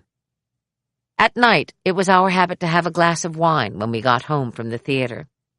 Often we discussed the day's work, but increasingly I wanted to share with him my feelings about my daughter, feelings that would not change and that would not go away. Perhaps some of the terror and pressure I felt playing Hedda heightened my sense of loss, but I was caught in a private cycle of sadness, and the only conceivable relief I could find was in the telling. Robert shifted in his chair, always uncomfortable with my tears. He didn't want to hear about the daughter I'd given up, and how this continued to haunt me, the futility with which I fought the sense of regret, the sadness that had become malignant. I didn't blame him, but I yearned for the comfort and shelter of his empathy. "You need some sleep," he said, standing and crossing in front of where I lay sobbing on the living room floor. "Go to bed." Mother flew out for the opening of Hedda Gabler, and at the dinner party that followed said to me, "Oh, kitten, I thought it was exquisite. In fact, I thought it was Robert Egan's Valentine to Kate Mulgrew." Stella Adler was in the audience as well, and I greeted her after the show in the lobby of the theater. "Well, darling, you've done it," she said, looking at me with those piercing gray eyes. "You've done what few have managed to do. You found Hedda Gabler." The morning after Hedda closed, I woke with a splitting headache. Robert lay next to me, dead asleep. I slipped out of bed and tiptoed from the room. Downstairs, I found my purse, opened my wallet, and pulled a small, tattered piece of paper from its folds. Written on it was the number of a private investigator that Richard Cushing had given me years earlier, after he had witnessed my distress firsthand. He had stuffed it into my wallet himself, saying, "Just in case." I stared at the paper for a moment, and then, carefully closing the kitchen door behind me, picked up the phone and started to dial. Occasionally, on the spur of the moment, we would pack a bag, collect the children, and drive up to Santa Barbara for the weekend. We would stay at a cozy little dive off of Main Street that offered a hot tub and cinnamon rolls, or sometimes at the El Encanto Hotel, which truly was enchanted, nestled in the hills overlooking the bejeweled city and valley below. Sometimes, Robert would challenge me to walk into one of the swankier beachfront hotels, inform them of our non-existent reservation, and when they would express their surprise and confusion at finding no such reservation, and their regret that the hotel was fully booked, I was to assume an air of disappointment and frustration, as if my assistant had screwed up yet again, or even more effectively, look directly into the manager's eyes and say, "You know, I've had problems with your hotel in the past." Sometimes it worked, sometimes it didn't. When it did, Robert grinned slyly as if we'd pulled off another clever heist. On the way home, tired and sun-kissed, Robert would engage the boys in made-up games. One of his favorites was called Katie at the Beach, and it ramped up pretty quickly to a level of hysteria, all at poor little Katie's expense, because Katie was always doing something naughty or stupid or even vulgar at the beach. At some point, it always became overextended and calculating. It was then I would cry, "Enough, enough, not fair," and would spend the rest of the drive staring out of the window, deaf to the ongoing taunts of the two little boys in the back seat and the big bully of a boy in the driver's seat. Dinner parties were a staple of the early years of our marriage. We had ceaseless energy for entertaining, and did it on a generous, if not lavish, scale. I learned to cook wonderful dishes in that narrow galley kitchen, which I sometimes preferred to the actual event itself. Planning the menu, doing the marketing, filling the house with fresh flowers, music, and silver coolers of wine gave me a sense of order and satisfaction. The boys would have been fed and bathed by the time the guests started to arrive, and the cocktail hour was an opportunity for everyone not only to become acquainted with one another, but to admire my offspring, who looked so fetching in their striped pajamas, smelling of soap and baby powder. Of course, 30 minutes of this was sufficient to satisfy my guests, and invariably the boys went off to bed tired and annoyed, baffled by the injustice of their house being overrun yet again by strangers. It was generally at this moment, when the drinks were winding down and the children had been put to bed, that Robert chose to make his entrance, bedecked in his running clothes, bandana around his forehead, dripping with perspiration, fresh from a 5-mile run.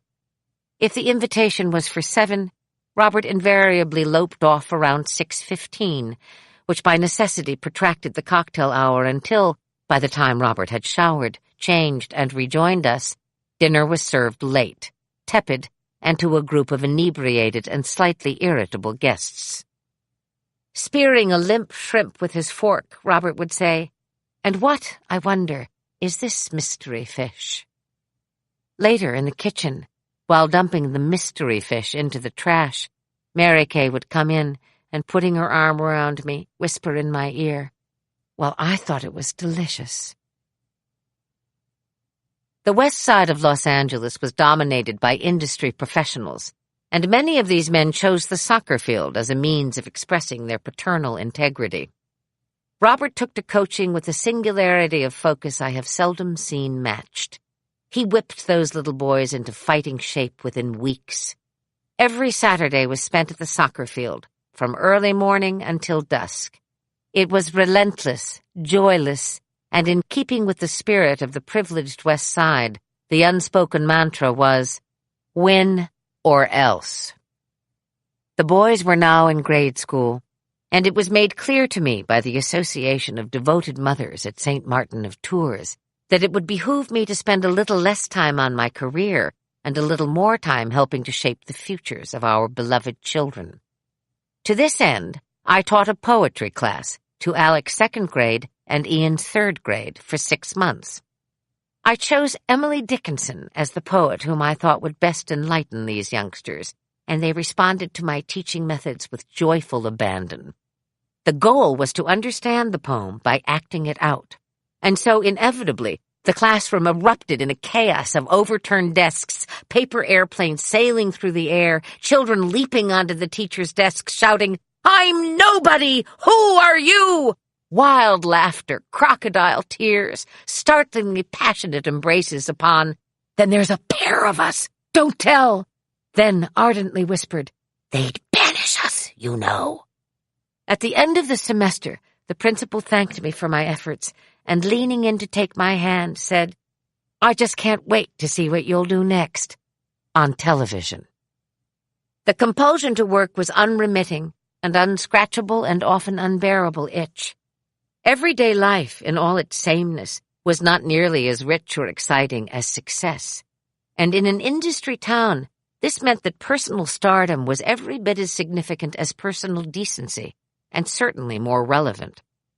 L.A. was a laboratory designed to breed and advance success in the motion picture industry, which is why thousands of people spent whole days in their cars, searching for impossibly hidden offices, labyrinthine studios, obscure trailers and back lots, stalled for hours in freeway traffic, always late, always lost, always anxious. The burden of rejection weighed on the shoulders of everyone I met, surpassed only by the burden of hope. Occasionally, there would be a flash of lightning, and all of that drudgery would be converted into a contract, the terms of which were so delightful it was all I could do to sit still and wait until someone in a 3-piece suit passed me a pen.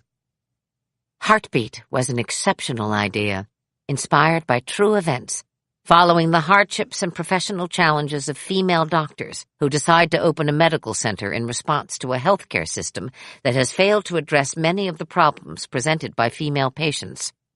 I played the lead, Dr. Joanne Halloran, based on Dr. Karen Blanchard, who quickly became my personal OB-GYN.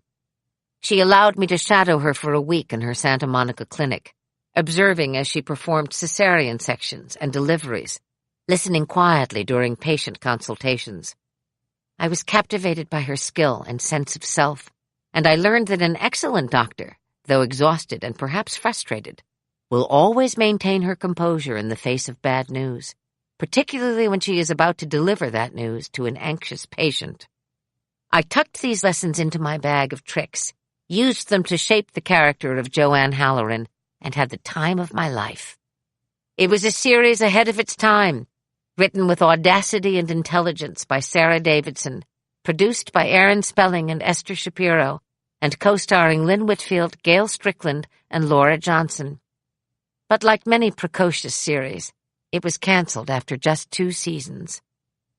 To assuage my disappointment, I bought a house nestled in the San Jacinto Mountains, in a village called Idlewild. Robert was livid when I insisted that my name, and my name alone, be on the title. As we meandered through the back roads of that mountain community on our first trip to the house, there was a palpable chill in the car, but I was firm in my resolve and simply said to him, "You understand practicality and fairness as well as anyone I know, Robert. I am paying for the house, so it is only fair that I should own it, and I will maintain the house, so it is practical as well." He said nothing, but as we pulled into the driveway of our beautiful new weekend house, with its long and deep front porch sheltered by tall pine trees, a coolness had settled between us, and it prevailed through the long evening and into the days ahead. One night, as I prepared to leave for the theater at the end of a long week, the phone rang. The private investigator I had called 2 weeks before announced himself. I asked him if he'd learned anything, and he replied, "Well, I'll tell you this. Your daughter didn't go to any couple in New York. She was moved out of state and adopted by a couple living in Massachusetts." I was too stunned to speak. Finally, the man said, "It shouldn't be too hard to find out who they are and exactly where they live." "Yes," I responded. "I need to know." The man was quiet for a moment. Then I heard him cough. "I can do that, but it will cost you." I had given him one payment already, and I realized suddenly that I was in dangerous, uncharted waters. I gripped the phone with a clammy hand. The blue vein on the inside of my wrist jumped. Lowering my voice, I said, "The cost has been high enough." Suddenly, the front door banged open downstairs, and my sons called out, "Mama!" I went to them, and looking at them sternly said, "The time has come." 10 minutes later, after the chase, the tackle, and the tumble, I put them in the tub and went to it with gusto, scrubbing first Ian, the more resistant, and then his brother.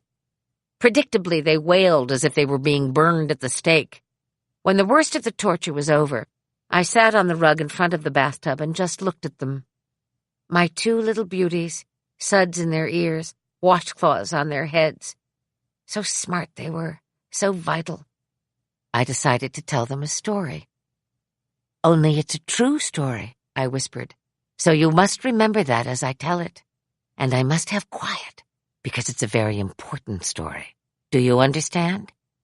Both heads nodded, and Ian, very intense, leaned on the rim of the bathtub, head in hands. I told them the story of how I had, 6 years earlier, had a baby, but that I wasn't expecting to have a baby, and that I didn't think I could take care of her very well. And so I had finally, and very sadly, given her to another family to raise. But I am looking for her, and I will not stop looking for her until I find her.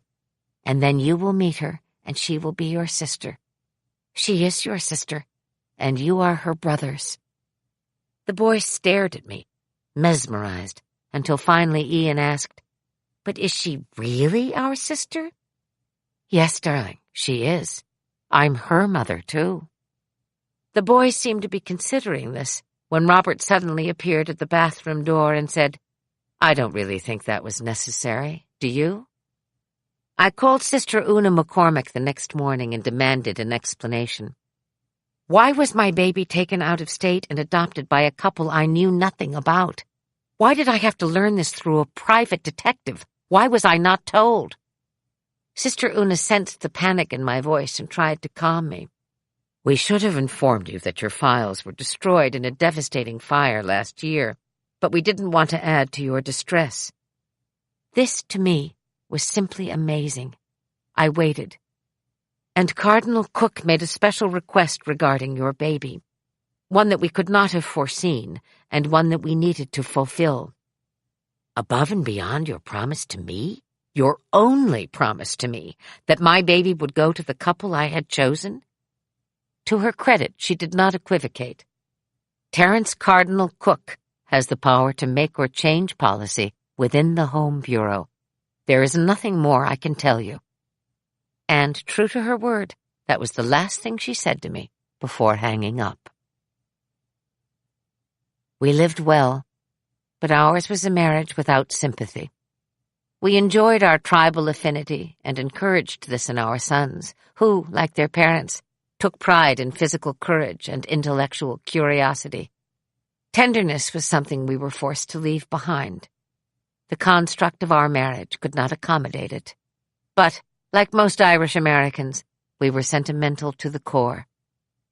At the beginning of our marriage, when I was very pregnant with Ian, Robert and I attended a fundraiser at the home of a rich board member in Seattle. At the end of the meal, the host rose and told us that, in honor of our coming, he had prepared a poem by the great W.B. Yeats. It was my favorite. Halfway through, the man stumbled, and when it was clear he had forgotten the verse, Robert nudged me. I stood up and, looking out over the candlelit room, finished the poem. And bending down beside the glowing bars, murmur, a little sadly, how love fled and paced upon the mountains overhead and hid his face amid a crowd of stars. Chapter 21. Less Traveled By. We were driving across the Mojave Desert toward Mammoth Mountain. Ian was in the front seat next to me, and Alec was in the back. It was late afternoon. I could feel the sun withdrawing, so I accelerated, hoping to make it to the mountain before dark. The energy in the car was high, lit by a strange blue flame. "Why isn't Dad with us?" Ian demanded. "When is he coming up?" "Yeah," Alec chimed in. "Where's Dad?" "Yeah, Mom, where's Dad?" Ian asked again, but this time it was provocative, threatening. "Where's Dad? Where's Dad?" Alec intoned from the back seat, and immediately his brother joined in. As the two of them chanted and the sound grew in volume, the car filled with a wild, unbearable tension. And although I struggled to hold on, to maintain composure, to hold tight to the awful secret, the voices of my children cracked me open, and I suddenly swerved and pulled the car off the road. Even then, I said to myself, there was time. Hold on. Hold on. But the sun had now turned a deep orange and sat heavily above the horizon. The children were silent, looking at me with dark, curious eyes. I turned off the ignition and turned to face them. "Boys," I said softly, "I wanted to wait until we got home next week, when your father and I could do this together." Ian interrupted, loud and sharp. "Do what together?" Alec instinctively clapped his hands over his ears. "Your father and I love you very much." "Oh!" Ian shouted. "We love you very much, but we have decided that we can't live together anymore." "Ah!" Ian screamed, and I forced my voice over his, stifling the sounds he was making. "We haven't been happy for some time, and we've decided to get a divorce." Ian was the first to go.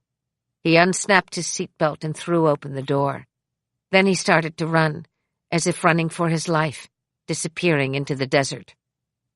Alec in the back seat looked at me. He didn't understand. He couldn't at first grasp it. His eyes were pleading with mine. But that was no more than a moment. Then his little face fractured, as quickly and shockingly as if I'd taken an ice pick to it. He wept quietly, strapped into place. He did not howl or shriek. He wept very quietly. I looked out the window and could barely make out Ian's figure as it melted into the sun. I knew that I must go after him, but for the moment I could do nothing. It was enough to stay in that car with my youngest child and do nothing. It was enough. It takes a very long time to sever a marriage in which children are involved. There is a table, 2 chairs, and a small pile of bargaining chips. This is how it begins, but it ends with 1 chair in an empty room. The days darken. The children are sliced open and split down the middle. Someone takes an arm. Someone takes a foot. The car pulling into the driveway on a Friday afternoon becomes a hearse, and everything is couched in lies. The house of old assumes a silence. Friends come less often to visit. Lucy goes about her chores with a carefully composed face. She loves the boys with a devotion that barely conceals her ferocity. I am often in bed, reading or begging my agent to get me work. Work now is rare. I go to auditions, and am so overcome with anxiety that I fall asleep in the chair before I am even called into the room. I need money, and there is none coming in. The divorce is expensive. California law is strict because divorce is so common. The breadwinner pays the heaviest price, but in the end it all equals out. Mary Kay sits opposite me on the patio in the backyard, sipping white wine. Her face is fixed, gentle, and serene. She is an exceptionally good listener. I complain about the absence of work, of money, of trust.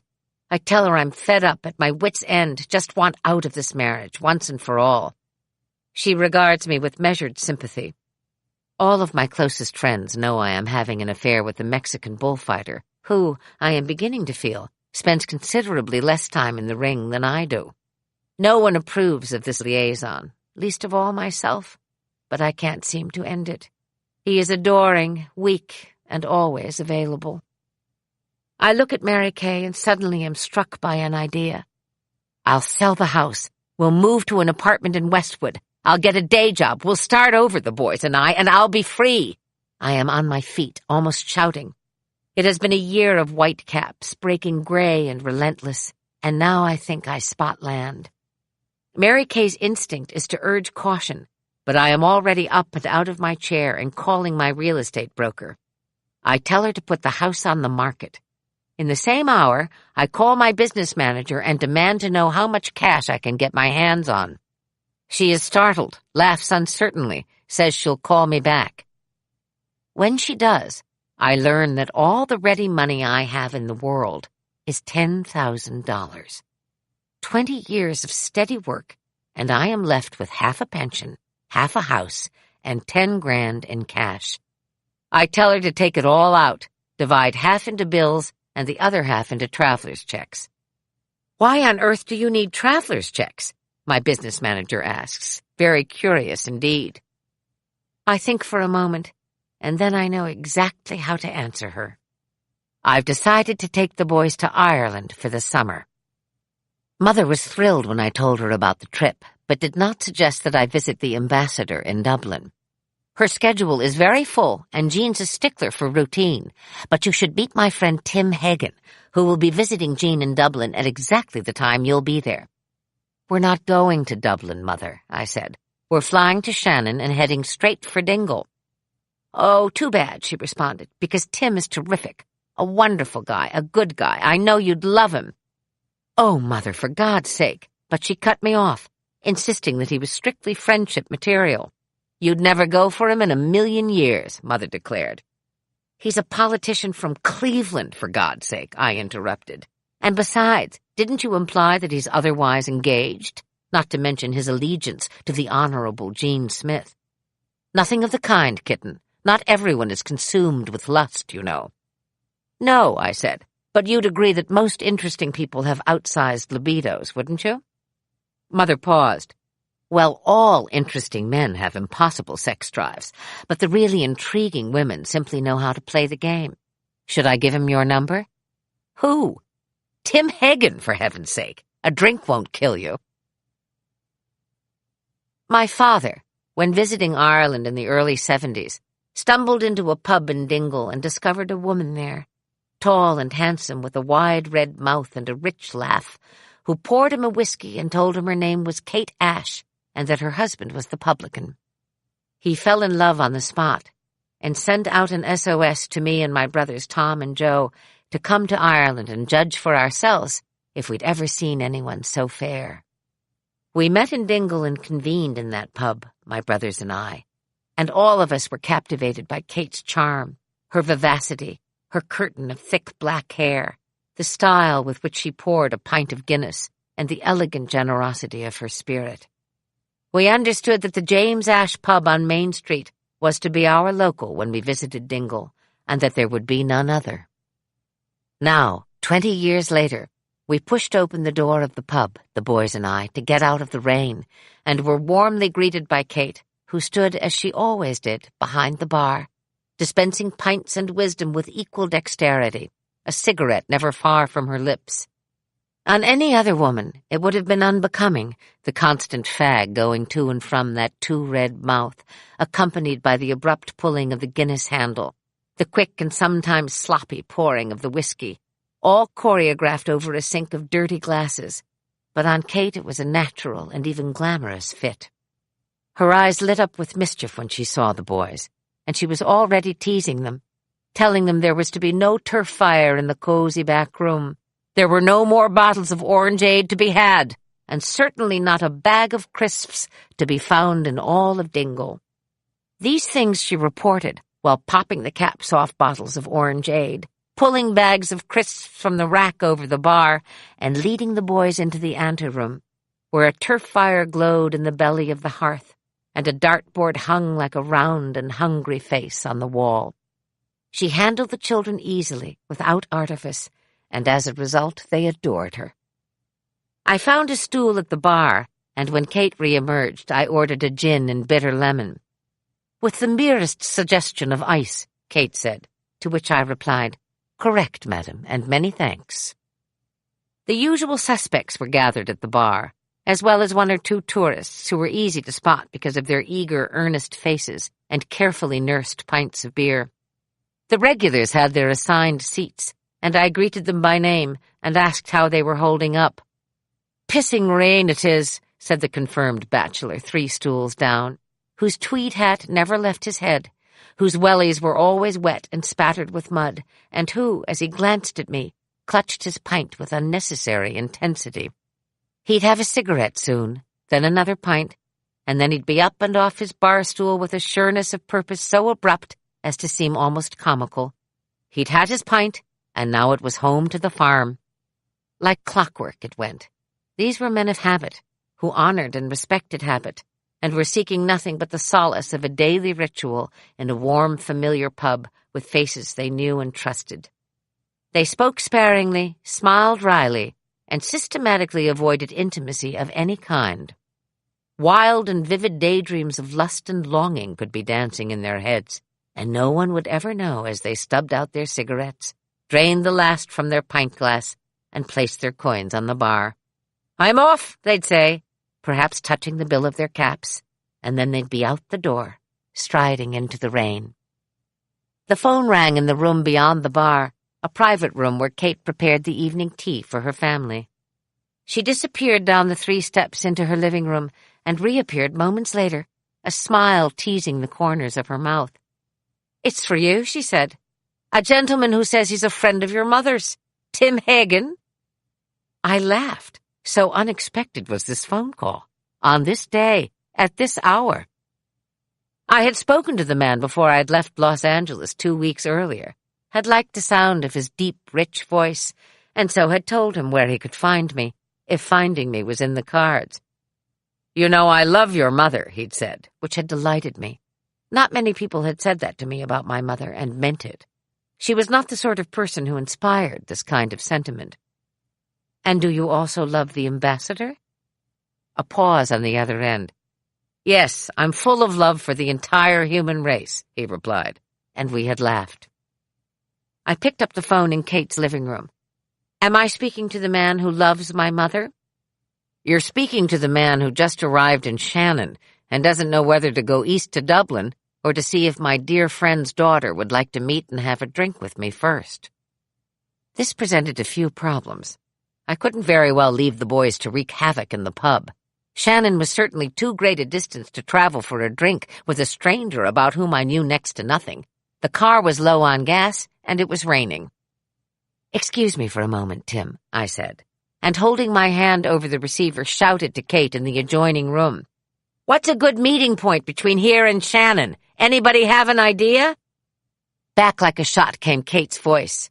"Tell him to meet you at the Hotel Tralee in 2 hours." "Did you hear that?" I asked, into the phone.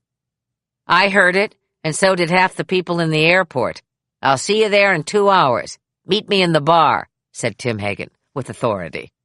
And then he hung up. I gathered Ian and Alec, called goodbye to Kate, found the lovely boy Owen with the sweet smile and sandy hair who lived down the lane, and asked him to take the boys fishing. It was marvelous to fish in the rain, and on rainy days in particular, I promised my sons. The dolphin fungi could be seen leaping from the sea, and afterward, when they were wet and tired, they could all come back to the pub for fish and chips in front of a warm fire, and I would be there to meet them. This seemed to assuage the anxieties that I knew were percolating in my son's small but precocious brains. I ran to the flat, traded my Mac for a long and rather chic raincoat, wrapped a sheer scarf around my head, and jumped into the car. The rain had abated, and now it was only drizzling. I didn't know why I felt compelled to step on the gas, but I zipped across Kerry like a deranged swallow and arrived in Tralee an hour later. I parked the car, glanced at myself in the mirror, and adjusted the scarf so that it covered my head, which made me feel like a cross between Tippi Hedren and Peter Sellers. Inside it was dark, cool, very quiet. I walked down the main corridor, sure-footed but silent on the path to the hotel pub. Ahead of me, I could see the shuttered windows of the bar, and I realized with a start that it was off hours, and the pub would not open until 2 p.m. I stopped just short of the bar, and as I stood there, wondering where this stranger might have taken himself, I suddenly heard a voice, rich and deep, calling, "Kate?"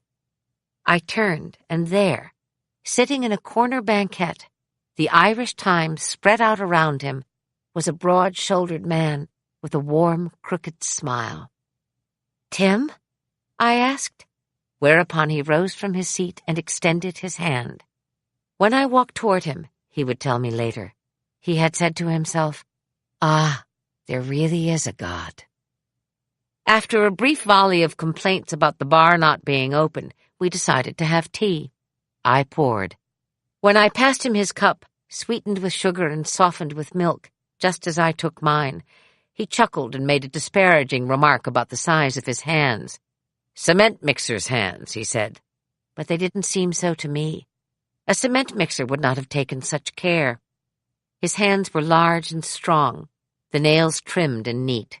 He wore khaki trousers, a crisp white shirt, and a navy jacket. It was difficult to look at him for sustained periods of time, because whenever our eyes met, we burst into laughter. His face, were I to draw a face from some primitive memory, was exactly right. Feature by feature, it was irregular, a cubist painting. But in composition it was almost perfect. For my taste, the face was perfect. And in that moment, over that absurd tea tray, my taste was all that mattered.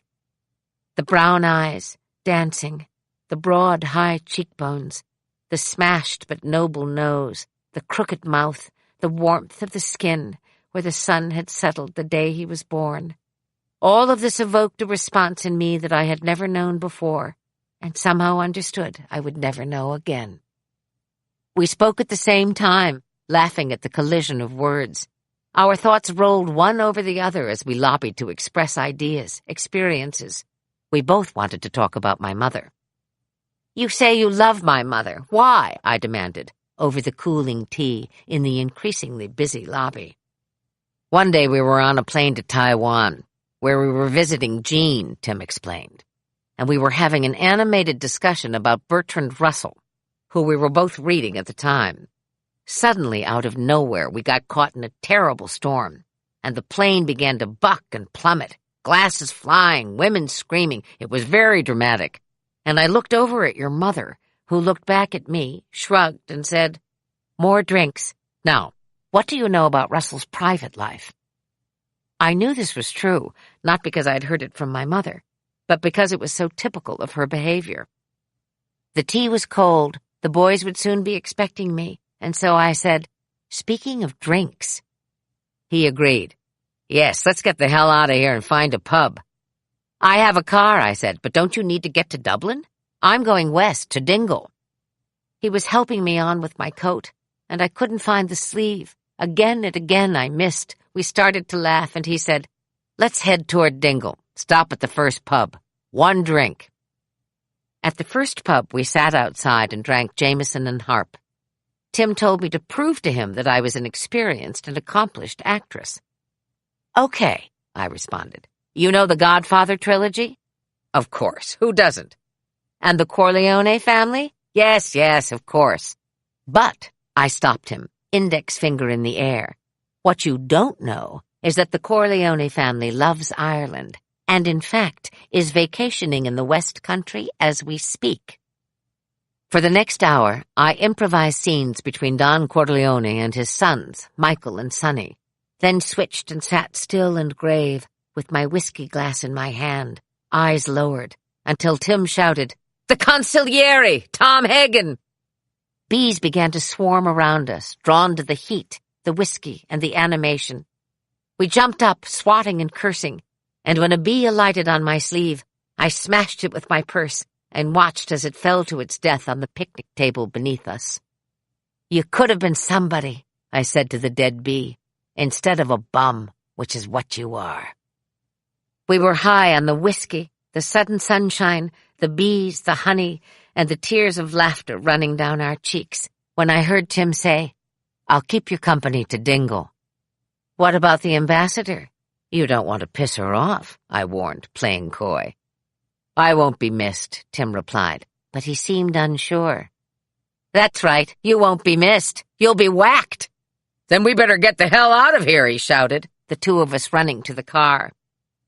We stopped at a lake on the narrow, winding road to Dingle and got out of the car to investigate. Neither barbed wire fences nor black-eyed bulls deterred us in our determination to reach that exquisite body of water. A deep blue pool, dancing in the sun, nestled like a sapphire in the cradle of a small valley. I approached the edge, Tim behind me, and decided to show off by nimbly hopscotching over a small lane of smooth-faced rocks until suddenly there were no more stones, and I slipped knee-deep in the icy water. Tim, laughing, extended his hand to help me, but when he pulled me to him, everything stopped. It was an instant, nothing more, and I almost spoke, almost snipped it clean with a sharp scissors, but something stopped me. A tightening in my throat, a tension. Then Hagen said, "You're intrepid on the rocks." The mirth again, bubbling up between us.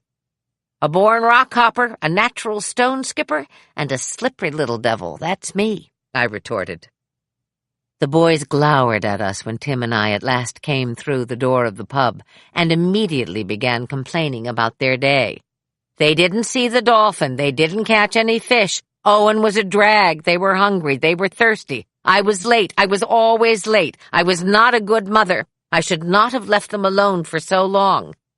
They were right, of course, and so I did what I always did when I felt particularly guilty. I bought them fish and chips, I bought them ice cream, I bought them books and games and fishing caps, and took them to pub after pub, listening to music, listening to crack, stealing moments with Hagen in dark corners while my sons amused themselves for 5 minutes at a time. I wanted them to be well amused, because I was drawn to that dark corner, again and again, a corner where tales were being spun and information doled out in small, sweet cups. "I have 2 children myself," Hagen offered. "Daughters. I understand the need here. I get it." Even when Ian ran up to the table and demanded another drink, another minute, my eyes on him, my attention full and focused, even then Hagen looked at me and smiled crookedly, teasingly, the father who knew that behind these demands there was only one need, and that was to be loved. The boys were exhausted by 11. It was time to take them home and to bed.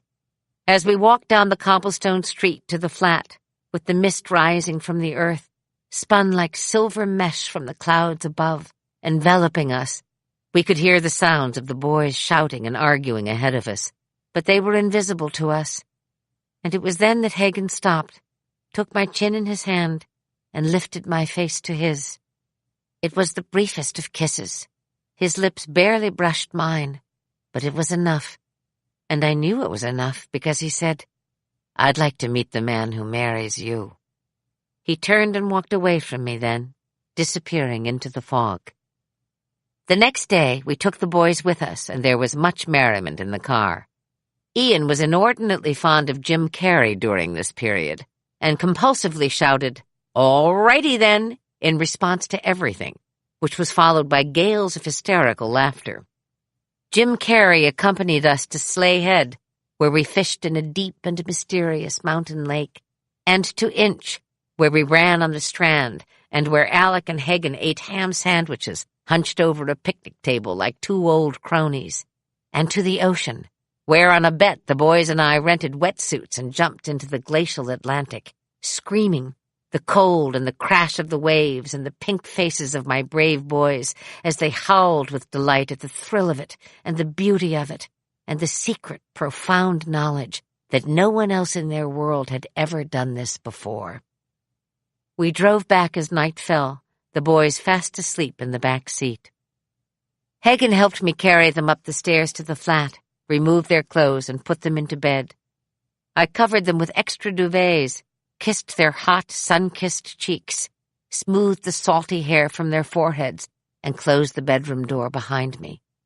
Then I turned to Hagen and asked him if he'd like to stay for a drink. In the darkness, I felt him smile. I poured 2 glasses of whiskey, and we drew close together on the windowsill, in the far corner of the living room, where the window opened onto a courtyard, and where the muted moon irradiated the sky.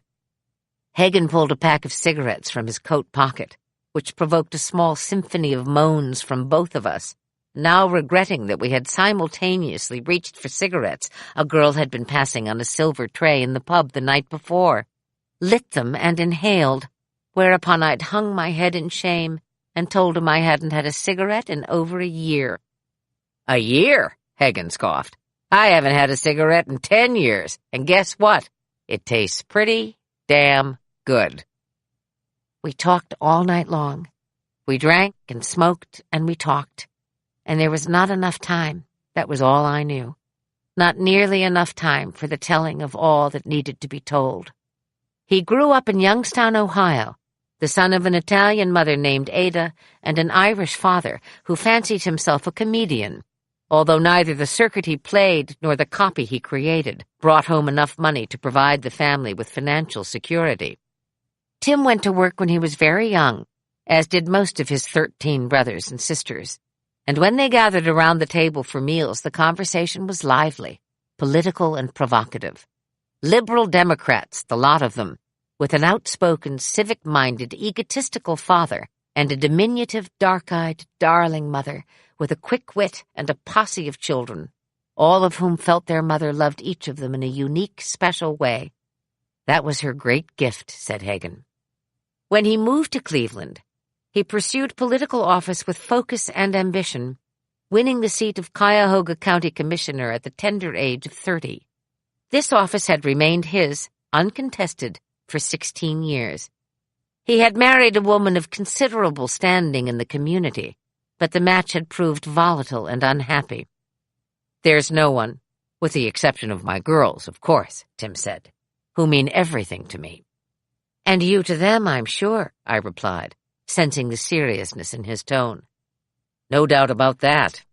They need me, and I will see to it that they are brought to independence." I half smiled. "With love?" "Of course, with love. The love will bring them to independence." This Tim declared definitively, almost with an edge, as if it were a well-practiced and long-exercised mantra. I reached for another cigarette and said, "I have a child who I will never bring to independence, or to school, or to parties, or to anything else for that matter. I gave her up for adoption." There was a gentle and sustained silence. Tim asked me to tell him what had happened, and when I was finished, he looked at me and said, very softly, "You were very brave. That must have been agony for you."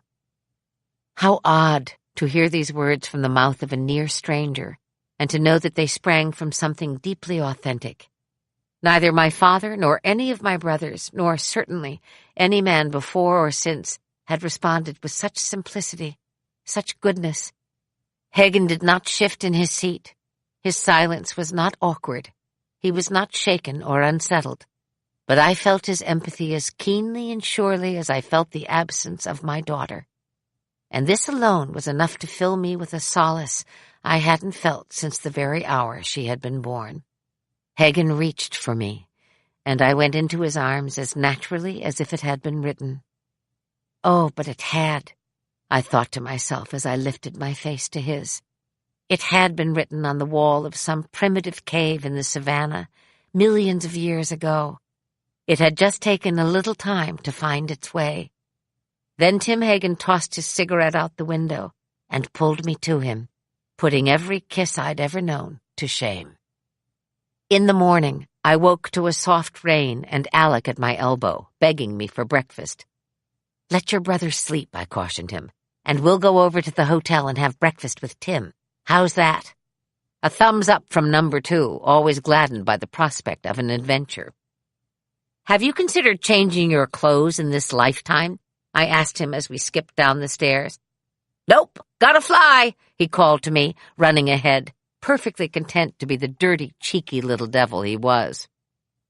At Benner's Hotel on Main Street, Alec and I waited in the lobby until we saw Hagen coming smartly down the stairs, fresh from a shower, carelessly tucking in his crisp white shirt. He beamed when he saw Alec, and Alec smiled mischievously, as if to suggest that it wasn't Tim's company he hankered for, so much as a good breakfast and an adventure that didn't include his brother. We trooped into the hotel dining room and were seated at a bright white table, already laden with teacups, cream, and sugar. No sooner had we ordered our breakfast than a man entered the restaurant carrying an armful of wildflowers, wrapped in cellophane and tied with a purple ribbon. Tim gestured to him, and when the man approached our table, he rose and pulled out his wallet. The delivery man, middle-aged and absolutely delighted to have been sent on such a mission, placed the flowers in my arms with the same tenderness he would have used had he been handing me a newborn. "Madam," he said with a beautiful formality, "your flowers." I looked at Tim, looked at Alec, looked at the flowers, and then, of course, I knew. Hagen was leaving. "The ambassador is at the end of her patience," he explained. "I've been gone a bit too long." "When do you leave?" I asked. I whispered it, couldn't find my voice. "My flight leaves from the Cary airport in 3 hours. Could you give me a lift?" I nodded, said, "Of course, but I need to see about someone to look after the boys." "No!" shouted Alec. "I'm coming with you. I am coming with you, and I'll be with you driving back. Get someone to babysit Ian. He likes Owen." Hagen and I looked at each other over our cups, and our glance spoke volumes. Our chaperone had spoken. At the airport, Hagen gave Alec a handful of coins to play the game machines, which provided us with about 10 minutes of uninterrupted privacy. But it was impossible to touch, impossible to speak, impossible to think clearly. "If you change your mind and come to Dublin, I'll be there for a week," Hagen said, leaning forward. "I'll hold a couple of rooms for you at the Westbury, just in case." Alec had almost finished his game of Pac-Man. I could sense that our time was almost up. "Do you remember what you said to me yesterday on the sea walk?" I asked. We had walked the ring around the bay, just the two of us, in a light rain, and just as we'd approached the remnants of an ancient castle that sat atop a hill overlooking Dingle, Hagen had turned me to him and said, "I'd love to see what you look like when you're 80. Now, however, he only nodded, and his smile was wistful. At that moment, boarding for his flight was announced, and we both jumped to our feet, eager to put an end to the terrible tension. I walked him out to the tarmac. The propellers started up with a roar. He leaned forward, and avoiding my lips for Alec's sake, he kissed me gently on the cheek and whispered into my ear, "I think I'm in love with you." He was wearing aviator sunglasses, his Irish mac slung over his shoulder. The door to the plane closed, and Alec pulled on my hand. "Come on, Mom, let's go!" he shouted. Once in the car, my son chattered non-stop all the way back to Dingle, for which I was grateful. I waited 5 days, and then made a decision. We were going to Dublin. Chapter 22. Irish Mist. It was late when we pulled into the quiet village of Adair. We were irritable and hungry. Mercifully, the large family-style hotel had a room available with 2 double beds, onto which the boys immediately threw themselves, complaining of the cold, complaining of the damp, complaining of primitive Irish customs. No room service, no bar after 11, no vending machines bursting with crap. I pulled a few tired ham sandwiches and a couple of apples from my bag. "This is the best I can do," I said tightly. "Now eat your sandwich, take a shower, and go to sleep. We're on the road at the crack of dawn." They groaned in unison, a response I was accustomed to, having spoiled them well from the moment they were born. But this time I snapped. "Okay, that's it. Lights out. I've had it, guys. You've pushed me to the limit." This silenced them sufficiently to get them under covers, clutching soggy sandwiches and pouting fiercely in the darkness. Very soon, however, their frustration gave way to sleep, and within minutes the room was as quiet as a chapel. I sat on the windowsill, cranked open the window, and lit a cigarette. My head was pounding, my throat was raw, I was filled with anxiety. I swung my legs over the windowsill and dropped to the ground below, careful not to wake the children. Why hadn't Hagen called, as he said he would? What was he thinking? Could it possibly have been a ruse? Was I so dense as to have mistaken a mere diversion for the real thing? In the lobby, I stared at the payphone and pondered my dilemma. I had never willingly called a man before in my life. Only emergencies or a change of plans necessitated a phone call to a man. If you ever call a man on the telephone, my mother had told me when I was 10, you will get cancer of the hand. I looked at the piece of paper in my as yet non-malignant hand, looked at the phone, dropped in the coins, and dialed. A woman answered. "Ambassador Smith's residence, who's calling, please?" I was ready. "This is Kate Mulgrew. I'm calling for Mr. Hagen, actually. He's a guest of Mrs. Smith's." Tidy, the voice on the other end was, and officious. "Mr. Hagen is out for the evening. Would you care to leave a message?" "I would," I replied, falling into the rhythm of her stiffness. "Would you kindly tell Mr. Hagen that Kate Mulgrew will be at the Westbury Hotel tomorrow night?" "I will indeed." "Thank you." "Not at all, madam. Good night." I hung up and thought that approaching my own execution could not have been more agonizing. The next day, Hagen didn't come. Not by cocktail hour, not by dinner time, not by bedtime. Nor did he call. I ordered room service for the boys, bathed them, and got them into bed. The bathroom looked like a war zone. I didn't care. I waited until they were fast asleep, then opened the door to the adjoining room and curled up on the vast, beautifully made bed, wide awake. No man was worth this much effort, I said to myself. I have children to look after. I have things to do. I'm an actress, a woman of substance. Enough! I'll take a bath, open a split of wine, and shake off the humiliation. I sank into the hot tub, luxuriating in the comfort and stillness of this overpriced and magnificent hotel bathroom. At that moment, the phone on the wall next to the toilet rang. My eyes sprang open and my heart stopped as I lunged for the phone. Hello? I was low-voiced, sleepy-sounding, ever so slightly dismissive. Kate, this is Tim. Well, well, what a remarkable surprise. Don't tell me. You're in the lobby and want to take me out on the town, I said, splashing about so as to make it clear that I was bathing and indisposed. As a matter of fact, Hagen replied, I am in the lobby, and I know it's late, but I would like to see you if I could. I took a deep breath, tried to quell the rising anger. Tim, it's almost midnight. My children are asleep in the next room. Are you insane? That's a possibility, he responded, but I would still like to see you. We'll get one of the women at reception to keep an eye on the boys. I hesitated, and then asked him bluntly, would you do that if they were your children? Hagen paused, but not for long. Probably not, he answered, but I'm hoping you will. I did. Hagen took me to a nightclub just down the street from the hotel. Sitting at a table, waiting for us, were Kim Smith and her husband, Dylan. Kim was Jean Smith's daughter. She had fallen in love with this hard-scrabble Irishman and had thrown in her lot with his. We drank and listened to music, and I pretended to chat with Kim when all the while there was a burning sensation in the pit of my stomach. I felt Hagen's leg brush against mine. I felt his eyes, the effort he made to appear relaxed. An hour ticked by, and with every passing moment my anxiety increased. "I need to go. I'm worried about the children," I whispered to Hagen. "Yes, of course. All right. I'll walk you back," he said, and rose from his chair.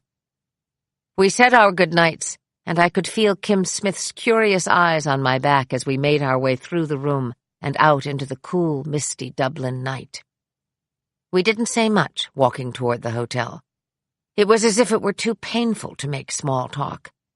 When we arrived at the hotel, it was well after 2 a.m. We stood facing each other, just outside the lobby door. A minute passed in silence. "Would you like to come up for a nightcap?" I asked, fixing a brave, cavalier smile on my face. Hagen looked at his shoes, which I immediately interpreted as a rejection. Then he surprised me. "Yes, I would like to come up." This response was unexpected. I giggled, and as I disapprove of giggling in others, said quickly, "But I won't be interfered with." "Too bad." "And what about the ambassador? Won't she be upset?" "Frankly, my dear, I don't give a damn," Hagen said, opening wide the hotel door and ushering me into the lobby. Upstairs, the room was even more welcoming than I'd remembered. Everything in it was comfortable, clean, and plush. The lighting was soft, the lampshades a dusky rose. 2 perfect chocolates sat on the pillows. "Thank God someone thought of dinner," Hagen said, scooping one into his mouth. I poured the wine, a lovely red, and we drank. He sat on the bed. I sat next to him. I asked why he hadn't called me in Dingle, why he hadn't made the reservation at the Westbury as he'd said he would, why he hadn't come for me until almost midnight. His discomfort was evident in the reddening of his cheeks. He was embarrassed and explained that Jean Smith brooked no disloyalty, and that when he was expected to escort her to a dinner, it went without saying that he was to be available to her for the entire night, until she ordained that the evening was over and that she was going to retire. "How tiresome," I said, "and dictatorial. Is there any fun in it for you?" "Oh, sure," Hagen replied. "Jean's terrific company, and she's full of mischief. She and your mother have that in common. She knows a lot of fascinating people. Jim Sheridan, Seamus Heaney, Daniel Day-Lewis. I've had some great all-nighters. The Irish are captivating talkers." He paused and then went on. "You know, it was Jean's husband who was my friend, Steve Smith. I promised him before he died that I'd keep an eye on Jean and see to it that she never lacked for an escort." "Kind of you, but evidently there's a price to pay." "A very small price," Tim corrected me. "Jean is a generous, smart, sophisticated woman, and she treats her friends very well. Besides, if it hadn't been for Jean, I wouldn't have met you." "In which case," I lifted my glass, "here's to the ambassador." We clinked, looking into each other's eyes. "Why did we meet, do you think?" I persisted. And then Hagen had had enough. The night unfolded as all mysteries do, with unexpected shocks to the system, suspense-filled silences, embraces stopping just short of danger, kisses portending unknowable depths. Between moments of almost excruciating desire, there was muted conversation, whispered, hurried, important. "Are you really not otherwise engaged?" I wanted to know. "No," he replied. "That's over. And you? I doubt you can convince me that you don't have a lover." "I don't anymore," I said, and I meant it. We talked about our families, the size of them, the endless sense of responsibility, the feeling that we were old well before our time. "At 5, I understood the importance of time," Hagen said, with a wry smile. "I was in charge of the younger ones. I was accountable." He sighed then, and I understood that he was weary of the baggage of life, of the hand he had drawn, of the very goodness of his character, which prevented him from seeking his own happiness. In turn, he questioned me about the baby I had given up for adoption. How had I managed the sadness all of this time? Where did I put it? "In my work, I suppose," I answered quietly. "Not very original, but there you have it. The work has saved me." He looked at me, propped himself up on an elbow. "Ah," he said, as if uncovering a secret. "That's it, then. Your work is what you love most." "And my children, of course," I said. "Yes, you love your children, but you can't live without your work." This unsettled me, and I found myself growing defensive. I certainly couldn't live without my children either, so it's an absurd argument. "Ah, but it's not an argument at all." Hagen looked at me carefully. "No one is arguing your right to happiness, particularly after what you've been through. And what about you? Do your daughters define you?" Now I wanted some answers. "Of course they don't define me, but they need me, and I have made a commitment to their well-being." He was grave. Something had shifted. "And that's the most important thing," I challenged him, "above and beyond all else." Hagen lit a cigarette, and then replied so softly I could barely make out the words. "I'm afraid so," he whispered. "I'm afraid so." It was almost dawn, and I knew he needed to get back to the residence before he could be found out.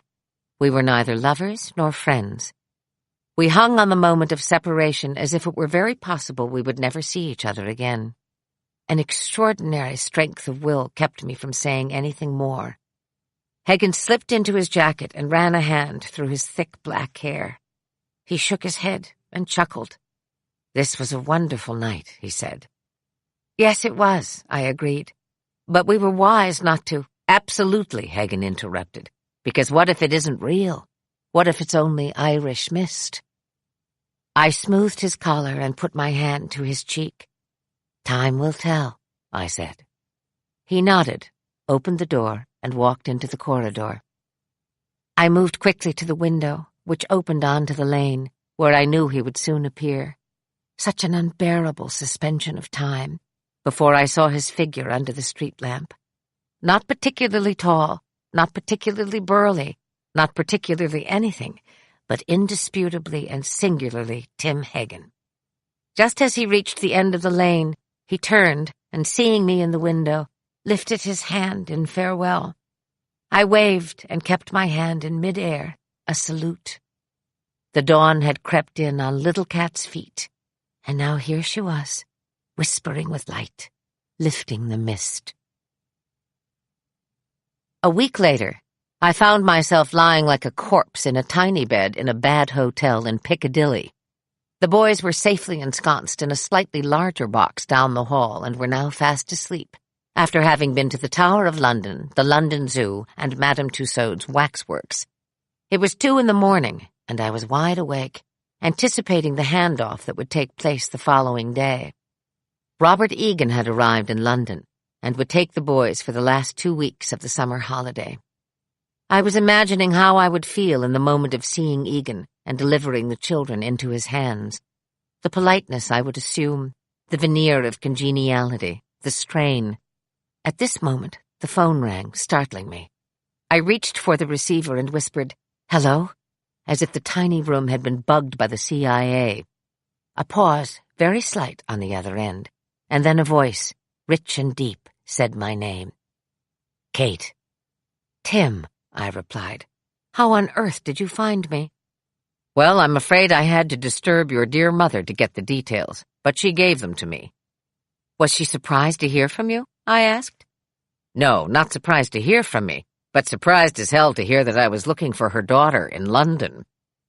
Even with happiness flooding through me, I was smart enough this time to make him do all the talking.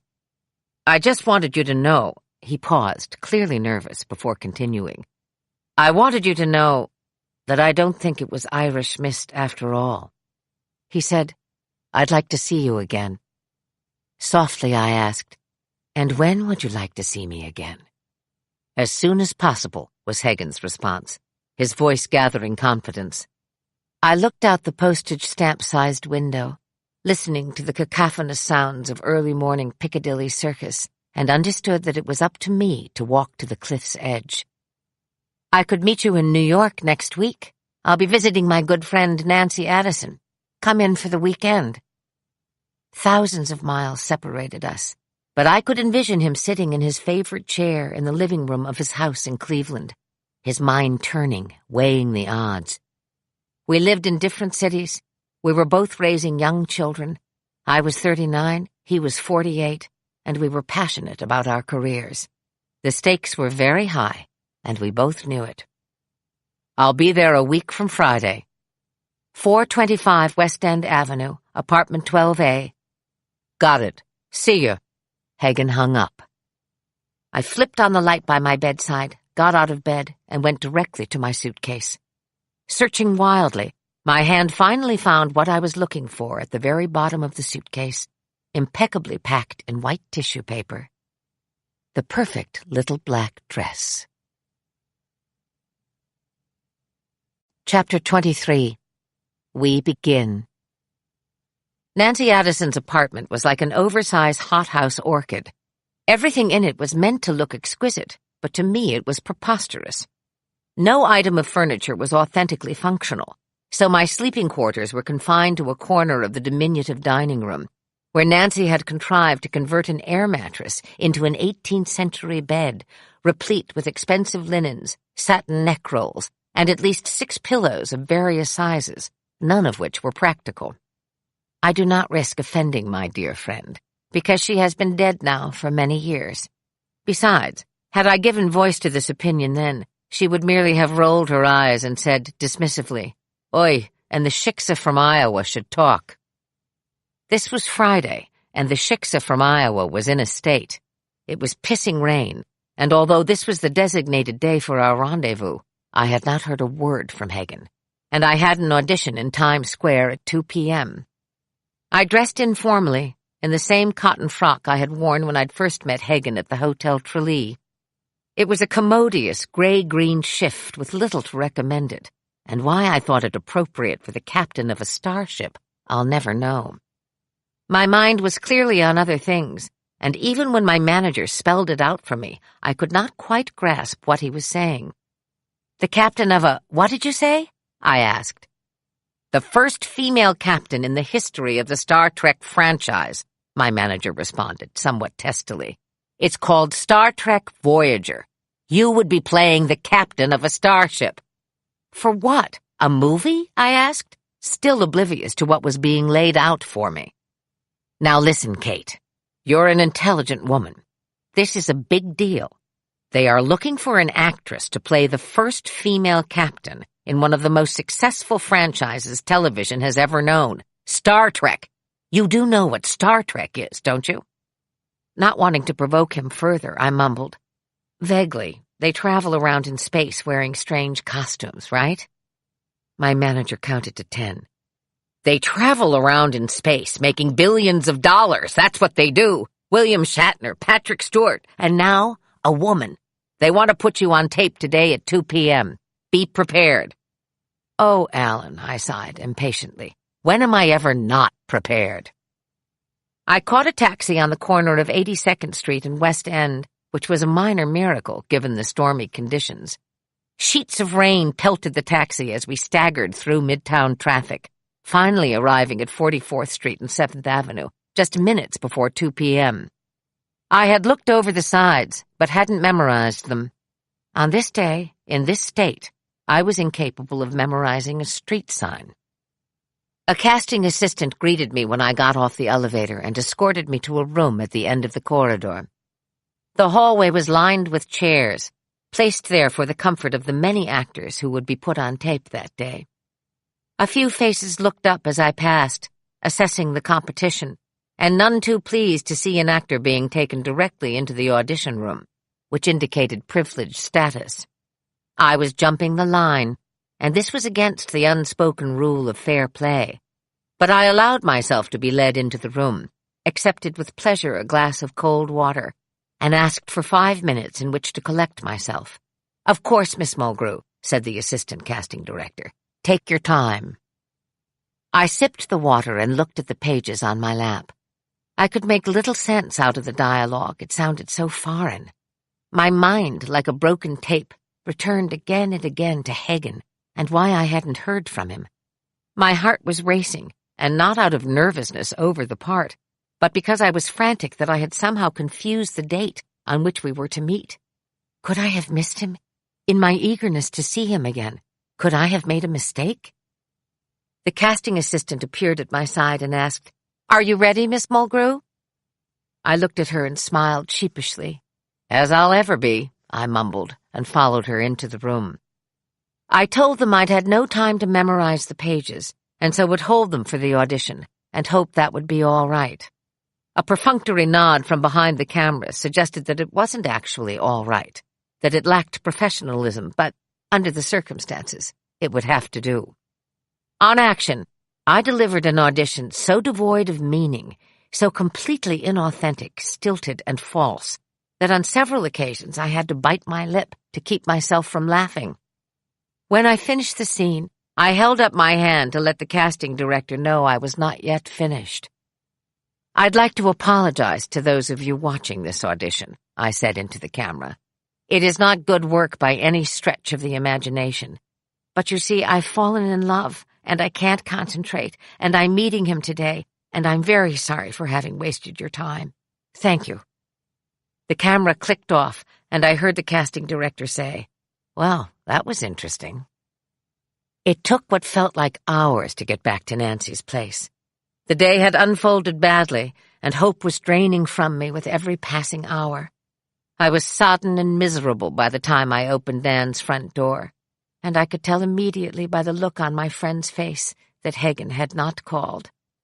It was devastating to have once again fallen for his charm, and to once again have been proven so terribly wrong. What was it about the guy that made me so wholeheartedly believe in him? Severe disappointment brought tears to my eyes, whereupon Nancy pounced. "Forget about it. Let's go out. And you never know. Shit happens. Life isn't black and white." I stopped her right there. "You know, Nanny, life is in fact black and white when it comes to men. There are good men and there are bad men." "Oh, for God's sake, don't launch into a lecture," Nancy warned. "Get out of those wet things and take a shower. Danny had to go out of town, so we can sleep in the same bed tonight." This was meant to cheer me up, and it did provide comfort of a kind. At least I knew I'd be spending the night soul-searching with someone I loved. Just as I turned to go into the bedroom, the doorbell rang. I froze. Nancy froze. My eyes widened in disbelief. Nancy looked at me, took one step to the door, and opened it. Hagen stood there, wearing a trench coat, blue jeans, and loafers. "Sorry I'm late," he said as I stepped forward, barefoot and disheveled, completely at a loss, and asked, "Are you late?" Hagen laughed.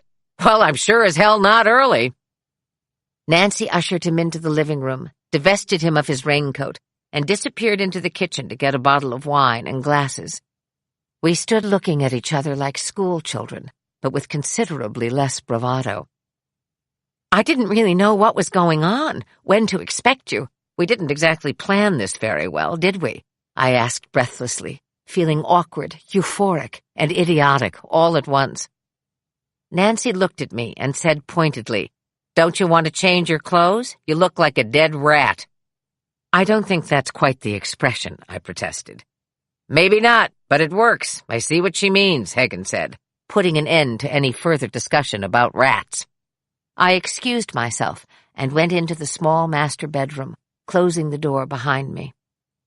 10 minutes later, I re-emerged wearing the little black dress, simple black heels, a touch of mascara, and the merest suggestion of pink gloss on my lips.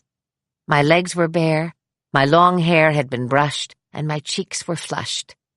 A woman can count on one hand the number of times in her life when she actually feels beautiful. This was one of them. I saw it reflected in Hagen's eyes, and I was pleased. We sipped champagne and discussed where we should go for dinner. "I'm not tagging along," Nancy declared, but it was a losing battle. Tim and I were adamant that she join us. She knew of a good Italian place just down the street, got up to grab a sweater, leaving the two of us alone for the first time. "It's good to see you," I said to him. "Yes," he answered. "It's very good. Hard, expensive, complicated, and very good." Nancy breezed into the room, ready to go, and Hagen and I jumped to our feet. The lights in the Italian restaurant were low, the red wine was mellow and full-bodied, and we three sat and talked for 2 hours. Hagen was very interested in Nancy's career, in her husband Danny's work as a journalist, in her views and interests and politics. He was articulate, he was irreverent, he was utterly charming. Hagen and Nancy laughed together as if they'd known each other for years. When Hagen excused himself to go to the bathroom, Nancy leaned over, grasped my hand, and whispered fiercely, "If you screw this up, I'll never forgive you." Out on the street, Hagen attempted to flag a taxi. Nancy whispered hurriedly in an aside to me, "Go with him." "I'm scared," I whispered back. And I was. As a taxi approached and Hagen moved forward to open the door, Nancy put her arms around me and said, "It's all right. You can trust him." Hagen helped her into the cab and, turning to me, said, "How about a nightcap? I'm at the Mayflower." I nodded in dumb acquiescence, but as Nancy's cab pulled away from the curb, I desperately wanted to call after it, to stop whatever it was that had started before it was too late. But then it was too late, and a taxi was whisking us off to the Mayflower, where we entered the lobby and hesitated, helpless, looking around like two newly arrived tourists.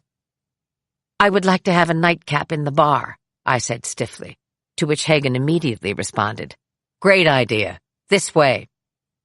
The bar was dark, illuminated by the streetlights that stood sentinel on Central Park West.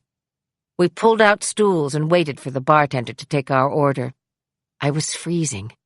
In my eagerness to impress Tim with my good looks, I'd decided against a wrap, and now I sat in the air-conditioned bar in a thin cotton summer dress, having spent a good part of the day in a cold and unforgiving rain, and I was trembling. Tim ordered 2 whiskeys, and when I reached for mine, I saw that my hand was shaking. Hagen noticed it too, and asked if I was all right. "I'm afraid of you," I said to him. He laughed and said, "And I'm afraid of you, so we're even." "You're joking, but I'm not," I told him. "Even in Ireland, I could sense that for you everything is light, amusing. Everything's a kind of entertainment, and then it's forgotten. You move on to the next." "And you don't?" Hagen asked, and although his eyes were merry, his tone was anything but. So I decided to tell him the truth. "I'm not officially divorced yet, and I don't want to tell you what I went through to get out of that marriage. It was difficult and heartbreaking. We even tried divorce therapy. I did it, but only to appease my husband, who is fantastically stubborn. And throughout, I was less than honest, which I couldn't stand, so I can only imagine how he felt. But I didn't care. I just wanted out, and I was prepared to do whatever was necessary to expedite the process. That's why I took the boys to Ireland, so we could lick our wounds. If it had been just Robert and me duking it out, it would have been wrapped up in a matter of weeks, but the kids are what draw it out. You can't bear to hurt them, and so by trying to keep the canoe afloat, you plunge everyone into treacherous waters. It was horrible, and I'm still recovering." Hagen gestured to the bartender. 2 more. "So what's your story?" I asked him, lighting a cigarette. "Your true story, please," I added, emboldened by the whiskey. Hagen hesitated. Clearly this was not easy for him, and whereas I felt a moment's compunction for having forced his hand, I was not about to let him off the hook. He cleared his throat, looked down at the glass in his hand. "I've tried to do right," he began, "but I've made mistakes, and now I'm paying for them. I loved my wife and was prepared to do anything to salvage the marriage. And believe me," he continued, shaking his head, "I tried damn near everything. But in the end, I just couldn't cope. I also knew the sooner I acted, the less my daughters would suffer. And that, I believe, is true. They're only 3 and 5, so as far as they're concerned, they're living a normal life." "Ah," I responded, "you're probably right. Had I left my husband earlier, there may not have been such turmoil. Boys aged 9 and 10 are so impressionable. They see and feel it all. And what's worse, they're too young to really understand what's happening, and so they're full of a kind of free-floating anxiety. They don't know who to blame, so after they've finished lashing out at the parents, they punish themselves." My eyes filled with tears, which often happened when I considered the divorce and what it had cost my children. "But the fact is," I continued, that despite their sadness, and despite my guilt, and despite Egan's anger, I went ahead and did what I needed to do for myself. In the end, it's selfish. Hagen interrupted me. I think you're wrong there. It feels selfish at the time, because the pain is excruciating. But there is no nobility in hanging on to something that is miserable and false. We have to fight for our happiness in life. My hand was next to his on the counter. It looked pale and small. His looked warm and strong. How do you know what will make you happy? I asked, not looking at him. I don't know. It's a crapshoot. But I'd say I'm pretty happy right now, he said, and my heart pitched. Then he put his hand over mine. We don't have to go upstairs if you don't want to, he said. But I'm praying to Jesus that you want to. I thought you were a confirmed agnostic. It's conditional, Hagen responded. I laughed, but my heart was in my throat. This was the ultimate crapshoot, and I knew that never before in my life had I encountered such high stakes.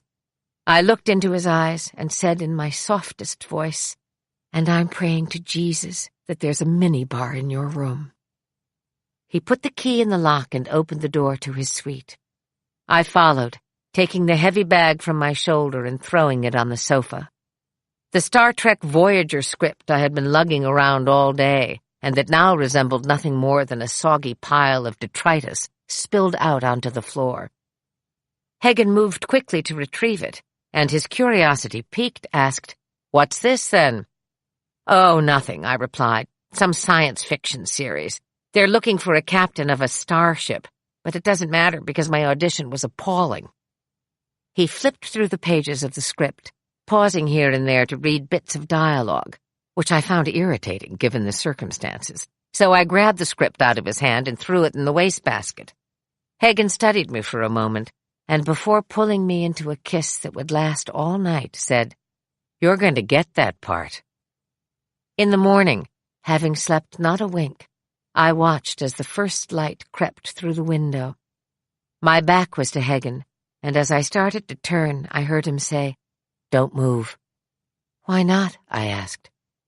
"Because this is perfect happiness, and I want to remember it." On Sunday, we dressed for brunch.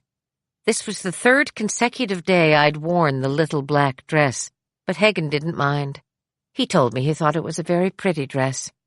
He said nothing about my face or my figure, nothing about the way I walked or the way I danced, which we did late into the night on Saturday, to golden oldies on the radio in the hotel room. He was a man of few words when it came to flattery. He wasn't raised that way. It was false to him. That was fine with me. We took a last walk through the park, and once, when I stumbled, he took my hand and tucked it in his arm. Past the baseball fields we walked, past Sheep Meadow, past the tavern on the green. Neither of us spoke. People sat on the wooden benches that lined the sidewalk leading to Central Park West, and just as we were about to reach the street, an elderly woman sitting with her husband pointed at me and said, "I vote you the prettiest woman in the park today." Hagen laughed and said, "You just made her day," but I could see that he was pleased. We picked up Hagen's duffel bag at the hotel and crossed to the opposite side of the street, where he would have a better chance of flagging a taxi to the airport, where he would board a plane back to Cleveland. I stood there in my little black dress, unable to speak. When Hagen raised his arm, I could hardly bear it. It took every ounce of self-control and willpower I possessed to do nothing. A taxi screeched to a halt in front of us. Hagen threw his bag in the back seat of the cab, then turned to me. "Thank you for the most wonderful weekend of my life," he said. And I believed him. He kissed me then, fast and hard, jumped in the taxi, and was soon swallowed up in the maelstrom of New York Sunday afternoon traffic. 3 days later, the phone rang in my bedroom in Los Angeles. "Kate, this is Tim." He announced himself on the telephone in much the same way the captain of an airplane will say, "Well, ladies and gentlemen, looks like we're in for a little chop, so I'm going to turn on the seatbelt sign." That level tone of voice, betraying nothing, maintaining power. "How are you?" I asked, searching for the right tone. "Well, that's what I'm calling about. I'm not sure how I am. I'd like to see you again." "That's called missing me," I said. "Semantics," he replied.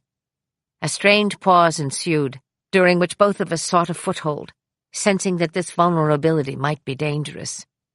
"I miss you too," I said at last, and this was the handle he was waiting for. "I called your mother just to see how she's doing," Hagen went on, "and she told me she's having an art show in 2 weeks and a reception at Derby Grange afterward. She invited me to come." He was waiting for me to react before he would continue. It wasn't cat and mouse, but it was close.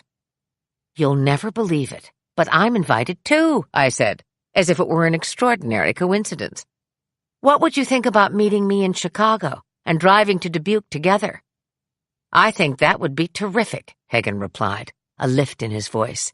We were agreed. It was settled. We would see each other again soon. He was waiting for me as I came off the jet bridge, leaning against a pillar, white-collared shirt, blue jeans, the ubiquitous navy jacket slung over his shoulder. He was brown from the sun, his eyes were sparkling, and he was attempting a mischievous grin that immediately upon seeing me transmuted into tenderness. I went directly into his arms and would have stayed there had he not patted me on the back and said, Now, that's enough. No public displays of affection."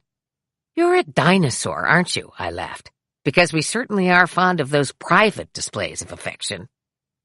Hagen relieved me of my overnight bag, and as we started down the concourse said, "What kind of car should we rent?"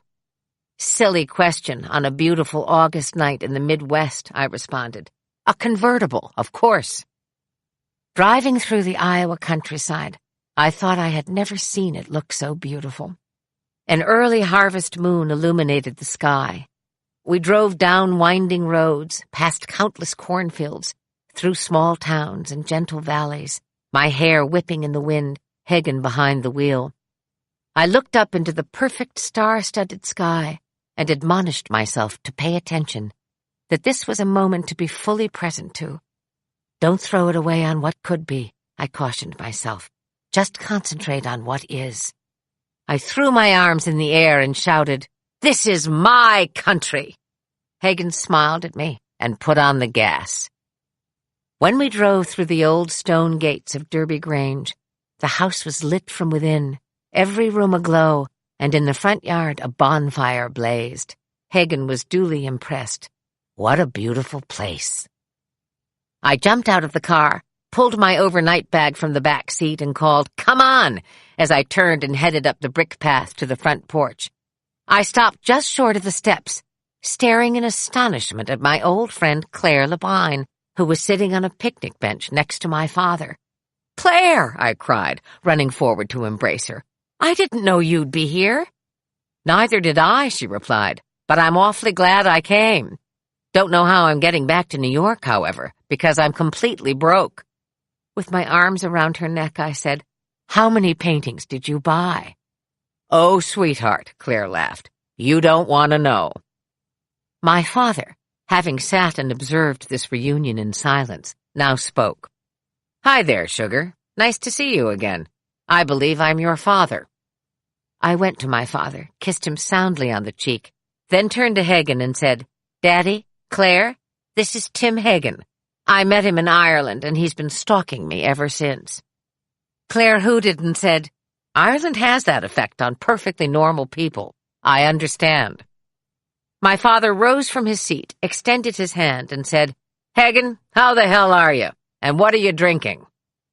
Hagen was smiling broadly, when suddenly the front door opened and my mother ran out, shouting, "Kitten cat feathers of joy! You're here! And with Tim!" She went up to Hagen and gave him a kiss. I started inside, stopping to whisper into my mother's ear, "Wait until I tell you," to which my mother responded, "Oh dear." Inside, bodies came at me furiously. With each recognition, there was a scream of joy. My sister Jenny flew into my arms. My brother Sam, deep in conversation with the tipsy priest, saw me and shouted, "Hooray!" I was pulled from room to room until I came across my dangerously handsome brother Joe in the kitchen, surrounded by a gaggle of pretty girls. "Nothing changes," I said, announcing my presence, whereupon Joe came forward and, giving me a big hug, declared for all to hear, "I have to maintain some order, you know, or they'd be on me like mosquitoes." Laughter carried me into the living room, where I encountered old friends, and with Jenny at my side, out to the front porch, where I introduced her to Hagen and said, "He's my ride." Jenny looked from me to Hagen and back again, before lifting her glass and remarking dryly, "I'll bet he is." We made our way down to the bonfire, where at least 10 of my 14 nieces and nephews were gathered. A lot of the kids were singing and dancing. My nephew Rory's face shone in the firelight, and we smiled tenderly at each other. He was 14 years old, Joe's oldest son, and ever since he was born I'd had a special fondness for him, and saw to it that he accompanied me and my boys on as many adventures as possible. I went over and kissed him, then nudged him and gestured toward Hagen. "Go meet Tim Hagen," I said. "Who is he, Aunt Kate?" "He's a special friend, darling. Now go shake his hand." An hour later, the singing was more subdued, and the fire had taken a hold of us, as it always did, mesmerizing us into silence. I scanned the familiar circle of faces until my eye fell on Hagen and Rory, exactly where I had left them an hour ago, standing side by side, completely at peace, gazing into the fire. In the wee hours of the morning, when the house was finally still, I stole out of bed and made my way to the maid's room, where Hagen had been temporarily ensconced. The door creaked when I opened it, and Hagen whispered, "Shh! They'll hear us!" I could barely suppress laughter, knowing, as I did, that not only this room, but many other rooms in this house, and very likely at this very moment, were experiencing the creaking of doors and of mattresses, too. I climbed in beside him and asked, "Well, what do you think?" Hagen put his hands behind his head and said, "Terrific. Wacky, eccentric, and probably dangerous, but terrific. This is how I grew up. Now you know." I know I sounded proud and a little defiant. "There's a lot of drinking, which I'm not accustomed to," Hagen observed. "But there's a lot of joy, too, and great creative energy. As for your father and your siblings, it's parry and thrust all the way, but they're good-hearted and full of laughter. Your mother almost seems out of place. If she didn't paint and play the piano and dance on the lawn, if she weren't completely eccentric, I might agree with you. And she is wildly eccentric. Do you know she set me up with a friend of hers in Ireland, old enough to be my—" But Hagen stopped my mouth, and we spent the next few hours creaking our way to bliss. As dawn broke, and we were weary, spent, and perfectly happy, Hagen, nearly asleep, murmured, "Who will do the cleaning up downstairs? It's a disaster area." "Oh, generally we just leave it. Mother gets up early and makes a half-hearted pass at it," I said. "Well, not this morning she doesn't," Hagen declared, suddenly up on an elbow. "Now get your ass out of bed and I'll meet you in the kitchen in 5 minutes. The kitchen at Derby Grange hardly knew what to make of itself by the time we were finished. We scoured the walls, the floor, the counters, the windows. Every glass and every dish was recovered from the front yard, the living room, the dining room, the porch, and washed and dried until they sparkled. Beer cans were collected and put in crates. Old food was thrown out and carefully tied in garbage bags. A pot of coffee was brewed, and a bowl of fruit was assembled prettily in a bowl and placed in the center of the kitchen table. It was a complete transformation. Finally, we sat at the table, coffee in hand, and I turned to Hagen. "Just wait," I said. "The acid test." I heard Jenny first, from the bottom of the front stairs. "Who cleaned up the house? My God, it doesn't look like itself." "You mean without the feral cats foraging for that 1 cube of fossilized cheese," Sam said. "Oh, shit! Don't tell me the cheese is gone," Jenny screeched. The two of them sauntered into the kitchen, slightly bleary-eyed. My sister stood stock-still, astonished. "Oh, my God! Did you two do this?" she cried. "Saints, veritable saints," Sam declared. Now get the hell out of my way so I can have a cup of coffee." Everyone laughed. Mother came through the dining room, humming, and entered the kitchen as if it always looked like this after she'd thrown a party for 200 people. In fact, she went immediately to the sink and began to wash the single coffee cup that sat in the basin, which sent us all howling. "Very nice," Mother hummed. "Very, very nice." Next, my father walked slowly into the kitchen. He was showered and hung over, and it was anybody's guess which way the wind would blow.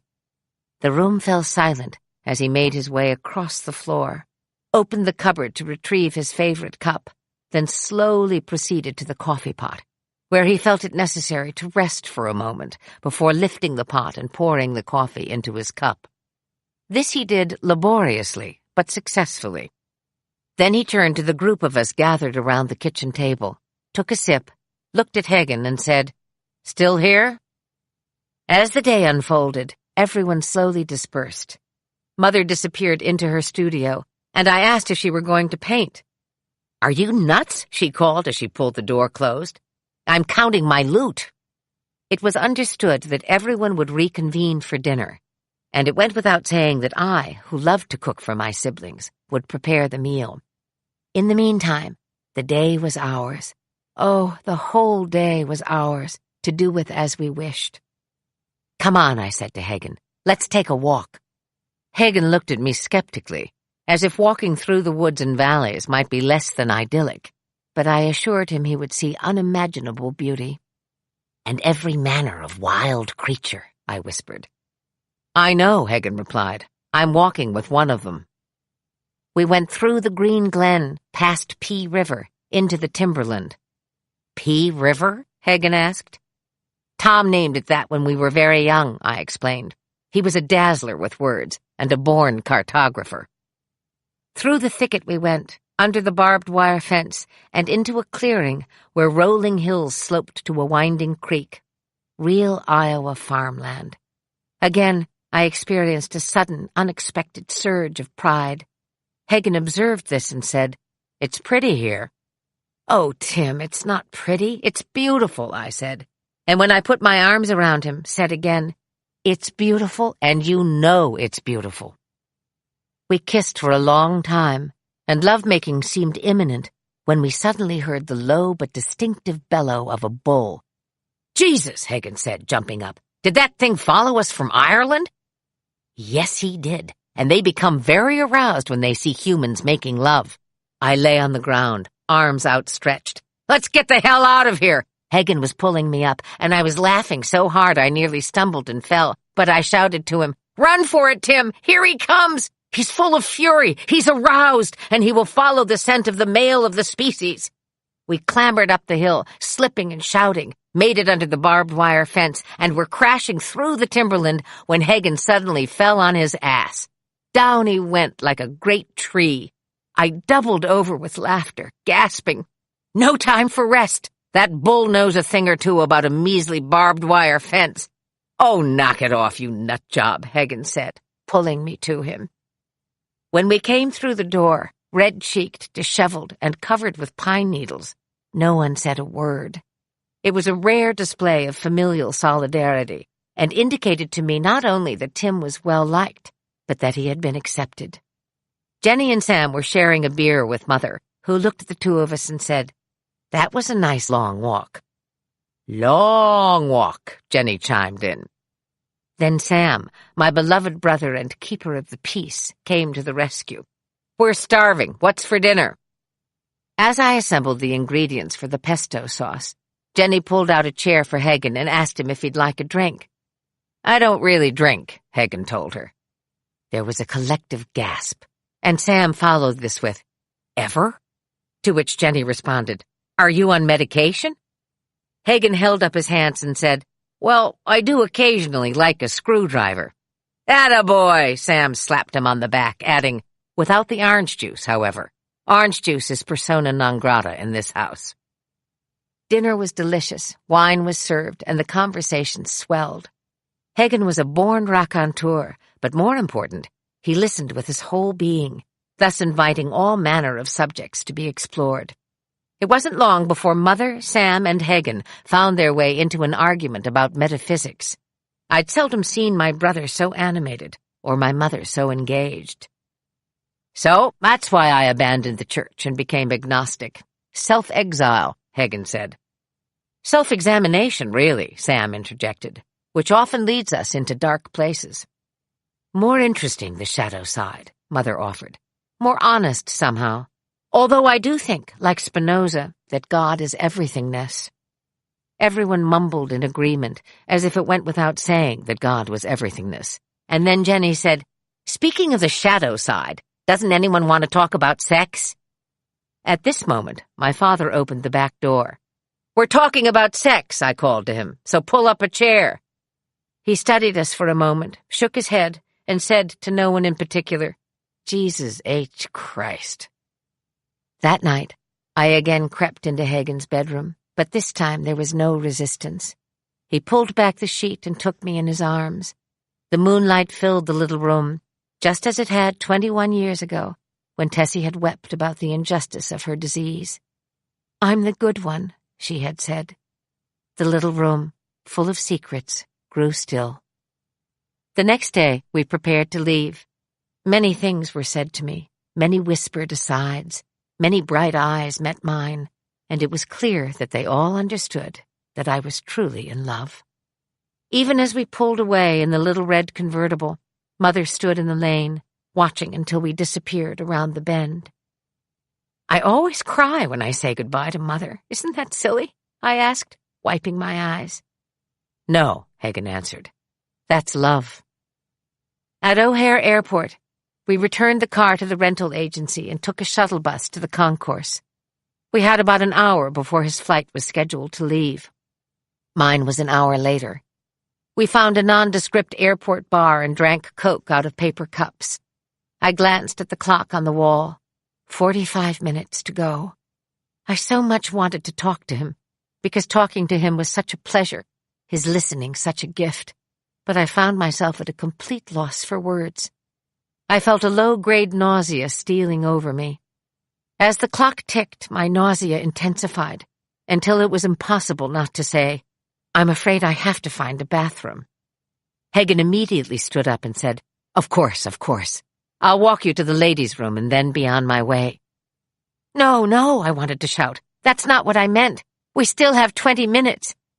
Instead, I nodded, and we made our way out into the concourse where, of course, because Murphy's Law is the law of sadness, there was a women's bathroom immediately to our right. "I love you," Hagen said. "I'll call you." Then he turned abruptly and walked away, without a backward glance. Chapter 24. The Audition. Iowa changed me. An infatuation was transformed into love. I was possessed with an energy and sense of purpose I'd never known before, and I was confident that I was among the few to have found that elusive thing called true love. I knew that in Hagen I had found my soulmate. The part of me that had searched for this, longed for this, hoped for this, could finally rest. My happiness was complete. And somehow, this happiness hardened my resolve to work as hard as I could and to raise my children well, to prepare for a new life.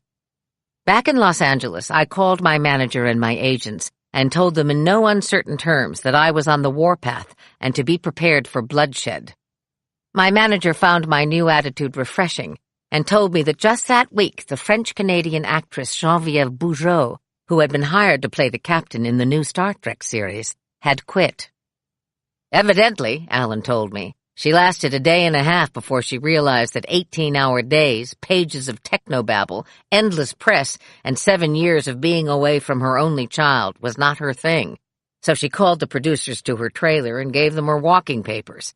Now they're in a real fix because shooting has started, but they don't have their star, without whom the show, as they say, cannot go on. So they're scrambling, to say the least. "Listen, Alan," I replied. "I know I blew the audition on tape in New York, but I want you to get me back in that room. Just get me in the room and leave the rest up to me. If there is any hesitation on their part, tell them to look at my track record. Long hours and difficult dialogue are what I do best. Get on it." The next morning, Alan called and told me an audition had been arranged for the following day. Paramount would be messengering a script, sides, and details of where and when the audition would be held within the hour. "You're going directly to network, which in this case means that anybody and everybody could be in the room. Rick Berman, Jerry Taylor, and Michael Piller are the executive producers. They carry the patent for Gene Roddenberry, and this is their baby. But UPN will be the fledgling network working with Paramount to make this show a hit. It's a 7-year franchise, about as solid as it gets in this industry. Only a handful of women are being called in. Some of them have been seen before, and they may already have a particular interest in one of them, which is why you need to go in and knock the ball out of the park." I took a deep breath. "Thank you, Alan, for what could be interpreted as a little too much information, but I'm grateful for the warning. You just make sure the script is at my house within the hour." I went into the kitchen and found Lucy at her favorite station, assembling the ingredients for fajitas. The boys and some of their friends were outside in the pool, performing cannonballs and devising games that required excessive noise, near-death penalties, and an abandon known only to those who have no understanding of time. "Luce, I need you to help me out," I said to the woman who had heard this supplication so often that it actually evoked a chuckle. "I know, Signora," Lucy responded. "You gotta work and you need quiet. Give me some money and I take the boys to the movies." I cocked my head, none too coyly. "And a pizza afterward?" I asked. "What kind of pizza you mean? Until bedtime pizza or short pizza?" "This is important," I said. "So I'm going to encourage you to have a really good time. I need at least 4 hours." Lucy wiped her hands on a kitchen towel, removed her apron, and said, "You got it, Signora." "Oh, Luce, what would I do without you?" "Ay, Dios mío, Signora," Lucy sighed. "What I do without you? Anyway, you know I like the movies." She walked briskly out of the kitchen, and even before I could make it to the stairs leading to my bedroom, I heard her calling outside, "Okay, Pies, we go to the movies. All righty then, now hurry up." In Lucy's singular approach to the English language, she had decided to do away with the sweetie in sweetie pie, and had shortened that endearment to pie, which, as far as I could tell, everyone preferred. The children were gone, and the house was quiet when the messenger arrived, bearing the much-anticipated manila envelope. I took it upstairs to my bedroom, which was my haven. Iced coffee at hand, I curled up on my chaise for a good long read, and was almost immediately aware of unfamiliar roadblocks. Many words made no sense to me. It was a particular kind of language, highly stylized, while at the same time much of the dialogue between officers seemed informal, even casual. What was at once evident was Captain Janeway's love of science, her unusual friendship with the Vulcan Tuvok, her need for adventure, and her mettle. In the pilot script, her name was Elizabeth Janeway, and although I knew I had my work cut out for me, I felt an instant and natural affinity with this woman. I liked her style. The next morning, I woke early and went downstairs, script in hand. The audition was scheduled for 2 o'clock that afternoon, and I needed coffee. A lot of coffee. Overnight, I had developed a cold and a low-grade fever, which was very unusual for me. I was constitutionally as strong as a bull, and this sudden malaise unsettled me. Accompanying the script were additional pages, known as sides, and this copy constituted the audition material. I would need to perform 2 scenes, one with Tuvok, and the other a monologue, explaining to my crew that we were lost in a part of the galaxy called the Delta Quadrant. Neither scene demanded a grasp of the technobabble that dominated so much of the pilot, and this went a long way toward putting me at ease. Clearly, the executives wanted to see what qualities we, as personalities, would organically bring to the role. It occurred to me that they would be in no mood to work with us on the text, as is sometimes the case. Instead, my instincts told me that it was going to be all or nothing at all in that room, that the decision would be based almost entirely on intuition. There was no time for anything else. They needed a captain, and they needed her now. 3 hours later, I pulled up to the gates of Paramount Studios and submitted my name to the guard. The guard smiled at me and said, "Good luck, Captain." incredible. How could he possibly have known that I was here to audition for the part of the captain on a new Star Trek series? Studio buzz, undoubtedly, and all the gossip that went with it. These studios were miniature worlds unto themselves, self-contained, well-regulated financial gold mines. The original actress's defection must have gone through every soundstage and production office like wildfire. An assistant greeted me when I pulled open the door to Rick Berman's office.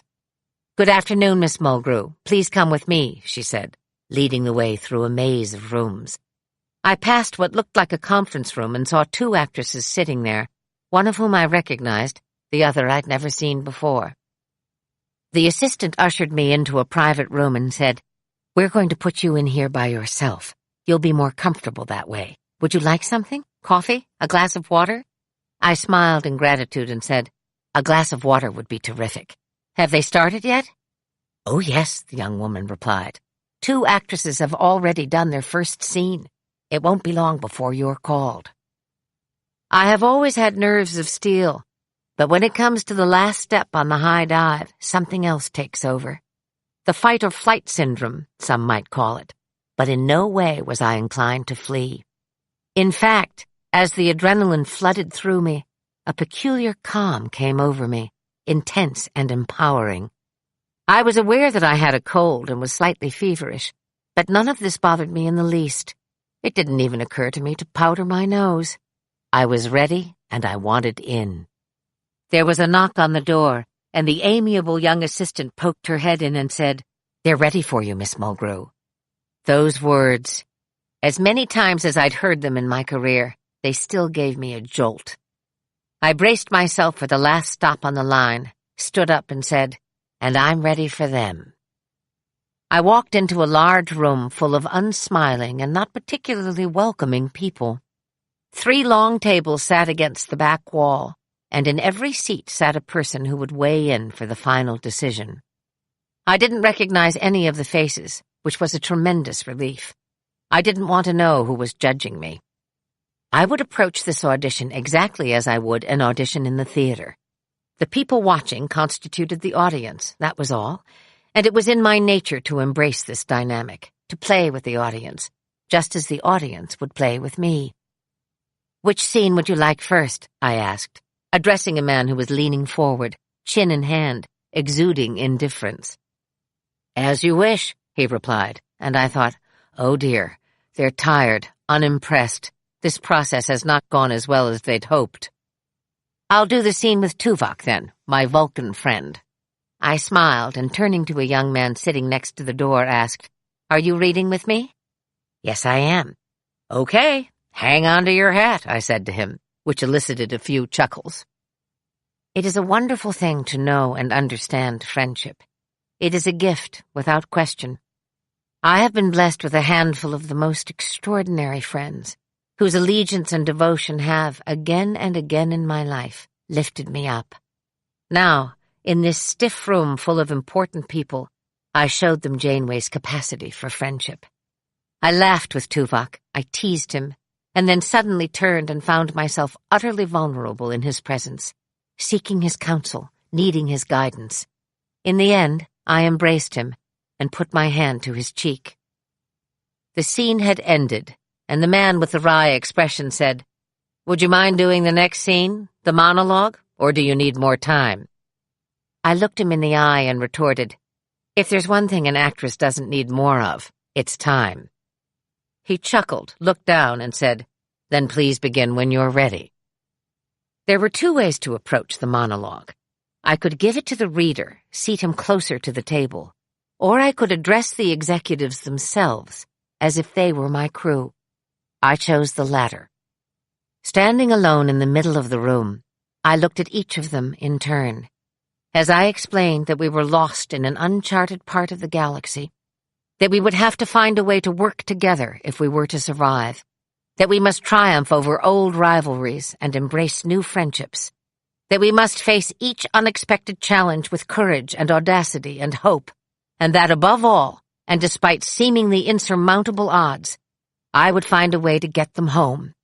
Somehow, I promised them, someday, I would set a course, for home. There was silence in the room. No one smiled.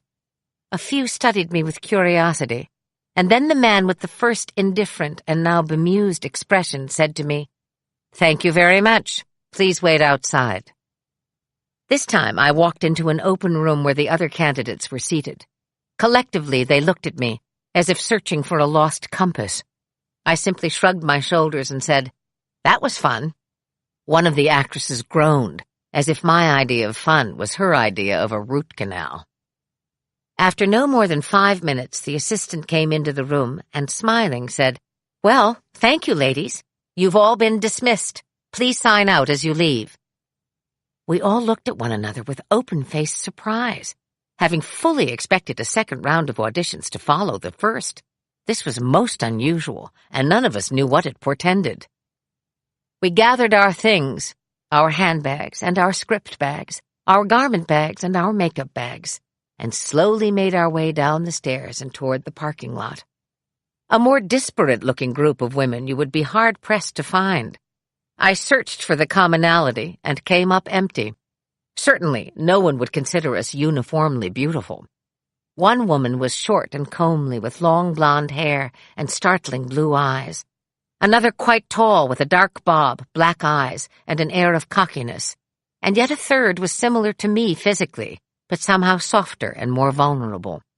When we reached the parking lot, we paused briefly as if to consider how best to part, rivals or comrades. No one had yet thrown down the gauntlet, so I assumed we would part ways amicably, perhaps with an easy joke, wishing one another the best of luck and carefully concealing our nerves, which had just been put through the ringer. The dark-haired actress looked directly at me and said, "I have 2 kids, and I really need this job.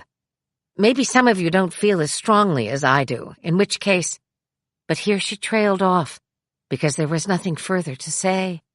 We all knew, and knew that she knew, that it was utterly out of our hands.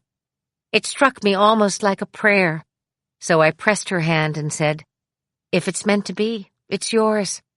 Good luck, one and all." I climbed into my Jeep and headed home to my boys for a night of wrestling with post-audition angst, and perhaps, to alleviate this suffering, there would be a phone call from Tim. The audition had fallen just a few days before the Jewish high holiday of Yom Kippur, but I was not as aware of this as I should have been, and therefore interpreted the silence from my manager, as well as my agents, as a definitive dismissal of my audition for Captain Janeway. I did what I always did in the face of rejection. I wallowed in self-pity for about 2 hours, then jumped into the pool and swam 60 laps. It stung, this rejection, and it lingered, but that's the way it was, and there was absolutely nothing I could do about it. It was important to put on a brave face for the children, who were inordinately sensitive to my moods, particularly where work was involved. I wanted to teach them that rejection, and the sadness that attended it, were an integral part of loving something passionately, and therefore nothing to be ashamed of. Still, young boys think in a linear fashion, and I knew it was difficult for them to grasp the notion that, despite having done well in the audition, I failed to get the part. After all, in their world, a payoff was immediate and almost always gratifying. Alec's primitive painting of a campfire garnered an A+, and in the top right-hand corner of Ian's rather dark interpretation of the 12 Days of Halloween, the teacher had written, "This is truly frightening, Ian. Keep up the good work." After exhausting myself in the pool, I told Lucy I was going to the market and to set the table outside. We were going to grill steaks. The market was always a pleasant diversion. I could escape within the aisles of the air-conditioned and impeccably appointed San Vicente market, and I could leave feeling a sense of satisfaction and anticipation, despite having spent enough to have sustained a small Mexican pueblo for a month. I packed the red and white striped grocery bags into the back of my Jeep and drove home. When I pulled into the driveway, I was greeted by what could only be interpreted as an alarming sight. Lucy, Ian, and Alec were standing on the front porch, waving their arms and shouting at me to get out of the car and come quickly. I thought, "Oh no, the dog is dead," and then amended that to, Oh, good. I hope the dog is dead. She's such a miserable creature. That then had to be corrected for reasons of absolution before I jumped out of the car and heard Lucy reprimanding me. Signora, you got to get in the kitchen and listen to the phone. Why you never listen to those messages, Signora, huh? And now I was thinking, oh my God, someone I love is dying, not dead. This I could glean from the look in my boy's eyes, which simply said, listen to your bleeping messages, Mother. I reached into the back seat to gather a few grocery bags, but Ian interrupted me with a sharp, Mom, get out of the car. Do that later. Go into the kitchen. Go! I did as I was told and went into the kitchen, where I pressed the button to replay the messages on my answering machine. There was only one, and it said, Kate Mulgrew, this is Rick Berman, the executive producer of Star Trek Voyager, and I simply wanted to say, welcome aboard, Captain. I'll see you on the bridge Monday morning. The boys were suddenly screaming. Lucy was screaming, and I was screaming, but all of this came to an abrupt halt when I held up my hand and said, on your knees, everybody, and let us thank God for his wonderful and mysterious ways. They did as instructed. We clasped our hands in prayer, and then I turned to Lucy and said, now get over to that refrigerator and pull out that bottle of champagne, because tonight we are going to celebrate all night long. And while everyone scrambled for glasses and the mad cheering of my children rang out from the kitchen, I stepped into the quiet of the bathroom, looked at myself in the mirror, and said out loud, now this is happiness. That night, my time-honored resolve vanished into thin air as I picked up the phone to call Tim in Cleveland. His voice was hushed and distant when he answered. Hello. I just wanted you to know that you were right, I said, barely able to contain my excitement. I did get the part of the Star Trek captain. How could you possibly have foreseen that? There was an odd, protracted pause before Hagen replied in a low voice, because you deserve it, because you're a natural commander. Tim, I asked, why are you whispering? My girls are asleep next to me, and I don't want to wake them. Can I call you later? A small letdown, but perfectly understandable. His children were sleeping. Of course, I replied. Good night. See you, Hagen said, and hung up. Chapter 25. Now Voyager. It was as if I were shot out of a cannon. Life changed so quickly and so dramatically. One night I was celebrating my good fortune with family and friends, and the next I no longer knew who I was or what was happening to me. The phone did not stop ringing. My agents were busy negotiating the final deal. UPN was busy launching its network with Star Trek Voyager as its flagship show. Paramount was busy announcing its new captain and the immediate resumption of shooting. And Rick Berman was saying to me, your life is about to change in ways you can't begin to imagine. This gave me pause, as it would any thinking human being. By which you mean it will be exciting, I asked. By which I mean it will be phenomenal, Berman said. Now come to the studio immediately. We need to do costume and makeup tests. Incredibly enough, the same guard greeted me when I arrived at the Paramount gate that afternoon. What did I tell you, Captain? He beamed as the gates lifted. You must be psychic, I laughed, to which he immediately responded, no ma'am, just smart. I parked in what was referred to as the tank and found my way to Stage 8, navigating between speeding golf carts, down dark alleys, and past huge hangars known as sound stages. As I approached Stage 8, a young man, clearly on the lookout for a captain, walked briskly toward me. Kate? He asked, already pulling his walkie-talkie from his belt. I nodded. I'm Mike, he said, the second AD. Pleased to meet you. Everyone's very excited. I'll be taking you through the process today. Beep, stage, crackle. Kate Mulgrew has arrived. I'm going to start her in hair. Beep, roger that, came the disembodied response. Then take her to costumes. Makeup is last. Test on the bridge at 2 o'clock. I'll call the office. Check. The friendly and unassuming assistant to the assistant director named Mike could not have known at the time that it was he who placed me squarely in the one-man luge, supine and feet first, and gave me the push that started me down a chute so fast-moving and perilous that, for the 7 years that followed, I felt as if I were competing against a timer so precisely calibrated that often 1,000th of a second could make a difference. It was immediate, breathtaking, and completely immersive. Once in the hair trailer, I was introduced to the head of the hair department, José Normand, a stout, good-natured, and very tough French-Canadian woman whom I liked immediately. She sat me in a chair, placed an apron around me, and turned me slowly to get a look at what it was she had to sculpt to perfection within the next hour. We considered every conceivable hairstyle until the door to the trailer was pulled open and 2 men and a woman entered, filling the confined space with a sense of importance so great that Josie immediately stopped what she was doing and stepped back. "Kate, Rick Berman," said a tall, nice-looking man, as he stepped forward and shook my hand. I laughed and said, "Ah, you're the man who seemed to find me amusing at the audition. I felt like winking at you." "Probably wise you didn't," he responded with a slight smile. "Not very captainly of you." "One captain to another, as it turns out," I said, standing to shake the hands of the other executive producers, Michael Piller and Jerry Taylor. All 3 were professional and composed, but Berman alone struck me as someone who hid beneath the surface of these qualities, a man who might be concealing the more genuine aspects of who he was.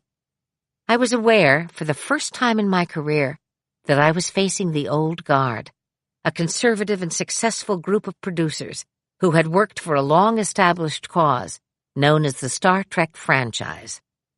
There was a discipline in place, an unshakable order, and a principle of such significance that this initial meeting was almost entirely lacking in bonhomie. Even the woman, Jerry Taylor, who, because of her gender, might have expressed a certain solidarity, did just the opposite. She was polite, but detached. Berman was the alpha, no question about it, which probably explains why I was so quickly attracted to him. Indeed, within minutes he had issued instructions to Josie and her team about how to style Captain Janeway's hair. "We'll test it a couple of ways, but let's take a look at it up first." "Up in a chignon, a French twist, or a bun?" Josie inquired. Berman studied me. "Keep the front of her natural hairline and pull it up with another piece into a bun. You're probably going to go through a lot of changes in the next few weeks, so fasten your seatbelt." "Isn't outer space more advanced than that?" I joked. "Not much," Berman said dryly, "but you'll find that out for yourself soon enough." Jerry Taylor stopped at the door and turned to me. "Oh, by the way, you should know that we can't, after all, use Elizabeth as Janeway's first name. There happens to be a living author with that name, so we've decided to call her Catherine. We thought that would please you." "Very much," I responded. "How do you spell it?" "Kathryn. Do you like it?" Jerry Taylor asked.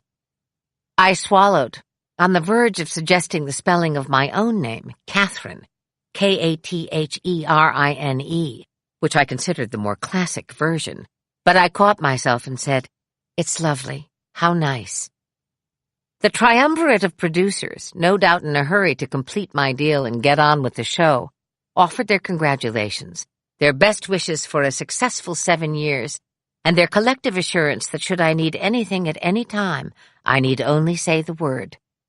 No sooner had they stepped out of the trailer, but I was spun around in the chair and a coven of hairdressers wielding scissors, pins, and hairpieces went to work, furiously converting my head into that of a futuristic captain who might exude an effortless command but who was, nonetheless, a lady. I was then ushered from one trailer to another, delivered from one set of hands to the next, all of them pushing, plucking, kneading, tightening, snipping, zipping, and snapping. When I walked onto the bridge for the first time to undergo a series of tests, I felt completely transformed and admitted as much as I introduced myself to the director of photography, Marvin Rush. Unsmiling but not unkind, he said, "Nose to the grindstone, eye on the prize." Then he said, "Turn around, please, slowly." "Hey," I joked, "this is a family show."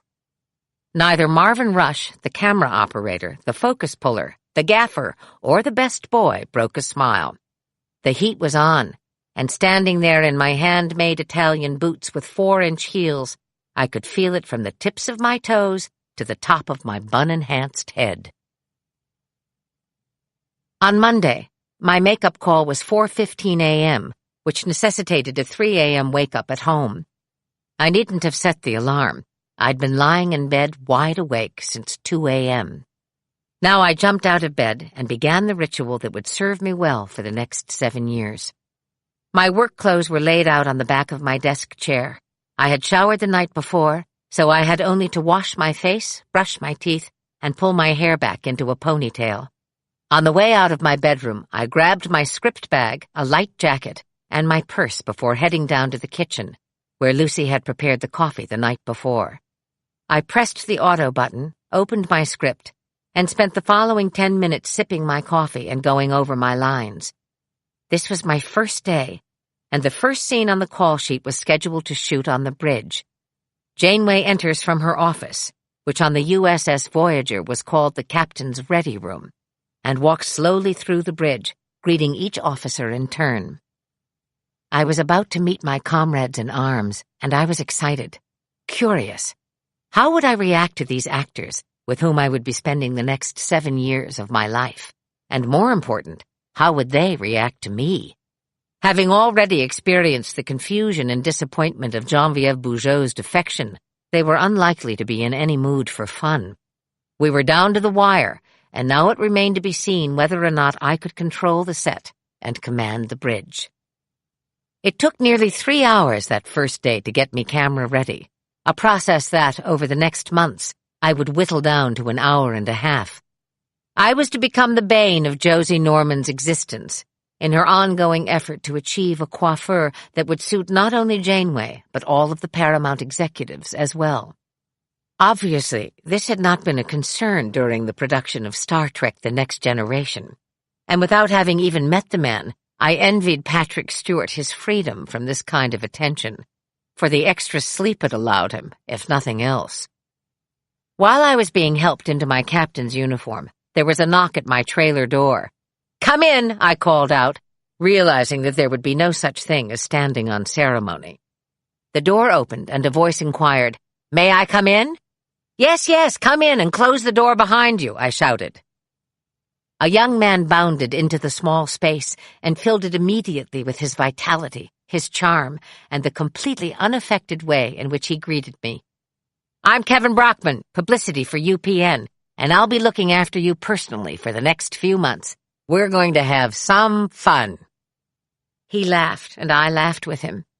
His handsome face was lit by something else, something more than beauty, more than charm. He struck me as essentially incorruptible, and I instinctively knew that I could trust him. I took his hand and said, "Help me, will you?" "Oh, yes, ma'am, that I will do. But some of this ain't going to be easy, especially initially," Kevin explained. "You're going to be pulled in every possible direction over the next months. It will be very demanding, but I'll be there to guide you." "Just don't let go of my hand, whatever you do," I said. Kevin Brockman smiled broadly, looked me dead in the eye, and replied, "I promise that I will never let go of your hand." A pause, during which we sized each other up. "As long as you do everything I ask of you," he quipped, slamming the trailer door behind him. Mike, the second AD, knocked on the door and informed me they were ready on the set. These were words that I would come to respond to with Pavlovian discipline. As I walked through the door of Stage 8, I was greeted by several strangers, crew members, day players, technicians, all of whom stood sharply to attention and said, "Good morning, Captain." Mike led the way to a group of people huddled in conversation around a monitor. The Star Trek triumvirate was present, of course, and there were a number of Paramount personnel present as well, come to see the goods for themselves. A trim man with an intelligent, handsome face approached me, and extending his hand, said, in a slight German accent, "I'm Rick Kolbe, the director. It is a great pleasure to meet you, and rumor has it that you are not only ready to work, but willing and able to boot." "Yes, sir," I assured him. "That's what I'm here for, so let's get going." Colby laughed, and taking my arm, led me on to the bridge, where the other officers had gathered for introductions. The first to greet me was Robbie McNeil, who jumped up from his post at the helm and said, "Welcome aboard, Captain. I cannot tell you how happy I am to meet you." His handsome Celtic face shone with mischief, and I felt the first gladdening of a spontaneous friendship. "Is that a book you're reading, Lieutenant Paris?" Robbie hid the book behind his back, looked at me sheepishly, and said, "Yes, ma'am, I'm afraid it is. Will I be punished?" "Depends on what it is," I replied. "Russell Banks, ma'am. I find him difficult to put down." "Then carry on, Mr. Paris, but don't read and drive." We laughed, and although my nervousness was growing with every passing minute, I maintained a poise I thought becoming to an officer of my rank and gender. Ensign Harry Kim stepped out from behind his station at operations, took my hand in a formal and extremely gracious manner, and said, "I'm Garrett Wong, and this is where you will always find me, unless, of course, I'm promoted." "Easy does it, Ensign," Colby interrupted. "Let's get through the pilot before we start promoting people. For all you know, you'll be dead." Garrett blanched, and we all laughed again as the first AD called out, "Okay, ladies and gentlemen, find your marks. Get ready to roll on Scene 4, Episode 1, The Caretaker." Rick Colby showed me to my ready room and, pulling me aside, said, "This is your home, and the bridge is your living room. You own it. It's yours. You should feel completely at ease and in total command." I entered the bridge from my ready room, assured Harry Kim that it wasn't crunch time yet, acknowledged another actor who was playing my first officer, but who would soon be dead. Chakotay and Tuvok were still on the renegade Maquis ship, and we had not yet joined ranks, sat in the captain's chair, nodded to Mr. Paris, and said, "Engage." When Colby called, "Cut!" I looked out into the near darkness from my vantage point on the bridge and regarded the row of faces before me. Paramount brass, Star Trek brass, UPN brass, all there to keep the make-believe brass on the bridge in line. And if they weren't exactly beaming with unmitigated joy, they appeared to be satisfied with my delivery of that most excellent Starfleet directive, "Engage." As we prepared for the next scene, the long, intimidating line of executive personnel had, as they say, left the building. Kevin Brockman was true to his word and never did let go of my hand. When I wasn't actually filming a scene on set, he'd be waiting for me, and I would be whisked to a distant part of the soundstage, where an altogether different crew would be lying in wait, shrouded in black cloth, ready to video my initial reactions to having become the first female captain in the history of the Star Trek franchise. An unending stream of journalists and photographers came through the doors of stages 8 and 9, and this lasted for many, many months. The interviews were well organized. Brockman was nothing if not completely efficient, but the unremitting pattern of work and press began to take its toll, and within the first 3 months of playing Captain Janeway, I lost close to 15 pounds. No one commented on this weight loss, except perhaps Rick Colby, whose job it was to train a high-intensity lens on me, and who watched my every movement from the moment I arrived on set until we wrapped, some 12 to 18 hours later. It was an unspoken rule on Voyager that no day should be shorter than 12 hours, and often, in those beginning months, I would leave home in pitch darkness only to return in pitch darkness. Alec later confessed to me that he would lie in bed and wait for the headlights of my car to illuminate his room, and only then would he fall asleep. Life was at full gallop, and I had almost no time to myself. Hagen was constantly on my mind, but when I arrived home at midnight, anticipating a message on the answering machine, there was none. This concerned me, but I assumed he was giving me my space, generously allowing me the time he knew it would take to adjust to this new and all-consuming way of life. 3 weeks into filming Voyager, a long white box was delivered to my home on a Saturday afternoon. I assumed it was a gift from either the studio, the network, or my agency. Carelessly, I pulled off the white ribbon and lifted the lid. Inside, an array of exquisite red roses. I caught my breath. Red roses could mean only one thing. My heart was racing as I plucked the card from the arrangement and opened it. Dear Kate, thank you for the best 49 days of my life. Love, Tim. Again and again I read that card, trying to discern a deeper meaning, a meaning other than the one so clearly in evidence. What did he mean? Thank you for the best 49 days of my life. And here's to the remaining 7,300? Surely then a phone call would follow, filled with the usual affectionate teasing, until Hagen would no longer be able to control himself and would say, "Well, did you get the damn roses or not?" A curious way of saying I love you, but I understood it. It was his way. The phone call never came. For that unbearably long weekend, I made sure I was within earshot of a telephone, and when it rang I jumped and my heart soared. But it was a friend just checking in, or an AD sending revisions, or Brockman with yet another press request.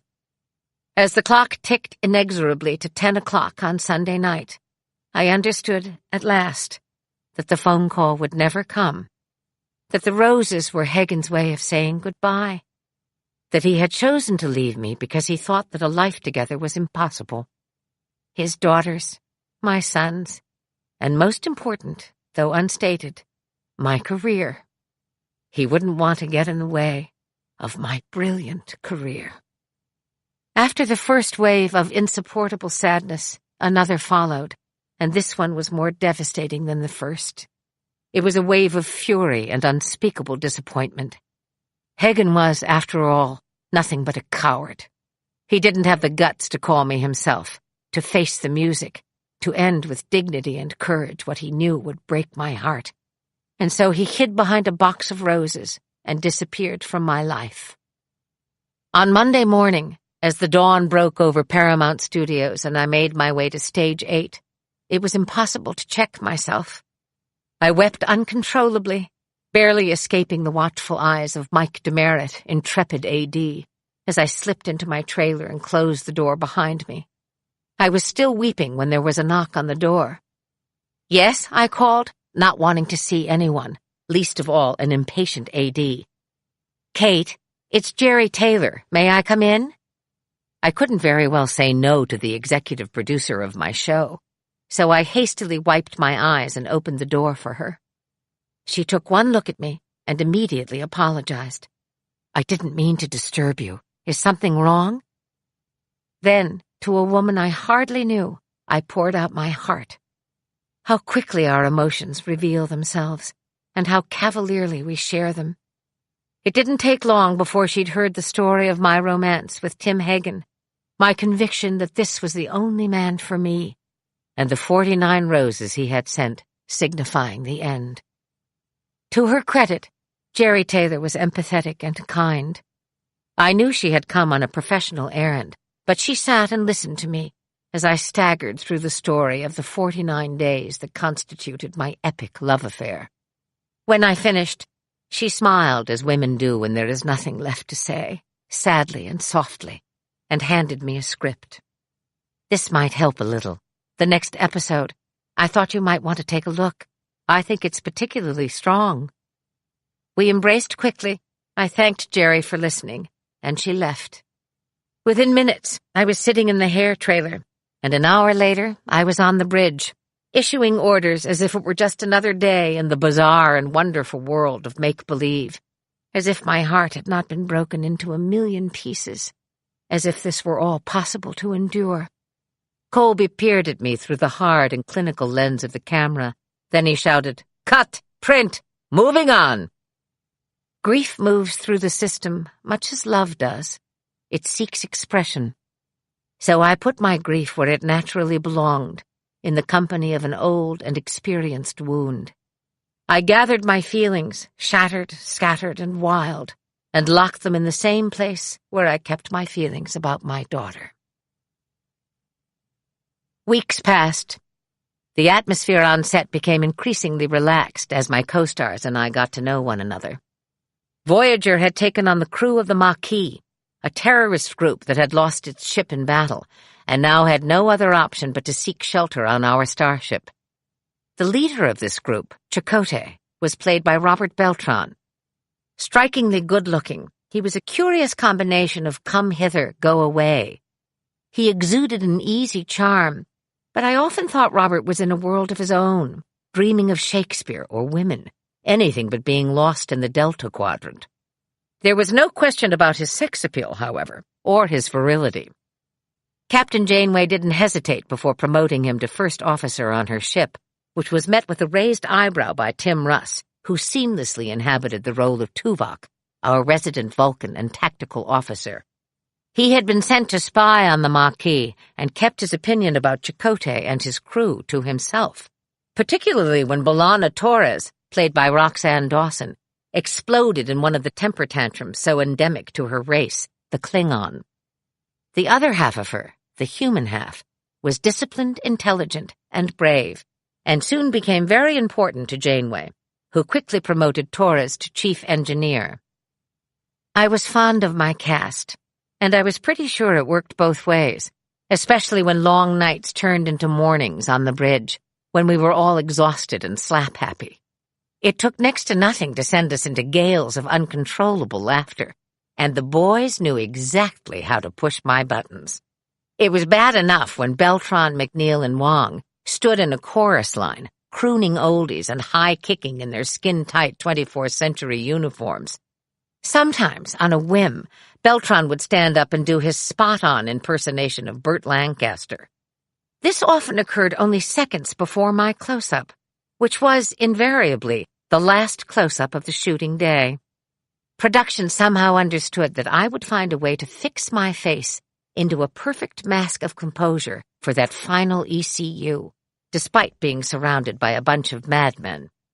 And if Ethan Phillips happened to be present, or if the doors to the turbo lift opened and Bob Picardo made a sudden, unexpected appearance, order could unravel within seconds, leaving me doubled over, gasping for breath, begging them to stop, which of course only whipped them into a lather of lunacy, because they were men, and it was Friday, and the camera was on me, the only female, and this was their biological imperative, to reduce me to tears of helpless, hysterical laughter. One night, I noticed that Patrick Stewart had stopped by our set and was helping himself to a cup of coffee at craft service. Between takes, I strolled over and introduced myself, very curious indeed to meet my predecessor. We leaned against the table, coffee cups in hand, and I asked him how he had managed it so successfully for 7 years. The demanding, sometimes grueling hours, the diabolically challenging technobabble, the lack of a private life, and the expectation that, as captain, we were not only meant to set the tone on the set, but to perform at a high level of professionalism while doing so. It went without saying that we were to leave our personal concerns at the stage door. Stewart looked around the soundstage, taking it in, then suddenly broke into a sly smile. "If you show up and do the work to the best of your ability, and keep your eye on the sparrow, then I promise you that when the next 7 years are up, you will be very proud of what you have accomplished. Very proud indeed," he said, and winked at me. "Now, hadn't you better resume command before all hell breaks loose?" The work did not let me down, and neither did the part. When Mulgrew suffered, Janeway picked her up, and when Janeway felt like giving up, Mulgrew slapped her into shape. I was put to good use in every way, and this saved me. Tim had hurt me, but that was his choice, not mine. For me, it was best to shake Patrick Stewart's hand, down the last of my coffee, and bound onto the bridge, where I belonged. Chapter 26. Rubik's Cube. Paramount held a special screening for the premiere of Star Trek Voyager. The lobby of the Paramount Theater was crawling with press when I arrived with my sons in tow. I wanted Alec and Ian, now 10 and 11 respectively, to understand this achievement and to celebrate it with me. I somehow thought it would shed light on why I was so often absent, why whole days drifted into late nights, why I wasn't present to tuck them in and kiss them goodnight, to cheer them on at their soccer games, to applaud their accomplishments. In my naivete as a mother and my egocentricity as an actress, I honestly thought that seeing me on the screen would make my children proud. If nothing else, I rationalized, they would have to appreciate the effort involved, for surely the effort deserved to be acknowledged. Finally, I thought, my sons would see for themselves how hard I worked, and however grudgingly, would be forced to admit that their mother was a disciplined and passionate actress, someone clearly devoted to her craft. No sooner had the lights dimmed than the nightmare began. Ian pulled the straw from his soft drink, and turning his head, put the paper covering protecting the straw into his mouth and started to chew. His brother followed suit, and before the opening credit sequence had ended, my sons were doing their level best to pelt the screen with spitballs. Mortified, I turned to Ian and whispered fiercely into his ear, "Stop that right now, Ian! What in God's name are you doing? You're embarrassing me! I am telling you to knock it off, right now!" Incredibly, a small, devious smile of victory tugged at the corners of his mouth, while on my other side, Alec prepared to load his straw and fire. "Alec, please don't do what your brother is doing. You're hurting my feelings. This is my premiere. Come on, darling, don't humiliate me in front of all these people." Mercifully, we were far enough from the screen to ensure that the spitballs fell short of their mark, but I'm sure that several of my colleagues were aware of my children's outrageous behavior, and in an attempt to conceal their amazement, pretended to ignore what was going on. The night unfolded in agony, with my sons threatening mutiny at every turn, and their mother, the star, barely maintaining composure, surrounded on all sides by curious onlookers. When at last the lights came up, I took my children by their hands, which they tried unsuccessfully to pry loose, and dragged them out through a side exit, across the parking lot, and into the waiting limousine. Once we exited the Paramount gates, both boys erupted in glee. They shouted and screamed victoriously as the car moved slowly up Melrose Avenue, as if they had masterminded a brilliant coup d'etat. For a long time, I was unable to speak. I was so rigid with fury. My sons had undermined me in public and on purpose, but most disturbingly, they were behaving as if they'd done something brave, something necessary. When at last they settled down, it was into a hard silence, each looking out his window with cold, indifferent eyes. They were not afraid of me. They were furious with me, and they had decided, secretly and perhaps even unwittingly, that this would be the perfect night to demonstrate their hatred of my work and everything it represented. The boys went to bed, sullen and without apology, and I made my way to my sanctuary upstairs. On the deck outside my bedroom, I lay on a chaise under the cool January sky and lit a cigarette. I replayed the evening in my mind with a growing sense of desperation. Why would my children behave in such a manner? Was something wrong with them? Was I a derelict mother? At midnight, I stole downstairs and went to look in on each of the boys in turn. Alec lay curled on his side, dead to the world. I looked at his hand as it lay open and vulnerable on the duvet and thought, he doesn't hate my work. He hates that I am gone. He misses the security of my daily presence, and he hasn't yet absorbed the full impact of the divorce. He blames me for going to work, even work that I love. Perhaps more than anything, he resents that I love it. I bent and kissed the freckle on his nose, kissed his little running elephants of eyebrows. Ian was a different story, lying on top of his bed with nothing on but a pair of shorts. He lay quite still, his hands clasped over his chest like an old man taking a Sunday siesta. I peered at him closely. Lately, he'd been having nosebleeds, and this worried me, made me wonder if something serious might be causing them. When this happened, I'd prop Ian up to a sitting position and attempt to put a damp cloth to his nose, but invariably he'd push me roughly away, as if I'd rudely interrupted his sleep. "Geez, Mom, let me sleep. It's okay." Now he lay quietly and looked so beautiful in repose, it was hard to believe that he was capable of hurting me as deeply as he had. And yet, I had seen him take aim with my own eyes. It was deliberate and menacing. He, too, was furious with me. But somehow it went even deeper than it did with Alec. He wanted me to pay a price for all of it. The divorce, the work, the celebrity, everything. I sat in the blue armchair in Ian's bedroom and studied him. Who could blame him?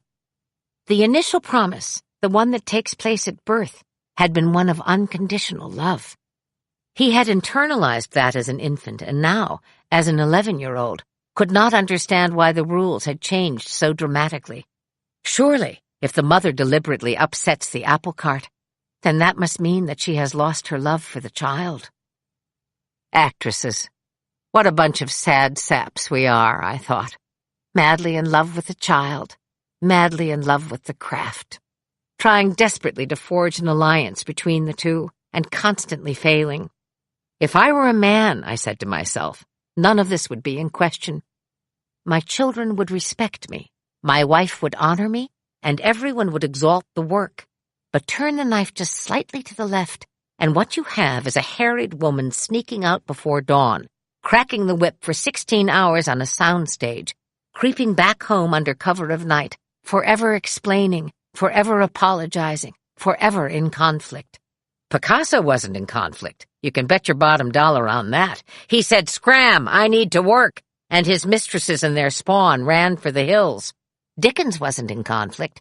He had 10 children and wrote as many novels in almost as many years because it was both understood and appreciated that he was gifted, famous, and rich. The male artist has always been respected. For the actress, there is no resolution. Read the life of Eleanor Duse. Read the life of Sarah Bernhardt.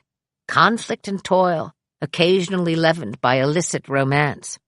Duse, arguably the greatest actress who ever lived, sent her only daughter to a convent so as not to expose her to the tawdry perils of life in the theater. Shortly after giving birth to an illegitimate son, Maurice, Bernhardt resumed her lucrative career as a courtesan. It wasn't until she clawed her way back to her rightful place on the stage that she bought the famous coffin in which she was photographed, eyes closed. Maurice must have had mixed feelings about nap time. I played Captain Janeway in an era that had not resolved the conflicts surrounding mothers and work. The major studios were still struggling to present their actresses as superwomen. No one wanted to hear about the difficulties of raising children. Not really. It was only acceptable to talk about rising above these difficulties and managing to do everything well, to contribute to the great myth. Women are master multitaskers who fly through space spouting technobabble at warp 9.9, who then beam themselves home in time for dinner, prepared by hand on a 4-burner Viking stove, tuck their tired but happy children into their lavender-scented beds, learn 10 pages of dialogue to perfection while soaking luxuriously in a bubble bath, and finally, reluctantly, turning out the light because, by God, she still has energy to burn. I sighed and got up from the chair. I dropped a light kiss on Ian's brow, and then, as an afterthought, gently stroked his hair. Such beautiful hair, such a beautiful boy. I turned out the hall light and looked in on Alec before I headed upstairs. The hand outstretched, relaxed, beckoning. I tiptoed to his bedside, knelt down, and kissed those fingertips one by one. He didn't stir. Then I climbed the stairs to my bedroom, where I would forego a bath, run a toothbrush across my teeth, remove my fancy premiere makeup, force myself to study my pages for tomorrow's work, set the alarm for a 3:45 a.m. wake-up, and switch off the lamp. Multitasking, indeed. Chapter 27. Catalyst. My friend Nancy Addison was going to die, but we didn't know that then. We knew only that she had been diagnosed with a malignancy in her adrenal glands, that she would need to undergo chemotherapy, and that she was going to fight like hell. In fact, she said, we're going to have a party. A party, Nanny, are you sure? I asked, calling long distance from my trailer at Paramount. Of course a party, in honor of my charity and evidently in honor of me. I would like you to co-host it and to present me with a Lifetime Achievement Award. Do you think you can do that with a straight face? I don't know, darling. Who's writing the material? Rosie O'Donnell. Isn't that terrific? You two can riff on Ryan's Hope all night long, for all I care. Just give me that statuette. The Copacabana had never looked so good. With her intuitive sense of whimsy, Nancy and her committee had transformed the ballroom into something unexpected. A huge silver and red motorcycle sat directly in the middle of the room, red balloons rising from its handlebars. Elegant silver and white streamers hung from the ceiling. Love seats in black and white were scattered throughout the room. Pots of white and pink roses adorned every available surface. Champagne was passed on silver trays, and everyone was in black tie, according to his or her unique code of formality. The crowd that had assembled in the main room consisted of doctors, philanthropists, actors, politicians, and priests. It was an eclectic and lively mix. When I presented Nancy with the Lifetime Achievement Award for her accomplishments not only as an actress, but also for the tireless work she'd done on behalf of the Incarnation Children's Center in Harlem, I could not keep my emotions in check. Tears were streaming down my cheeks when Nancy stepped onto the stage to deliver her eloquent and very moving acceptance speech, in which she referred to me as her soulmate, then added, "And you're very lucky if you find one in this life." Rosie O'Donnell came up, embraced Nancy, then turned to the crowd and said, "Okay, time for deep pockets, ladles and germs. Who wants to buy a 1998 red-hot custom Harley-Davidson Sportster and send that check directly to Incarnation Children's Center? Do I have a bid?" Laughter. "With you driving at breakneck speed and Kate Mulgrew wrapped around your six-pack, do I have a bid?" The place erupted into cheers, and in the midst of this mayhem, I made my escape to the dining room, where the food and drinks were being served. A young woman in a dark suit approached me as I stood waiting for a glass of wine at the bar and said, "Miss Mulgrew, there's someone here who would like a word with you. Please come with me." I followed her to an enclosed area at the back of the room, concealed by a dark wood-paneled screen. A figure emerged from the shadows and stood looking at me. Tall, erect, hair cut short but still more black than gray, and eyes that I would recognize anywhere, in shadow or in light. Eyes trained to withhold mercy. Eyes that knew how to cut away at the first sign of tears. Eyes that betrayed nothing. And there was the silver cross, her sole adornment, hanging simply and yet prominently around her neck, the jewel of her status.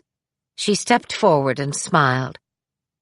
"Kate," said Sister Una McCormick, "what a surprise to see you here."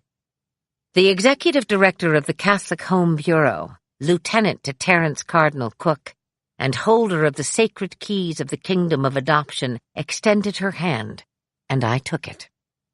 "I was so pleased to hear of your support of Incarnation Children's Center," the nun continued, "and of your friendship with Nancy." Sister Una's hand still rested in mine, and now I grasped it tightly and pulled the woman toward me, just a little, not so as to frighten her, but to bring her closer. I wanted no strain, no confusion, and no possibility of escape. "Sister," I began, "over the years I have reached out to you, and you have always had an excuse as to why I could have no information regarding my daughter. Not a document, not a photograph." Sister Una was silent, her eyes on mine.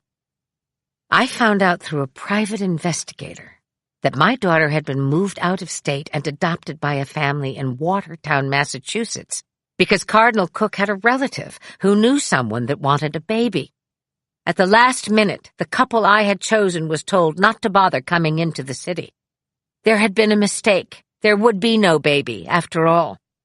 Then you told me there had been a fire and all of my files had been destroyed, so there could be no possible way of communicating with my daughter. All of this may or may not have been true, but what I do know is that you were a woman doing her job, that Catholic Charities had you on a very tight leash, and that I am no longer afraid." I paused, gauging her response. Her gaze was steady, unflinching. "My daughter is now 20 years old," I continued, "and I know that you have the power and the means to reach her. I am not going to beg you. That's over." I've done the best I could with what I've been given, which is next to nothing. And now I want more. I want you to tell my daughter that I am looking for her, and that if she chooses, I would like to write a letter to her, or perhaps even speak to her. I wrote a letter to her when she was born. Did you give it to her adoptive mother?" I then perceived the first chink in the armor, as Sister Una withdrew her hand and said, "I gave it to her adoptive mother, but there can be no guarantee that she gave it to your daughter." "I understand very well that there are no guarantees of any kind," I said. "But this time, I want you to promise that you will let my daughter know that I am looking for her, and how to find me if she chooses to do so." A silence between us, a pause, and then a shift occurred. The professional woman, bearing the burden of years of secrets, suddenly stepped across the divide and did what she knew might jeopardize her position, as well as her reputation. She didn't seem to care. Her expression was clear and open. She had made up her mind. "Go back to your hotel," Sister Una said quietly, "and in the morning I will send you documents from the International Soundex Reunion Registry. Fill them out and put them in the mail. I will have the same documents sent to your daughter. I cannot promise that she will respond, but I can promise that she will receive them. More than this, I simply cannot do." So it was true, then. My instincts had been right all along. Sister Una knew where my daughter was. She had always known. Still, there was to be no verdict. Pontius Pilate had spoken. Not good, not bad. She had washed her hands, certain that her own God would determine the best outcome. "What time will the documents arrive at the hotel?" I wanted to know. "Long before you're awake," Sister Una replied, with authority. But Sister Una was wrong. I was dressed and waiting at the front desk of the Mark Hotel when the first post arrived, at 5:30 in the morning. Chapter 28. You can see the moon, but the moon can't see you. Nancy's party at the Copacabana kicked off the beginning of Voyager's 5th season hiatus, which was our annual 4-week break from shooting. Robert had decided to take the boys on a fishing trip, and I, unwilling to let even a day of the precious holiday go by unobserved, called my mother and said, "Hold on to your hat and pack your bag. I'm taking you to Istanbul, to visit the Blue Mosque, and to stand on a spot overlooking the Bosphorus where you can see 3 continents at once, after which we will slowly sail up the Aegean Sea on a vessel famous for its ostentation, with ports of call at silk-producing factories, where young girls slowly go blind in the daily extraction of the silk thread from the reluctant worm, and finally, we will fly to London to visit your youngest daughter, who is presently with child and wandering around Kensington unchaperoned while her money-mad husband spends his days converting yen into gold bullion. What do you say?" No pause. "I say, kitten-cat girl," Mother sang into the phone, "that now you are speaking my lingo." And so it was that we found ourselves ensconced in a deluxe cabin aboard the Seabourn cruise liner, elegant and sleek and chock full of people with little to do but hurl money at the map. Rich people. Strangely, the cabin had only 1 bed, but it was so large, so satin-sheeted, tasseled and fringed, that it was borderline vulgar. "For a sultan?" I asked my mother. "A sheikh," she responded perfunctorily, "and one of his harem, maybe his entire harem." We considered this in silence. "But this I do know, kitten," Mother continued. "I do not sleep in beds with my daughters, nor do I walk 3 abreast. So let's get the world's most expensive rollaway in here, and I will sleep on it." "Absolutely not, Mother," I countered. "You are my mother, and you shall have the bed." "Au contraire," Mother protested. "You are the big shot, and you are paying all the bills, so you will sleep in what has to be the most boorish, Moorish bed I have ever seen."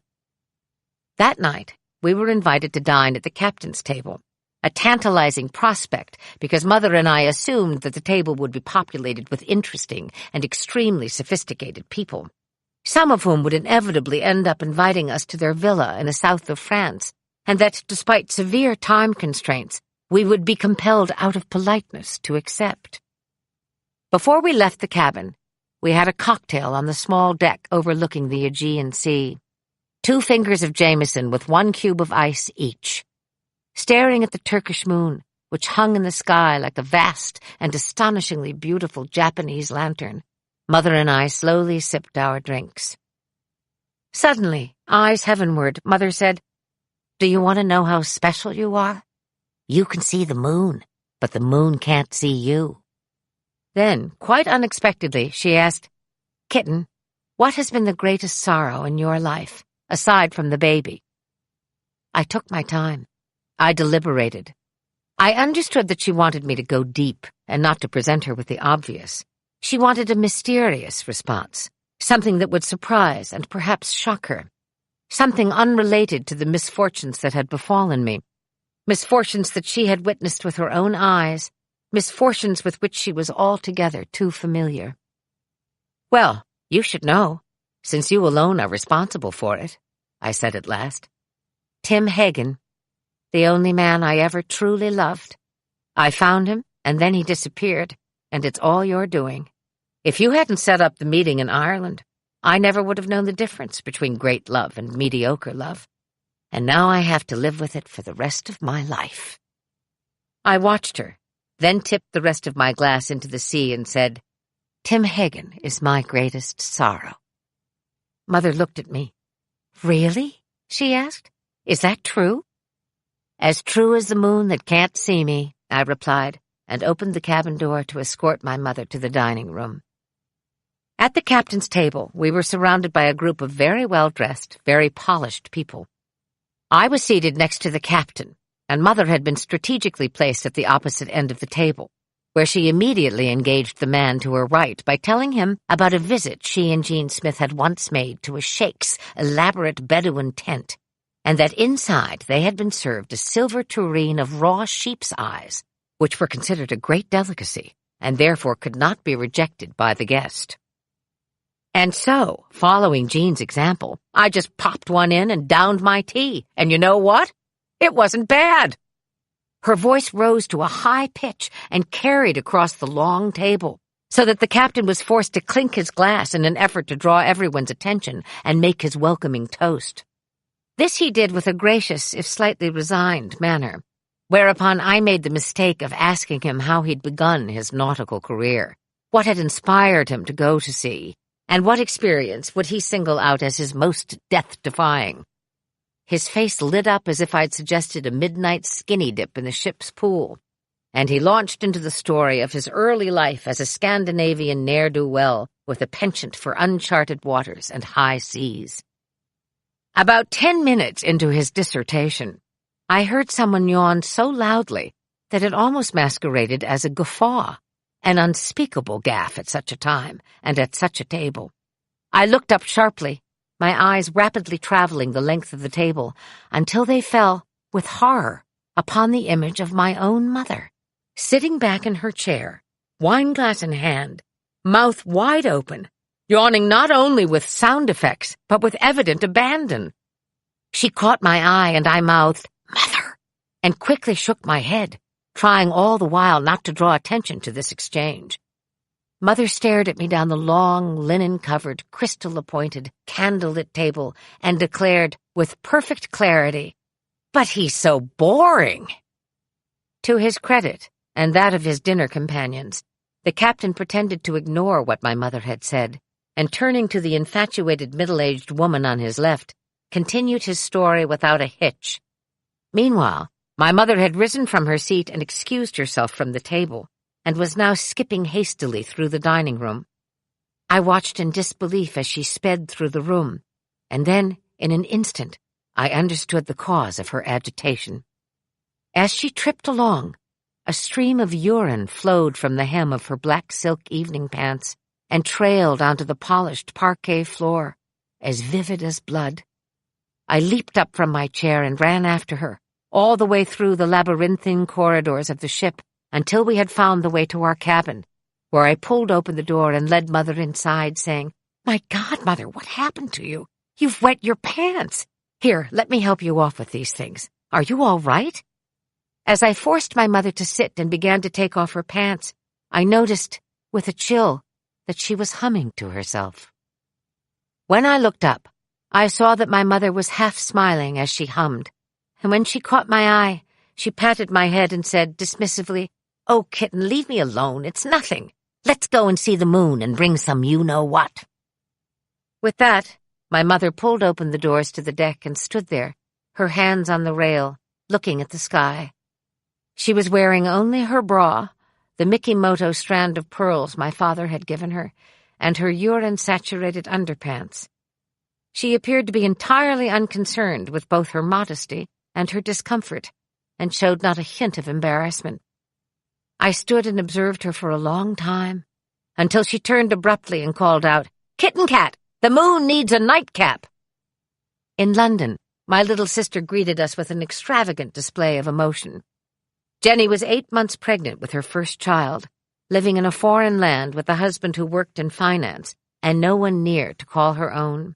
She threw her arms around me and cried, "You need to stay and live here. London is better than New York. In fact, New York sucks, and all hugely pregnant expats know it." I kissed her on both cheeks and asked, "What about Mother?" From across the lobby of the Kensington Royal Garden Hotel, Mother called out, "Fine with me. Call your father, but don't call him Collect." We did all things English. The Victoria and Albert Museum, high tea at Claridge's, the National Portrait Gallery, fish and chips at Jenny's local, the Churchill Arms, and a play in the West End, which nobody could understand.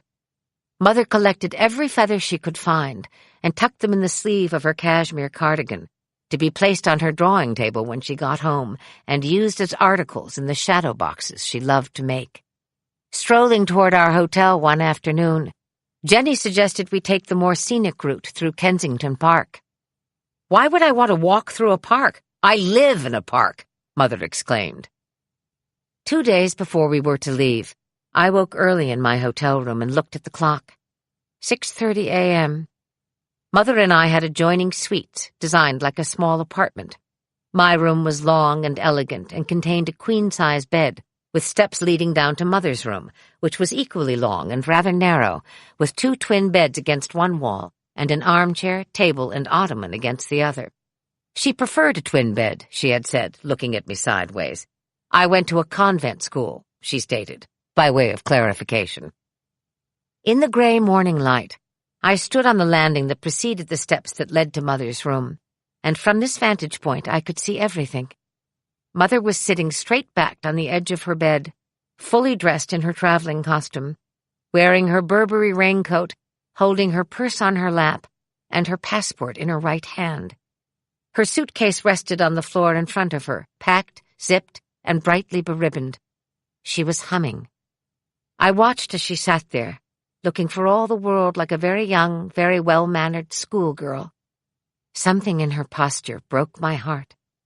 She lightly drummed her fingers on her handbag and continued to hum, as if she were simply biding her time.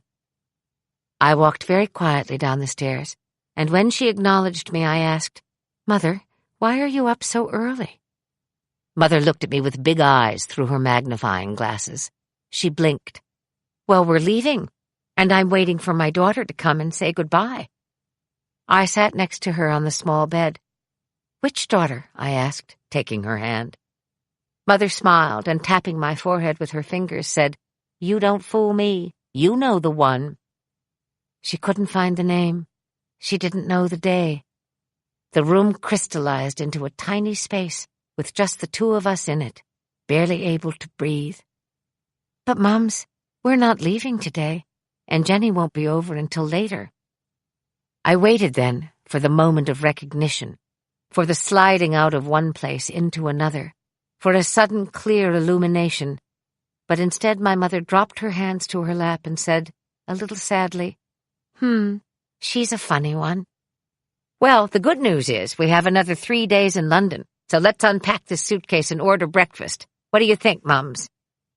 My mother looked at me curiously, as if perhaps I might be teasing her or saying something I didn't mean. She cocked her head, unsmiling, and smoothed the duvet on the bed.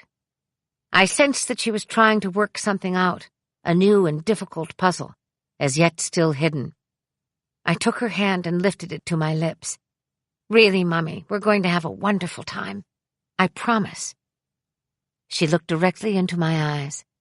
I saw there something I had never seen before, and it unnerved me. My mother was bewildered and terrified. For the first time in our relationship, the earth shifted, and I understood that a chasm, however incipient, had begun to form between us. I somehow understood, looking at her as the day beckoned through the window, that this would be our last adventure. There would still be time to catch my mother's eye, to tease her into confidences, to share the long family dinners that inevitably ended in wild, irreverent laughter, to watch her hands as they brought life to the piano, the casserole, the canvas, the feather. There would still be time, but as it turned out, not nearly enough. Chapter 29. Reclamation. 4 a.m. I walked into the kitchen where the coffee on an automatic timer was ready to be poured. It was dark and very quiet. The house would not come to life for another 3 hours. As was my habit, I spread out my script on the kitchen counter and looked over the scenes I was to shoot that day. I'd learned the lines the night before, but always brushed up in the morning, particularly when the technobabble was unusually challenging, as it was today. We were going to be spending the entire day in engineering, and despite the fact that Stage 9 was exactly the same size as Stage 8, it somehow felt more cramped to me and more confining. I anticipated a good 16 hours of shouting, running, climbing up and down the stairs in engineering, because the warp core was misbehaving again, and Belana Torres, our chief of engineering, would be at her most exasperated. God have mercy on me, I mumbled to myself as I packed my script away, put my cup in the sink, and finally looked in on Alec, who lay sleeping as teenagers do, as if in a dark, remote cave with velvet-covered walls and a stream of perfumed oxygen filling their lungs with an endless capacity for more sleep. The drive to Paramount was uneventful, and 5 years into my Star Trek career, I could have done it with one eye closed. I flew down Sunset like a seasoned race car driver, zipped across Melrose, and was waved through the studio gate by my favorite guard, Doug, who always reserved for me an expression that was equal parts respect and sympathy. The captain look, I called it, pulling into the tank and turning off the ignition. And now, my favorite part of the whole day was upon me. I had found a shortcut to my trailer, one filled with eerily lit offices and dark alleys, where delivery boys on bicycles sped past me with breakfast orders, and golf carts carrying writers rolled smoothly along. I opened the door to the rear entrance of Stage 8, one few actors knew about, and made my way through the pitch-black sets, the mess hall, the galley, past the captain's quarters, and through a small corridor of tiny offices, all brightly illuminated and busy with the activities that stood outside the filming itself, but were nonetheless imperative to it. The assistant sound engineer was labeling mics, and I thought, oh, damn, we're going to have to be body mic'd for engineering. Such a to-do with our skin-tight uniforms. The mic was always strapped to the inside of my narrow thigh, and as the day progressed, began its inexorable journey to my ankle. I passed a young PA, whose name I could never remember, and thus invariably mumbled something that could be interpreted as any one of a variety of common monikers, carrying sheaves of revisions to deliver to every actor working that day.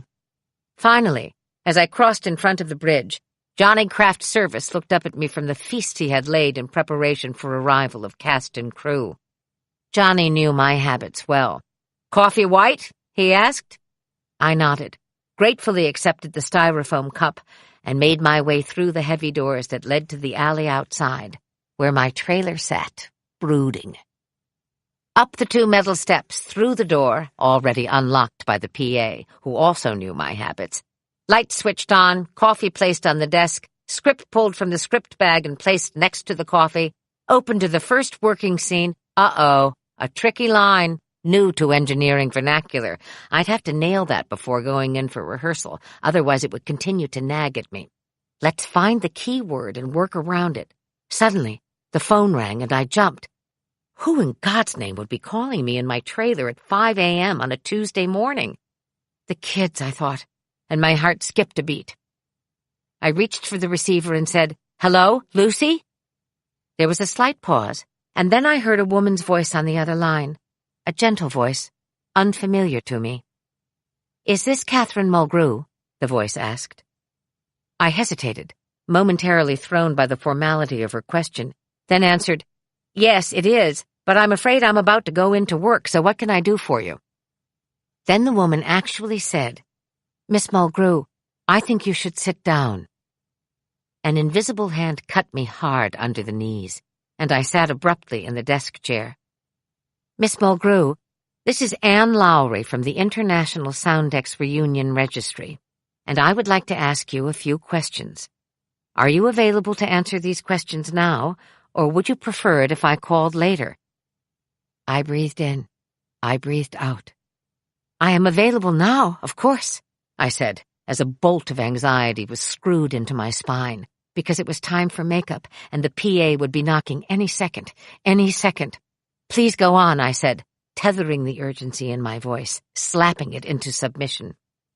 "Miss Mulgrew, is your full name Catherine Kiernan Mulgrew, and were you born on April 29th, 1955? And did you give birth to a baby girl on May 3rd, 1977, at New York University Hospital? And did you give her the birth name of Phoebe Columba Mulgrew?" My heart had stopped. I couldn't feel it beating, and all I could provide was the weakest of emanations, and I whispered, Yes, that was me. I gave birth to that child. Yes, that's me. That's right. That's her. Yes. The briefest of pauses, during which I understood that my life was about to end, that the truth was near, and that it was catastrophic, hopeless. Anne Lowry seemed to catch her breath on the other end. There was a sound of, what? Discomfort? Uncertainty? Disappointment? Then she spoke clearly, and this is what she said.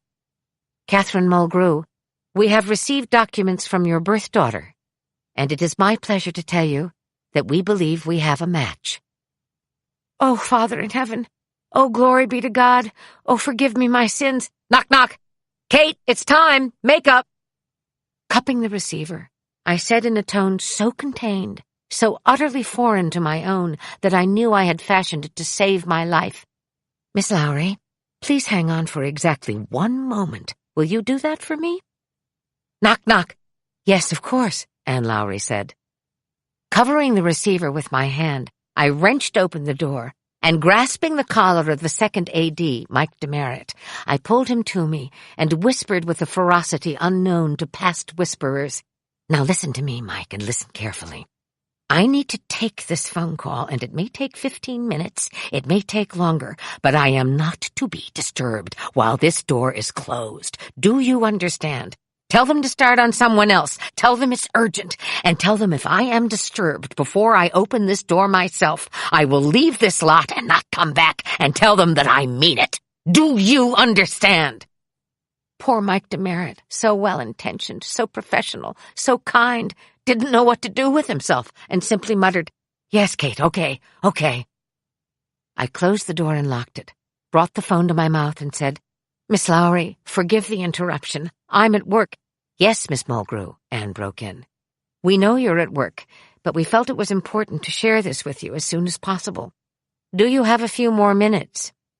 "Oh, yes," I assured her. "I've just spoken to production, and they told me to take all the time I need." "Well then, Miss Mulgrew, if you will just sit tight, I believe your daughter will be calling you in the next few minutes." "Calling me? Here? She will call me, or I will call her." It made no sense. It was senseless. It was time out of time. I was lost. I was found. And Anne said, "Miss Mulgrew, your daughter will call you if you will just be patient and wait at this number." "I am patient," I replied. "I am very patient. I will wait until she calls. I will wait right here. I should wait, right?" Anne Lowry, at last, made a sound I understood. It was laughter. And then this angel, whom I would never know, said, "You must wait, and I promise you that your daughter will call you shortly. Now please, hang up, so we can facilitate that phone call." "Thank you, Anne," I whispered. "I'm hanging up now. Goodbye." "Goodbye." "Goodbye?" Anne Lowry said goodbye. Not hang on, not sit tight, not just a minute, but goodbye. Oh, did she know something I didn't know? How would I reach her again? Was this a dream? I stood up. I paced. I listened to the early morning studio sounds that I suddenly loathed beyond expression. I wanted to throw open the door and scream at everyone to go away, get a life, leave me alone. This is a television series. It isn't real. This is real. Oh, please, dear God in heaven, make everyone go away. If Mike Demerit knocks one more time, I will slap him in the face. I will slap him so hard and fast he won't know what hit him. Oh, but that's wrong to think that. Wrong and unkind and unjust. But what if... The phone rang. It rang again. I looked at it. I saw it not as a phone, but as an angel, and in slow motion my hand reached for the receiver. As I brought it to my ear, I noted the dust motes dancing around the Venetian blinds hanging in the window, and I put the receiver to my mouth and said, "Hello? This is Kate Mulgrew." A muffled sound, unintelligible, and then, "Hello, Kate? This is Danielle Gaudette." Her voice. At last. A voice so unexpected, so light, so sweet, from a place I could not recognize. But what name was this? How could this be? I tightened my resolve. I breathed deeply, and I replied, "Hello, Danielle. My name is Kate Mulgrew, and I believe I am your biological mother." There was a sharp intake of breath. "Oh, yes, they told me. They told me I am your birth daughter." "Who told you?" I asked. Would have asked anything to keep her on the line. "The people from Soundex. They sent the documents. We filled them out, but my father mailed them." "Danielle, I don't have any idea what you know or don't know about me, but I'm an actress and I'm at work, and pretty soon they're going to start worrying about me, and then they're going to come for me. So I want to ask you something right away before that happens," I explained, and waited for an affirmation. "Yes?" she asked, so lightly, like a little bird. I could feel Paramount Studios encroaching. I could hear them all in a heated conclave. "Go get her. We have to start shooting. Enough is enough. Someone knock on that door, goddammit. We're losing money." "Danielle, I know this may sound pushy, and maybe it's too soon, but I would like to meet you, if that's possible. Do you think that's possible?" Silence. "Well, I'll have to ask my parents first," she replied. Her parents, whom she loved. She would need their permission. "Yes, of course. You should ask your parents. Are they there with you?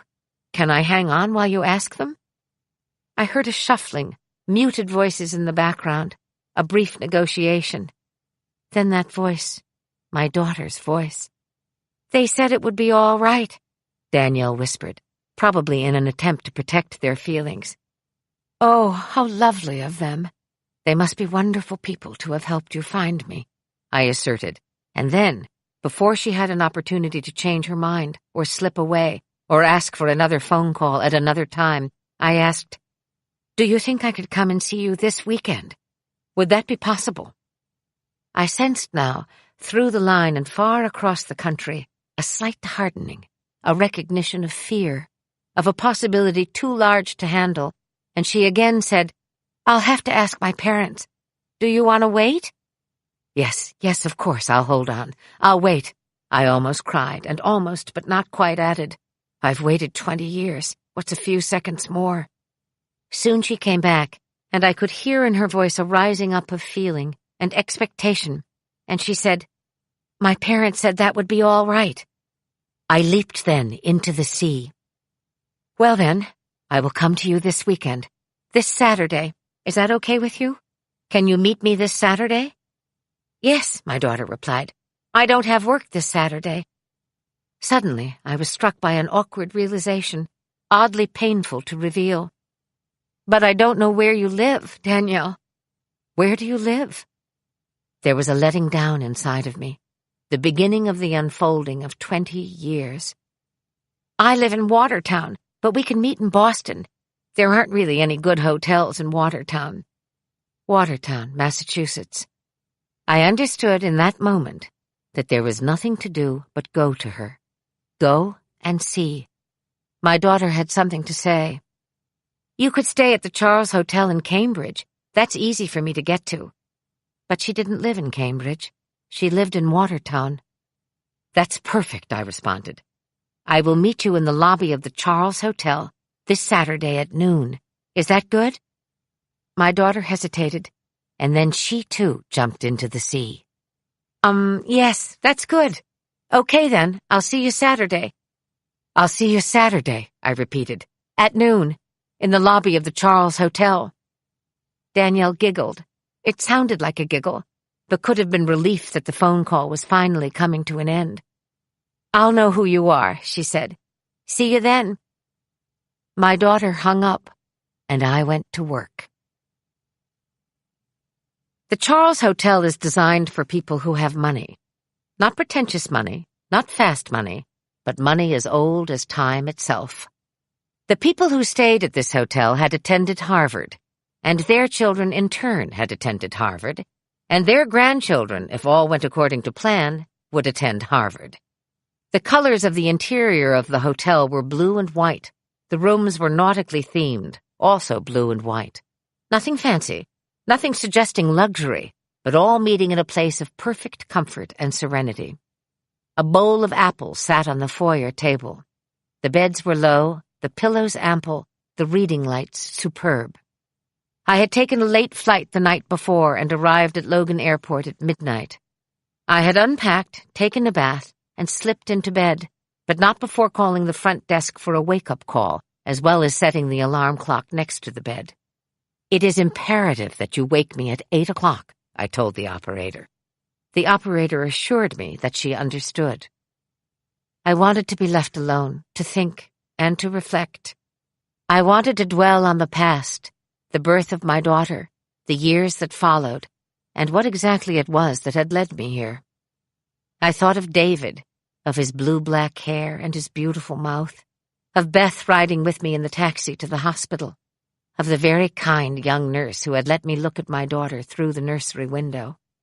My daughter, whose name was Danielle, who lived in Watertown, Massachusetts, and whom I would meet in just a few hours. My mind turned over restlessly like a colicky child. Then, like the vigilant mother she is, nature switched off her lamp and put me to sleep. At 5:45, defeated and anxious, I rose. I had had very little sleep, but was hyper-alert. I steadied myself with a long shower, ordered coffee, and slowly dressed. I had chosen the outfit carefully, and hoped that when my daughter first laid eyes on me, she would feel neither threatened nor dismayed by my appearance. So absurd, this business of thinking I needed to look one way or another. I looked like a reasonably attractive, reasonably prosperous, reasonably nice woman in her mid-40s, I assured myself as I assessed the reflection in the mirror. I wore a white silk blouse with covered buttons over long cream silk pants. My only concession to glamour was the Tiffany pearls and matching earrings that Richard Cushing had given me many years before, which I wore because in the moment that Richard had presented these jewels to me, his own eyes had sparkled like sapphires, and he had said, "Tell me you'll wear these forever," and I had promised that I would. At 9 a.m., I was in the lobby of the Charles Hotel on a reconnaissance mission. Where could I situate myself so as to maximize my viewing ability? I decided on a brown leather sofa that sat off to the right as one entered through the revolving doors. The concierge was to my left, and running the length of the far wall was the reception desk. The lobby was long and deep. Revolving doors stood in the center, and at the opposite end a staircase rose, leading to the bar and restaurant. I saw that the hotel had laid out coffee and muffins on a sideboard. After I had poured my coffee, I resumed my vigil on the brown leather sofa. It was 9:15 a.m. I knew this was preposterous, 3 hours before the designated meeting time, that waiting in a state of suspension and acute anticipation for 180 minutes made no sense. And yet I waited, and I watched, and I learned something about human nature. I learned that longing has no reason, The mind switches off, almost willfully, and closets itself in another place, away from the moment of waiting. The focus is absolute, ardent. A young boy rushed through the doors, carrying a skateboard, which he immediately flipped to the ground, and jumping on top of it, skated off through the lobby. This was my daughter. An old woman with her Latina aide came through the doors at the other end and made their slow journey to the coffee table. The aide was my daughter. A handsome middle-aged couple descended the center stairs, and I thought, oh, she must have gone upstairs to look for me, because the woman was my daughter, and the man was her father. Once, an 8-year-old girl skipped up to me, and my heart stopped, because, of course, this was at last my daughter. Here she was, so young. But then the little girl leaned forward and snatched an apple from the bowl on the coffee table, and glancing at me mischievously, merrily skipped away. A young couple, good-looking and laughing, came through the center revolving doors and stood there, as if looking for someone. Something hit my solar plexus when I saw the girl's dancing brown eyes, and in the moment that I willed myself to rise, the girl suddenly dashed forward and threw her arms around an older woman who was coming down the stairs. I sat again, carefully. I smoothed my blouse. I fingered my pearls. I waited. Time ticked by with punitive stealth, and I welcomed the punishment. At 12 o'clock, the Harvard bells rang out. I looked from one set of revolving doors to the other, frantic that I would somehow miss her, that she would sneak a look at me and run out through the side exit, sure that this had been a mistake, disappearing from my life forever. And then I saw her, and I knew. A girl in a light brown sundress, carrying a backpack, walking across Harvard Square. Her magnificent long hair tied back with a blue kerchief. I tried to rise, failed. This girl came through the revolving doors, and finding me immediately smiled. "Kate?" she asked from a distance away, in that voice new to me, so light, so sweet. She was unmistakably my daughter. Tall and straight she stood, with a cloud of inky black curls framing a face that could have been my face, were it not for the deep brown eyes, her father's eyes, looking at me with something between curiosity and kindness. I rose to my feet and started toward her, and at the same time she moved toward me, and when we met we simply stood there for a moment and looked at each other. She with a fixed smile on her face, me in open awe, and then we embraced and I whispered into her ear, "I believe I am your biological mother." And she whispered back, "Yes, I believe you are." She took my arm and helped me up the stairs, where we found a quiet table in the bar and ordered drinks. She had chamomile tea. I ordered white wine. She told me she had always known she was adopted, but that the documents from Soundex had only just arrived a few weeks before. In fact, she had just arrived home from college and had asked her father if anything had come for her in the mail. Absent-mindedly, he had said, "Oh yes, I think an envelope did come for you, over there, in that pile." She had found it, filled it out, and her father had offered to put it in the mailbox on his way to work. "That was good of him," I said, and Danielle looked down at the drink in her hand. "What about your mother?" I asked. Danielle shook her head and offered a small, wry smile. "Mom's a little shaky about all this. She's very sensitive to everything, so this, well—" Her voice trailed off, and I finished her thought, saying, "So this, well, it could be extremely unsettling for her. Will she agree to meet me?" Her face lit up, and she answered, "Oh, yes, they'd like to have breakfast with you tomorrow. We'll come here. There's a nice brunch buffet in the restaurant." Suddenly, I understood that it had been discussed, this meeting, carefully and at length. I imagined the three of them sitting around a kitchen table, a family conclave, negotiating the fine points, alternately spiking into emotion, then dissolving into tears, and finally settling uncomfortably into resolution. Danielle had signed the documents, and so had I, and the International Soundex Reunion Registry said we were a match. The rest was now inevitable. As I studied her, I marveled at how completely she had bridged the genetic gap. She was a beautiful hybrid, this girl with her wild Sephardic hair, her rich brown eyes, her chiseled Irish bones and delicate Celtic nose dusted with freckles. She had a wonderful laugh, genuine and infectious. Periodically, she hooted. This, I suspected, was a trait she had developed growing up. No one in my family hooted. In a moment, she could turn from lively to grave, and this I knew she had inherited from her biological father. As the afternoon unfolded, I sensed her strength, her dimension, her courage. I was astounded when she told me that she attended the University of Iowa and had taken her junior year abroad in Ireland. "My family lives in Iowa, and we go to Ireland all the time," I cried. But she only nodded and said, a little shyly, "How strange." "I know you must be exhausted," I said, "but there's something I have to ask you." Danielle looked at me with interest. "Yes?" "I promised your biological father, David Bernstein, that if this day ever came, and if you were so inclined, that we would call him. Do you think that is something you'd like to do?" Danielle needed no time to consider. "Yes," she said decisively. "I would like to do that." "Let's go to my room then," I responded. "We'll have privacy up there." David Bernstein was caught off guard, to say the least. He concealed his surprise beneath a veneer of polite wariness, but when I told him where I was, and with whom, his emotional pulse quickened. "Danielle Gaudette is her name. She is very lovely, and she would like to say hello to you." David paused. "Now?" he asked, incredulous.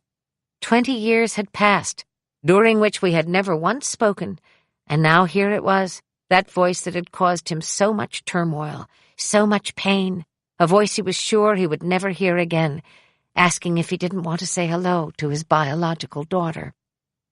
He measured himself, as he always had, and judged it best to lean into the inevitable. "Yes, of course," he said. "I would like to speak to her." Their conversation was brief, formalities were exchanged, and then, quite unexpectedly, I heard Danielle say, "Well, I could come down to Wilmington sometime and see you. Would that be okay?" She laughed softly then, said goodbye, hung up, and turning to me said, "He sounds nice." We sat side by side on the blue and white bed, and although I longed to take her hand, I demurred and instead looked into her beautiful, sparkling brown eyes and said, "Yes, he was. He was nice when we were young." She looked at me expectantly, and looked suddenly so young that I added, "Tall, dark, and handsome, too." The next morning, I watched as their daughter escorted Beverly and Bob Gaudette up the center stairs of the Charles Hotel, where I stood waiting for them on the landing.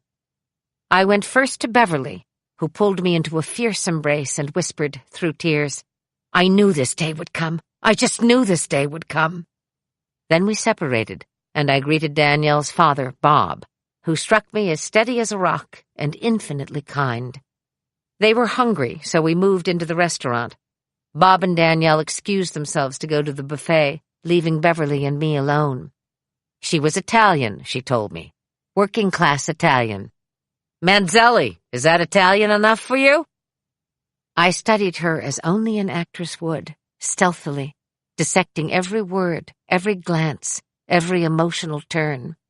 I was surprised to see that she had multiple piercings in her ears, each one filled with a different colored jewel. Beverly's green eyes had been carefully and dramatically made up to enhance their beauty. Her nose was prominent, and her lips, painted a fuchsia pink, were full and sensual. This was an extremely sensitive woman who wielded great power over her husband and whose children were bound to her by a fierce allegiance. It was very brief, our time alone together, but within those few minutes we were able to get what we needed from each other. I wanted her to approve of my relationship with Danielle and to endorse its future. In turn, she elicited from me the unspoken promise that I would never do anything to take her daughter from her. It is extraordinary what two women, complete strangers to each other, can negotiate over coffee and buttered toast. Within minutes, we had accomplished our respective missions. Before brunch was over, The Gaudettes had very graciously agreed to my hosting a dinner that evening, to which the entire extended family was invited. We decided on Jimmy's Harborside, a local seafood restaurant, and it was there, at 7 in the evening, that the Manzelli family convened to lay eyes on the woman who had, after 20 years, materialized out of nowhere, claiming to be Danielle's birth mother. They all knew who I was, of course, but the reality of my actual presence seemed to fill them all with a kind of amorphous horror. Grandmother Manzelli howled like a wounded animal when I was introduced to her, whereupon Danielle immediately went to her and sat in her lap. Beverly wept, Cousin Carly wept, Uncle Frankie wept. Only Danielle's sister Renee and Grandfather Manzelli remained dry-eyed and silent. Grandfather Manzelli sat apart, scowling in his seat of honor, regarding the wine before him with open disdain. It was like the wedding at Cana. No sooner had the wine been consumed, but another bottle appeared, as if by magic. When I reproached the waiter for being a little too easy-handed, he said, "It's not me, Miss Mulgrew. It's that guy over there," he said, and pointed to a table in the corner. That guy was a top UPN executive, in town on business, and wanted to impress Captain Janeway with his generosity, as well as showing off to his dinner companion our working camaraderie. I went over, thanked him for his kindness, and when he asked what we were celebrating, I replied, without thinking, "I've just met my daughter after 20 years." The two network executives looked at me as if I had, in fact, beamed myself in from the Delta Quadrant, but, as businessmen so typically and adroitly do, their expressions betrayed nothing. That evening, when dinner had come to an end and we had all gathered outside to say our goodbyes, I took special care to tell Beverly and Bob that they had raised a magnificent girl, smart and funny and brave. "And talented," cried Beverly. "She's a wonderful writer." Danielle lowered her head and said softly, "Oh, Ma." A light rain was falling, and there was a fine mist in the air when Danielle and I finally sought each other out to make our farewells. Her parents were already in the car, waiting for her, but they gave me a great gift when they allowed me an opportunity to be alone with my daughter, for what might be the last time in a very long time. I stared into her eyes and said, "I'm afraid I'm shaking. There are so many things I want to tell you, so much I have to say, and so much I want to hear, and now there's no more time." Danielle smiled and responded, "Well, I do go to school in Iowa City, you know." I laughed with her, the sheer coincidence of it, the serendipity.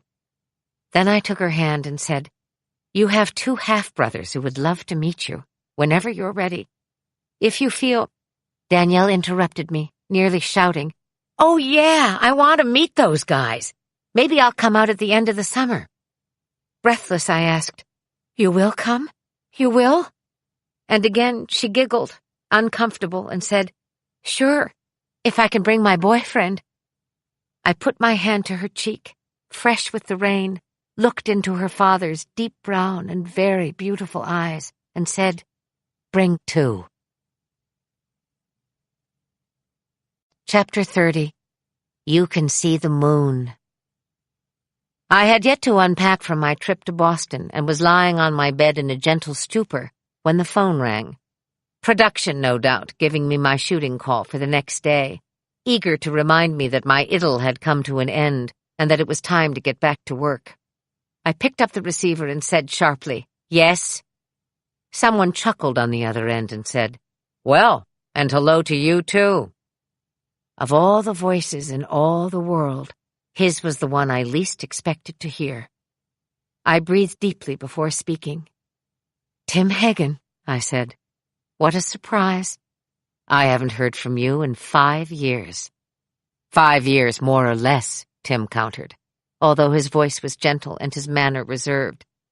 "Exactly 5 years," I replied.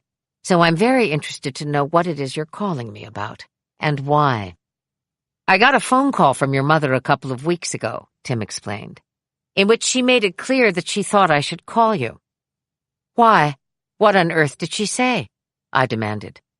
"She simply said, 'Tim, this is Joan. Are you married?' And I said, 'No, Joan, I'm not.' To which she replied, "Well, neither is Katie. You should call her." And then she hung up. "Oh, Mother," I said to myself, "you didn't.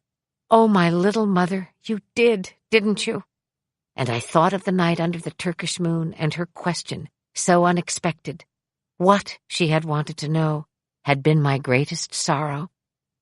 My greatest sorrow now spoke, and he said, "Kate, I know it's been a long time, and I'm fully aware that I am culpable and that there can be no excuses for my behavior. But I would very much appreciate it if you'd give me a chance to explain why I behaved the way I did. I want you to understand it from my perspective."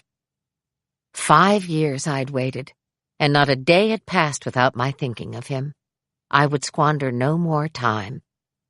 I'm very busy these days, shooting a series, and my time off is extremely limited, but I'm looking at the advance schedule, and I see that I will be released early this Friday.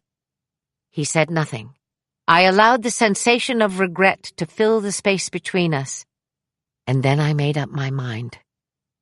I'll be in the bar at the Bel Air Hotel this Friday at 1 o'clock, and without giving myself the chance to unbutton the past, I hung up the phone. I finished my scenes by noon on Friday and went into my trailer to change into an exquisite white linen dress with matching jacket and a broad-brimmed straw hat graced with a black ribbon. I wore Richard Cushing's pearls. The valet at the Bel Air jumped to open the car door, and I walked swiftly inside, where the maître d'hôtel was waiting for me. I could not think why he would be waiting for me, but it was clear, by the way he held himself, that he was. "Miss Mulgrew," he said, with a sleek formality and just the hint of a smile. "Mr. Hagen has already arrived. He is waiting for you in the bar." Without a word, he took my overnight bag from me and opened the door that led directly to the bar. I crossed the terracotta-tiled path and wondered at my own ability to walk forward, for I knew very well what lay behind that door, and everything I had of grace and courage conspired to bring me to the entrance of that bar, where the world was suddenly dark and cool and mysterious, where from the deep recesses of a corner table I half made out the silhouette of a familiar figure rising out of his seat, unable to maneuver himself from behind the heavy table. And so it was I who moved first, stepping lightly out of the harsh sunlight, closing the door behind me. This has been a Hachette audio production of Born with Teeth, a memoir, written and read by Kate Mulgrew. Produced by Cheryl Smith, directed by Jared O'Connell. Recorded by Bob Burrito and Brian Trennis. Post-production by Beat Street Productions. Born with Teeth is also available in print and digital formats from Little Brown & Company, a division of Hachette Book Group. For more Hachette audio productions, visit us at hachetteaudio.com. Thank you for listening. Text copyright 2015 by Kate Mulgrew. Audio production copyright 2015 by Hachette Audio. All rights reserved. In accordance with the U.S. Copyright Act of 1976, the duplicating, uploading, and electronic sharing of any part of this audiobook without the permission of the publisher constitutes unlawful piracy and theft of the author's intellectual property. If you would like to use material from the audiobook, other than for review purposes, prior written permission must be obtained by contacting the publisher at permissions@hbgusa.com. Thank you for your support of the author's rights.